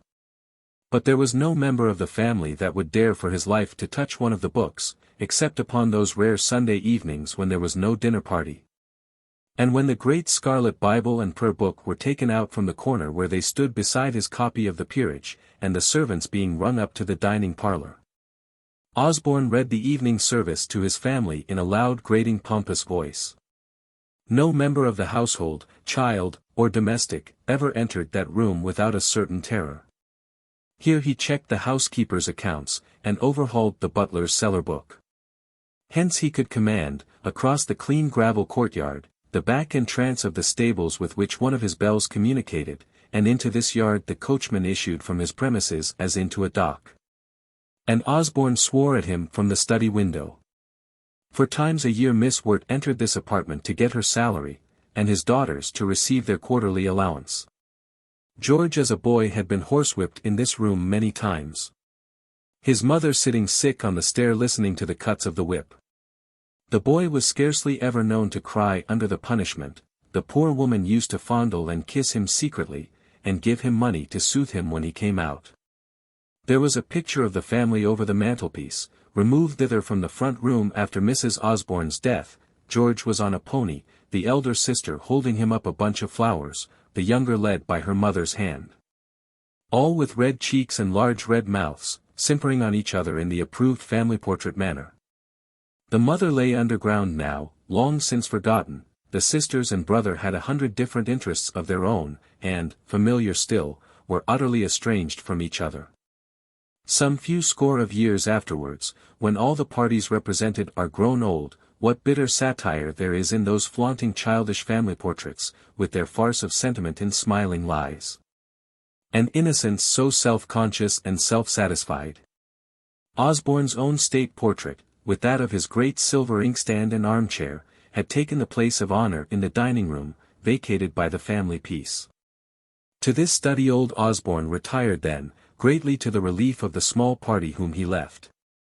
When the servants had withdrawn, they began to talk for a while volubly but very low, then they went upstairs quietly, Mr. Bullock accompanying them stealthily on his creaking shoes. He had no heart to sit alone drinking wine, and so close to the terrible old gentleman in the study hard at hand. An hour at least after dark, the butler, not having received any summons, ventured to tap at his door and take him in wax candles and tea. The master of the house sat in his chair, pretending to read the paper, and when the servant, placing the lights and refreshment on the table by him, retired, Mr. Osborne got up and locked the door after him. This time there was no mistaking the matter. All the household knew that some great catastrophe was going to happen which was likely direly to affect Master George. In the large shining mahogany escritoire Mr.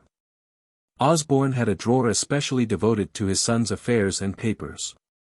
Here he kept all the documents relating to him ever since he had been a boy. Here were his prize copybooks and drawing books, all bearing George's hand. And that of the master. Here were his first letters in large round hand sending his love to Papa and Mamma, and conveying his petitions for a cake. His dear godpapa Sedley was more than once mentioned in them. Curses quivered on old Osborne's livid lips, and horrid hatred and disappointment writhed in his heart, as looking through some of these papers he came on that name. They were all marked and docketed, and tied with red tape. It was, from Georgie, requesting fives, April 23rd, 18, answered, April 25th, or, Georgie about a pony, October 13th, and so forth. In another packet were, Dr. S.S. accounts, G. S. Taylor's bills and outfits, drafts on me by G. Osborne, June, etc.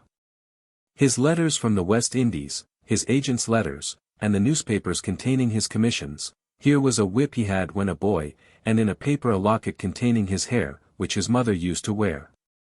Turning one over after another, and musing over these memorials, the unhappy man passed many hours. His dearest vanities, ambitious hopes, had all been here. What pride he had in his boy! He was the handsomest child ever seen. Everybody said he was like a nobleman's son. A royal princess had remarked him, and kissed him, and asked his name in Kew Gardens. What city man could show such another? Could a prince have been better cared for? Anything that money could buy had been his son's. He used to go down on speech days with 4 horses and new liveries, and scatter new shillings among the boys at the school where George was, when he went with George to the depot of his regiment, before the boy embarked for Canada. He gave the officers such a dinner as the Duke of York might have sat down to. Had he ever refused a bill when George drew one? There they were, paid without a word. Many a general in the army couldn't ride the horses he had. He had the child before his eyes, on 100 different days when he remembered George after dinner, when he used to come in as bold as a lord and drink off his glass by his father's side, at the head of the table, on the pony at Brighton. When he cleared the hedge and kept up with the huntsman, on the day when he was presented to the Prince Regent at the levee, when all St. James's couldn't produce a finer young fellow. And this was the end of all. To marry a bankrupt and fly in the face of duty and fortune. What humiliation and fury, what pangs of sickening rage, balked ambition and love. What wounds of outraged vanity, tenderness even, had this old worldling now to suffer under. Having examined these papers, and pondered over this one and the other, in that bitterest of all helpless woe, with which miserable men think of happy pastimes, George's father took the whole of the documents out of the drawer in which he had kept them so long, and locked them into a writing-box, which he tied, and sealed with his seal. Then he opened the bookcase, and took down the great red Bible we have spoken of, a pompous book, seldom looked at, and shining all over with gold. There was a frontispiece to the volume, representing Abraham sacrificing Isaac. Here, according to custom, Osborne had recorded on the flyleaf, and in his large clerk-like hand, the dates of his marriage and his wife's death, and the births and Christian names of his children. Jane came first, then George Sedley Osborne, then Maria Frances, and the days of the christening of each. Taking a pen, he carefully obliterated George's names from the page. And when the leaf was quite dry, restored the volume to the place from which he had moved it. Then he took a document out of another drawer, where his own private papers were kept. And having read it, crumpled it up and lighted it at one of the candles, and saw it burn entirely away in the grate. It was his will. Which being burned, he sat down and wrote off a letter, and rang for his servant, whom he charged to deliver it in the morning. It was morning already. As he went up to bed, the whole house was alight with the sunshine. And the birds were singing among the fresh green leaves in Russell Square. Anxious to keep all Mr. Osborne's family and dependents in good humor, and to make as many friends as possible for George in his hour of adversity, William Dobbin, who knew the effect which good dinners and good wines have upon the soul of man, wrote off immediately on his return to his in the most hospitable of invitations to Thomas Chopper, Esquire, begging that gentleman to dine with him at the Slaughters next day. The note reached Mr. Chopper before he left the city, and the instant reply was, that Mr. Chopper presents his respectful compliments, and will have the honor and pleasure of waiting on Captain D. The invitation and the rough draft of the answer were shown to Mrs. Chopper and her daughters on his return to Somers Town that evening, and they talked about military gents and West End men with great exultation as the family sat and partook of tea. When the girls had gone to rest, Mr. and Mrs. C. discoursed upon the strange events which were occurring in the governor's family. Never had the clerk seen his principal so moved. When he went in to Mr. Osborne, after Captain Dobbin's departure, Mr. Chopper found his chief black in the face, and all but in a fit. Some dreadful quarrel, he was certain, had occurred between Mr. O. and the young captain. Chopper had been instructed to make out an account of all sums paid to Captain Osborne within the last 3 years. And a precious lot of money he has had too, the chief clerk said, and respected his old and young master the more, for the liberal way in which the guineas had been flung about. The dispute was something about Miss Sedley. Mrs. Chopper vowed and declared she pitied that poor young lady to lose such a handsome young fellow as the captain. As the daughter of an unlucky speculator, who had paid a very shabby dividend, Mr. Chopper had no great regard for Miss Sedley. He respected the house of Osborne before all others in the city of London, and his hope and wish was that Captain George should marry a nobleman's daughter. The clerk slept a great deal sounder than his principal that night. And, cuddling his children after breakfast, of which he partook with a very hearty appetite, though his modest cup of life was only sweetened with brown sugar, he set off in his best Sunday suit and frilled shirt for business, promising his admiring wife not to punish Captain D.'s port too severely that evening. Mr. Osborne's countenance, when he arrived in the city at his usual time, struck those dependents who were accustomed, for good reasons, to watch its expression, as peculiarly ghastly and worn. At 12 o'clock Mr.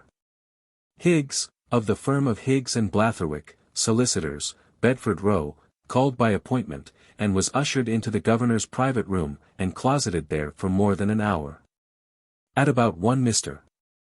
Chopper received a note brought by Captain Dobbin's man, and containing an enclosure for Mr. Osborne, which the clerk went in and delivered. A short time afterwards Mr. Chopper and Mr. Birch, the next clerk, were summoned, and requested to witness a paper. "I've been making a new will," Mr. Osborne said, to which these gentlemen appended their names accordingly. No conversation passed. Mr. Higgs looked exceedingly grave as he came into the outer rooms, and very hard in Mr. Chopper's face, but there were not any explanations. It was remarked that Mr. Osborne was particularly quiet and gentle all day, to the surprise of those who had augured ill from his darkling demeanor. He called no man names that day, and was not heard to swear once. He left business early.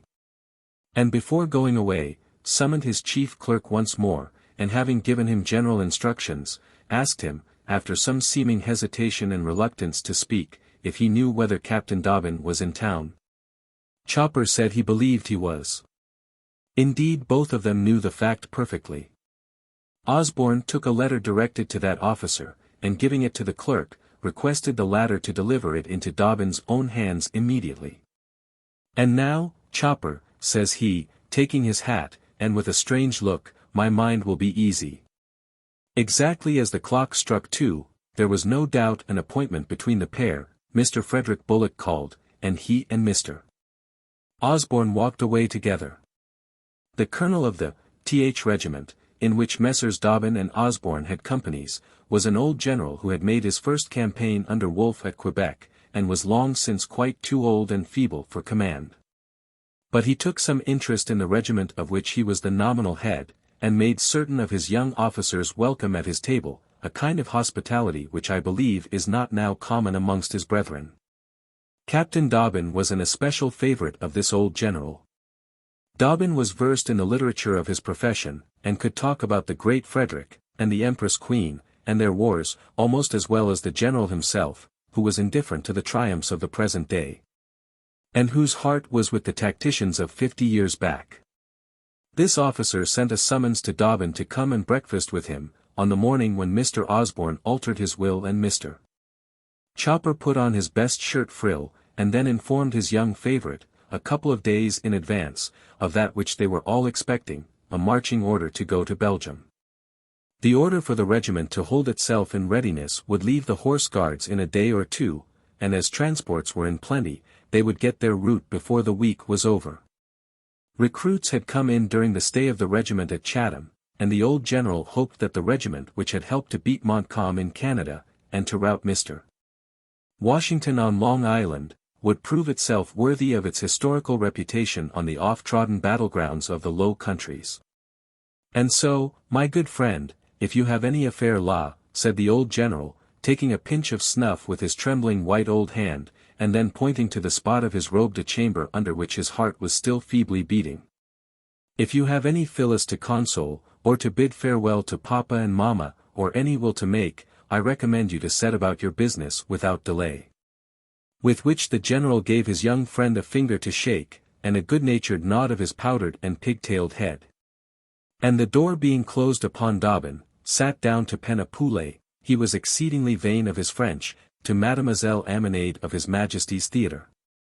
This news made Dobbin grave, and he thought of our friends at Brighton, and then he was ashamed of himself that Amelia was always the first thing in his thoughts, always before anybody, before father and mother, sisters and duty, always at waking and sleeping indeed, and all day long.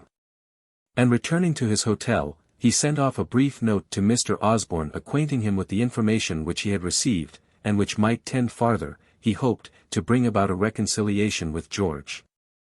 This note, dispatched by the same messenger who had carried the invitation to Chopper on the previous day, alarmed the worthy clerk not a little. It was enclosed to him, and as he opened the letter he trembled lest the dinner should be put off on which he was calculating. His mind was inexpressibly relieved when he found that the envelope was only a reminder for himself. "I shall expect you at 5:30, Captain Dobbin wrote. He was very much interested about his employer's family, but, que voulez-vous? A grand dinner was of more concern to him than the affairs of any other mortal. Dobbin was quite justified in repeating the general's information to any officers of the regiment whom he should see in the course of his peregrinations. Accordingly he imparted it to Ensign Stubble, whom he met at the agent's, and who, such was his military ardor, went off instantly to purchase a new sword at the accoutrement maker's. Here this young fellow, who, though only 17 years of age, and about 65 inches high, with a constitution naturally rickety and much impaired by premature brandy and water, had an undoubted courage and a lion's heart, poised, tried, bent, and balanced a weapon such as he thought would do execution amongst Frenchmen.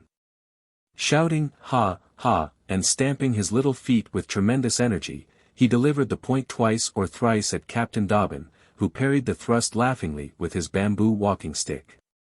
Mr. Stubble, as may be supposed from his size and slenderness, was of the light bobs. Ensign Spooney, on the contrary, was a tall youth, and belonged to Captain Dobbin's, the Grenadier Company, and he tried on a new bearskin cap, under which he looked savage beyond his years. Then these two lads went off to the Slaughters, and having ordered a famous dinner, sat down and wrote off letters to the kind anxious parents at home, letters full of love and heartiness, and pluck and bad spelling. Ah! There were many anxious hearts beating through England at that time, and mothers' prayers and tears flowing in many homesteads.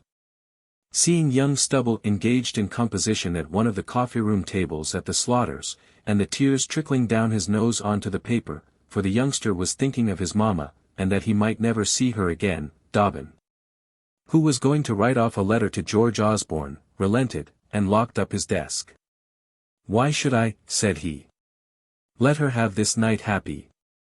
I'll go and see my parents early in the morning, and go down to Brighton myself tomorrow." So he went up and laid his big hand on young Stubble's shoulder, and backed up that young champion, and told him if he would leave off brandy and water he would be a good soldier, as he always was a gentlemanly good-hearted fellow. Young Stubble's eyes brightened up at this, for Dobbin was greatly respected in the regiment, as the best officer and the cleverest man in it. "Thank you, Dobbin," he said, rubbing his eyes with his knuckles, "I was just telling her I would. And, oh sir, she's so damn kind to me." The water pumps were at work again, and I am not sure that the soft-hearted captain's eyes did not also twinkle. The two ensigns, the captain, and Mr. Chopper, dined together in the same box.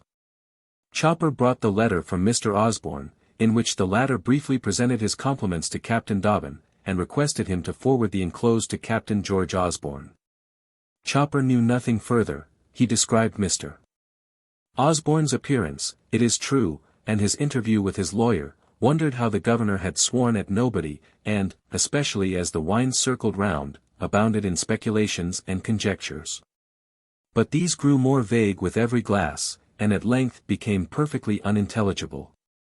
At a late hour Captain Dobbin put his guest into a hackney coach, in a hiccuping state, and swearing that he would be the kick, captain's friend forever and ever. When Captain Dobbin took leave of Miss Osborne we have said that he asked leave to come and pay her another visit, and the spinster expected him for some hours the next day, when, perhaps, had he come, and had he asked her that question which she was prepared to answer, she would have declared herself as her brother's friend, and a reconciliation might have been effected between George and his angry father. But though she waited at home the captain never came. He had his own affairs to pursue, his own parents to visit and console, and at an early hour of the day to take his place on the lightning coach, and go down to his friends at Brighton. In the course of the day Miss Osborne heard her father give orders that meddling scoundrel, Captain Dobbin, should never be admitted within his doors again. And any hopes in which she may have indulged privately were thus abruptly brought to an end. Mr. Frederick Bullock came, and was particularly affectionate to Maria, and attentive to the broken-spirited old gentleman. For though he said his mind would be easy, the means which he had taken to secure quiet did not seem to have succeeded as yet, and the events of the past 2 days had visibly shattered him. 25. In which all the principal personages think fit to leave Brighton. Conducted to the ladies, at the Ship Inn, Dobbin assumed a jovial and rattling manner, which proved that this young officer was becoming a more consummate hypocrite every day of his life. He was trying to hide his own private feelings, first upon seeing Mrs. George Osborne in her new condition, and secondly to mask the apprehensions he entertained as to the effect which the dismal news brought down by him would certainly have upon her. "It is my opinion, George," he said, "that the French Emperor will be upon us, horse and foot, before 3 weeks are over, and will give the Duke such a dance as shall make the peninsula appear mere child's play. But you need not say that to Mrs. Osborne, you know. There mayn't be any fighting on our side after all, and our business in Belgium may turn out to be a mere military occupation. Many persons think so, and Brussels is full of fine people and ladies of fashion." So it was agreed to represent the duty of the British Army in Belgium in this harmless light to Amelia. This plot being arranged, the hypocritical Dobbin saluted Mrs. George Osborne quite gaily, tried to pay her 1 or 2 compliments relative to her new position as a bride, which compliments, it must be confessed, were exceedingly clumsy and hung fire woefully, and then fell to talking about Brighton, and the sea air, and the gaieties of the place, and the beauties of the road and the merits of the lightning coach and horses, all in a manner quite incomprehensible to Amelia, and very amusing to Rebecca, who was watching the captain. As indeed she watched everyone near whom she came. Little Amelia, it must be owned, had rather a mean opinion of her husband's friend, Captain Dobbin. He lisped, he was very plain and homely looking, and exceedingly awkward and ungainly. She liked him for his attachment to her husband, to be sure there was very little merit in that, and she thought George was most generous and kind in extending his friendship to his brother officer. George had mimicked Dobbin's lisp and queer manners many times to her, though to do him justice, he always spoke most highly of his friend's good qualities. In her little day of triumph, and not knowing him intimately as yet, she made light of honest William, and he knew her opinions of him quite well, and acquiesced in them very humbly. A time came when she knew him better, and changed her notions regarding him, but that was distant as yet. As for Rebecca, Captain Dobbin had not been 2 hours in the ladies' company before she understood his secret perfectly. She did not like him, and feared him privately, nor was he very much prepossessed in her favor. He was so honest, that her arts and cajoleries did not affect him, and he shrank from her with instinctive repulsion. And, as she was by no means so far superior to her sex as to be above jealousy, she disliked him the more for his adoration of Amelia. Nevertheless, she was very respectful and cordial in her manner towards him. A friend to the Osbornes. A friend to her dearest benefactors. She vowed she should always love him sincerely. She remembered him quite well on the Vauxhall night, as she told Amelia archly, and she made a little fun of him when the 2 ladies went to dress for dinner. Rawdon Crawley paid scarcely any attention to Dobbin, looking upon him as a good-natured nincompoop and underbred city man. Joss patronized him with much dignity. When George and Dobbin were alone in the latter's room, to which George had followed him, Dobbin took from his desk the letter which he had been charged by Mr. Osborne to deliver to his son.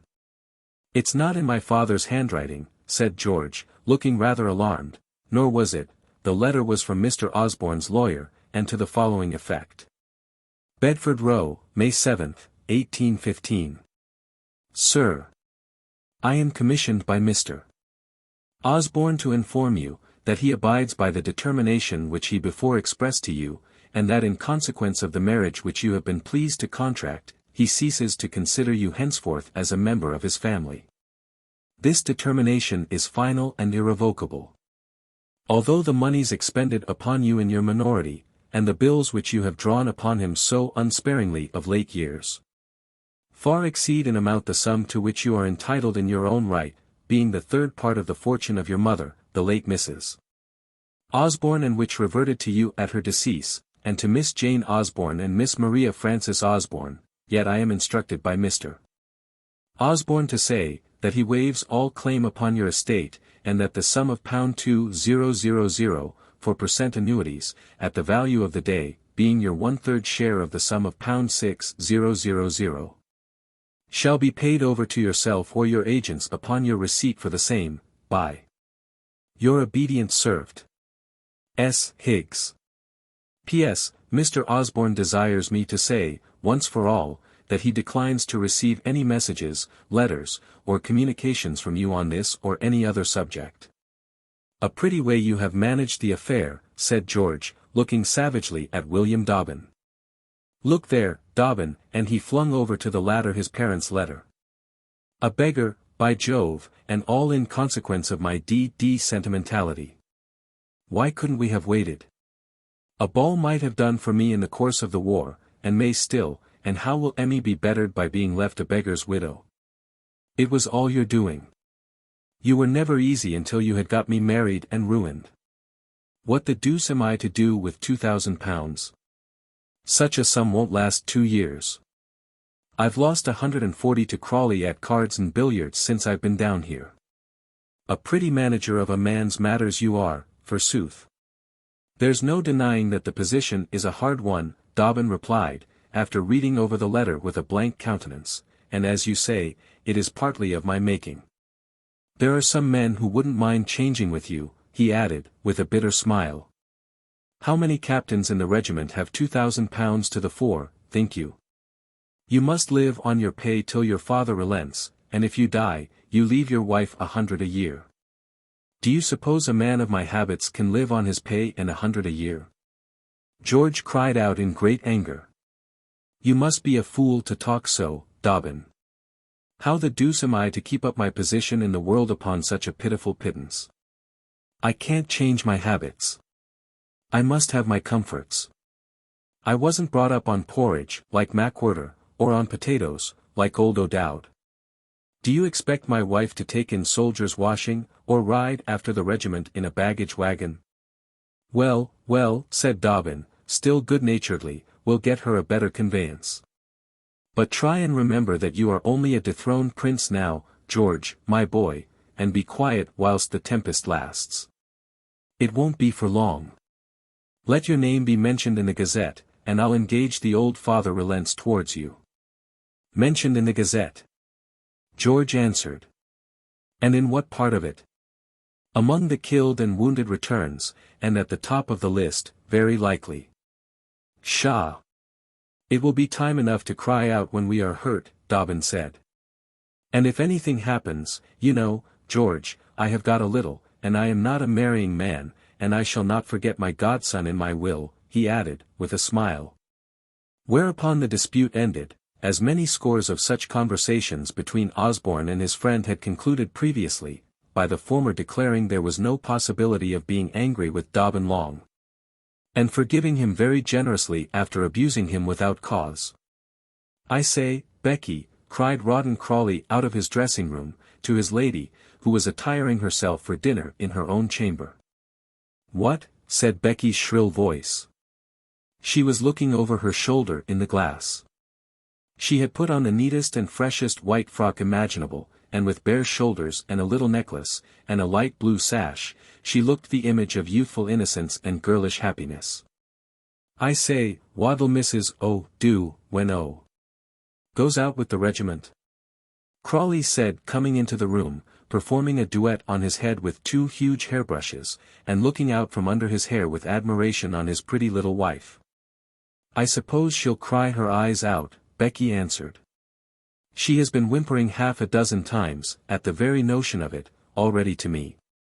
You don't care, I suppose? Rawdon said, half angry at his wife's want of feeling. You wretch! Don't you know that I intend to go with you? Becky replied. Besides, you're different. You go as General Tufto's aide-de-camp. We don't belong to the line, Mrs. Crawley said, throwing up her head with an air that so enchanted her husband that he stooped down and kissed it. Rawdon dear, don't you think, you'd better get that money from Cupid, before he goes? Becky continued, fixing on a killing bow. She called George Osborne, Cupid. She had flattered him about his good looks a score of times already. She watched over him kindly at écarté of a night when he would drop into Rawdon's quarters for a half-hour before bedtime. She had often called him a horrid dissipated wretch, and threatened to tell Emmy of his wicked ways and naughty extravagant habits. She brought his cigar and lighted it for him. She knew the effect of that maneuver, having practiced it in former days upon Rawdon Crawley. He thought her gay, brisk, arch, distinguée, delightful. In their little drives and dinners, Becky, of course, quite outshone poor Emmy, who remained very mute and timid while Mrs. Crawley and her husband rattled away together, and Captain Crawley, and Joss after he joined the young married people, gobbled in silence. Emmy's mind somehow misgave her about her friend. Rebecca's wit, spirits, and accomplishments troubled her with a rueful disquiet. They were only a week married, and here was George already suffering ennui, and eager for other society. She trembled for the future. How shall I be a companion for him, she thought, so clever and so brilliant, and I such a humble foolish creature. How noble it was of him to marry me, to give up everything and stoop down to me. I ought to have refused him, only I had not the heart. I ought to have stopped at home and taken care of poor papa. And her neglect of her parents, and indeed there was some foundation for this charge which the poor child's uneasy conscience brought against her, was now remembered for the first time, and caused her to blush with humiliation. Oh! thought she, I have been very wicked and selfish in forgetting them in their sorrows, selfish in forcing George to marry me. I know I'm not worthy of him, I know he would have been happy without me, and yet, I tried to give him up. It is hard when, before 7 days of marriage are over, such thoughts and confessions as these force themselves on a little bride's mind. But so it was, and the night before Dobbin came to join these young people, on a fine brilliant moonlight night of May, so warm and balmy that the windows were flung open to the balcony, from which George and Mrs. Crawley were gazing upon the calm ocean spread shining before them, while Rawdon and Joss were engaged at backgammon within, Amelia couched in a great chair quite neglected, and watching both these parties, felt a despair and remorse such as were bitter companions for that tender lonely soul. Scarce a week was past, and it was come to this. The future, had she regarded it, offered a dismal prospect. But Emmy was too shy, so to speak, to look to that, and embark alone on that wide sea, and unfit to navigate it without a guide and protector. I know Miss Smith has a mean opinion of her. But how many, my dear madam, are endowed with your prodigious strength of mind?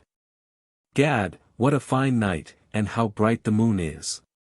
George said, with a puff of his cigar, which went soaring up skywards. How delicious they smell in the open air! I adore them. Who'd think the moon was 236,847 miles off? Becky added, gazing at that orb with a smile. Isn't it clever of me to remember that? Pooh! We learned it all at Miss Pinkerton's. How calm the sea is, and how clear everything. I declare I can almost see the coast of France, and her bright green eyes streamed out, and shot into the night as if they could see through it. Do you know what I intend to do one morning? She said. I find I can swim beautifully, and some day, when my Aunt Crawley's companion, old Briggs, you know, you remember her, that hook-nosed woman, with the long wisps of hair, when Briggs goes out to bathe, I intend to dive under her awning. And insist on a reconciliation in the water. Isn't that a stratagem? George burst out laughing at the idea of this aquatic meeting. What's the row there, you two? Rawdon shouted out, rattling the box. Amelia was making a fool of herself in an absurd hysterical manner, and retired to her own room to whimper in private. Our history is destined in this chapter to go backwards and forwards in a very irresolute manner seemingly, and having conducted our story to tomorrow presently, we shall immediately again have occasion to step back to yesterday. So that the whole of the tale may get a hearing. As you behold at Her Majesty's drawing-room, the ambassadors' and high dignitaries' carriages whisk off from a private door, while Captain Jones's ladies are waiting for their fly, as you see in the Secretary of the Treasury's antechamber. A half-dozen of petitioners waiting patiently for their audience, and called out one by one, when suddenly an Irish member or some eminent personage enters the apartment, and instantly walks into Mr. Under-Secretary over the heads of all the people present. So in the conduct of a tale, the romancer is obliged to exercise this most partial sort of justice. Although all the little incidents must be heard, yet they must be put off when the great events make their appearance, and surely such a circumstance as that which brought Dobbin to Brighton, viz. The ordering out of the guards and the line to Belgium, and the mustering of the allied armies in that country under the command of His Grace the Duke of Wellington, such a dignified circumstance as that, I say, was entitled to the pas over all minor occurrences whereof this history is composed mainly, and hence a little trifling disarrangement and disorder was excusable and becoming. We have only now advanced in time so far beyond chapter 22 as to have got our various characters up into their dressing rooms before the dinner, which took place as usual on the day of Dobbin's arrival. George was too humane or too much occupied with the tie of his neckcloth to convey at once all the news to Amelia which his comrade had brought with him from London. He came into her room, however, holding the attorney's letter in his hand, and with so solemn and important an air that his wife, always ingeniously on the watch for calamity, thought the worst was about to befall, and running up to her husband, besought her dearest George to tell her everything. He was ordered abroad. There would be a battle next week, she knew there would.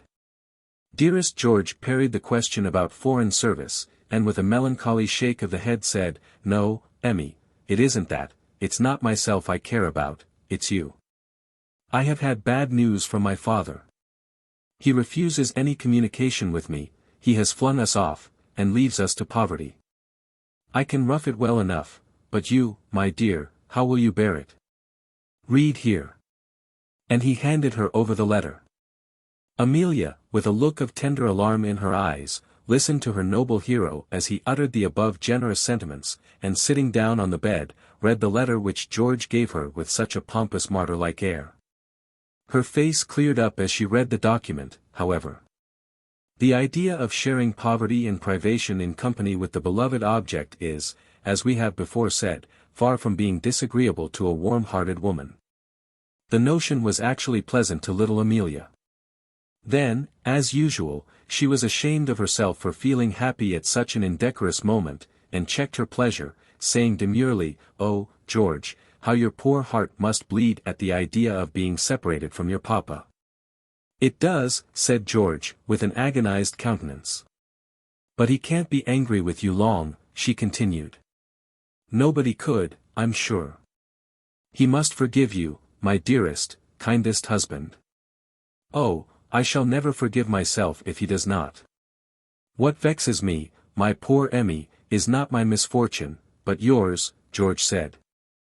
"I don't care for a little poverty, and I think, without vanity, I've talents enough to make my own way."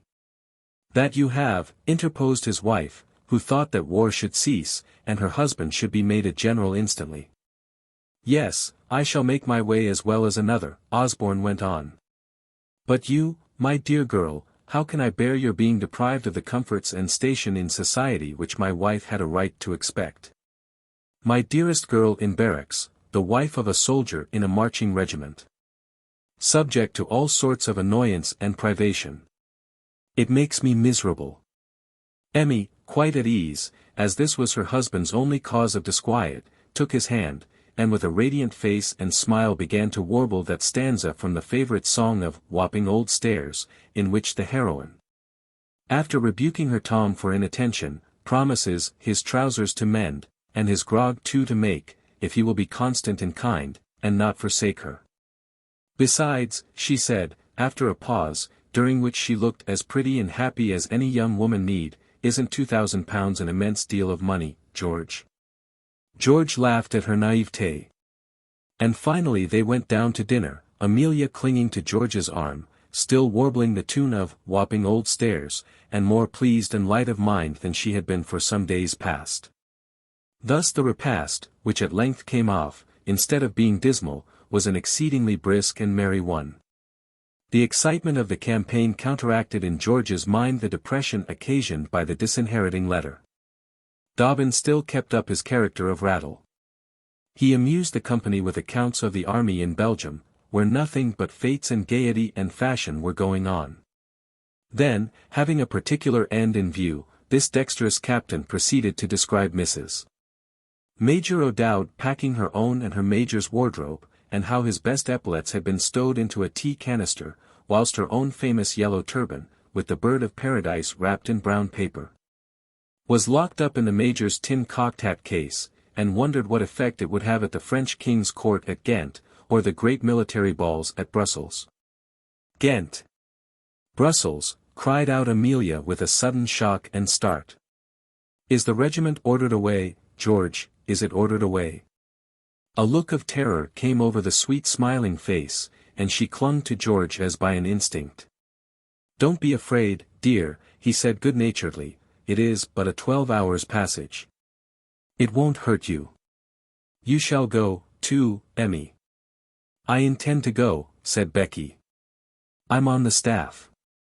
General Tufto is a great flirt of mine. Isn't he, Rawdon? Rawdon laughed out with his usual roar. William Dobbin flushed up quite red. She can't go, he said, think of the danger, he was going to add, but had not all his conversation during dinner-time tended to prove there was none? He became very confused and silent. I must and will go, Amelia cried with the greatest spirit. And George, applauding her resolution, patted her under the chin, and asked all the persons present if they ever saw such a termagant of a wife, and agreed that the lady should bear him company. We'll have Mrs. O'Dowd to chaperone you, he said. What cared she so long as her husband was near her? Thus somehow the bitterness of a parting was juggled away. Though war and danger were in store, war and danger might not befall for months to come. There was a respite at any rate, which made the timid little Amelia almost as happy as a full reprieve would have done, and which even Dobbin owned in his heart was very welcome. For, to be permitted to see her was now the greatest privilege and hope of his life, and he thought with himself secretly how he would watch and protect her. I wouldn't have let her go if I had been married to her, he thought. But George was the master, and his friend did not think fit to remonstrate. Putting her arm round her friend's waist, Rebecca at length carried Amelia off from the dinner table where so much business of importance had been discussed, and left the gentlemen in a highly exhilarated state, drinking and talking very gaily. In the course of the evening Rawdon got a little family note from his wife, which, although he crumpled it up and burnt it instantly in the candle, we had the good luck to read over Rebecca's shoulder. Great news, she wrote. Mrs. Bute is gone. Get the money from Cupid tonight, as he'll be off tomorrow most likely. Mind this. R. So when the little company was about adjourning to coffee in the women's apartment, Rawdon touched Osborne on the elbow, and said gracefully, I say, Osborne, my boy, if quite convenient, I'll trouble you for that, small trifle. It was not quite convenient, but nevertheless George gave him a considerable present installment in banknotes from his pocketbook, and a bill on his agents at a week's date, for the remaining sum. This matter arranged, George, and Joss, and Dobbin, held a council of war over their cigars, and agreed that a general move should be made for London in Joss's open carriage the next day. Joss, I think, would have preferred staying until Rawdon Crawley quitted Brighton, but Dobbin and George overruled him, and he agreed to carry the party to town, and ordered 4 horses, as became his dignity. With these they set off in state, after breakfast, the next day.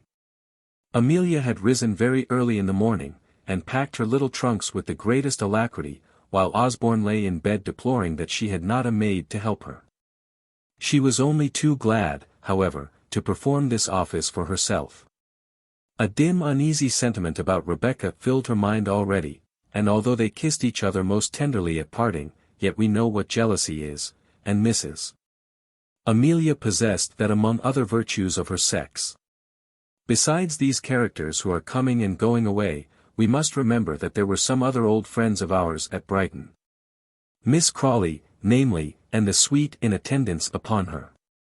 Now, although Rebecca and her husband were but at a few stones' throw of the lodgings which the invalid Miss Crawley occupied, the old lady's door remained as pitilessly closed to them as it had been heretofore in London. As long as she remained by the side of her sister-in-law, Mrs. Bute Crawley took care that her beloved Matilda should not be agitated by a meeting with her nephew. When the spinster took her drive, the faithful Mrs. Bute sat beside her in the carriage. When Miss Crawley took the air in a chair, Mrs. Bute marched on one side of the vehicle, whilst honest Briggs occupied the other wing. And if they met Rawdon and his wife by chance, although the former constantly and obsequiously took off his hat, the Miss Crawley party passed him by with such a frigid and killing indifference, that Rawdon began to despair. "We might as well be in London as here," Captain Rawdon often said, with a downcast air. "A comfortable inn in Brighton is better than a sponging house in Chancery Lane," his wife answered, who was of a more cheerful temperament. "Think of those 2 aides-de-camp of Mr. Moses, the sheriff's officer, who watched our lodging for a week. Our friends here are very stupid, but Mr. Joss and Captain Cupid are better companions than Mr. Moses's men. Rawdon, my love. I wonder the writs haven't followed me down here," Rawdon continued, still desponding.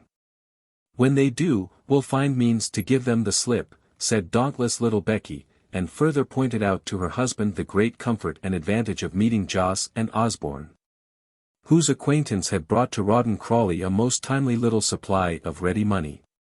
"It will hardly be enough to pay the inn bill," grumbled the guardsman. "Why need we pay it?" said the lady, who had an answer for everything. Through Rawdon's valet, who still kept up a trifling acquaintance with the male inhabitants of Miss Crawley's servants' hall, and was instructed to treat the coachman to drink whenever they met. Old Miss Crawley's movements were pretty well known by our young couple. And Rebecca luckily bethought herself of being unwell, and of calling in the same apothecary who was in attendance upon the spinster, so that their information was on the whole tolerably complete.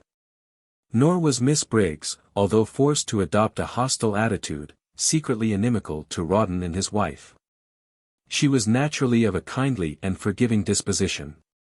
Now that the cause of jealousy was removed, her dislike for Rebecca disappeared also, and she remembered the latter's invariable good words and good humour. And, indeed, she and Mrs.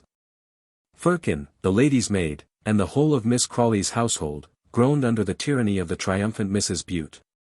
As often will be the case, that good but imperious woman pushed her advantages too far, and her successes quite unmercifully.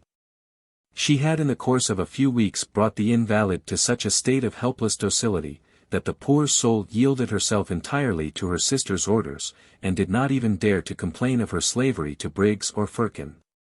Mrs. Bute measured out the glasses of wine which Miss Crawley was daily allowed to take, with irresistible accuracy, greatly to the annoyance of Firkin and the butler, who found themselves deprived of control over even the sherry bottle. She apportioned the sweetbreads, jellies, chickens, their quantity in order. Night and noon and morning she brought the abominable drinks ordained by the doctor, and made her patient swallow them with so affecting an obedience that Firkin said, "My poor missus do take her physic like a lamb." She prescribed the drive in the carriage or the ride in the chair, and, in a word, ground down the old lady in her convalescence in such a way as only belongs to your proper managing, motherly moral woman. If ever the patient faintly resisted, and pleaded for a little bit more dinner or a little drop less medicine, the nurse threatened her with instantaneous death, when Miss Crawley instantly gave in. "She's no spirit left in her," Firkin remarked to Briggs, "she ain't ave called me a fool these 3 weeks. Finally, Mrs. Bute had made up her mind to dismiss the aforesaid honest lady's maid, Mr. Bowles the large confidential man, and Briggs herself, and to send for her daughters from the rectory, previous to removing the dear invalid bodily to Queen's Crawley, when an odious accident happened which called her away from duties so pleasing. The Reverend Bute Crawley, her husband, riding home one night, fell with his horse and broke his collarbone. Fever and inflammatory symptoms set in, and Mrs. Bute was forced to leave Sussex for Hampshire. As soon as ever Bute was restored, she promised to return to her dearest friend, and departed, leaving the strongest injunctions with the household regarding their behaviour to their mistress. And as soon as she got into the Southampton coach, there was such a jubilee and sense of relief in all Miss Crawley's house, as the company of persons assembled there had not experienced for many a week before. That very day Miss Crawley left off her afternoon dose of medicine. That afternoon Bowles opened an independent bottle of sherry for himself and Mrs. Firkin. That night Miss Crawley and Miss Briggs indulged in a game of piquet instead of one of Porteus's sermons. It was as in the old nursery story, when the stick forgot to beat the dog, and the whole course of events underwent a peaceful and happy revolution. At a very early hour in the morning, twice or thrice a week, Miss Briggs used to betake herself to a bathing machine, and disport in the water in a flannel gown and an oilskin cap. Rebecca, as we have seen, was aware of this circumstance, and though she did not attempt to storm Briggs as she had threatened, and actually dive into that lady's presence and surprise her under the sacredness of the awning, Mrs. Rawdon determined to attack Briggs as she came away from her bath, refreshed and invigorated by her dip, and likely to be in good humor. So getting up very early the next morning, Becky brought the telescope in their sitting room, which faced the sea, to bear upon the bathing machines on the beach, saw Briggs arrive, enter her box, and put out to sea. And was on the shore just as the nymph of whom she came in quest stepped out of the little caravan onto the shingles. It was a pretty picture, the beach, the bathing women's faces. The long line of rocks and building were blushing and bright in the sunshine. Rebecca wore a kind, tender smile on her face, and was holding out her pretty white hand as Briggs emerged from the box. What could Briggs do but accept the salutation? "Miss S.H., Mrs. Crawley," she said. Mrs. Crawley seized her hand, pressed it to her heart, and with a sudden impulse, flinging her arms round Briggs, kissed her affectionately. "Dear, dear friend," she said, with a touch of such natural feeling, that Miss Briggs of course at once began to melt, and even the bathing woman was mollified. Rebecca found no difficulty in engaging Briggs in a long, intimate, and delightful conversation. Everything that had passed since the morning of Becky's sudden departure from Miss Crawley's house in Park Lane up to the present day, and Mrs. Bute's happy retreat, was discussed and described by Briggs. All Miss Crawley's symptoms, and the particulars of her illness and medical treatment, were narrated by the confidante with that fullness and accuracy which women delight in. About their complaints and their doctors do ladies ever tire of talking to each other? Briggs did not on this occasion, nor did Rebecca weary of listening. She was thankful, truly thankful, that the dear kind Briggs, that the faithful, the invaluable Firkin, had been permitted to remain with their benefactress through her illness. Heaven bless her! Though she, Rebecca, had seemed to act undutifully towards Miss Crawley, yet was not her fault a natural and excusable one? Could she help giving her hand to the man who had won her heart? Briggs, the sentimental, could only turn up her eyes to heaven at this appeal, and heave a sympathetic sigh, and think that she, too, had given away her affections long years ago, and own that Rebecca was no very great criminal. Can I ever forget her who so befriended the friendless orphan? No, though she has cast me off, the latter said, I shall never cease to love her, and I would devote my life to her service. As my own benefactress, as my beloved Rawdon's adored relative, I love and admire Miss Crawley, dear Miss Briggs, beyond any woman in the world, and next to her I love all those who are faithful to her. I would never have treated Miss Crawley's faithful friends as that odious designing Mrs. Bute has done.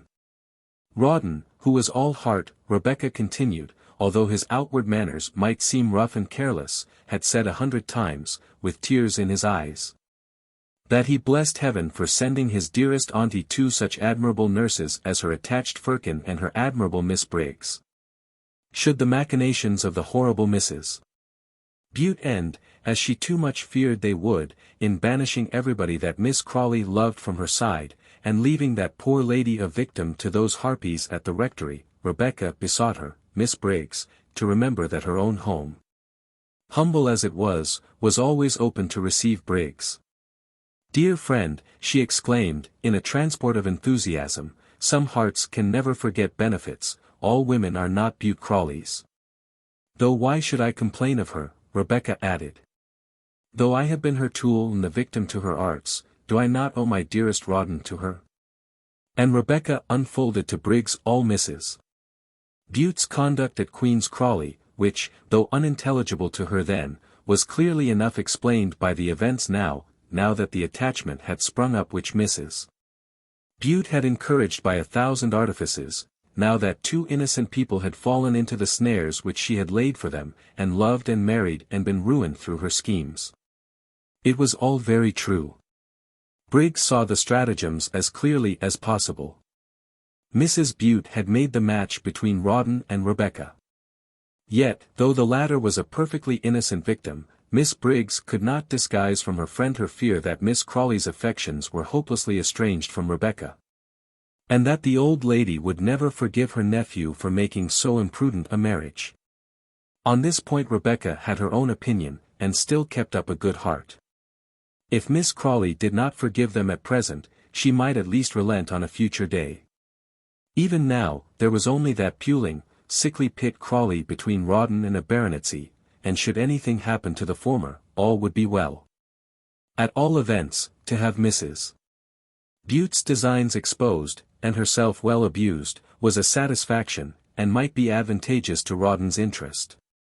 And Rebecca, after an hour's chat with her recovered friend, left her with the most tender demonstrations of regard, and quite assured that the conversation they had had together would be reported to Miss Crawley before many hours were over. This interview ended, it became full time for Rebecca to return to her inn, where all the party of the previous day were assembled at a farewell breakfast. Rebecca took such a tender leave of Amelia as became two women who loved each other as sisters. And having used her handkerchief plentifully, and hung on her friend's neck as if they were parting forever, and waved the handkerchief, which was quite dry, by the way, out of window, as the carriage drove off, she came back to the breakfast table, and ate some prawns with a good deal of appetite, considering her emotion. And while she was munching these delicacies, explained to Rawdon what had occurred in her morning walk between herself and Briggs. Her hopes were very high, she made her husband share them. She generally succeeded in making her husband share all her opinions, whether melancholy or cheerful. "You will now, if you please, my dear, sit down at the writing table and pen me a pretty little letter to Miss Crawley, in which you'll say that you are a good boy, and that sort of thing." So Rawdon sat down, and wrote off, Brighton, Thursday, and, "My dear aunt," with great rapidity, but there the gallant officer's imagination failed him. He mumbled the end of his pen, and looked up in his wife's face. She could not help laughing at his rueful countenance, and marching up and down the room with her hands behind her, the little woman began to dictate a letter, which he took down. "Before quitting the country and commencing a campaign, which very possibly may be fatal." "What?" said Rawdon, rather surprised, but took the humor of the phrase, and presently wrote it down with a grin. "Which very possibly may be fatal, I have come hither." "Why not say come here, Becky?" "Come here's grammar," the dragoon interposed. "I have come hither," Rebecca insisted, with a stamp of her foot, "to say farewell to my dearest and earliest friend. I beseech you before I go, not perhaps to return, once more to let me press the hand from which I have received nothing but kindnesses all my life." "Kindnesses all my life," echoed Rawdon, scratching down the words, and quite amazed at his own facility of composition.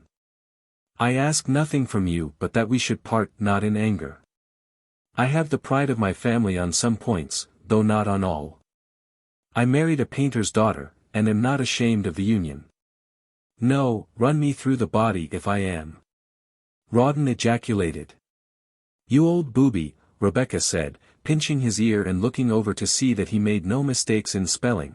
"Beseech is not spelt with an A, and earliest is." So he altered these words, bowing to the superior knowledge of his little missus. "I thought that you were aware of the progress of my attachment," Rebecca continued. "I knew that Mrs. Bute Crawley confirmed and encouraged it. But I make no reproaches. I married a poor woman, and am content to abide by what I have done. Leave your property, dear aunt, as you will. I shall never complain of the way in which you dispose of it. I would have you believe that I love you for yourself, and not for money's sake. I want to be reconciled to you ere I leave England. Let me see you before I go. A few weeks or months hence it may be too late, and I cannot bear the notion of quitting the country without a kind word of farewell from you. She won't recognize my style in that, said Becky. I made the sentences short and brisk on purpose. And this authentic missive was dispatched under cover to Miss Briggs. Old Miss Crawley laughed when Briggs, with great mystery, handed her over this candid and simple statement. We may read it now Mrs. Bute is away, she said. Read it to me, Briggs. When Briggs had read the epistle out, her patroness laughed more. Don't you see, you goose, she said to Briggs, who professed to be much touched by the honest affection which pervaded the composition, don't you see that Rawdon never wrote a word of it? He never wrote to me without asking for money in his life, and all his letters are full of bad spelling, and dashes, and bad grammar. It is that little serpent of a governess who rules him. They are all alike, Miss Crawley thought in her heart. They all want me dead, and are hankering for my money. I don't mind seeing Rawdon, she added, after a pause, and in a tone of perfect indifference. I had just as soon shake hands with him as not. Provided there is no scene, why shouldn't we meet? I don't mind. But human patience has its limits, and mind, my dear, I respectfully decline to receive Mrs. Rawdon, I can't support that quite, and Miss Briggs was fain to be content with this half-message of conciliation. And thought that the best method of bringing the old lady and her nephew together, was to warn Rawdon to be in waiting on the cliff, when Miss Crawley went out for her air in her chair. There they met. I don't know whether Miss Crawley had any private feeling of regard or emotion upon seeing her old favourite, but she held out a couple of fingers to him with as smiling and good-humoured an air, as if they had met only the day before. And as for Rawdon, he turned as red as scarlet, and wrung off Briggs's hand, so great was his rapture and his confusion at the meeting. Perhaps it was interest that moved him, or perhaps affection, perhaps he was touched by the change which the illness of the last weeks had wrought in his aunt. The old girl has always acted like a trump to me, he said to his wife, as he narrated the interview, and I felt, you know, rather queer, and that sort of thing. I walked by the side of the what do ye call 'em, you know, and to her own door, where Bowles came to help her in. And I wanted to go in very much, only. You didn't go in, Rawdon, screamed his wife. No, my dear. I'm hanged if I wasn't afraid when it came to the point. You fool. You ought to have gone in, and never come out again, Rebecca said. Don't call me names, said the big guardsman, sulkily. Perhaps I was a fool, Becky, but you shouldn't say so, and he gave his wife a look, such as his countenance could wear when angered, and such as was not pleasant to face. Well, dearest, tomorrow you must be on the lookout, and go and see her, mind, whether she asks you or no, Rebecca said, trying to soothe her angry yoke-mate. On which he replied, that he would do exactly as he liked, and would just thank her to keep a civil tongue in her head, and the wounded husband went away, and passed the forenoon at the billiard-room, sulky, silent, and suspicious. But before the night was over he was compelled to give in, and own, as usual, to his wife's superior prudence and foresight. By the most melancholy confirmation of the presentiments which she had regarding the consequences of the mistake which he had made. Miss Crawley must have had some emotion upon seeing him and shaking hands with him after so long a rupture. She mused upon the meeting a considerable time. Rawdon is getting very fat and old, Briggs, she said to her companion. His nose has become red, and he is exceedingly coarse in appearance. His marriage to that woman has hopelessly vulgarised him. Mrs. Bute always said they drank together, and I have no doubt they do. Yes, he smelt of gin abominably. I remarked it. Didn't you? In vain Briggs interposed that Mrs. Bute spoke ill of everybody, and, as far as a person in her humble position could judge, was an artful designing woman. Yes, so she is, and she does speak ill of everyone, but I am certain that woman has made Rawdon drink. All those low people do. He was very much affected at seeing you, ma'am, the companion said. And I am sure, when you remember that he is going to the field of danger. How much money has he promised you, Briggs? The old spinster cried out, working herself into a nervous rage. There now, of course you begin to cry. I hate scenes. Why am I always to be worried? Go and cry up in your own room, and send Firkin to me. No, stop, sit down and blow your nose, and leave off crying, and write a letter to Captain Crawley. Poor Briggs went and placed herself obediently at the writing-book. Its leaves were blotted all over with relics of the firm, strong, rapid handwriting of the spinster's late amanuensis, Mrs. Bute Crawley. Begin, my dear sir, or dear sir, that will be better, and say you are desired by Miss Crawley, no, by Miss Crawley's medical man, by Mr. Creamer, to state that my health is such that all strong emotions would be dangerous in my present delicate condition, and that I must decline any family discussions or interviews whatever. And thank him for coming to Brighton, and so forth, and beg him not to stay any longer on my account. And, Miss Briggs, you may add that I wish him a bon voyage, and that if he will take the trouble to call upon my lawyers in Gray's Inn Square, he will find there a communication for him. Yes, that will do, and that will make him leave Brighton. The benevolent Briggs penned this sentence with the utmost satisfaction. To seize upon me the very day after Mrs. Bute was gone, the old lady prattled on, it was too indecent. Briggs, my dear, write to Mrs. Crawley, and say she needn't come back. No, she needn't, and she shan't, and I won't be a slave in my own house, and I won't be starved and choked with poison. They all want to kill me, all, and with this the lonely old woman burst into a scream of hysterical tears. The last scene of her dismal Vanity Fair comedy was fast approaching, the tawdry lamps were going out one by one. And the dark curtain was almost ready to descend. That final paragraph, which referred Rawdon to Miss Crawley's solicitor in London, and which Briggs had written so good-naturedly, consoled the dragoon and his wife somewhat, after their first blank disappointment. On reading the spinster's refusal of a reconciliation. And it effected the purpose for which the old lady had caused it to be written, by making Rawdon very eager to get to London. Out of Jos's losings and George Osborne's banknotes, he paid his bill at the inn, the landlord whereof does not probably know to this day how doubtfully his account once stood. For, as a general sends his baggage to the rear before an action, Rebecca had wisely packed up all their chief valuables and sent them off under care of George's servant, who went in charge of the trunks on the coach back to London. Rawdon and his wife returned by the same conveyance next day. I should have liked to see the old girl before we went, Rawdon said. She looks so cut up and altered that I'm sure she can't last long. I wonder what sort of a cheque I shall have at Waxy's. 200, it can't be less than 200, hey, Becky. In consequence of the repeated visits of the aides-de-camp of the Sheriff of Middlesex, Rawdon and his wife did not go back to their lodgings at Brompton, but put up at an inn. Early the next morning, Rebecca had an opportunity of seeing them as she skirted that suburb on her road to old Mrs. Sedley's house at Fulham, whither she went to look for her dear Amelia and her Brighton friends. They were all off to Chatham, thence to Harwich, to take shipping for Belgium with the regiment, kind old Mrs. Sedley very much depressed and tearful, solitary. Returning from this visit, Rebecca found her husband, who had been off to Gray's Inn, and learnt his fate. He came back furious. By Jove, Becky, says he, she's only given me £20.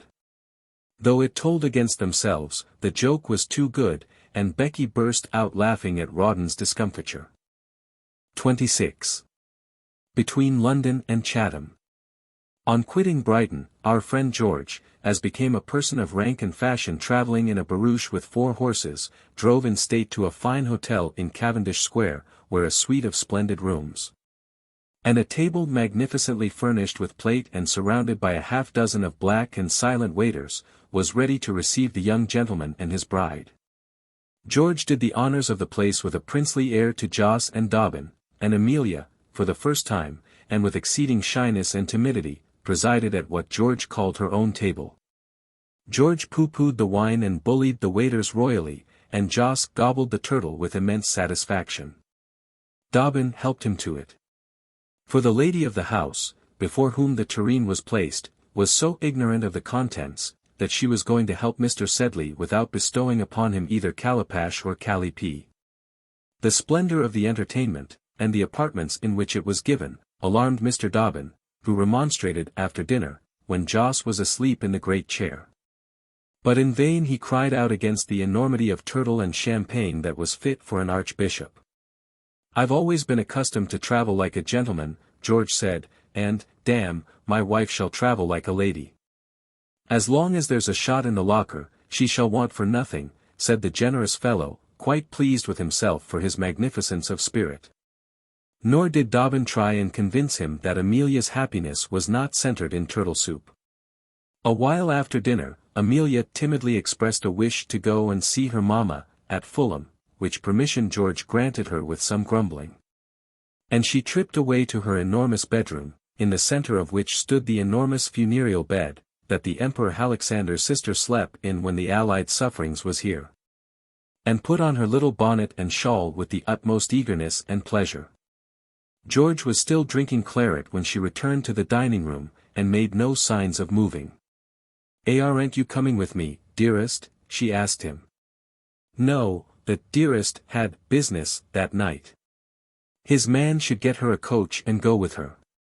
And the coach being at the door of the hotel, Amelia made George a little disappointed curtsy after looking vainly into his face once or twice, and went sadly down the great staircase, Captain Dobbin after, who handed her into the vehicle, and saw it drive away to its destination. The very valet was ashamed of mentioning the address to the hackney coachman before the hotel waiters, and promised to instruct him when they got further on. Dobbin walked home to his old quarters in the Slaughters, thinking very likely that it would be delightful to be in that hackney coach, along with Mrs. Osborne. George was evidently of quite a different taste. For when he had taken wine enough, he went off to half-price at the play, to see Mr. Kean perform in Shylock. Captain Osborne was a great lover of the drama, and had himself performed high comedy characters with great distinction in several garrison theatrical entertainments. Joss slept on until long after dark, when he woke up with a start at the motions of his servant, who was removing and emptying the decanters on the table. And the hackney coach stand was again put into requisition for a carriage to convey this stout hero to his lodgings and bed. Mrs.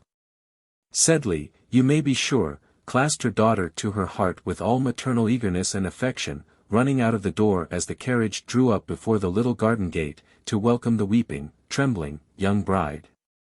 Old Mr. Clapp, who was in his shirt-sleeves, trimming the garden plot, shrank back alarmed. The Irish servant lass rushed up from the kitchen and smiled a "God bless you." Amelia could hardly walk along the flags and up the steps into the parlor. How the floodgates were opened, and mother and daughter wept, when they were together embracing each other in this sanctuary, may readily be imagined by every reader who possesses the least sentimental turn. When don't ladies weep? At what occasion of joy, sorrow, or other business of life, and, after such an event as a marriage, mother and daughter were surely at liberty to give way to a sensibility which is as tender as it is refreshing. About a question of marriage I have seen women who hate each other kiss and cry together quite fondly. How much more do they feel when they love? Good mothers are married over again at their daughters' weddings, and as for subsequent events, who does not know how ultramaternal grandmothers are? In fact, a woman, until she is a grandmother, does not often really know what to be a mother is. Let us respect Amelia and her mamma whispering and whimpering and laughing and crying in the parlor and the twilight. Old Mr. Sedley did. He had not divined who was in the carriage when it drove up.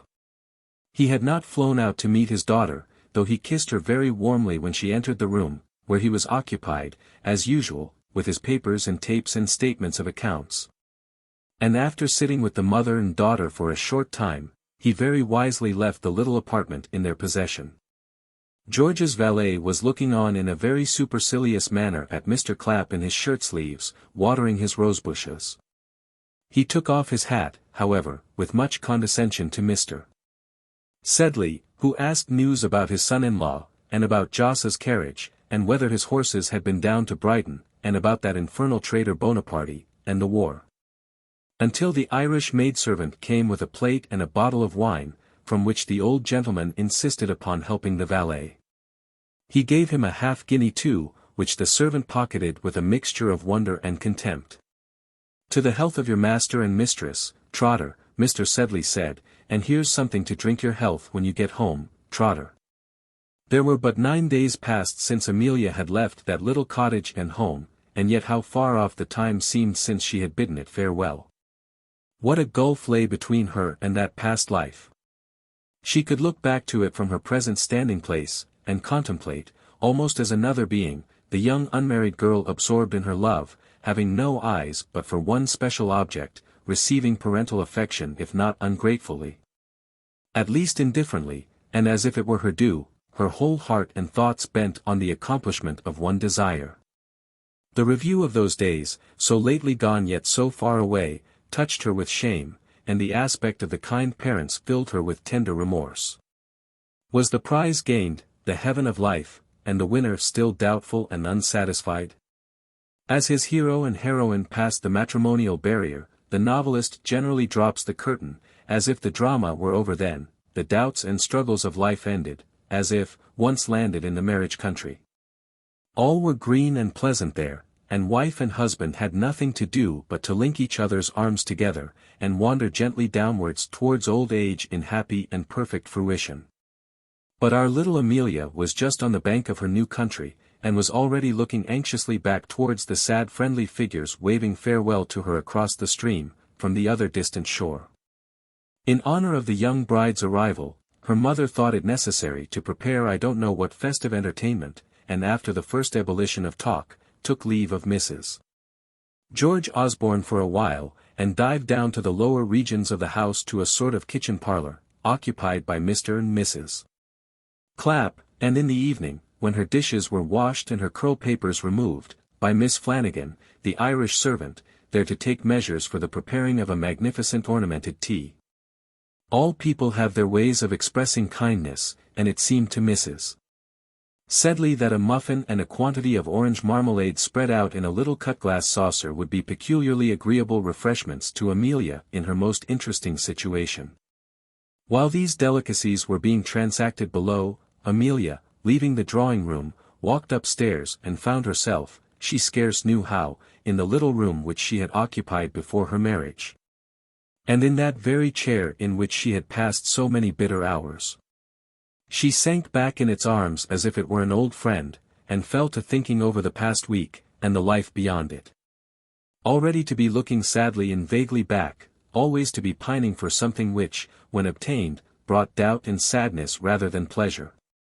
Here was the lot of our poor little creature and harmless lost wanderer in the great struggling crowds of Vanity Fair. Here she sat, and recalled to herself fondly that image of George to which she had knelt before marriage. Did she own to herself how different the real man was from that superb young hero whom she had worshipped? It requires many, many years, and a man must be very bad indeed, before a woman's pride and vanity will let her own to such a confession. Then Rebecca's twinkling green eyes and baleful smile lighted upon her, and filled her with dismay. And so she sat for a while indulging in her usual mood of selfish brooding, in that very listless melancholy attitude in which the honest maidservant had found her. On the day when she brought up the letter in which George renewed his offer of marriage. She looked at the little white bed, which had been hers a few days before, and thought she would like to sleep in it that night, and wake, as formerly, with her mother smiling over her in the morning.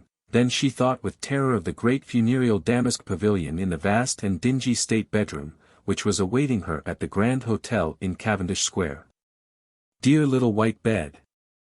How many a long night had she wept on its pillow!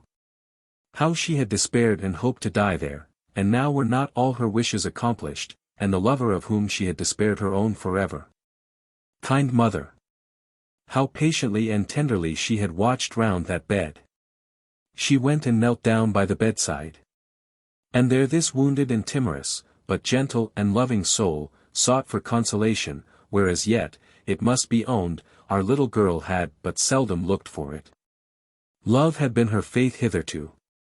And the sad, bleeding disappointed heart began to feel the want of another consoler. Have we a right to repeat or to overhear her prayers? These, brother, are secrets, and out of the domain of Vanity Fair, in which our story lies. But this may be said, that when the tea was finally announced, our young lady came downstairs a great deal more cheerful. That she did not despond, or deplore her fate, or think about George's coldness, or Rebecca's eyes, as she had been wont to do of late. She went downstairs, and kissed her father and mother, and talked to the old gentleman, and made him more merry than he had been for many a day. She sat down at the piano which Dobbin had bought for her, and sang over all her father's favourite old songs. She pronounced the tea to be excellent, and praised the exquisite taste in which the marmalade was arranged in the saucers. And in determining to make everybody else happy, she found herself so, and was sound asleep in the great funereal pavilion, and only woke up with a smile when George arrived from the theatre. For the next day, George had more important business to transact than that which took him to see Mr. Keene in Shylock. Immediately on his arrival in London he had written off to his father's solicitors, signifying his royal pleasure that an interview should take place between them on the morrow. His hotel bill, losses at billiards and cards to Captain Crawley had almost drained the young man's purse, which wanted replenishing before he set out on his travels. And he had no resource but to infringe upon the £2,000 which the attorneys were commissioned to pay over to him. He had a perfect belief in his own mind that his father would relent before very long. How could any parent be obdurate for a length of time against such a paragon as he was? If his mere past and personal merits did not succeed in mollifying his father, George determined that he would distinguish himself so prodigiously in the ensuing campaign that the old gentleman must give in to him.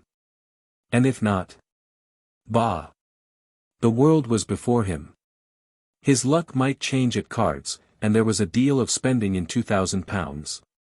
So he sent off Amelia once more in a carriage to her mamma, with strict orders and carte blanche to the two ladies to purchase everything requisite for a lady of Mrs. George Osborne's fashion, who was going on a foreign tour. They had but one day to complete the outfit, and it may be imagined that their business therefore occupied them pretty fully. In a carriage once more, bustling about from milliner to linen-draper, escorted back to the carriage by obsequious shopmen or polite owners, Mrs. Sedley was herself again almost, and sincerely happy for the first time since their misfortunes. Nor was Mrs. Amelia at all above the pleasure of shopping, and bargaining, and seeing and buying pretty things. Would any man, the most philosophic, give twopence for a woman who was?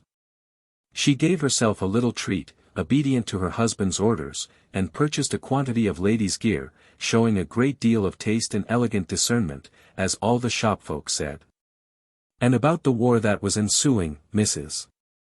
Osborne was not much alarmed. Bonaparte was to be crushed almost without a struggle. Margate packets were sailing every day, filled with men of fashion and ladies of note, on their way to Brussels and Ghent. People were going not so much to a war as to a fashionable tour. The newspapers laughed the wretched upstart and swindler to scorn. Such a Corsican wretch as that withstand the armies of Europe and the genius of the immortal Wellington. Amelia held him in utter contempt, for it needs not to be said that this soft and gentle creature took her opinions from those people who surrounded her, such fidelity being much too humble-minded to think for itself. Well, in a word, she and her mother performed a great day's shopping, and she acquitted herself with considerable liveliness and credit on this her first appearance in the genteel world of London. George meanwhile, with his hat on one side, his elbows squared, and his swaggering martial air, made for Bedford Row, and stalked into the attorney's offices as if he was lord of every pale-faced clerk who was scribbling there. He ordered somebody to inform Mr. Higgs that Captain Osborne was waiting, in a fierce and patronizing way, as if the pecan of an attorney, who had thrice his brains, 50 times his money, and 1,000 times his experience, was a wretched underling who should instantly leave all his business in life to attend on the captain's pleasure. He did not see the sneer of contempt which passed all round the room, from the first clerk to the articled gents, from the articled gents to the ragged riders and white-faced runners, in clothes too tight for them. As he sat there tapping his boot with his cane, and thinking what a parcel of miserable poor devils these were. The miserable poor devils knew all about his affairs. They talked about them over their pints of beer at their public-house clubs to other clerks of a night. Ye gods, what do not attorneys and attorneys' clerks know in London?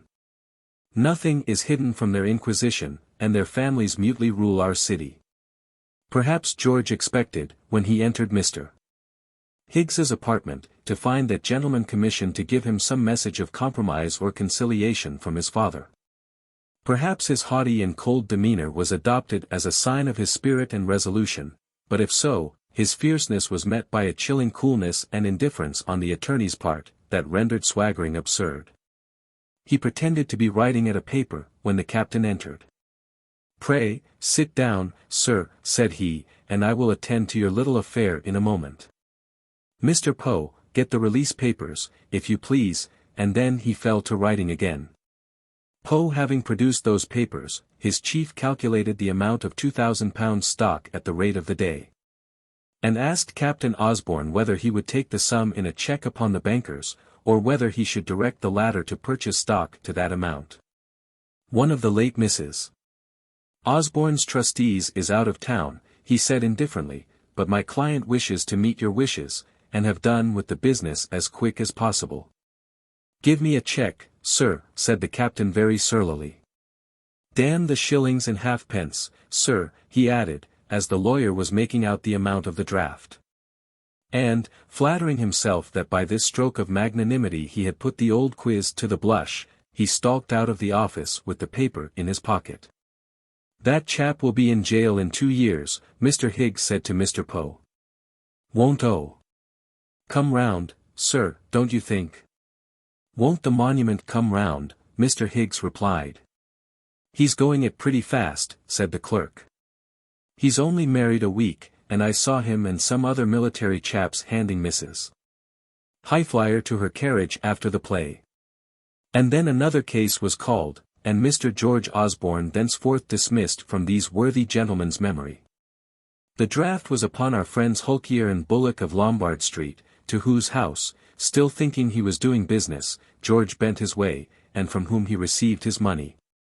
Frederick Bullock, Esq., whose yellow face was over a ledger, at which sat a demure clerk, happened to be in the banking room when George entered. His yellow face turned to a more deadly color when he saw the captain, and he slunk back guiltily into the inmost parlor. George was too busy gloating over the money, for he had never had such a sum before, to mark the countenance or flight of the cadaverous suitor of his sister. Fred Bullock told old Osborne of his son's appearance and conduct. "He came in as bold as brass," said Frederick. "He has drawn out every shilling. How long will a few £100 last such a chap as that?" Osborne swore with a great oath that he little cared when or how soon he spent it. Fred dined every day in Russell Square now. But altogether, George was highly pleased with his day's business.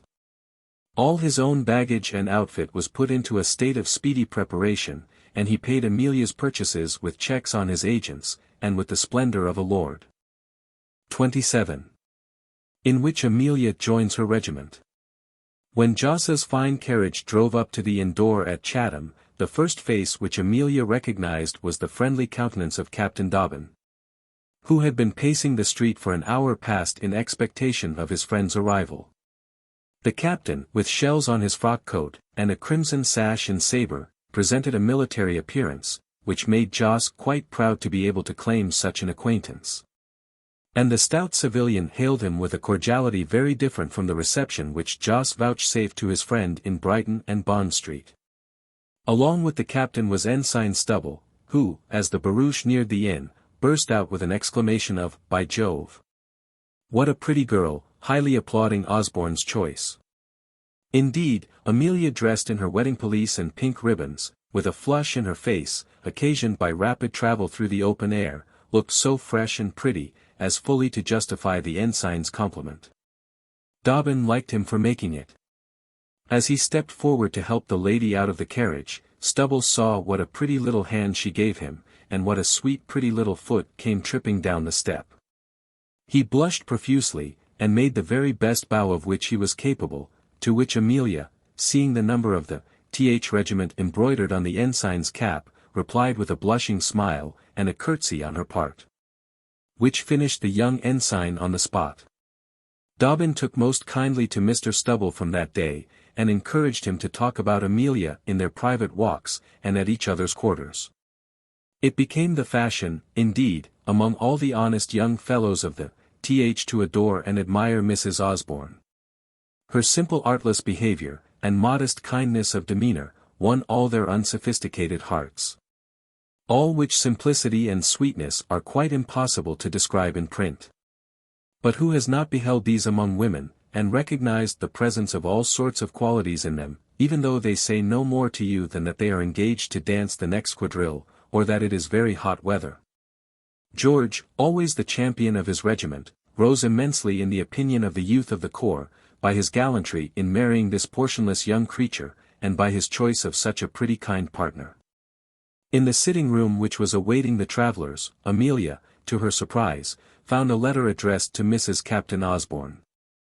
It was a triangular billet, on pink paper, and sealed with a dove and an olive branch, and a profusion of light blue sealing wax, and it was written in a very large, though undecided female hand. "It's Peggy O'Dowd's fist," said George, laughing. "I know it by the kisses on the seal." And in fact it was a note from Mrs. Major O'Dowd, requesting the pleasure of Mrs. Osborne's company that very evening to a small friendly party. "You must go," George said. "You will make acquaintance with the regiment there. O'Dowd goes in command of the regiment, and Peggy goes in command." But they had not been for many minutes in the enjoyment of Mrs. O'Dowd's letter, when the door was flung open, and a stout jolly lady, in a riding habit, followed by a couple of officers of ours, entered the room. "Sure, I couldn't stop till tay time. Present me, Garge, my dear fellow, to your lady. Madam, I'm delighted to see ye, and to present to you me husband, Major O'Dowd." And with this, the jolly lady in the riding habit grasped Amelia's hand very warmly, and the latter knew at once that the lady was before her whom her husband had so often laughed at. "You've often heard of me from that husband of yours," said the lady, with great vivacity. "You've often heard of her," echoed her husband, the Major. Amelia answered, smiling, that she had. "And small good he's told you of me, Mrs. O'Dowd," replied, adding that George was a wicked divil. "That I'll go bail for," said the Major, trying to look knowing, at which George laughed, and Mrs. O'Dowd, with a tap of her whip, told the Major to be quiet. And then requested to be presented in form to Mrs. Captain Osborne. "This, my dear," said George with great gravity, "is my very good, kind, and excellent friend, Aurelia Margaretta, otherwise called Peggy."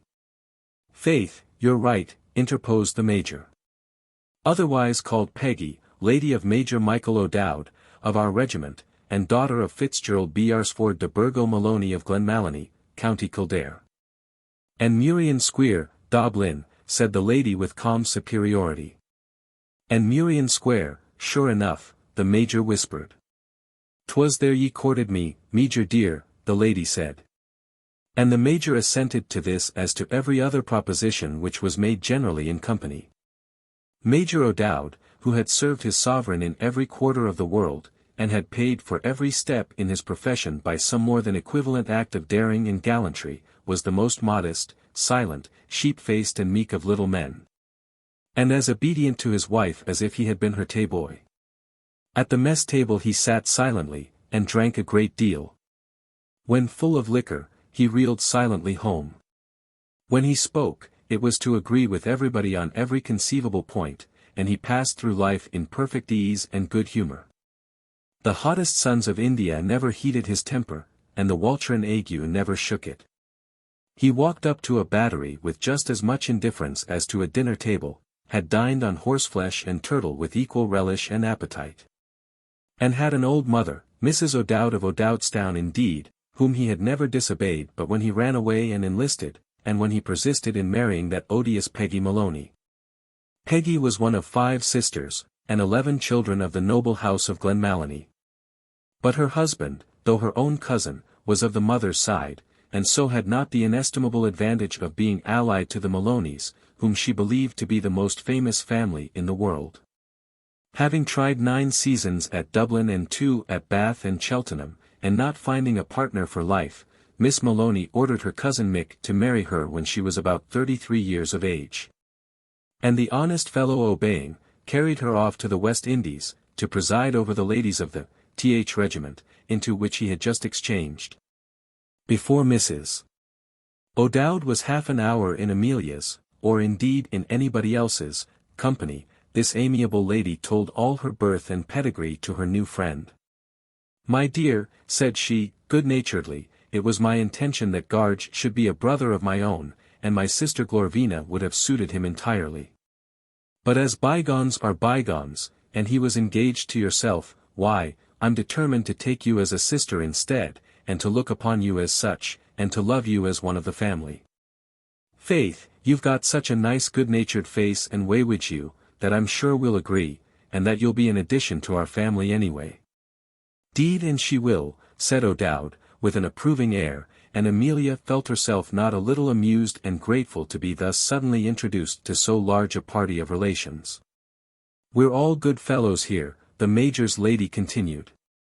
"There's not a regiment in the service where you'll find a more united society nor a more agreeable mess-room. There's no quarrelling, bickering, slandering, nor small talk amongst us. We all love each other. Especially Mrs. Magennis," said George, laughing. "Mrs. Captain Magennis and me has made up, though her treatment of me would bring me grey hairs with sorrow to the grave." "And you with such a beautiful front of black, Peggy, my dear," the Major cried. "Hood your tongue, Mick, you booby. Them husbands are always in the way, Mrs. Osborne, my dear, and as for my Mick, I often tell him he should never open his mouth but to give the word of command, or to put meat and drink into it. I'll tell you about the regiment, and warn you when we're alone. Introduce me to your brother now. Sure he's a mighty fine man, and reminds me of me cousin, Dan Maloney of Ballymaloney, my dear, you know who Maraidi Ophelia Scully, of Oysterstown, own cousin to Lord Poldarty. Mr. Sedley, sir, I'm delighted to be made known to ye. I suppose you'll dine at the mess today. Mind that divil of a doctor, Mick, and whatever ye do, keep yourself sober for me party this evening." "It's the 150th gives us a farewell dinner, my love," interposed the Major, "but we'll easy get a card for Mr. Sedley. Run Simple, Ensign Simple, of Ours, my dear Amelia. I forgot to introduce him to ye. Run in a hurry, with Mrs. Major O'Dowd's compliments to Colonel Tavish, and Captain Osborne has brought his brother-in-law down, and will bring him to the 150th mess at 5 o'clock sharp, when you and I, my dear, will take a snack here, if you like." Before Mrs. O'Dowd's speech was concluded, the young ensign was trotting downstairs on his commission. "Obedience is the soul of the army. We will go to our duty while Mrs. O'Dowd will stay and enlighten you, Emmy," Captain Osborne said. And the two gentlemen, taking each a wing of the Major, walked out with that officer, grinning at each other over his head. And, now having her new friend to herself, the impetuous Mrs. O'Dowd proceeded to pour out such a quantity of information as no poor little woman's memory could ever tax itself to bear. She told Amelia 1,000 particulars relative to the very numerous family of which the amazed young lady found herself a member. Mrs. Heavytop, the colonel's wife, died in Jamaica of the yellow fever and a broken heart combined, for the horrid old colonel, with a head as bald as a cannonball, was making sheep's eyes at a half-caste girl there. Mrs. Magennis, though without education, was a good woman, but she had the divil's tongue, and would cheat her own mother at whist. Mrs. Captain Kirk must turn up her lobster eyes forsooth at the idea of an honest round game, wherein me father, as pious a man as ever went to church, me uncle Dame Maloney, and our cousin the bishop, took a hand at loo, or whist. Every night of their lives. Neither of 'em's goin' with the regiment this time, Mrs. O'Dowd added. Fanny Magennis stops with her mother, who sells small coal and potatoes, most likely, in Islington town, hard by London, though she's always bragging of her father's ships, and pointing them out to us as they go up the river, and Mrs. Kirk and her children will stop here in Bethesda Place, to be nigh to her favourite preacher, Dr. Ramshorn. Mrs. Bunny's in an interesting situation, faith, and she always is, then, and has given the lieutenant 7 already. And Ensign Posky's wife, who joined 2 months before you, my dear, has quarrelled with Tom Posky a score of times, till you can hear 'em all over the bar. They say they're come to broken pleats, and Tom never accounted for his black eye. And she'll go back to her mother, who keeps a ladies' seminary at Richmond, bad luck to her for running away from it. Where did you get your finishing, my dear? I had moine, and no expense spared, at Madame Flanahan's, at Ilyssus Grove, Butterstown, near Dublin, with a marchioness to teach us the true Parisian pronunciation, and a retired Major General of the French service to put us through the exercise. Of this incongruous family our astonished Amelia found herself all of a sudden a member, with Mrs. O'Dowd as an elder sister. She was presented to her other female relations at tea-time, on whom, as she was quiet, good-natured, and not too handsome, she made rather an agreeable impression until the arrival of the gentlemen from the mess of the 150th, who all admired her so, that her sisters began, of course, to find fault with her. I hope Osborne has sown his wild oats, said Mrs. Magennis to Mrs. Bunny. If a reformed rake makes a good husband, sure it's she will have the fine chance with Garge, Mrs. O'Dowd remarked to Posky, who had lost her position as bride in the regiment, and was quite angry with the usurper. And as for Mrs. Kirk, that disciple of Dr. Ramshorn put 1 or 2 leading professional questions to Amelia, to see whether she was awakened, whether she was a professing Christian and so forth, and finding from the simplicity of Mrs. Osborne's replies that she was yet in utter darkness, put into her hands 3 little penny books with pictures, viz. The Howling Wilderness, the Washerwoman of Wandsworth Common, and the British Soldier's Best Bayonet, which, bent upon awakening her before she slept, Mrs. Kirk begged Amelia to read that night ere she went to bed. But all the men, like good fellows as they were, rallied round their comrade's pretty wife, and paid her their court with soldierly gallantry. She had a little triumph, which flushed her spirits and made her eyes sparkle. George was proud of her popularity, and pleased with the manner, which was very gay and graceful, though naive and a little timid, with which she received the gentlemen's attentions, and answered their compliments. And he in his uniform, how much handsomer he was than any man in the room. She felt that he was affectionately watching her, and glowed with pleasure at his kindness. I will make all his friends welcome, she resolved in her heart. I will love all as I love him. I will always try and be gay and good-humored and make his home happy. The regiment indeed adopted her with acclamation. The captains approved, the lieutenants applauded, the ensigns admired. Old Cutler, the doctor, made 1 or 2 jokes, which, being professional, need not be repeated, and Cackle, the assistant M.D. of Edinburgh, condescended to examine her upon literature, and tried her with his 3 best French quotations. Young Stubble went about from man to man whispering, Jove, isn't she a pretty gal, and never took his eyes off her except when the negus came in. As for Captain Dobbin, he never so much as spoke to her during the whole evening. But he and Captain Porter of the 150th took home Joss to the hotel, who was in a very maudlin state, and had told his tiger hunt story with great effect, both at the mess table and at the soirée, to Mrs. O'Dowd in her turban and bird of paradise.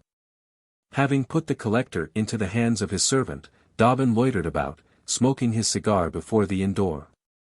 George had meanwhile very carefully shawled his wife, and brought her away from Mrs. O'Dowd's after a general hand-shaking from the young officers, who accompanied her to the fly, and cheered that vehicle as it drove off. So Amelia gave Dobbin her little hand as she got out of the carriage, and rebuked him smilingly for not having taken any notice of her all night. The captain continued that deleterious amusement of smoking, long after the inn and the street were gone to bed. He watched the lights vanish from George's sitting-room windows, and shine out in the bedroom close at hand. It was almost morning when he returned to his own quarters. He could hear the cheering from the ships in the river, where the transports were already taking in their cargoes preparatory to dropping down the Thames.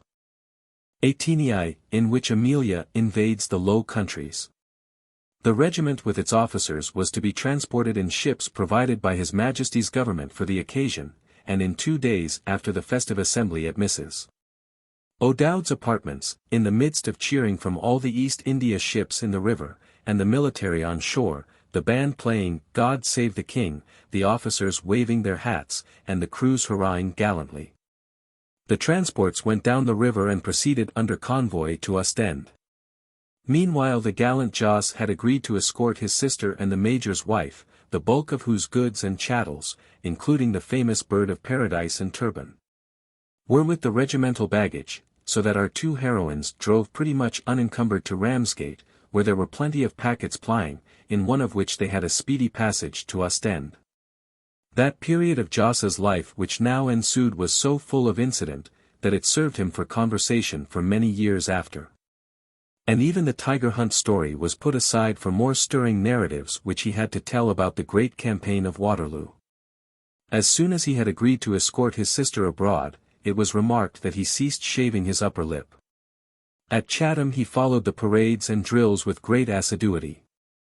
He listened with the utmost attention to the conversation of his brother officers, as he called them in after days sometimes, and learned as many military names as he could. In these studies the excellent Mrs. O'Dowd was of great assistance to him. And on the day finally when they embarked on board the Lovely Rose, which was to carry them to their destination, he made his appearance in a braided frock coat and duck trousers, with a foraging cap ornamented with a smart gold band. Having his carriage with him, and informing everybody on board confidentially that he was going to join the Duke of Wellington's army, folks mistook him for a great personage, a commissary general, or a government courier at the very least. He suffered hugely on the voyage, during which the ladies were likewise prostrate. But Amelia was brought to life again as the packet made Ostend, by the sight of the transports conveying her regiment, which entered the harbour almost at the same time with the Lovely Rose. Joss went in a collapsed state to an inn, while Captain Dobbin escorted the ladies, and then busied himself in freeing Joss's carriage and luggage from the ship and the custom-house, for Mr.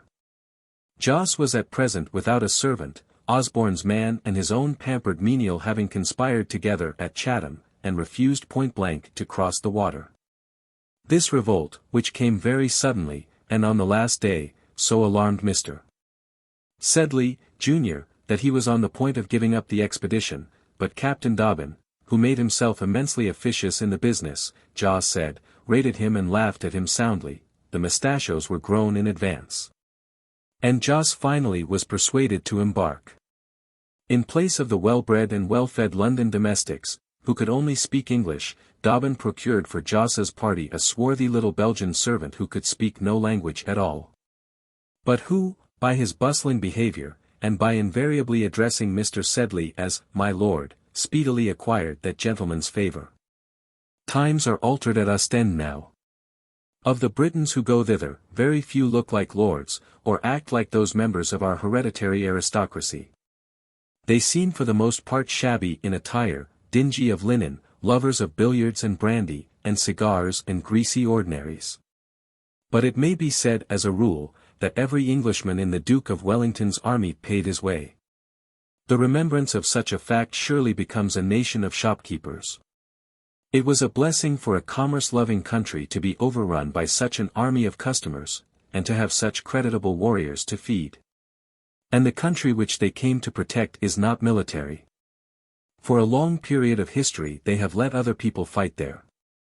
When the present writer went to survey with eagle glance the field of Waterloo, we asked the conductor of the diligence, a portly warlike-looking veteran, whether he had been at the battle. "Pas I bet," such an answer in sentiment as no Frenchman would own to, was his reply. But, on the other hand, the postilion who drove us was a viscount, a son of some bankrupt imperial general, who accepted a pennyworth of beer on the road. The moral is surely a good one. This flat, flourishing, easy country never could have looked more rich and prosperous than in that opening summer of 1815. When its green fields and quiet cities were enlivened by multiplied redcoats, when its wide chaussées swarmed with brilliant English equipages, when its great canal boats, gliding by rich pastures and pleasant quaint old villages, by old chateaux lying amongst old trees, were all crowded with well-to-do English travellers, when the soldier who drank at the village inn, not only drank, but paid his score. And Donald, the Highlander, billeted in the Flemish farmhouse, rocked the baby's cradle, while Jean and Jeanette were out getting in the hay. As our painters are bent on military subjects just now, I throw out this as a good subject for the pencil, to illustrate the principle of an honest English war. All looked as brilliant and harmless as a Hyde Park review. Meanwhile, Napoleon, screened behind his curtain of frontier fortresses, was preparing for the outbreak which was to drive all these orderly people into fury and blood, and lay so many of them low. Everybody had such a perfect feeling of confidence in the leader, for the resolute faith which the Duke of Wellington had inspired in the whole English nation was as intense as that more frantic enthusiasm with which at one time the French regarded Napoleon.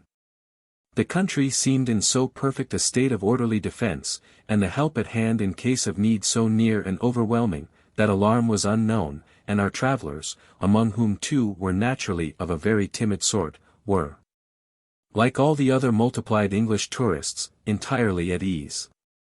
The famous regiment, with so many of whose officers we have made acquaintance, was drafted in canal boats to Bruges and Ghent, thence to march to Brussels. Jos accompanied the ladies in the public boats, the which all old travellers in Flanders must remember for the luxury and accommodation they afforded. So prodigiously good was the eating and drinking on board these sluggish but most comfortable vessels, that there are legends extant of an English traveller, who, coming to Belgium for a week, and travelling in one of these boats, was so delighted with the fare there that he went backwards and forwards from Ghent to Bruges perpetually until the railroads were invented, when he drowned himself on the last trip of the passage boat. Jos's death was not to be of this sort, but his comfort was exceeding, and Mrs. O'Dowd insisted that he only wanted her sister Glorvina to make his happiness complete. He sat on the roof of the cabin all day drinking Flemish beer, shouting for Isidore, his servant, and talking gallantly to the ladies. His courage was prodigious. "Boney, attack us," he cried. "My dear creature, my poor Emmy, don't be frightened. There's no danger. The Allies will be in Paris in 2 months, I tell you, when I'll take you to dine in the Palais Royal, by Jove. There are 300,000 Russians, I tell you, now entering France by Mayence and the Rhine, 300,000 under Wittgenstein and Barclay de Tolly, my poor love. You don't know military affairs, my dear. I do, and I tell you there's no infantry in France can stand against Russian infantry, and no general of Boney's that's fit to hold a candle to Wittgenstein.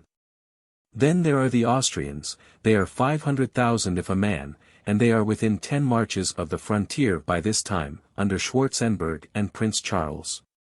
Then there are the Prussians under the gallant Prince Marshal. Show me a cavalry chief like him now that Murat is gone. Hey, Mrs. O'Dowd. Do you think our little girl here need be afraid? Is there any cause for fear, Isidore?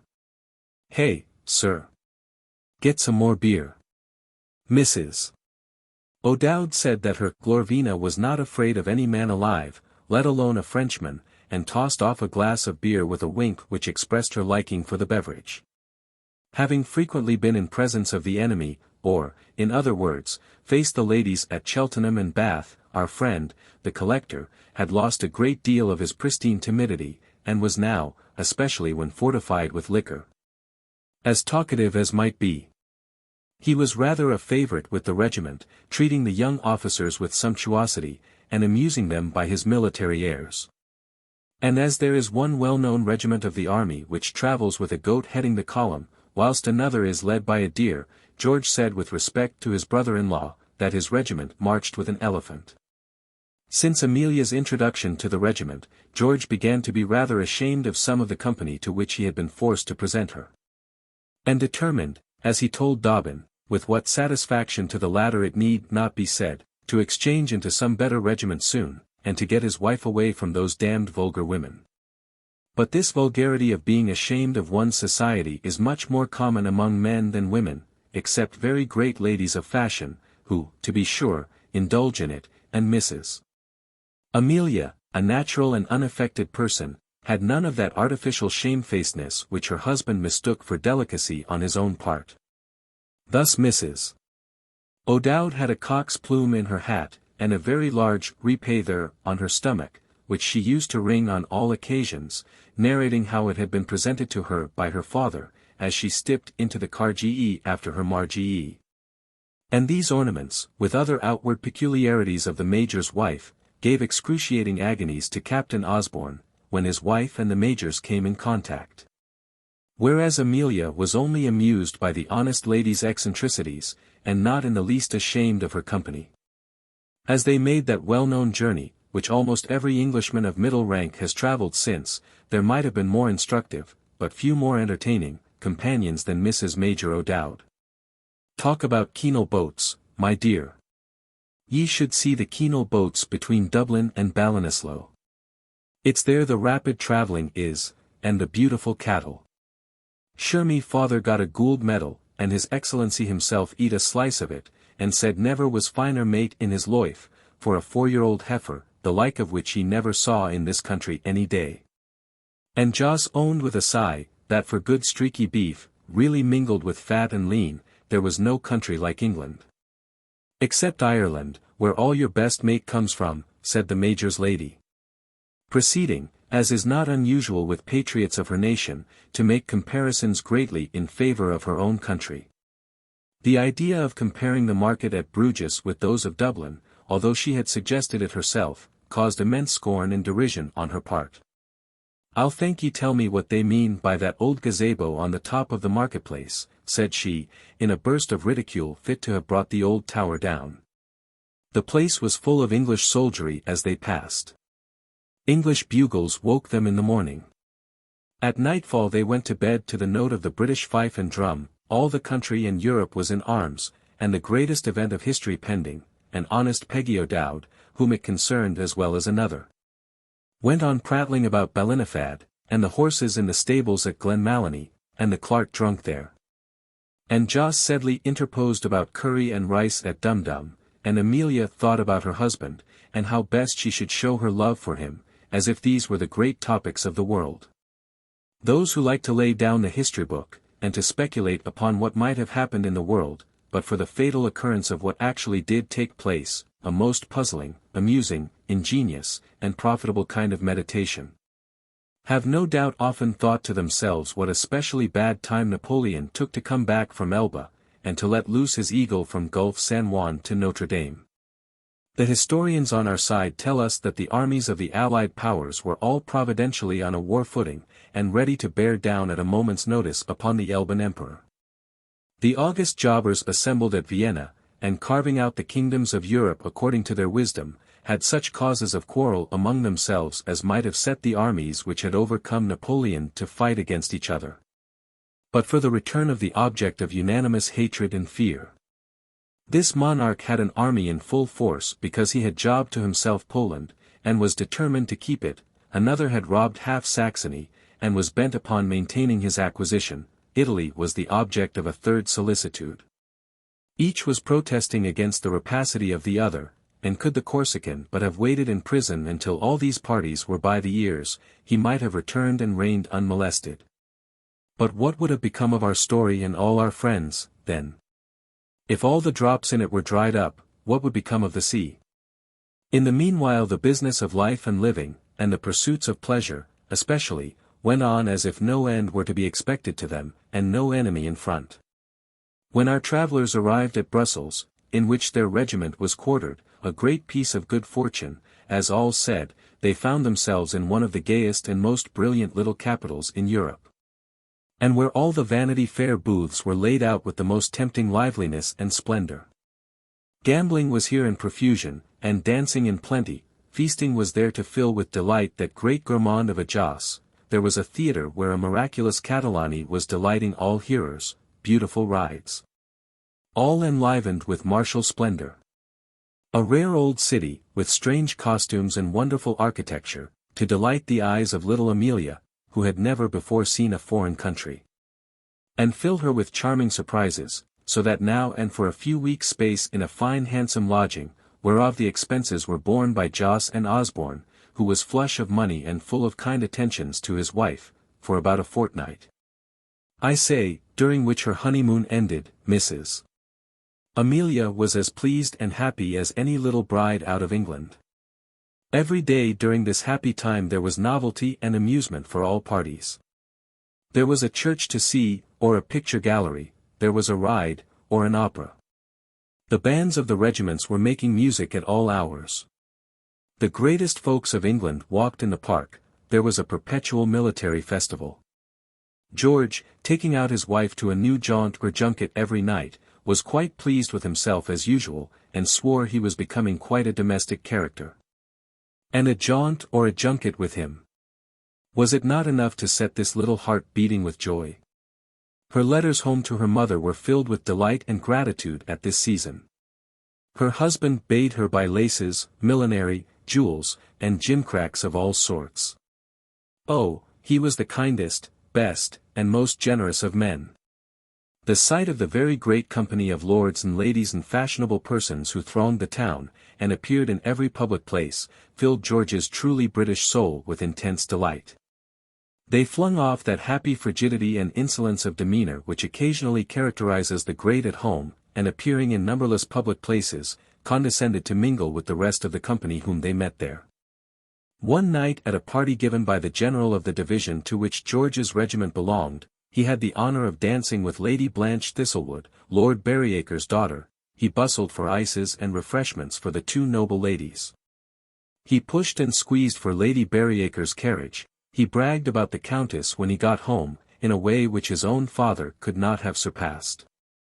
He called upon the ladies the next day, he rode by their side in the park. He asked their party to a great dinner at a restaurateur's, and was quite wild with exultation when they agreed to come. Old Berryacres, who had not much pride and a large appetite, would go for a dinner anywhere. "I hope there will be no women besides our own party," Lady Berryacres said, after reflecting upon the invitation which had been made, and accepted with too much precipitancy. "Gracious heaven, mamma, you don't suppose the man would bring his wife?" shrieked Lady Blanche, who had been languishing in George's arms in the newly imported waltz for hours the night before. "The men are bearable, but they're women. Wife, just married, devilish pretty woman, I hear," the old Earl said. "Well, my dear Blanche," said the mother, "I suppose, as Papa wants to go, we must go. But we needn't know them in England, you know." And so, determined to cut their new acquaintance in Bond Street, these great folks went to eat his dinner at Brussels, and condescending to make him pay for their pleasure, showed their dignity by making his wife uncomfortable, and carefully excluding her from the conversation. This is a species of dignity in which the high-bred British female reigns supreme.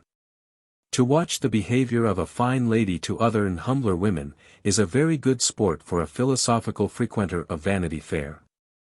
This festival, on which honest George spent a great deal of money, was the very dismalest of all the entertainments which Amelia had in her honeymoon. She wrote the most piteous accounts of the feast home to her mamma, how the Countess of Berryacres would not answer when spoken to, how Lady Blanche stared at her with her eyeglass, and what a rage Captain Dobbin was in at their behaviour. And how my lord, as they came away from the feast, asked to see the bill, and pronounced it a d bad dinner, and d dear. But though Amelia told all these stories, and wrote home regarding her guests' rudeness, and her own discomfiture, old Mrs. Sedley was mightily pleased nevertheless, and talked about Emmy's friend, the Countess of Berryacres, with such assiduity that the news how his son was entertaining peers and peeresses actually came to Osborne's ears in the city. Those who know the present Lieutenant General Sir George Tufto, K.C.B., and have seen him, as they may on most days in the season, padded and in stays, strutting down Pall Mall with a rickety swagger on his high-heeled lacquered boots, leering under the bonnets of passers-by, or riding a showy chestnut, and ogling broughams in the parks, those who know the present Sir George Tufto would hardly recognize the daring Peninsular and Waterloo officer. He has thick curling brown hair and black eyebrows now, and his whiskers are of the deepest purple. He was light-haired and bald in 1815, and stouter in the person and in the limbs, which especially have shrunk very much of late. When he was about 70 years of age, he is now nearly 80, his hair, which was very scarce and quite white, suddenly grew thick, and brown, and curly, and his whiskers and eyebrows took their present color. Ill-natured people say that his chest is all wool, and that his hair, because it never grows, is a wig. Tom Tufto, with whose father he quarrelled ever so many years ago, declares that Mademoiselle de Jaisy, of the French theatre, pulled his grandpapa's hair off in the greenroom, but Tom is notoriously spiteful and jealous. And the General's wig has nothing to do with our story. One day, as some of our friends of the th were sauntering in the flower market of Brussels, having been to see the Hôtel de Ville, which Mrs. Major O'Dowd declared was not near so large or handsome as her father's mansion of Glenmalony, an officer of rank, with an orderly behind him, rode up to the market, and descending from his horse, came amongst the flowers, and selected the very finest bouquet which money could buy. The beautiful bundle being tied up in a paper, the officer remounted, giving the nosegay into the charge of his military groom, who carried it with a grin, following his chief, who rode away in great state and self-satisfaction. "You should see the flowers at Glenmalony," Mrs. O'Dowd was remarking. "Me father has 3 Scotch garners with 9 helpers. We have an acre of hothouses, and pines as common as pays in the Saison. Our grapes weighs 6 pounds every bunch of them, and upon me honour and conscience I think our magnolias is as big as teakettles." Dobbin, who never used to draw out Mrs. O'Dowd as that wicked Osborne delighted in doing, much to Amelia's terror, who implored him to spare her, fell back in the crowd, crowing and sputtering until he reached a safe distance, when he exploded amongst the astonished market people with shrieks of yelling laughter. "What's that gawky guggling about?" said Mrs. O'Dowd. "Is it his nose bleedin'? He always used to say 'twas his nose bleedin', till he must have pumped all the blood out of Ain't the magnolias at Glenmalony as big as teakettles, O'Dowd?" "'Deed then they are, and bigger, Peggy," the Major said, when the conversation was interrupted in the manner stated by the arrival of the officer who purchased the bouquet. "Devilish fine horse, who is it?" George asked. "You should see me brother Malloy Maloney's horse, Molasses, that won the cop at the Curragh," the Major's wife was exclaiming, and was continuing the family history, when her husband interrupted her by saying, "It's General Tufto, who commands the cavalry division," adding quietly, "He and I were both shot in the same leg at Talavera." "Where you got your step," said George with a laugh. "General Tufto. Then, my dear, the Crawleys are come." Amelia's heart fell, she knew not why. The sun did not seem to shine so bright. The tall old roofs and gables looked less picturesque all of a sudden, though it was a brilliant sunset, and one of the brightest and most beautiful days at the end of May.